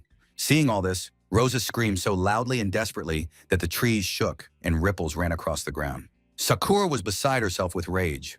Although her body could no longer sustain the previous intensity of her attacks, she had no intention of sparing the demons and struck her opponent again. The girl was in a serious rage, and those demons who had not yet been injured were caught in a storm of blades, and the surrounding area was flooded with demonic blood. After this attack, Not a single demon remained alive. Sakura turned to the creatures in the forest and told them not to be shy and to come out and fight right now. Such a terrifyingly aggressive attack, wild screams, and instantly killed demons made an indelible impression on their comrades, who discussed it among themselves and came to certain conclusions. The demons decided to retreat and left the clearing completely. Now they knew what a woman looked like when she was angry, and as their mother had once told them, it was better to avoid such women. Rosa was happy. She saw that the demons were leaving, and she really had a chance to hold out until the boys returned. But Sakura did not answer her friend because her body began to disappear into space. It seemed as if the girl was dissolving. In a warlike pose, completely disconnected, she did not react to anything. Most likely, her body was trying to conserve energy after destroying too many demons of various ranks. The Crimson Tide Sword was indignant, saying that the boy was not the Scarlet King, and what right did he have to awaken the sword? The young man was stunned to hear that the Crimson Tide blade could talk, which meant that it was indeed a living being. Dylan was at a distance. He was still afraid to approach the enemy and could not understand what the guy with the sword was doing there. Dylan was sure that his enemy could not defeat him because he did not feel much power coming from his opponent at that moment. The young man continued his conversation with the blade and asked the Crimson Tide Sword to help him kill the bastard standing opposite him. But the sword categorically and firmly stated that it would not do so. By this point, Dylan was ready to attack and aimed his spears at the young man. Thick ropes with spikes began to bind the boy's body, causing pain and preventing him from responding to the attack. Masubi felt that these vines were sucking the energy out of him, and he needed to get rid of them urgently, but he didn't have enough strength yet. Dylan knew that once caught in his poisonous ivy, any opponent would quickly turn into a pool of blood on the ground. The thorny vines continued to twist around the boy's body, and he felt them sucking out his core, losing energy at a very rapid pace. The boy was almost invisible under the vines, but he asked Crimson Blade why he refused to fight alongside him. Blade was very proud and knew his worth. He said that only the Scarlet King had the right to use his services, and the young man was nobody. The situation continued to worsen. The core on the young man's chest was almost empty, and the number of vines released by Dylan turned him into a ball of knitting thread. But suddenly something happened. As they say, they weren't expecting it, and then it happened. There was a powerful explosion, and the vines flew in different directions, as if bitten through by macaroni. Masubi stood at full height, completely free of the poisonous ivy, and in his hands was the huge crimson sword of the tide. The young man knew that he would most likely lose, but he decided to act with dignity and not let his opponent crush him. Dylan didn't like this at all. Remembering that his opponent had already used a similar lightning bolt at the beginning of the fight, it was unclear where he got such a rare and dangerous element from. Dylan decided that he needed to end the fight as quickly as possible before any more trouble happened. The young man prepared to attack, but then the sword in his hand, as if clearing its throat, spoke. It was struck by the force with which the young man had repelled the poison ivy, and now saw that he was worthy of fighting with such a sword. This was wonderful news, and so he needed to finish off his opponent as quickly as possible. Together with the crimson blade of the tide, the young man let out a victorious cry. Then something strange happened. His hand began to grow protective plates, giving the impression that he had put on a glove. All this was thought out by the Crimson Tide, who wanted to show the young man his true strength, for which he needed to strengthen his hand. And now this wonderful tandem was ready to fight Dylan. The sword treated the young man with respect, considering him worthy, and now they were truly strong. Dylan realized that the further he went, the more he disliked this situation. He couldn't figure out what his opponent was all about. One thing was clear. He had to end this fight as quickly as possible, and the villain directed all his demonic power at the young man. The most powerful and effective skills were used, and huge mouths descended from the sky.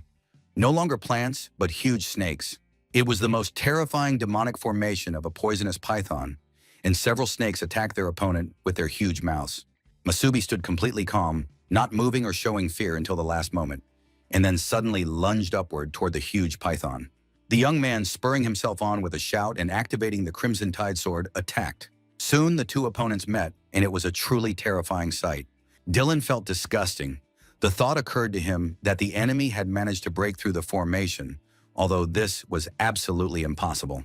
Then there was an explosion that lit up the entire area and illuminated the forest as if it were daytime. Continuing the battle, Dylan kept shouting that he was unbeatable and that his opponent could do nothing against him. Masubi did not consider the villain a serious obstacle. He was a pathetic parody of a member of the real Great Six, of which he himself had once been king. The words about the king amused Dylan.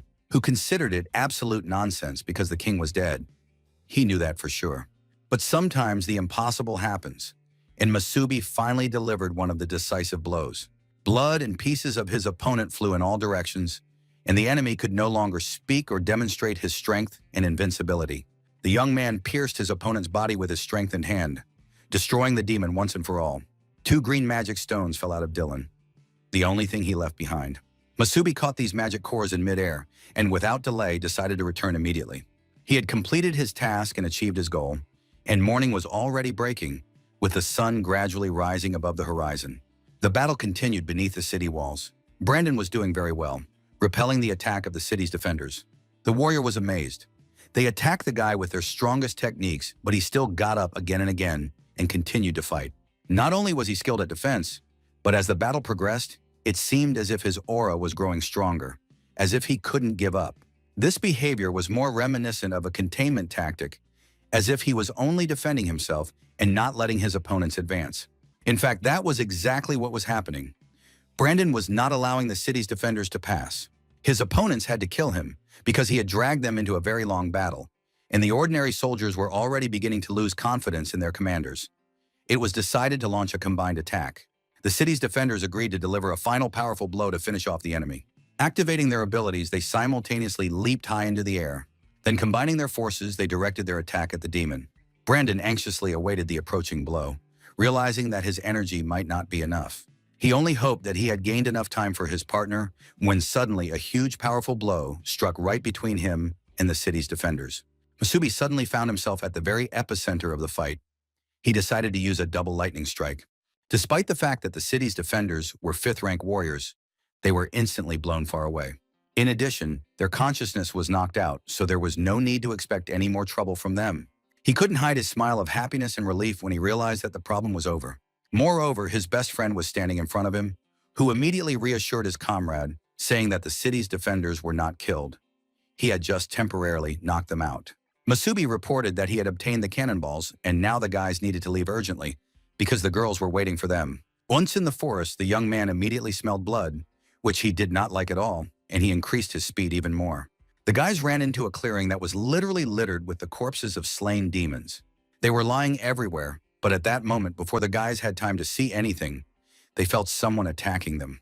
They literally felt the attack. The enemy's hand struck Masubi's body with all its might.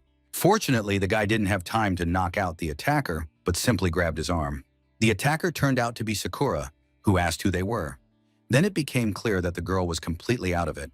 Masubi asked whose doing it was. The box and all the demons had been killed and destroyed, but the girl did not answer. The leader reassured Sakura, saying that she had done a great job. The guys were back, and now she didn't need to worry. Hearing these words and without realizing it, the girl collapsed flat on her face, and Masubi managed to catch her at the last moment. Seeing this situation, Rosa explained that Sakura had been unconscious for a long time, but continued to protect the girls on some kind of instinct. Rosa was happy that she had managed to hold out until the boys returned, before the situation worsened, and Lena remained in the same condition. Masubi handed Rosa the 7 horn cores he had obtained by destroying Dylan. Rosa honestly admitted that she didn't seriously hope that the guys would be able to kill anyone from the Great Six. She immediately began the process of healing Lena. First, she combined the cores. When the cores became one, Rosa placed them in Lena's chest, and the process of reunification began. After that, Rosa continued to restore Lena's health with her medical skills. They had to wait for the cores to take effect. Sometime later, the surroundings were illuminated by a green light, and it became clear that the heroes had succeeded. Lena could now be without her protective dome and gradually began to recover her health. Masubi was genuinely glad, one might even say happy, that Rosa had succeeded and that Lena's body would soon be the same as before. But instead of rejoicing with the boys, Rosa, exhausted after a night of treatment, fell down breathless. Now both girls lay exhausted. They had expended too much energy and passed out. Brandon admired his friends, who had used all their strength and exhausted their energy to the last drop. Indeed, their friends were truly strong fighters, worthy companions. Simply amazing girls. Masubi continued to think about the girls, but suddenly noticed that Brandon was not responding to his words. Brandon had suffered the same fate. The young man had simply fallen asleep sitting in his seat because he too had been fighting all night. The leader was grateful to his team. They were all ready to give their lives for each other. Masubi was the only one who remained alert and took it upon himself to watch over the others until they woke up, protecting their sleep. After all, they needed to recover. Lena woke up in the middle of a beautiful green meadow. She was lying on soft, lush grass under the warm rays of the sun. Opening her eyes, at first the girl did not understand where she was or what had happened to her. Lena sat up and tried to remember the recent events, but it was difficult and slow. The girl thought that she had dreamed it all, or maybe she was still dreaming. Suddenly, her thoughts were interrupted by a voice asking what the beauty was thinking about. Lena looked up and saw a group of warriors in front of her, all dressed in red cloaks and staring into the distance. One of the warriors turned around and asked what was wrong with the girl. She seemed to be lost in thought. It was King Masubi. Lena said that she had had a very long and frightening dream and was now trying to remember the details. The dream was strange and very realistic. At the end, Lena remembered that she had lost both her arms. These were terrible memories. The knight suggested that the girl was probably very tired, which was why she had dreamed such nonsense. Another knight sat down next to the girl, took her hand, and told Lena that she needed to relax because it was just a dream. Girls shouldn't attach too much importance to it, said the most powerful master of the Purple Corps, Queen Saren of the Mists. But they had to move forward because the new capital city was almost complete. The king believed that it would become the first S-class city in history, a place where new hope for all of humanity would be born. Carlos, the Red Corps master, was confident that this would indeed be the case. The citizens of the city took the initiative and decided to erect a statue in honor of their king in the most honorable place. The king refused this initiative, but no one listened to him, although, of course, the guy was very pleased. Enran, the strongest master of the Yellow Corps, declared that their king gave hope for survival in the future and deserved such an honor. The other knights also considered this to be a well-deserved action. The townspeople were expressing their love and support in this way. After that, all the knights knelt before the king, declaring that they considered him worthy of such treatment and a well-deserved reward. The king was very pleased to hear this, and he was touched by his friend's actions. He simply said that it was time to return to the city, and everyone followed him. Savior, the strongest Black Corps master, reported that there were rumors of new obelisks, and he decided to send a reconnaissance team to explore the area. The king believed that there was still much to be done in the city. He wanted to complete the underground railway project, which would connect cities for safe travel and resource exchange. In addition, there were rumors that a certain religious cult had been gaining strength recently. This also needed to be dealt with. Lena was still sitting on the grass, listening to her companions. Finally, the memories of the bad dream left the girl, and she became cheerful again. She shouted that she was already running and began to get up. But then a terrible pain pierced her arm, right where her hands had been severed. And so the girl fell back into the nightmare she had been in before, without her arms. Lena shouted to her companions to wait for her and not to leave, because she had no arms and could not climb.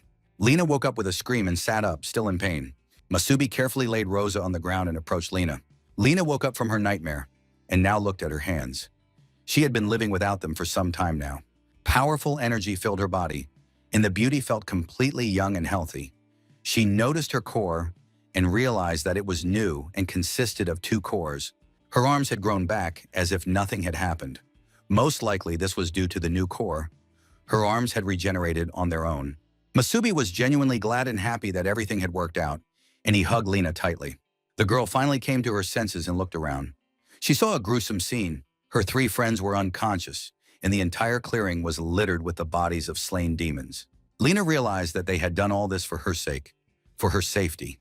She began to apologize for putting them in danger because they could have died. The young man asked her not to apologize. They had done what they thought was necessary. After all, everyone wanted to help her. Her friends didn't care about the consequences because she had become a true comrade in arms to them. This meant one thing: anyone on the team was willing to sacrifice themselves for her. Masubi briefly recounted the latest events, and the news of Dylan's death greatly upset Lena. It could create a huge problem.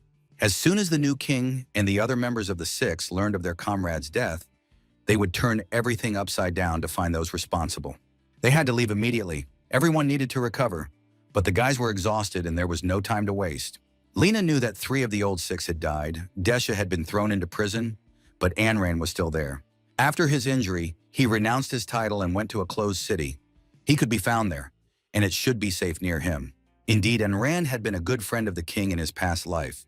So once the plan was agreed upon, it was time to move forward. Lena undertook to heal all the boys and activated her magical abilities. Fortunately, she now had enough strength. Dylan's cores were simply amazing. They were very powerful. Their power was enough to completely restore the hands, and the treatment that Lena performed took almost no energy from her. It reminded her of the situation with Rosa, when a very strong green core was needed. Now, thanks to what Masubi and the whole team had done, they had a new member. The young man asked how long it would take to get to Anran, but it was unclear how their relationship would develop. It was not a matter of distance. It was unclear whether he would accept the group after the king's death. Anran had fallen into despair and even hated the king. He hated him for leaving them at such an inopportune moment and for everything that had gone wrong since then. Masubi believed that it was still worth meeting him in person and explaining everything. At that time, in one of the uninhabited areas of the earth, mountains covered the entire surface. Huge, deep caves were located here, and most likely there were many demons in them.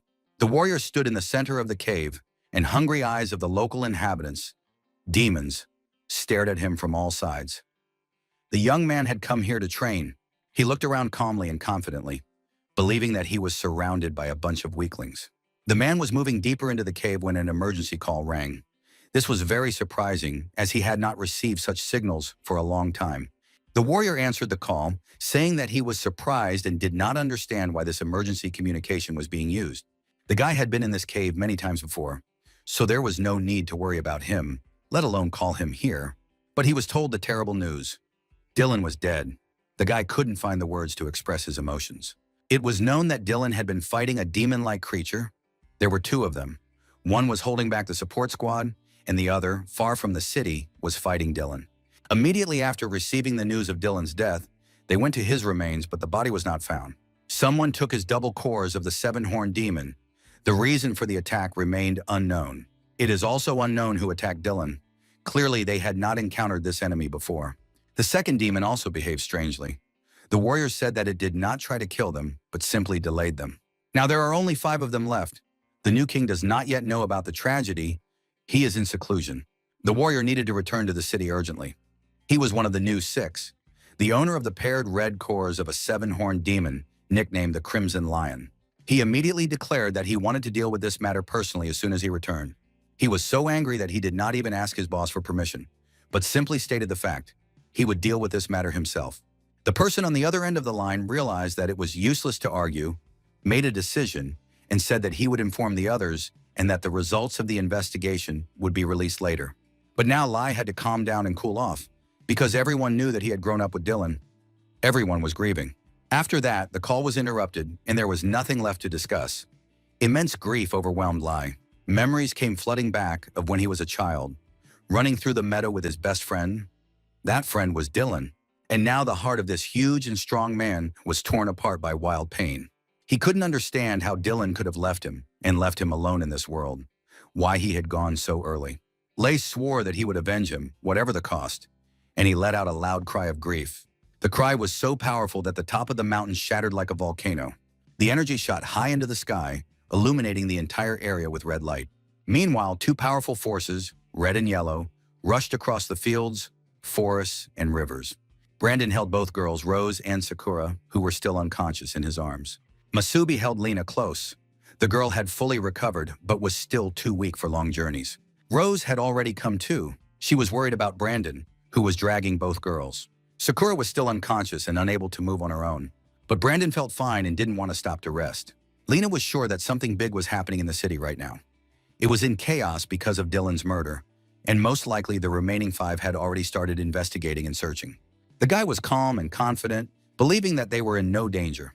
The girl was worried that they were in great danger and wanted to get to the city where Anran was hiding as soon as possible. Soon the group flew to the city, which was located near the sea and surrounded by water.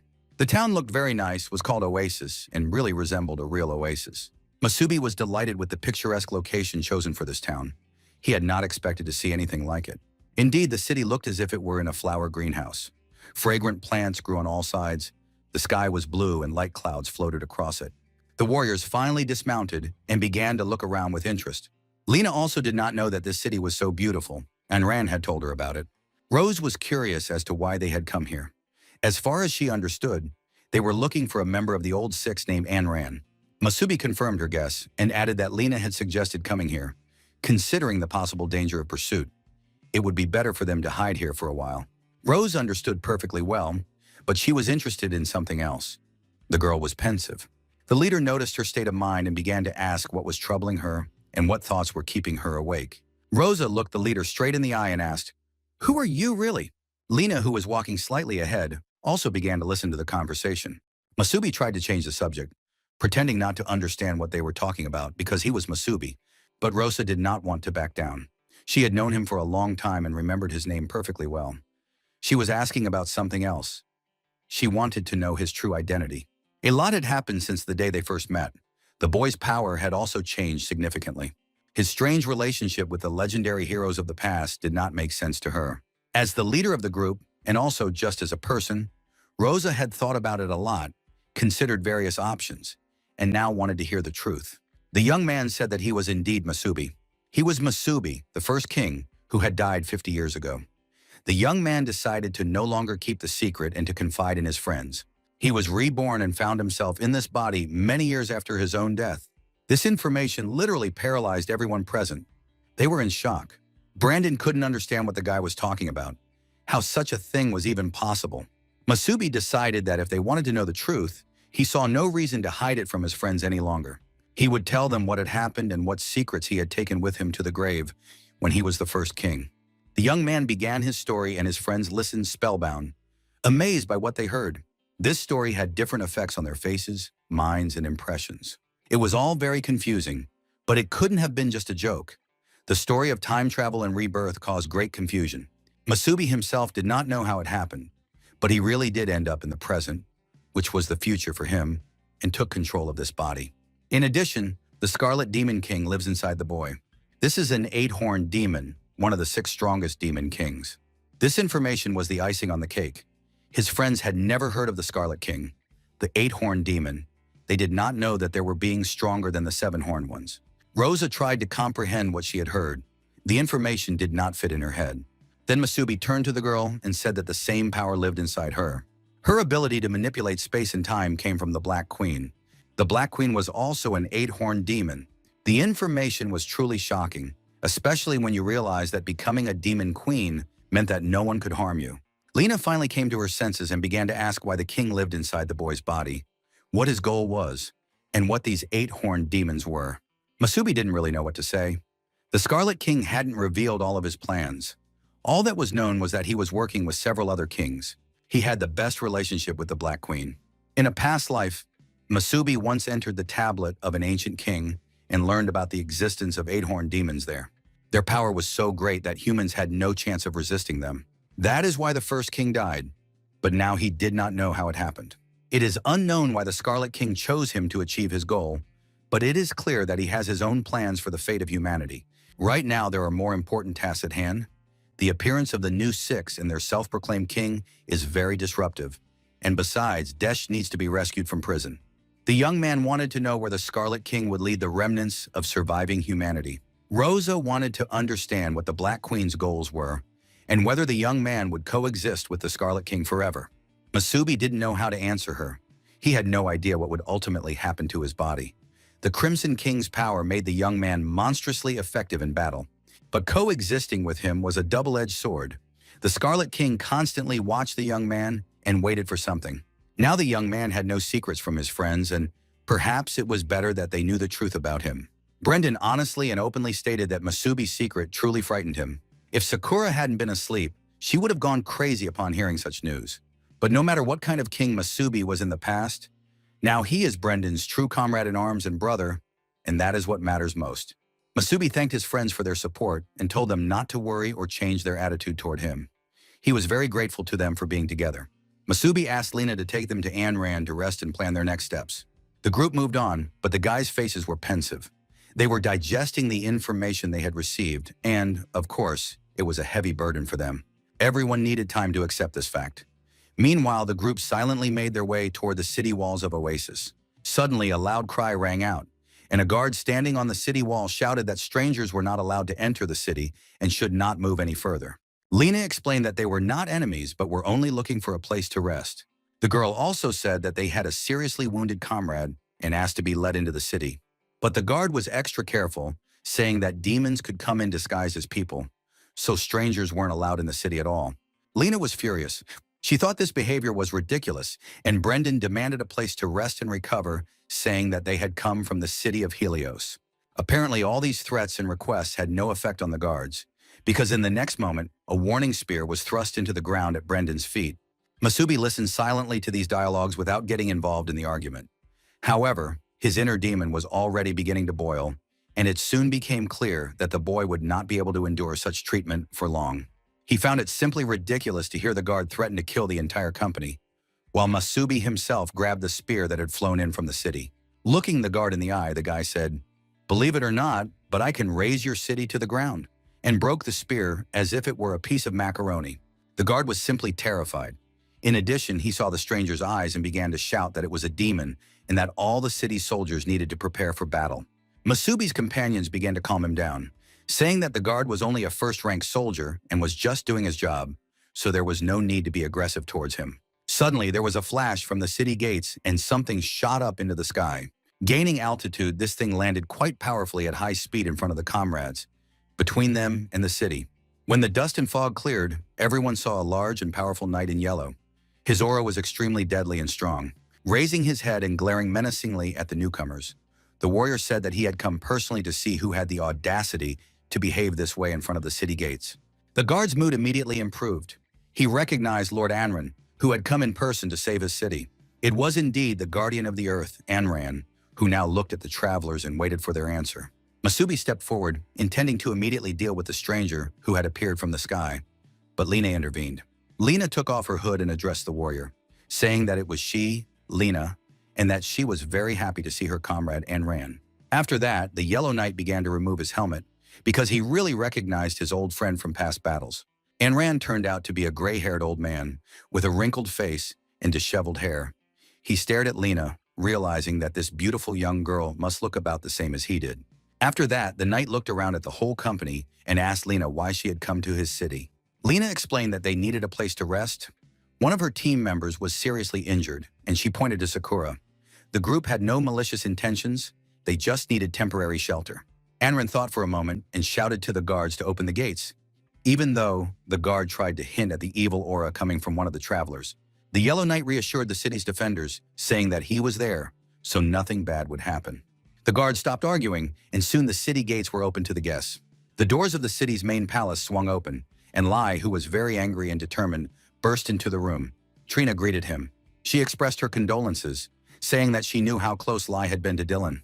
Trina was one of the members of the new Six, possessed a double purple core, and was nicknamed Gentle Heart. Crimson Lion was indeed very upset.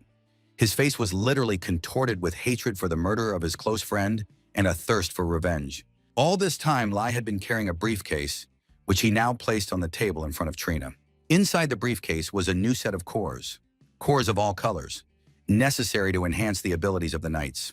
Lai asked Trina to send him all the data on Dylan's battle. The guy didn't care who his friend's killer was. Trina saw and felt that she couldn't stop Lai, but she told him that someone would be going with him on this mission. Lai tried to object, but the girl said that it was not up for discussion, but an order from above. Therefore, he simply had to accept the fact that he would have a partner. The information about the order from above struck the warrior. He understood that Wang was not ready yet and wondered how everything would happen now. The warrior was confused. But then a demon stepped out of the darkness and said that this would be his first time working with humans. He looked very relaxed, wearing a robe and slippers, and came out to meet his new partner. This was a demon nicknamed Young Chick, and indeed, this young man with purple hair looked very gentle and touching. The partners went to the scene of the battle where Dylan had met his death in order to gather the necessary information or find some clues about the killer's identity. The demon understood that the warrior was very upset that they were forced to work together, and he told him so directly. Indeed, Lai confirmed that if it weren't for the decree from above, he wouldn't even look at this demon, who is only a five-horned demon and would only be a burden to him. Lai advised him not to get in his way because in reality he couldn't stand all demons. The demon struggled to contain his hatred upon hearing these words and said that he could kill the warrior with a single movement of his hand. In the next moment, his hand did indeed pierce Lai's body. The stunned warrior looked at the weapon sticking out of his chest and the blood pouring around him, unable to understand how the demon dared to sneak up on him. But in the next moment, Lai was walking unharmed along the road next to the demon, who suggested that they calmly continue their journey together. Lai did not argue or try to figure anything out.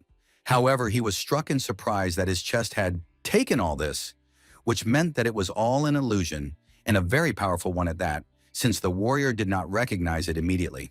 Looking at the back of the departing demon, Lai realized that he was not facing a five-horned demon, but a very powerful creature. At that moment, the demon said, "You said I was five-horned. That's right. That's exactly the level I wanted to show you." The demon turned to his partner, who was in shock, realizing that his thoughts were easily read, and said that they needed to get going because the demon also needed revenge. The small cozy house was very noisy and cheerful. Sakura finally came to her senses and was now devouring literally every piece of food she could find. In addition, her companions told her the story of Masubi, and the girl was simply stunned to learn that their leader was the king himself. While Brendan, Rosa, and Sakura were devouring the food supplies and enjoying their rest, the other members of the team remained outside. Masubi confessed to Anran who he was and told him his story.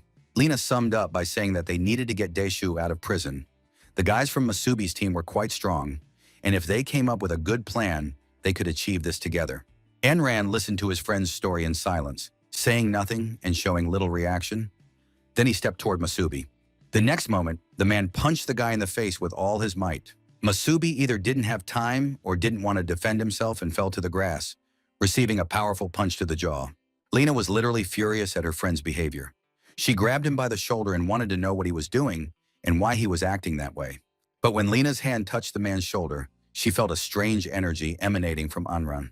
Anran attacked Masubi again with his fists, saying that he had no idea what his comrades had to go through to survive after his death.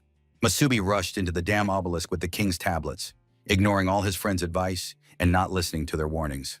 Masubi has no idea what happened after that, how they all survived, and how they managed to get through all the hell that followed. The scream was so loud that Masubi's companions jumped up from the table and rushed to help their leader. But before they could run up to intervene in the fight and pull the crazed old man away, Masubi yelled at them to stand back and not interfere, allowing Anran to vent all the anger he had accumulated over the years. Anran was in a serious rage. He beat the young man and continued to tell him how hard and painful it was for them without their king. All those who were loyal to the king had been slaughtered, and the people had nowhere to even spend the night. But he, their king, had simply taken off, not caring about anyone. And now he had shown up as if nothing had happened after so many years, and was talking about some kind of salvation. Masubi could only say, "Forgive me." The face of the king who had called Anran to go with him came to mind. And in this life, Masubi intended to repay his knight 1,000-fold. But then a woman and a boy appeared in the courtyard, drawn by the noise, and watched their beloved man with concern. The boy with a stick in his hands turned to the strangers and said who they were, and that neither he nor his father liked them, and that they should all leave immediately. Stunned, looking at the new participants in the dialogue, Lena realized that Anran had a normal human family. Anran bowed his head before his king and said that he asked his king's forgiveness, but he was no longer Anran, the defender of Earth. The man had fled to this town, met a woman he loved, and had a child. In his old age, he had given himself to them and was content with the little he had. He no longer had the strength that once defined him, and all he was capable of now was protecting his family in this town. Masubi listened silently to this confession, not condemning his comrade, but disappointed that he had found no support in Anran. The old knight knelt before his king, bowed his head in a deep bow, and asked that the warriors leave the town once their wounds had healed. Sakura, now rested and refreshed, began to flirt with the boy, saying that they were not here to cause trouble. She smiled sweetly at the boy and said that they were not going to interfere with him and his wonderful family, but that she just needed to rest a little and heal her wounds. The boy felt a little ashamed of his behavior and was pleasantly embarrassed, saying that okay, he was ready to let them into his house. Brendan hugged the boy around the shoulders and reassured him that they were good guys who specialized in killing monsters and didn't hurt people at all. That day, the hostess had many helpers in the kitchen who bustled about with her, preparing a delicious lunch. The woman said that these were the first guests in their house. They usually led a very secluded lifestyle. The hostess was even a little afraid that she would not be able to cook enough for so many people to treat them all to a delicious and high-quality meal. The woman said that these were the first guests in such a long time, not only for their family, but for the entire town. The fact is that new people very rarely come to the town, so everyone was wary of the strangers. Rosa reassured the woman, saying that they meant no harm and understood, so there was no need to worry about it, especially since the guests had arrived without any warning. In fact, they should apologize for their sudden appearance and for the disturbance. Lena also said that they were all very happy to find a place to rest, especially in such wonderful company, because Mr. Anran and his wife had done them a great service by providing shelter. The woman was glad to hear this because it is always nice to help. And now it was time to enjoy a delicious dinner as soon as the food was ready. Masubi was sitting on the grass at that moment, watching the sunset, which was very beautiful and peaceful. Anran approached his former king, because the men had so much to discuss, and once they had been very important and close people to each other. Looking at the current Masubi, Anran saw his king, his youth, and his lost hopes. The man honestly admitted that even Lena could not convince him that Masubi was the king. Anran did not believe in time travel and reincarnation. It all sounded too magical. Anran gave in to his emotions and hit Masubi a couple of times, but now he thinks about it constantly and realizes that he shouldn't have done that. The man knelt, bowed his head low, and said, "King, Anran greets you." Anran began to tell his king about the past years, when he was seriously wounded and had to flee to this small town. The man thought he was going to die. But here one of the local women nursed him back to health after his injury. She took him into her home and later became his wife. The woman never actually asked about her husband's past, but simply followed him quietly. Soon they realized they loved each other, and Anran decided to give up everything. He left the old six and his title. Now he was just the husband and protector of one woman. In addition, he had a city that had accepted him, and the man felt grateful to its inhabitants and wanted to protect them from external enemies. After some time, they had a child. Life became quiet and peaceful, and now this was the most important treasure in Anran's life. Masubi did not condemn the warrior, but said that he was sincerely happy for him and for the fact that he had found a place for which he was willing to do anything. Masubi said with sadness in his eyes that he had never even tried to imagine such a life. It seemed that it did not exist for the young man. Once he was called the strongest warrior, and later, the king. Masubi knew that a peaceful, quiet human life was not in store for him. He was the one who created such a life for other people. That is why Masubi never stopped. Even when Masubi decided to enter the obelisk to try to get to the truth, despite everyone's objections. These obelisks brought disasters upon people's heads, and Masubi believed that he had to find out the reason and ensure safety, because as long as the obelisks existed, death and disaster would not cease. The war against the demons brought temporary victory and even peace and security. The frightened people easily believed it all. Anran realized that they were all very naive at the time, and did not believe their king, and that he alone understood the scale of the disaster. Perhaps that was why he was king. Masubi said that now he himself was curious to see where the new king wanted to lead humanity. However, while fighting Dylan, the young man realized that the so-called New Six possessed the art of turning into a demon through pure demonization, and this greatly disturbed him. It is unknown what other secrets the new king hides. Anran was very alarmed. He sincerely advised his king not to meddle in the affairs of the head of the New Six. The man had seen this person's power with his own eyes, and believed that he was completely invulnerable and possessed terrifying power. Masubi replied that it didn't matter, and that he would meet the new king at any cost. Besides, he did not understand why Anran was so sure that Masubi did not have the strength to oppose him, when the young man looked almost like a demon. Anran had already noticed these changes in his king's eyes and decided that it was not worth pursuing the conversation any further. Soon the whole company was sitting at a common table laden with delicious food, and the hostess announced that it was time for dinner. Anran was very touched. It had been so long since his house had been so noisy and cheerful, and it was a very pleasant feeling that he had been deprived of for many years. Dinner was in full swing when suddenly Masubi felt a call from his crimson sword, Tide. Without warning, the blade activated and caused changes in Masubi's hand. Everyone present noticed this. The stone inlaid in the crimson sword of the Tide lit up and informed its owner that enemies were approaching. The team members immediately realized that the situation was changing and that they needed to act urgently, dropping everything unnecessary and attending to their immediate tasks. Meanwhile, above Anran's house, where the whole company was sitting at the festive table, a bird with purple energy was flying. Near this bird were two more demon warriors who were also descending on that part of the city. There was a powerful explosion, and the walls of the house were blown to smithereens. No one could have survived in this situation. Fortunately, the Crimson Sword of the Tide warned its master in time, and so the team managed to quickly leave the dangerous place, taking Anran's family with them. Soon, when the smoke and dust cleared, two uninvited guests appeared on the ruins of the destroyed house, the demon Tenchik and the Crimson Lion. The demon immediately sensed the aura and said that their rival was indeed hiding here. The demon said that finding Masubi was not difficult at all, because the birds had seen him on the way here, and now reported the information to the demon. Masubi silently examined his pursuers, analyzing the situation and figuring out how to proceed. A warrior named Lai, or Crimson Lion, was also there. He immediately said that he had come for Dylan's killer. Just a few hours ago, Lai and the demon chick had been standing at the site of Dylan and Masubi's battle. Lai did not understand why the demon had asked to be taken to the place where Dylan had died. The demon assumed that it would help find the killer. Lai remembered how the demon had said that their goals might coincide, and now he wanted to find out what chick meant. The demon did not go into details about his past life, saying only that it was a personal grudge. The one he was looking for was extremely unusual. On the way there, the demon Tenchik found various clues that pointed to his location, and when he arrived in the City of Dawn, he received information about Dylan's murder. The men examined the site of the battle between masters of unimaginable power because the entire earth and mountains were cracked and dented. It could not have been a mere coincidence. The demon had nothing personal against cooperating with the Crimson Lion, but that was what the elders had decided, so he was not involved. The demon simply offered to carry out his mission without interfering with each other. Lai understood everything and agreed with the demon's conclusion, saying that if he could find the killer, there was no point in wasting time. The demon asked not to be frightened and not to frighten others, and one of the birds flew up to him and landed on his hand. Without saying a word, he turned to the bird with the power of his mind and asked if it had seen the battle. The bird said that there were 4 of them. Human warriors who could become demons. They were wounded but managed to avoid defeat. Lai, to put it mildly, was stunned by what he heard and wanted to know where these warriors had gone. The bird told the demon that they had flown off in a certain direction, which was excellent news.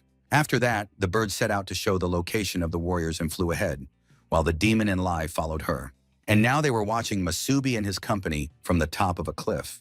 Lai couldn't believe his eyes because this was an ordinary human warrior. It was unclear how he could have killed Dylan. Masubi raised his head at that moment, met the chick's gaze, and immediately realized that it was him. Tenchik noticed the aura of the warrior's right hand. He saw the power of a demon in it. It was unknown how this man had obtained it, but the power contained in his right hand was quite impressive. Masubi turned to Crimson Tide Sword and asked what the strength of these 2 opponents was. The blade began to analyze. The Crimson Blade reported that these 2 were stronger than Dylan with his green cores. The opponent who did not open his eyes was particularly strong. The Crimson Sword of the Tide reported that this villain had a very strange aura. At this point, Crimson Lion could no longer stand it, and filled with hatred, rushed to attack Masubi as the murderer of his closest friend and brother. The Crimson Lion was not named so for nothing. His attack really gave the impression that a powerful, ferocious animal was biting its prey in half. The whole company was scattered in different directions, and Sakura only had time to shout to her leader, Masubi, to save himself. Masubi simply put out his hand and completely blocked the Lion King's blow, absorbing its energy. Lai was struck by such strength and power. He realized that it was this opponent who had killed his Dylan. Gathering another portion of his hatred and anger, the Crimson Lion attacked Masubi again. Lai was literally bursting with rage. He continued to exude hatred and shout that his opponent would now die, and he would tear him to pieces. Masubi sensed that this opponent had the same demonic aura as Dylan, which meant that he too could become demonized. Rosa wanted to know who this was and what they should all do now. They needed to join the battle immediately. Lena reported that it was the Crimson Lion, Lai. He was one of the members of the new 6, which meant that he had very powerful potential and hated everyone close to Masubi. Anren was very alarmed. He did not understand how the pursuers had been able to catch up with the whole company so quickly and how he could help with what little strength he had left in his old age. By this time, all the members of Masubi's team had activated their demonic functions and were ready to join the battle alongside their leader. Masubi, seeing his comrades in battle formation, told them to protect Anran's family as well as the entire city and to leave with them. Of course, Lena was against it because she knew that the Crimson Lion was the most formidable opponent of the 6, not counting the new king. Besides, the second man next to the Crimson Lion was a high-ranking demon. Demons never come alone. Masubi had once explained to Lena that high-ranking demons always travel with their entourage, which meant that there would soon be many demons nearby. Lena understood the whole problem that had arisen and told Anran that his family had to be taken away from here. And before the old warrior could say anything, Lena grabbed him and his family and rushed away from the battlefield with them. At that moment, Masubi's entire team prepared to attack the Crimson Lion. Rosa, Sakura, and Brandon all unleashed their full power on the enemy. Rosa noticed her opponent's crazy reaction speed. It was strange that he was a master of Bobrov's core, not the blue one. Demon Chick thought about the strange feeling of discomfort that had been with him the whole time. They disturbed the team during lunch, But why didn't they all attack together, since the Crimson Lion was a very strong warrior? Masubi also analyzed his opponent. He felt that the aura of the lilac demon smelled disgusting. This meant that he was monstrously dangerous. Gradually, the situation on the battlefield developed in such a way that the Crimson Lion fought Masubi's team, while he himself faced the demon chick. But for now, he was only studying his opponent from a distance. Rose commanded her comrades not to let the Crimson Lion escape from their encirclement. Even if he was a member of the Six, with the help of their demonic abilities, her friends could try to defeat him. The team had to distract Crimson Lion and give their leader a chance to fight the strange man in the robe. Everyone did their best. At that moment, Brandon was in a personal duel with Crimson Lion. The young man was striking blows, but his hands were already aching terribly and his opponent's physical strength was simply terrifying. While Crimson Lion was busy with Brandon, Sakura tried to attack him. Sakura also felt that this warrior with a red core possessed the insane speed of a blue core, and his level of defense was equivalent to that of a yellow core. After her attacks had no effect, Rose agreed that the Crimson Lion was indeed very strong. The friends decided to continue their attacks in order to at least hold back the enemy. However, Rosa couldn't shake the feeling that something was wrong. The battle was in full swing. Everyone was actively attacking. Masubi continued to study the demon for a while longer. Then the young man came to the conclusion that the enemy was not going to attack first, which meant that he had to make his move. Masubi instantly moved to the top of the cliff and pierced his opponent with a blow, but he was in for a huge disappointment. It turned out that the demon was not on the rock. It was just a reflection, and Masubi had missed. Soon the demon appeared in another place, saying that Masubi was not very good at fighting against those like him. Masubi suddenly sensed the demon behind him and managed to react, striking his opponent with the Crimson Sword of the Tide. The demon chick flew a decent distance, but said that it was not enough for his opponent to defeat him. Masubi was already almost completely in his demonic form and asked if his opponent wanted to compete in speed. It looked like a bolt of lightning, and even the demon Tenshik watched in surprise. In the next moment, Masubi was next to him in all his different forms, using the binding lightning of separation. He struck his opponent, and this time the demon flew even further and suffered even more damage. Masubi grabbed the demon by the collar, brought his face close to it, and said that it was caught. The next blow literally pierced through his opponent, and now Masubi's hand, which was the Crimson Sword of the Tide, pierced through the demon's body. The demon lay on the ground, blood flowing from his wound, and he admitted that he was truly impressed by his opponent's strength. But suddenly Masubi heard a voice behind him saying, "It's a pity you killed the wrong opponent." The spell was broken, and to his horror, Masubi saw Rose, whose body he had pierced with his sword. The girl was barely breathing. Blood was flowing from her mouth, and the only thing she could ask was why he had done this to her. Masubi couldn't believe his eyes. He shouted, "Rose, why?" And hatred filled him. Finally, the Scarlet King, who lived inside the young man, appeared and told Masubi to look closely. It was all just an illusion. The king showed that what was happening was not really real. Masubi had imagined it all. He had bent over an empty space and talked to it. Fortunately, Rosa had not been killed and was not lying on the ground pierced by his sword. At that moment, Rosa, Sakura, and Brandon joined the battle against the Crimson Lion, trying to make him uncomfortable in any way they could, because defeating him was still impossible. But suddenly, in the heat of the battle, the Crimson Lion disappeared, and the whole group of warriors could not understand what was really happening. The demon Tenshik was already openly mocking the warriors, gloating that they had all been fooled. It was very annoying but funny. Rose finally understood why she had been haunted by such a strange feeling that something was wrong. It was all an illusion. Sakura was shocked that they had been fighting in empty space and that the enemy did not exist at all. They had been deceived by an illusion, but it was too realistic. Masubi knew that when the magic of illusion reached a certain level, it became almost indistinguishable from reality. The chick was a master of illusion. The warriors had been too careless, but now Masubi didn't want to let the demon go and didn't understand where he was going. Finally, the demon Tenshik took pity on the guys and told them that the Crimson Lion had gone after the family that had fled from here. Everyone was simply shocked because they understood that Lena and Anran would not be able to cope with the Crimson Lion. The demon told Lei that since they had come to this poor town, no one would leave alive. The demon also said that he remembered Rosa and Masubi's auras and was now certain that they had been in the town that day. Rosa couldn't understand what the demon was talking about, what auras and what day he was referring to. The demon Tenshik replied that on that day, it was these two who killed his baby. The demon, of course, had to wait for the Crimson Lion, but he could no longer hold back. At that moment, something strange began to happen in the city of Oasis.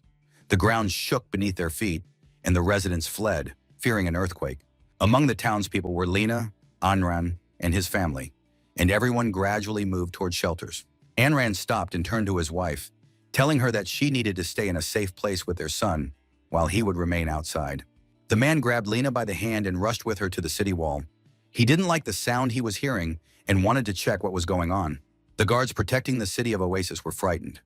They had never encountered anything like this before, and simply stood there like statues. Soon Anran and Lena landed on the city wall.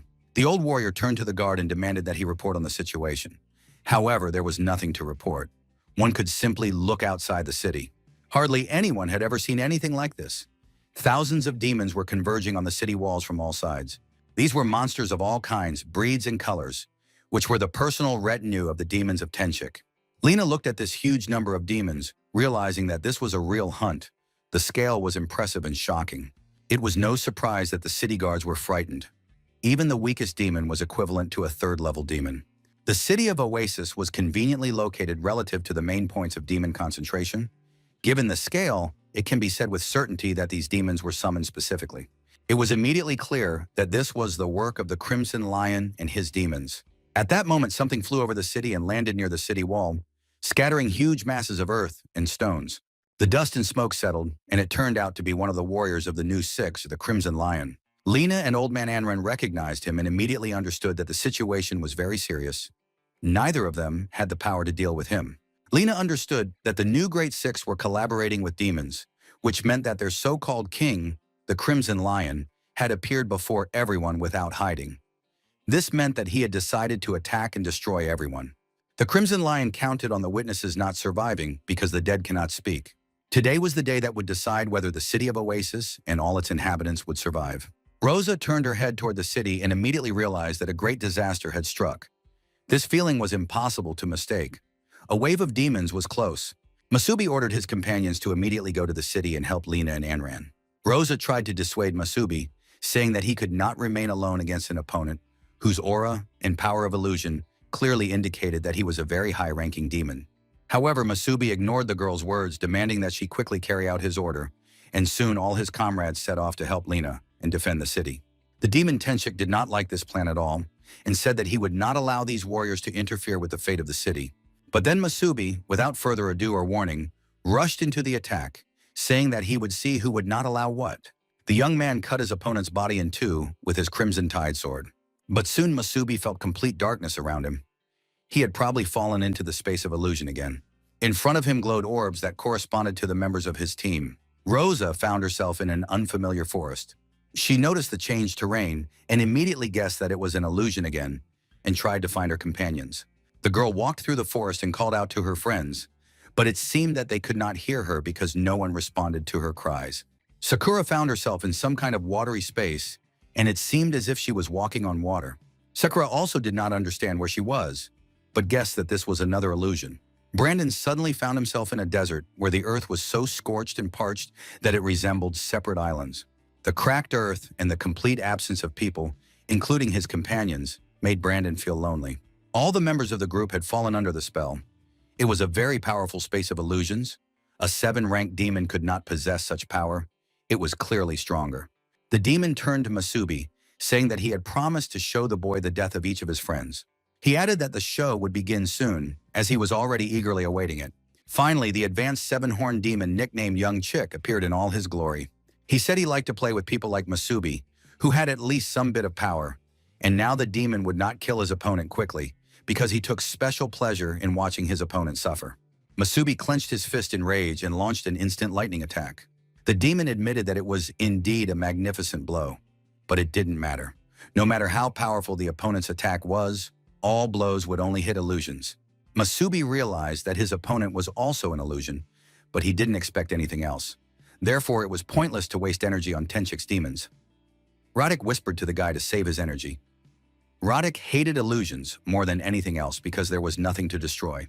Tenchik thought the enemy looked calm.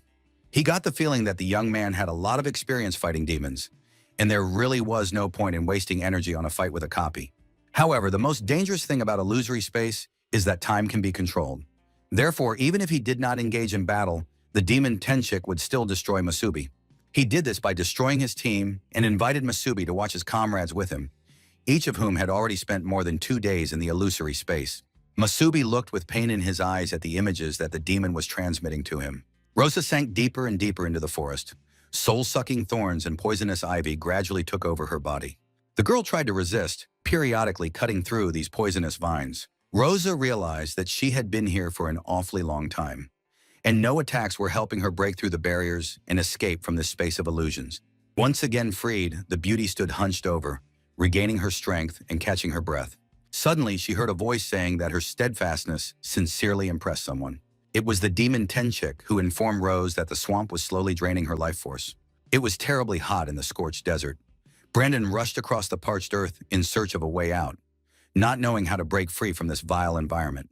But then huge fiery whirlpools flew towards him. Brandon managed to react and put up a protective shield, holding back the fiery blow.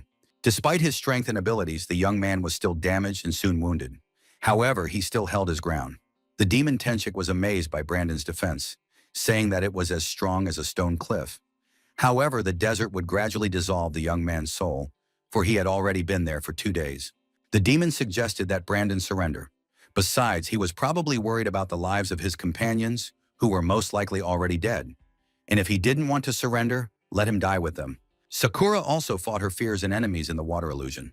The girl walked on the water, from which the bodies of other demons constantly emerged like mermaids. Sakura struck the bodies and repelled their attacks, realizing that they were her own clones. The beauty saw that the clones were endless. She did not understand how many days she had already spent in this place. Her thoughts were interrupted by a beautiful demon who appeared nearby. His feathers shimmered with all the colors of the rainbow. The demon chick was amazed by Sakura's speed of attack, but these reflections of her essence made her forget everything. It was impossible to escape from herself. Masubi realized that, judging by his companion's feelings, they had indeed spent 2 days in their places. This meant that they needed to find a way out of the illusion as soon as possible, otherwise they would simply die of exhaustion. But Masubi's attacks did not reach the demon's main body, and his friends understood the futility of their actions, but could do nothing about it. It was simply impossible to escape from such an illusion, and Masubi clenched his fist in rage. But then an idea popped into his head. If it was impossible to escape the illusion, then he could try to break it from the outside. Lena and Anran stood on the city wall and realized that they had no choice. They had to stop the Crimson Lion and all these demons. Anran confirmed that they had to accept this challenge, despite their physical condition. He was obliged to protect the city. Anran and Lena had to do it at any cost because they weren't just warriors. They were members of the Great Six. With these words, the former colleagues, without a second thought for themselves or the consequences, jumped down from the city wall. They landed in front of the crowd of demons, ready to engage them in battle. The demons froze in indecision, waiting for orders from their lord, who at that moment was the Crimson Lion. Lei recognized Lena and said that this was complete nonsense. All that remained of the old six, who along with their king, were now just history. The Crimson Lion, in full armor and confident in his strength and invincibility, looked at his opponents and gradually transformed into a demon. Having become a demon, Lai warned his rivals that he would see what these old men were worth. But if they lost, the demon race would devour the entire city. Masubi continued to analyze the condition of his comrades and think through a plan to destroy the illusion from within if it was impossible to escape from it. The demon Tenchik continued to provoke him, saying that there were very few comrades left, and that the time had come for Masubi to unleash his anger and show his strength. The demon wanted bloodlust to consume his opponent, for there was no greater pleasure in the world than watching the silent rage of someone who realized their own powerlessness. And now the young man was forced to watch his friends die before his eyes, unable to help them because he himself was trapped in an illusion and did not have the strength to overcome it. The demon Tenchik informed the young man that he must humbly accept death, for soon his will would leave him, and the demon was very saddened that his student would not see such a show. Masubi suggested that the demon not underestimate his comrades and simply observe them. Rosa was once again enveloped in hellish ivy, and the swamp was gradually sucking her in. But the girl was the captain and had no moral right to give up first. She had to find a way to dispel the illusion and help the others. Brandon continued to hold up his protective shield, realizing that it was just a desert and just a storm, which he could easily handle now. Sakura reflected her doubles quickly, monotonously, and without unnecessary deliberation. She understood that she had to hold on and buy time. The demon Tenchik was genuinely surprised because his illusions should have already broken the warriors, but the resistance within his technique proved to be completely useless. Masubi said that the main problem was that demons did not understand humans and did not think about why humanity was still holding on despite their total superiority. Masubi was confident that he could defeat the demon simply as a human being because humans possess certain spiritual qualities. He was already ready to put his plan into action, and a light appeared around him. He became more like a human than the Scarlet Demon King. The demon Tenchik, seeing his opponent's aura, began to tremble for some reason. He did not understand what was happening to him and why he was afraid of the appearance of this aura. Masubi raised his hand and proclaimed the main principles on which all of humanity is based: trust, courage, and hope. The demon guessed that his opponent was going to break his illusion from the outside. At that moment, Masubi grabbed the lightning bolt and proclaimed that he would break this illusion and dispel it throughout the area. Indeed, all his comrades felt as if they had been struck on the back of the head, which brought them back to reality, and the guys realized that this was the work of their leader. At that moment, the demon chick tried to restore his illusion, not understanding how this had happened. It seemed impossible, and he could not identify the strange force. The entire sky lit up with lightning bolts that cut through space and attracted everyone's attention. Lena immediately guessed that it was Masubi's doing. Iron noted that the aura was not like the one he exuded in his demonic form. All the demons stared at the sky in horror, their vile bodies trembling with fear. Gradually, they began to retreat, like animals experiencing fear and sensing danger even before it appeared nearby.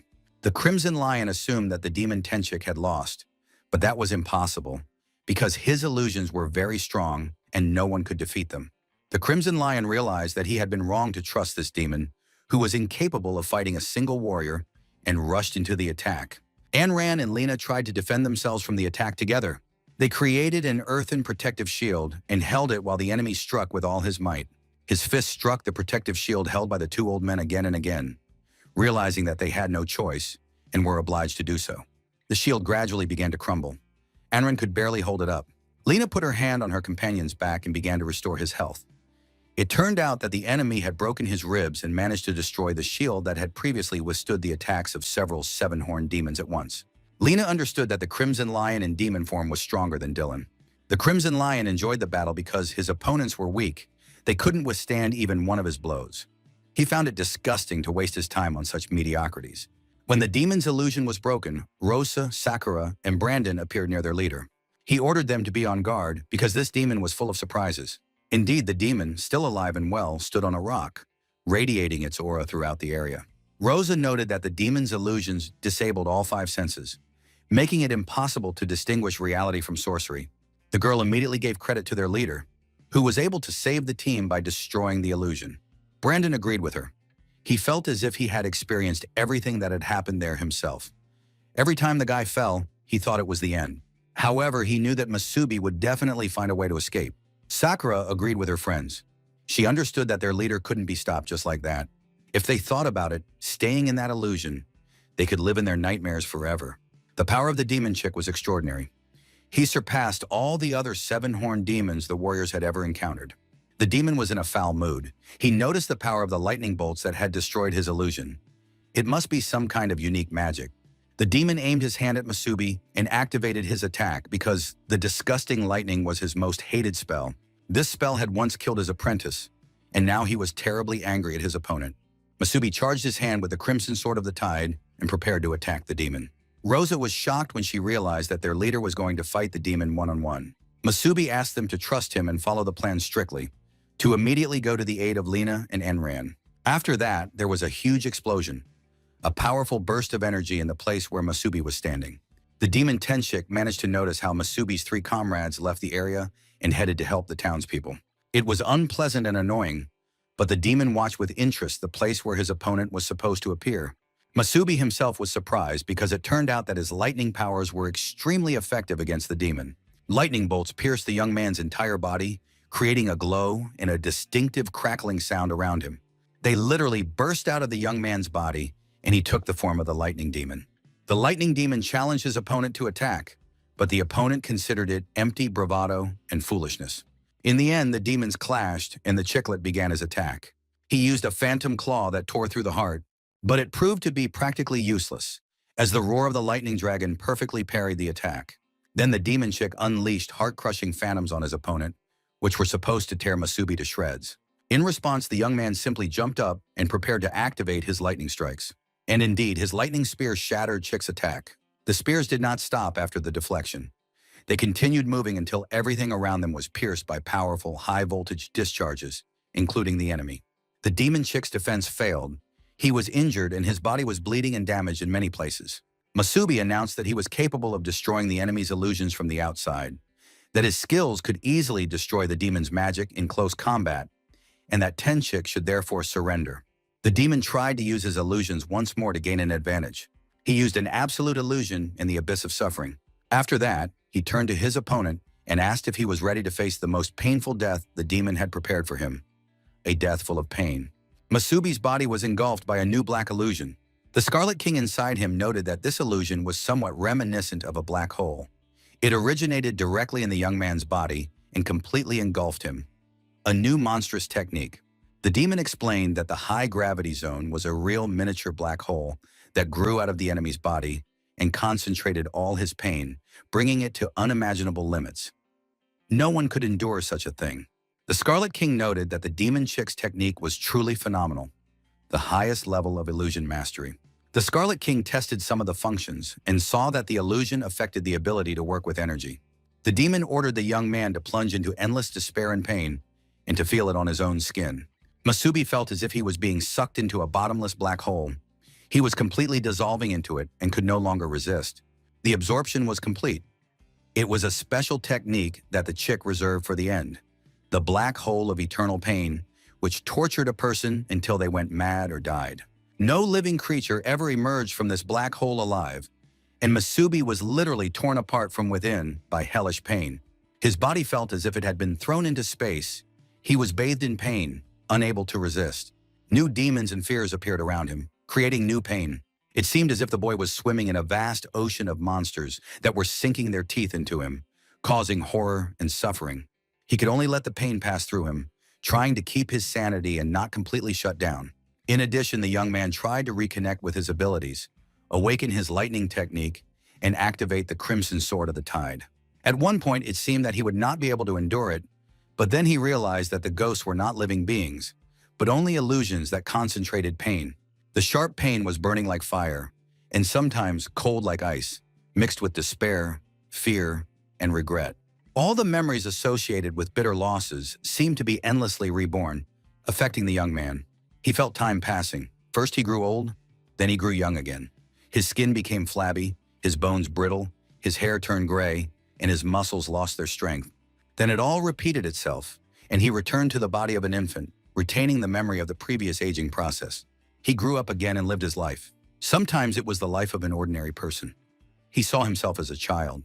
In this ordinary life, the young man witnessed with his own eyes how someone killed his loved ones. Sometimes it was the life of a warrior, a fighter against demons, and an ordinary warrior at that, dying in his first encounter with enemies.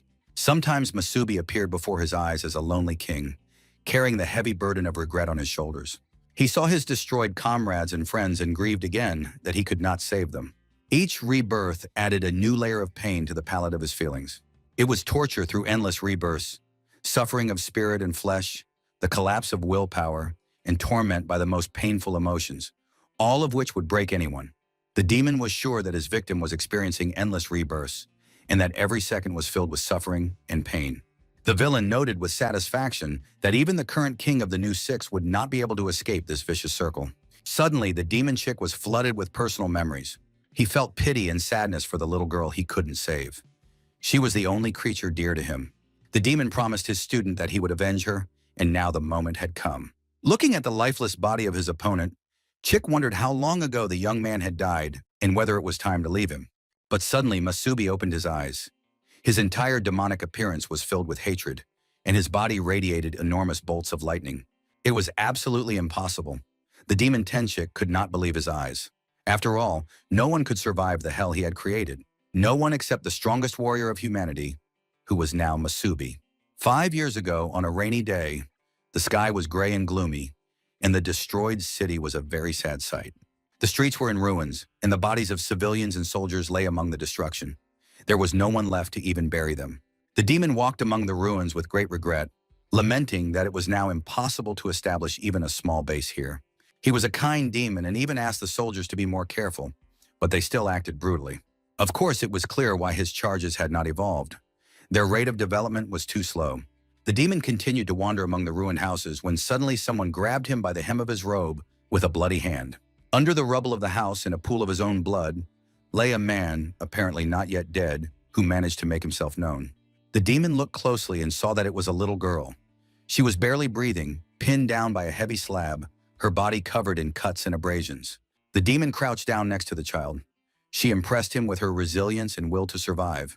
It was probably her instinct for self-preservation. It was so amusing to watch people who were very resilient, yet fragile at the same time. Looking at this lonely child, the demon became interested and decided to give her life. But for that, he had to fulfill one condition. The girl had to forget that she had once been human. The demon took out one of the purple magic stones. He decided to give the stone to the child and use it to restore her health. The child was given the name Du-ji. All this was in the past. Now the demon had serious problems, and the most pleasant moments of his life came to mind. Masubi had no intention of sparing his opponent, continuing to destroy him with lightning bolts. The demon's body was already bleeding in many places. Finally, the demon chick itself experienced the pain of physical injury. It understood what its beloved had felt when the last drops of rain fell on her face. Realizing that his last moments were coming, the demon again asked his student for forgiveness for not being able to complete his revenge. After that, the villain fell to the ground, breathed his last breath, and died. Soon his body began to dissolve, as if the illusion had ended and the demon had never existed. In the place where he lay, a huge magical purple stone remained. Masubi, the victor of the battle, took this stone as a trophy. It turned out to be the core of the seven-horned demon, and the young man understood that if it weren't for the power of lightning that destroyed the illusion, he would never have defeated such a strong opponent. Masubi saw glimpses of the battle taking place beneath the city walls and understood the power possessed by the member of the new Great Six. With his current strength, it would be difficult to defeat such an opponent. Later, he would have to face even stronger demons and humans. The new king and his minions were very powerful. To protect those dear to him, Masubi must become even stronger and not hesitate. Only strength can help him find answers to all his questions, and the young man inserted the magic core into his chest. Unbearable pain pierced his entire body to the bone, and he let out a wild cry that echoed throughout the area.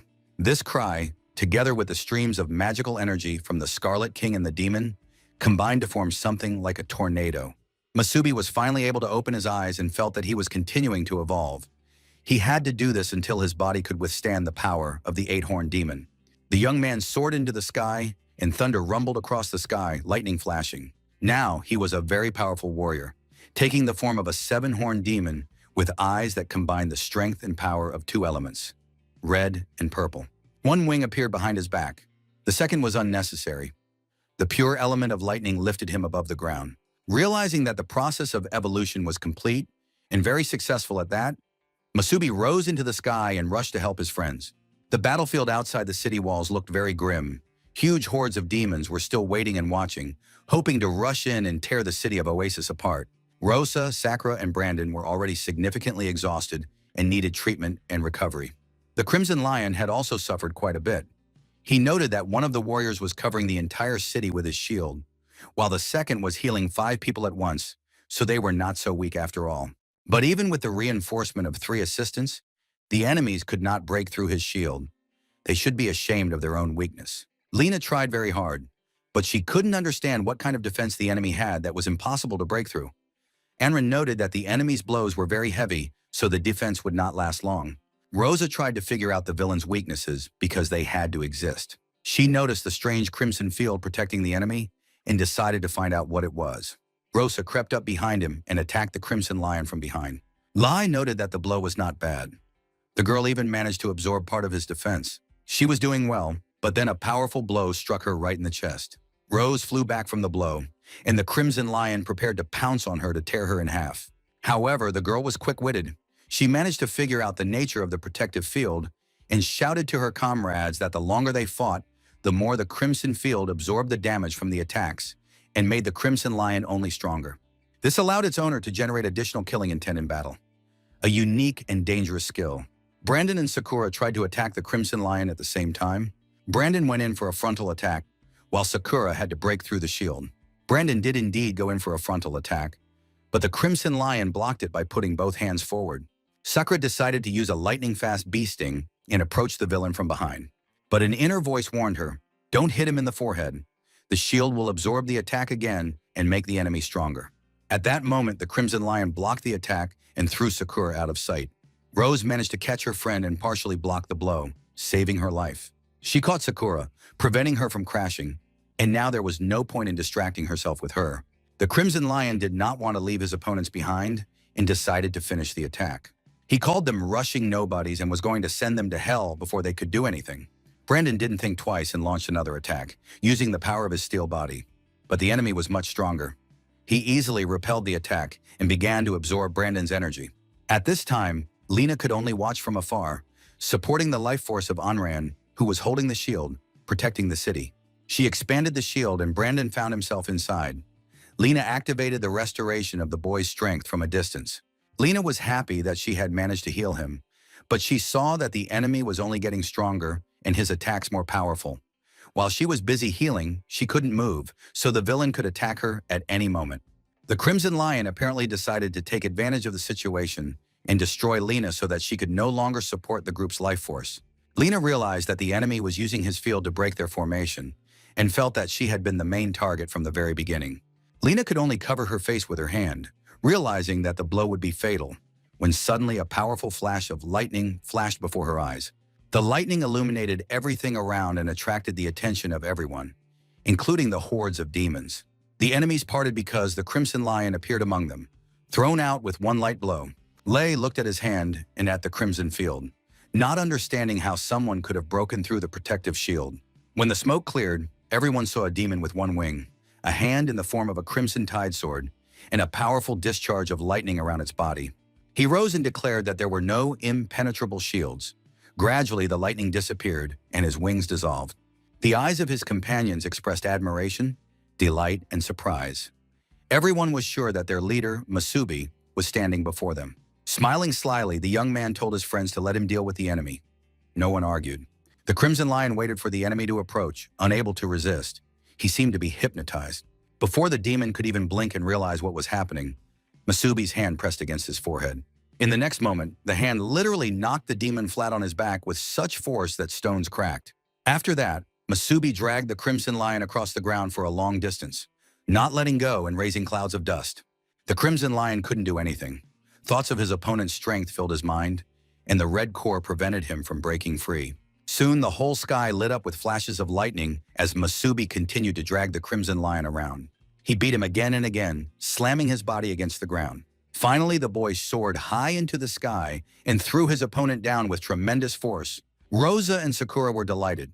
They realized that they would not have to die today and asked their leader to punish the villain for them. The Crimson Lion was on all fours, unable to get up or resist. He had time to think that Dylan's killer had evolved again, judging by the power the demon now displayed. The Crimson Lion understood that he needed to put everything he had into this fight, but he still hoped to crush his opponent and tear his body to pieces. With that, the Crimson Lion leaped high into the air, illuminating the surroundings with a crimson light. Lena was struck with horror. She realized that the enemy had simply been toying with them during the battle. And finally, the Crimson Lion appeared before everyone in all his glory. He was a warrior with 2 red cores and took the form of Armor of Rage. Masubi watched these transformations, devising a plan to destroy the enemy. The Crimson Lion finally launched his attack. Masubi activated his lightning bolts and clashed with his opponent, matching him in strength. The battle was truly demonic, so powerful that even ordinary demons watched in horror, feeling the effects without participating in the fight. At one point, the opponents were practically equal, neither giving way, and it seemed that the situation had reached a stalemate. Masubi saw that the paired red cores, reinforced by demonization, gave enormous power, which meant that the young man would have to use the power he had just absorbed and activate the purple core of illusions. The purple core became a phantom devourer, thrown over the Crimson Lion. Terrible nightmares began to appear before the Crimson Lion's eyes, and he relived the death of his beloved Dylan. The emotional connection led to his defenses being absorbed by the illusion. At that moment, Masubi used lightning to strike his opponent. A huge, powerful explosion occurred in the air, after which the action moved to the ground. A shock wave swept through the crowd of monsters. Until the very last moment, it was unclear what was happening. The smoke and debris made it impossible to tell who had won. Soon the smoke cleared, and the Crimson Lion lay on the rocks, wounded and covered in bruises. The demon was still conscious and continued to analyze what was happening. He understood that his opponent possessed a red core, just like him, but he could not understand where the purple power of the core came from. Suddenly, everything was illuminated by a white light, and the silhouette of a boy appeared before the Crimson Lion's eyes. Coming closer, he saw his friend and brother Dylan. Dylan also recognized his friend and threw himself into his arms, hugging the huge demon with his childish hands. Dylan clung tightly to Lei and said that he missed his brother very much, and that it would be best for them to stay together. Lei happily agreed to go with Dylan.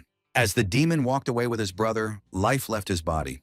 The final blow was delivered by the Crimson Tide sword, which pierced the Crimson Lion's body, causing blood to gush out. As he died, the Crimson Lion thought that it was all just an illusion, and that was why he had always despised the purple core. The demon died, and 2 red cores fell out of it. They were red cores of the 7th rank.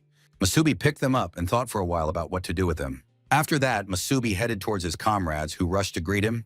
The leader gave the cores to Rose and asked her to take care of them. The girl held the core in her hands and felt the power emanating from it. These were 7th rank cores containing boundless energy, like 2 hearts. Masubi said that these cores would be useful to them in their next upgrade, and instructed Rose to look after them.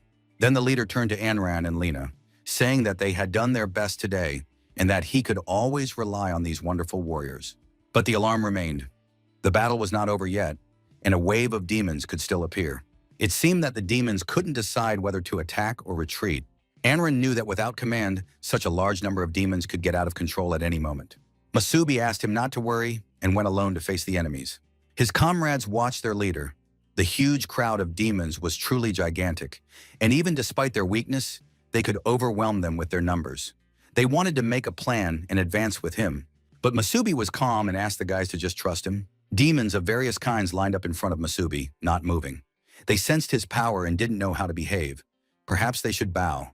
Before them stood a real and very powerful demon. Masubi took 2 cores, red and purple, and spun them around him. The energies of the 2 magical cores merged into a huge energy tornado.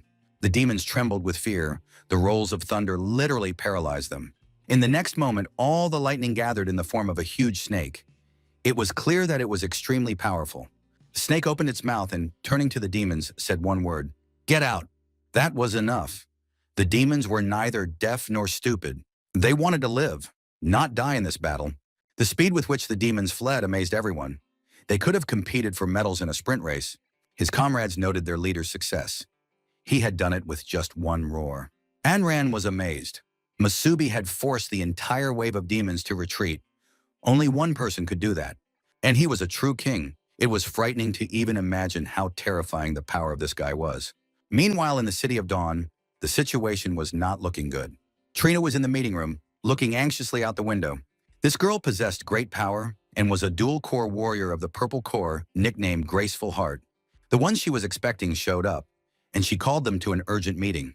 They gradually drew closer, and their silhouettes became clearer. Lucian couldn't understand what was happening and why the Crimson Lion had died. Barus, nicknamed the Great Shadow, simply remained silent, unable to find the words. Kekishi, possessing black cores, showed by his appearance that he was ready to immediately begin the tasks assigned to him. Trina immediately announced that the 4 of them would have to go together. Anran hoped to take advantage of the respite to rest for a few days, but they were going to leave the city right away. Masubi believed that his presence was dangerous for the city. He thanked the old warrior for providing transportation, believing that this would be enough. The young man asked Lena once again if the information about Deshu's whereabouts was reliable. Lena said that she had not found the exact coordinates. Everything related to the old 6 had been classified by the new king, but the location itself was known. Lena handed him a sensor that would activate as soon as Masubi was near Deshu. All that was known was that he was being held in a place called the Tower of Sunset. According to the data collected, this place is guarded by some powerful entity, and it is because of this entity that there are no demons for many miles around the Tower of Sunset. It is literally a dead zone that no one dares to approach, not even demons. Sakura and Brandon were amazed to hear about the presence of a creature that even demons fear. Most likely, it is this entity that is holding back someone as strong as Desha, but it is unclear whether it is a friend or foe. Masubi took the sensor from Lena's hands and said he understood everything. He was about to take the sensor, but Lena decided to say a few words about the situation. The girl noted that warriors with 2 cores and the ability to demonize were much stronger than she had imagined, and she wanted to study the data from the battles with Dylan and the Crimson Lion on the way. Her thoughts were interrupted by Masubi, who announced that Lena would remain in the city of Oasis. Everyone was stunned to hear the leader's decision. Lena tried to object, but Masubi was adamant. He wanted the girl to stay and help Anran defend the city. Knowing that Lena was here, the leader would be at ease. Anran tried to calm Lena down, saying that together they would be of benefit to the people. Lena understood that her age was already taking its toll, and soon it would be difficult for her to resist powerful opponents. Despite her inner regret, she realized that this was the right thing to do and promised to follow Masubi's plan. After that, the friends exchanged advice and wishes for a while. Lena took out the notes she had prepared in advance. The girl understood that she could no longer fight on equal terms with enemies of the new Six's level. Masubi reached out to Lena and sincerely thanked her. Just as many years ago, her king had thanked Lena. History was repeating itself. After the farewells, only Lena and Anran remained outside the city walls. The car with the warriors sped away into the distance. Anran admitted that he was sure Lena would insist and follow the king, no matter what it took. He wasn't sure if the girl had made the right decision because her feelings for the king were strong and well known to everyone. Moreover, the king carried a burden that none of them could even imagine. With pain in her eyes, Lena acknowledged that this era no longer belonged to the older generation of warriors, and her feelings for the king meant only one thing. She would help him as much as she could. Lena would always love her king, but she would never become a burden to him. Rosa said that the journey would be quite long. They would pass through 3 A-class cities along the way, and in one of them, they would be able to stop and rest. Rosa was happy to hear this. She had never been to an A-class city before. The girl was looking forward to the trip and dreamed of being able to visit a normal service center where her camera could be repaired. Brandon hoped that there would be enough restaurants in the big city to eat his fill, because his stomach was growling, and dinner at the Oasis had been interrupted by villains and a fight. They had expended a great deal of strength and energy in the fight. Brandon jokingly said that he could eat 2 bowls at once. Sakura also loved a snack, and the two of them dreamed about the dishes they would eat first. They asked Rosa, who had been silent the whole time, if she was hungry. Rosa admitted that she only dreamed of a normal bath. Sakura hugged her friend and promised that she would definitely rub her back. Masubi drove the car pensively the whole time, thinking about the future and realizing that it was time to take his team's strength to a new level. Soon, the friends arrived in the A-class city and stopped near a hotel they found along the way. The manager standing behind the reception desk noted that sales for the day had been quite good. The day before, 4 guests had arrived who turned out to be warriors from another city. They looked mediocre. They were covered in dust and very tired. It was difficult to assess their strength, but among them was a very generous girl who paid for the 2 most expensive rooms on the roof of the hotel. It seemed that this rich lady was traveling with friends. A hotel employee informed the manager that the commander of the city's defense force was resting at the hotel today with several comrades. It would be good if there were no problems with the new guests if the 2 groups crossed paths.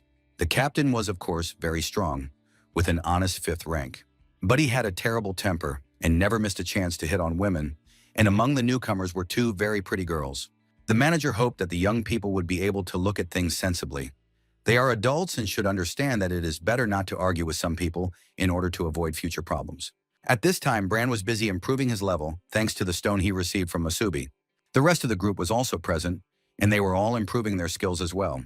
Soon, the mandatory program was over, and Masubi asked how his comrades were feeling. Sakura had just finished absorbing the red core, and now the girl was supposed to become stronger and more resilient. In the previous battle, they had acquired 3 7-horned demon cores, 2 red and 1 purple. Masubi helped the energy in their bodies reach the level necessary for fusion. Of course, the foundation for absorbing the cores was not yet very stable, but soon the guys would quickly adapt and cope with it. The leader announced that technically all of his friends were now considered 7th rank warriors. They were very pleased and excited to hear this news. Bran was pleasantly surprised and amazed that he had jumped several levels so quickly in such a short period of time and become a 7th rank warrior. Masubi said that all the guys were the most important members of the team and true comrades in arms. And although using this method had increased their strength, it did not mean that the road ahead would be easy. They all had a long journey ahead of them, on which suffering and difficult choices awaited each of them. Masubi believed that this was the least he could do for his comrades to make their thorny path ahead a little easier. Rose asked him not to say that, because after all, they were warriors. The stronger they became, the easier it was to fulfill their main function, to protect humanity. And if it weren't for this method, no one would be able to reach such heights so quickly. Brandon also began to express his gratitude.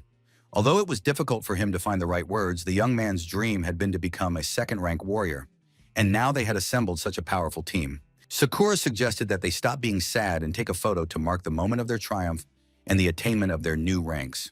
Despite the general merriment, Rosa was very pensive. She sat next to Masubi for the photo, her cheeks flushed with girlish shyness and modesty. After that, the girls went to their private room, and soon the beauty's screams began to echo from there. Sakura pulled back the collar of her jacket and was horrified by the smell of sweat she had produced. Rosa also smelled it and said that they had been fighting for several days and then spent a long time on the road without a chance to take a bath. But the manager said that this hotel had a hot spring for warriors. Rosa suggested they bathe there and then change into something beautiful. The information about the hot spring, which Sakura had only seen in pictures and magazines, had a wow effect. The girl could not even imagine that one day she would be able to bathe in such a spring. Soon the girls got ready, and before going to the spa area, they decided to invite the boys to bathe with them.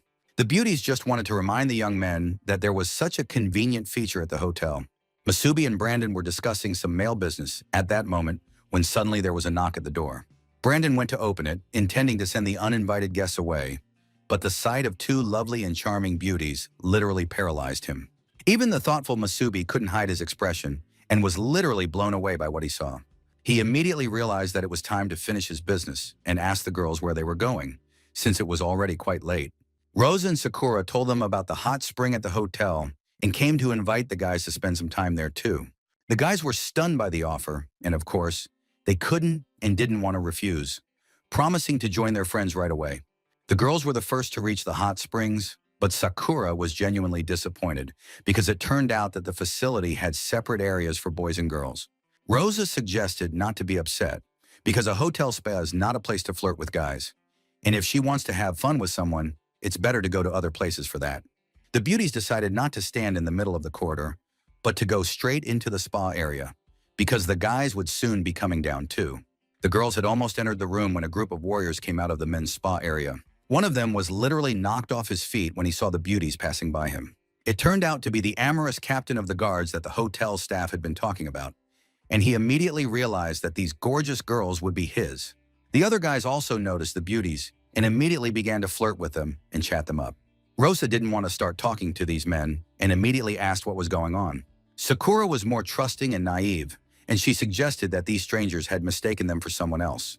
One of the men introduced himself. He said he was the captain of the city's second guard unit. His name was Back, and he was sure he had not mistaken anyone. Seeing the beautiful women, he offered to spend the evening in their company. The captain was confident that no woman he liked would ever be able to refuse him. All the girls who learn about his status and power simply cannot resist his beauty and charisma.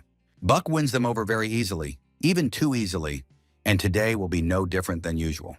Rosa asked why he had told them he was a 5th-rank warrior. What difference did it make? Rosa said that the guy's behavior reminded her of a nobody from her past life. Sakura tried to defuse the situation by saying that if the guys had no more questions for them, they would ask them to clear the way because they were going to bathe in the spring. By this point, Captain Buck was really pissed off by the unfamiliar girls' behavior. He behaved very aggressively towards the girls, saying that they had no right to talk to him like that and look down on him. He was sure that both beauties would entertain him all night long. He hoped that they had heard and understood him. Rosa, without flinching or changing her expression, asked what would happen to her if it turned out that she didn't understand. The captain stuck out his nasty tongue and said that otherwise everything would be exactly the same, but only by force. At that moment, 2 strangers in robes approached the group, and one of them said that the captain had exactly 3 seconds to take his hands off the girls. Captain Buck was furious. They don't understand who they're talking to in that tone. They probably don't even know who I am. In response, he heard one word, 3. One of the captain's comrades tried to calm the stranger down, saying that he was being disrespectful to the commander of the guard. Masubi uttered one word, 2. The captain continued to yell, because these strangers probably didn't know how to count. They couldn't see how many opponents there were and couldn't calculate their strength correctly, yet they dared to open their mouths. The next moment, the word 1 was heard, and a flash of lightning shot out, which no one had time to see clearly. But Captain Buck had time to feel a fist on his face and the taste of blood that immediately appeared in his throat. The blow was so swift and powerful that the captain's comrades did not even notice where their leader had gone. When they came to their senses, they looked up and saw the body of the guard captain at the end of the corridor. The men rushed to help their boss. The commander was alive but battered. He was on all fours, coughing. He was very curious about the stranger's speed. He must be a warrior too, but he wasn't wearing a suit. How could he see so well? Usually, warriors rely on a special converter installed in their suits. It transforms energy, and thanks to this device, warriors can safely use the power of demonic cores. The higher the synchronization with the device, the more power the core can release to the warrior. Everyone in the modern world knows this. Masubi explained that the four of them did not need to be in suits to use their energy. Realizing the strength of their opponents, the captain and his friends ran away, their heels and bare thighs flashing, promising that the strangers would pay for this humiliation. That's how the guys' hot spring vacation started. In the end, they entered the spa area and dispersed to their respective territories. The women's section of the hot spring was full of vacationers. Rosa and Sakura enjoyed this place with pleasure. They felt as if their bodies were melting in the warm water, while other visitors admired their figures. The girls dreamed for a while that they would also like to have such figures, and then turned to the beauties. One of the girls asked, "Where are these strangers who look so amazing from?" And then she offered to treat them to tea. It was a special tea that is harvested in this area. A cup of this tea while bathing in the spring was the best way to relieve fatigue. All the women were very kind and hospitable, which literally amazed Rosa, who was not used to such attention and kindness from strangers. Sakura also drank tea with delight and spent time with the women. In the men's section of the spring, everything was much sadder and less friendly. The men's jaws simply dropped and their eyes bulged out of their foreheads. They examined the warriors' bodies, amazed at the size and beauty of their muscles. The men assumed that these guys were high-ranking warriors since they had such strong and powerful bodies. In addition, the men noticed the number of scars left over from battles with demons. Masubi and Brand noticed that they were attracting increased attention from the men. But there was another strange moment. All the men swam far away from the guys and huddled together at a distance. It was strange, but in the eyes of the other visitors to the spa area, the guys looked like real demons, exuding strength and power. It was better to stay away from such neighbors in the pool. The girls came out of their section, happy, and noted how cool the people in the pool were. At the same time, other pool visitors noted that the people were somewhat unsociable. Other girls were swimming with them in the spring, who treated them to delicious tea, were very nice, and also told them about all the interesting places in the city. Masubi, of course, wondered why everything at their spa was not at all what he had expected. He didn't understand, but decided not to worry about it. Rosa suggested going into town right away, because they needed to buy a new lens for Sakura's camera. The group of friends was walking through the city, which was full of people, when suddenly their attention was drawn to a group of strangers dressed in cloaks who looked different from the usual residents. They were indeed unusual residents, the four strongest from the City of Dawn. At one point, the group of strangers in cloaks passed by Masubi and his companions. They passed each other completely calmly, without drawing attention to each other. However, the young man froze in place and sensed something. Trina, for it was she, also stopped and began to analyze her feelings. Rosa, Sakura, and Brandon didn't understand at first why their leader had stopped, but then they immediately sensed the aura of the four strangers. At that moment, the strangers turned around and glanced at the group of friends. Finally, the strangers in cloaks turned around and at Trina's command, moved on. Rosa, of course, noticed that the strangers smiled at Masubi, so she wanted to know if the guy knew the stranger. Masubi replied that he didn't remember her, but he was very pensive because he felt that the purple core inside him had suddenly reacted to the girl. Brandon added that the aura of these four strangers was very unusual. The power of each of them felt deep and incomprehensible. They gave off the feeling of some kind of perfect whole with no weak points. Sakura suggested that they were some kind of elite group of hunters from another city, or even a team of mercenaries. Rosa said nothing in response, but thought that perhaps the strangers were demons. Suddenly, her thoughts were interrupted by a loud noise. But this time it wasn't explosions, but festive fireworks that lit up the streets of the city. Sakura was thrilled. She had never seen fireworks in her life, and today the city was holding a fireworks festival. The girl immediately began to photograph the wonderful flowers of light that bloomed in the sky. The spectacle was truly breathtaking. The kids didn't know that fireworks could be so beautiful. They had heard stories from their elders about such wonders. Rosa was a very sensitive and alert girl, and at some point she was distracted from the fireworks, wanting to watch the strangers again. But they had literally vanished into thin air. They were gone. The demons, taking advantage of the fact that the townspeople were watching the fireworks, flew to the top of the skyscraper and now watched what was happening from above. One of the demons asked Trina about the four strangers they had met on the street. He suggested that these were the people they were looking for. The girl wasn't sure yet, but she could say one thing: they were very strong warriors. She responded in particular to the brunette who was walking in front. This handsome man aroused Trina's great interest. The blue core demon suggested that if they weren't completely sure, it would be better to strike first. Simply kill the strangers and be done with it. Trina believed that men were always impatient because the company was following a trail based on information gathered earlier, and the fact that Dylan's killers had to pass through this city was only a guess. Therefore, it was impossible to say with complete certainty that it was them. Nor could they start a massacre in a Class A city without ironclad evidence. After all, they were warriors of humanity, the Great Six, not some crazy mob of demons. They couldn't ruin their reputation. The Black Core demon suggested that in that case, Trina might be planning to use the art of marionette. The girl confirmed that this was her plan. It was not for nothing that she possessed a purple core. That night, she would try to seize the right moment and turn the handsome stranger into her best puppet. Once she did that, she would be able to confirm whether the strangers were indeed the ones they were hunting. Then she would use the handsome stranger to destroy his friends one by one. Lorgen confirmed that the puppet technique is indeed a terrifying thing. It quietly penetrates the target's consciousness, steals their thoughts, and reveals all the secrets of the unfortunate person who has fallen under its influence. It is incomprehensible how such power of thought can subdue the will of an enemy, turning them into an empty vessel without consciousness or soul, presenting the world with a new, mindless, perfect puppet. The 6th rank warriors whom Trina turned into puppets during the last demon attack proved to be monstrously effective. Their combined strength was simply incredible. They fought without fear of death, and even 7-horned demons would not be a problem for them. The rest of the company confirmed the highest level of the Purple Core's ability, which embarrassed Trina. The demons of the new 6 bowed their heads and swore once again to avenge Dylan and Lei. After that, Trina said goodbye to her friends and announced that the handsome stranger should wait for her, because tonight she would learn all his secrets. The fireworks ended and Masubi and his friends returned to the hotel. The guy was very pensive, while Sakura couldn't stop talking, admiring what she had seen. The girl couldn't calm down. In fact, Sakura was still very young and hadn't had enough fun. She saw a shooting gallery and it caught her attention. She grabbed Brandon's hand and dragged him there to earn herself a toy, because the girl had never been to such places in her life. No one could refuse her. At that moment, magical lightning flashed from one of the skyscrapers, because the demons on the roof were studying the situation. Trina, who was watching the group, noted the good relations within the team. Everyone was very friendly and respectful towards each other. But that was even better, because the stronger the warriors were among themselves, the easier it would be to destroy them with their own hands. After observing the strangers for a while, Trina realized that the pretty blonde named Rosa was their captain.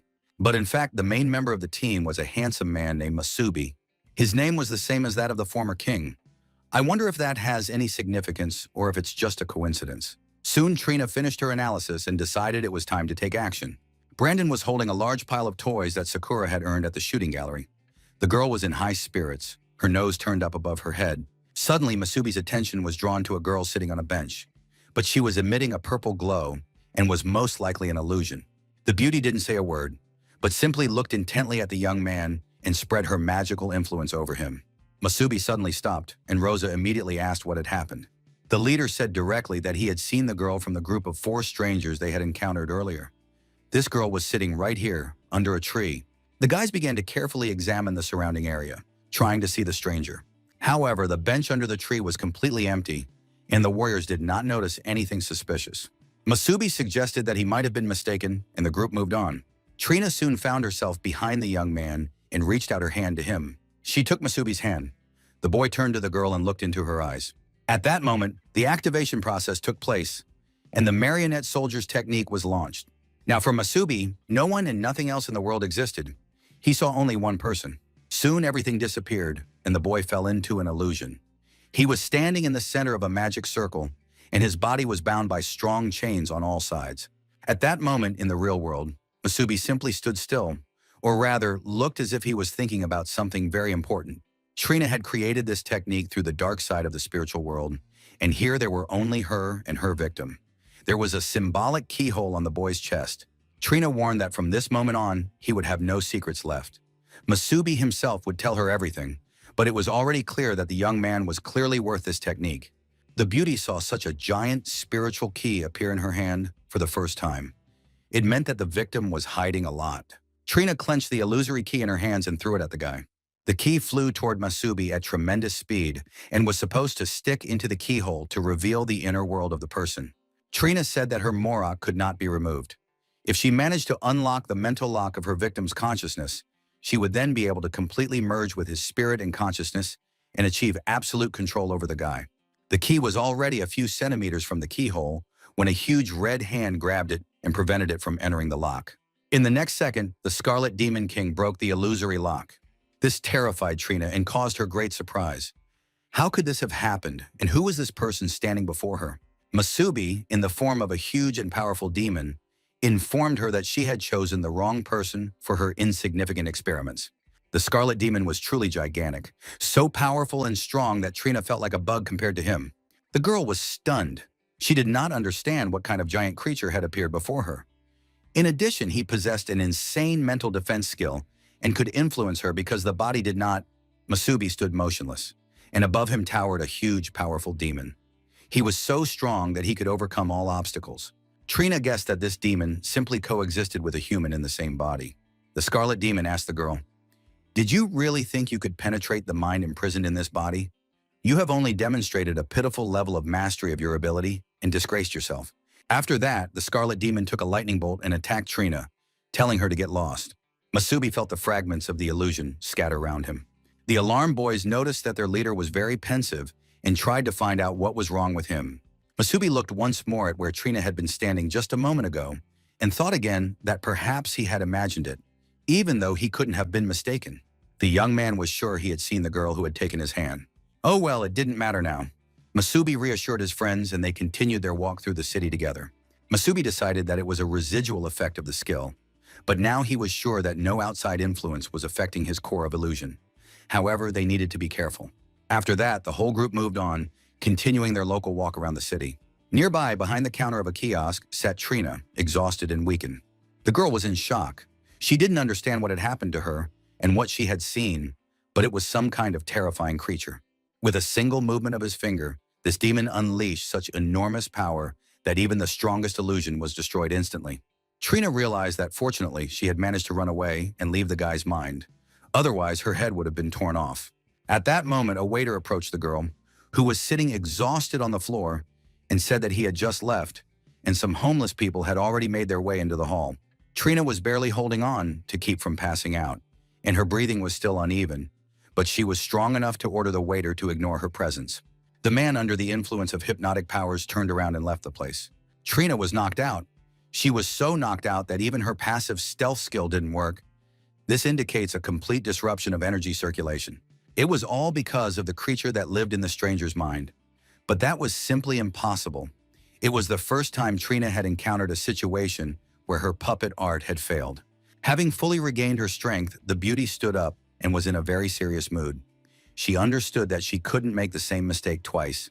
Trina decided to destroy the entire team from within and switched to attacking the blonde captain. Sakura continued to have fun like a little child. She tried on masks, laughed, and giggled. The girl was happy about everything. She was having a good time and enjoying herself. Brandon watched the beauty with a loving gaze. Rose also smiled as she looked at her happy friend, when suddenly Trina appeared behind her, again in her illusory state. This time the girl directed her energy at the group of 4 friends, but now she narrowed her attack, and to avoid interference from the unfamiliar entity emanating from Masubi, she increased the distance. Of course, this greatly increased her energy expenditure, but that didn't matter anymore. Soon, Rosa found herself in the same mental captivity that Masubi had been in just a moment ago. Trina wanted to use the captain as a point of influence. It was amusing to note that Rosa's mind key was also quite large, but still not as large as Masubi's.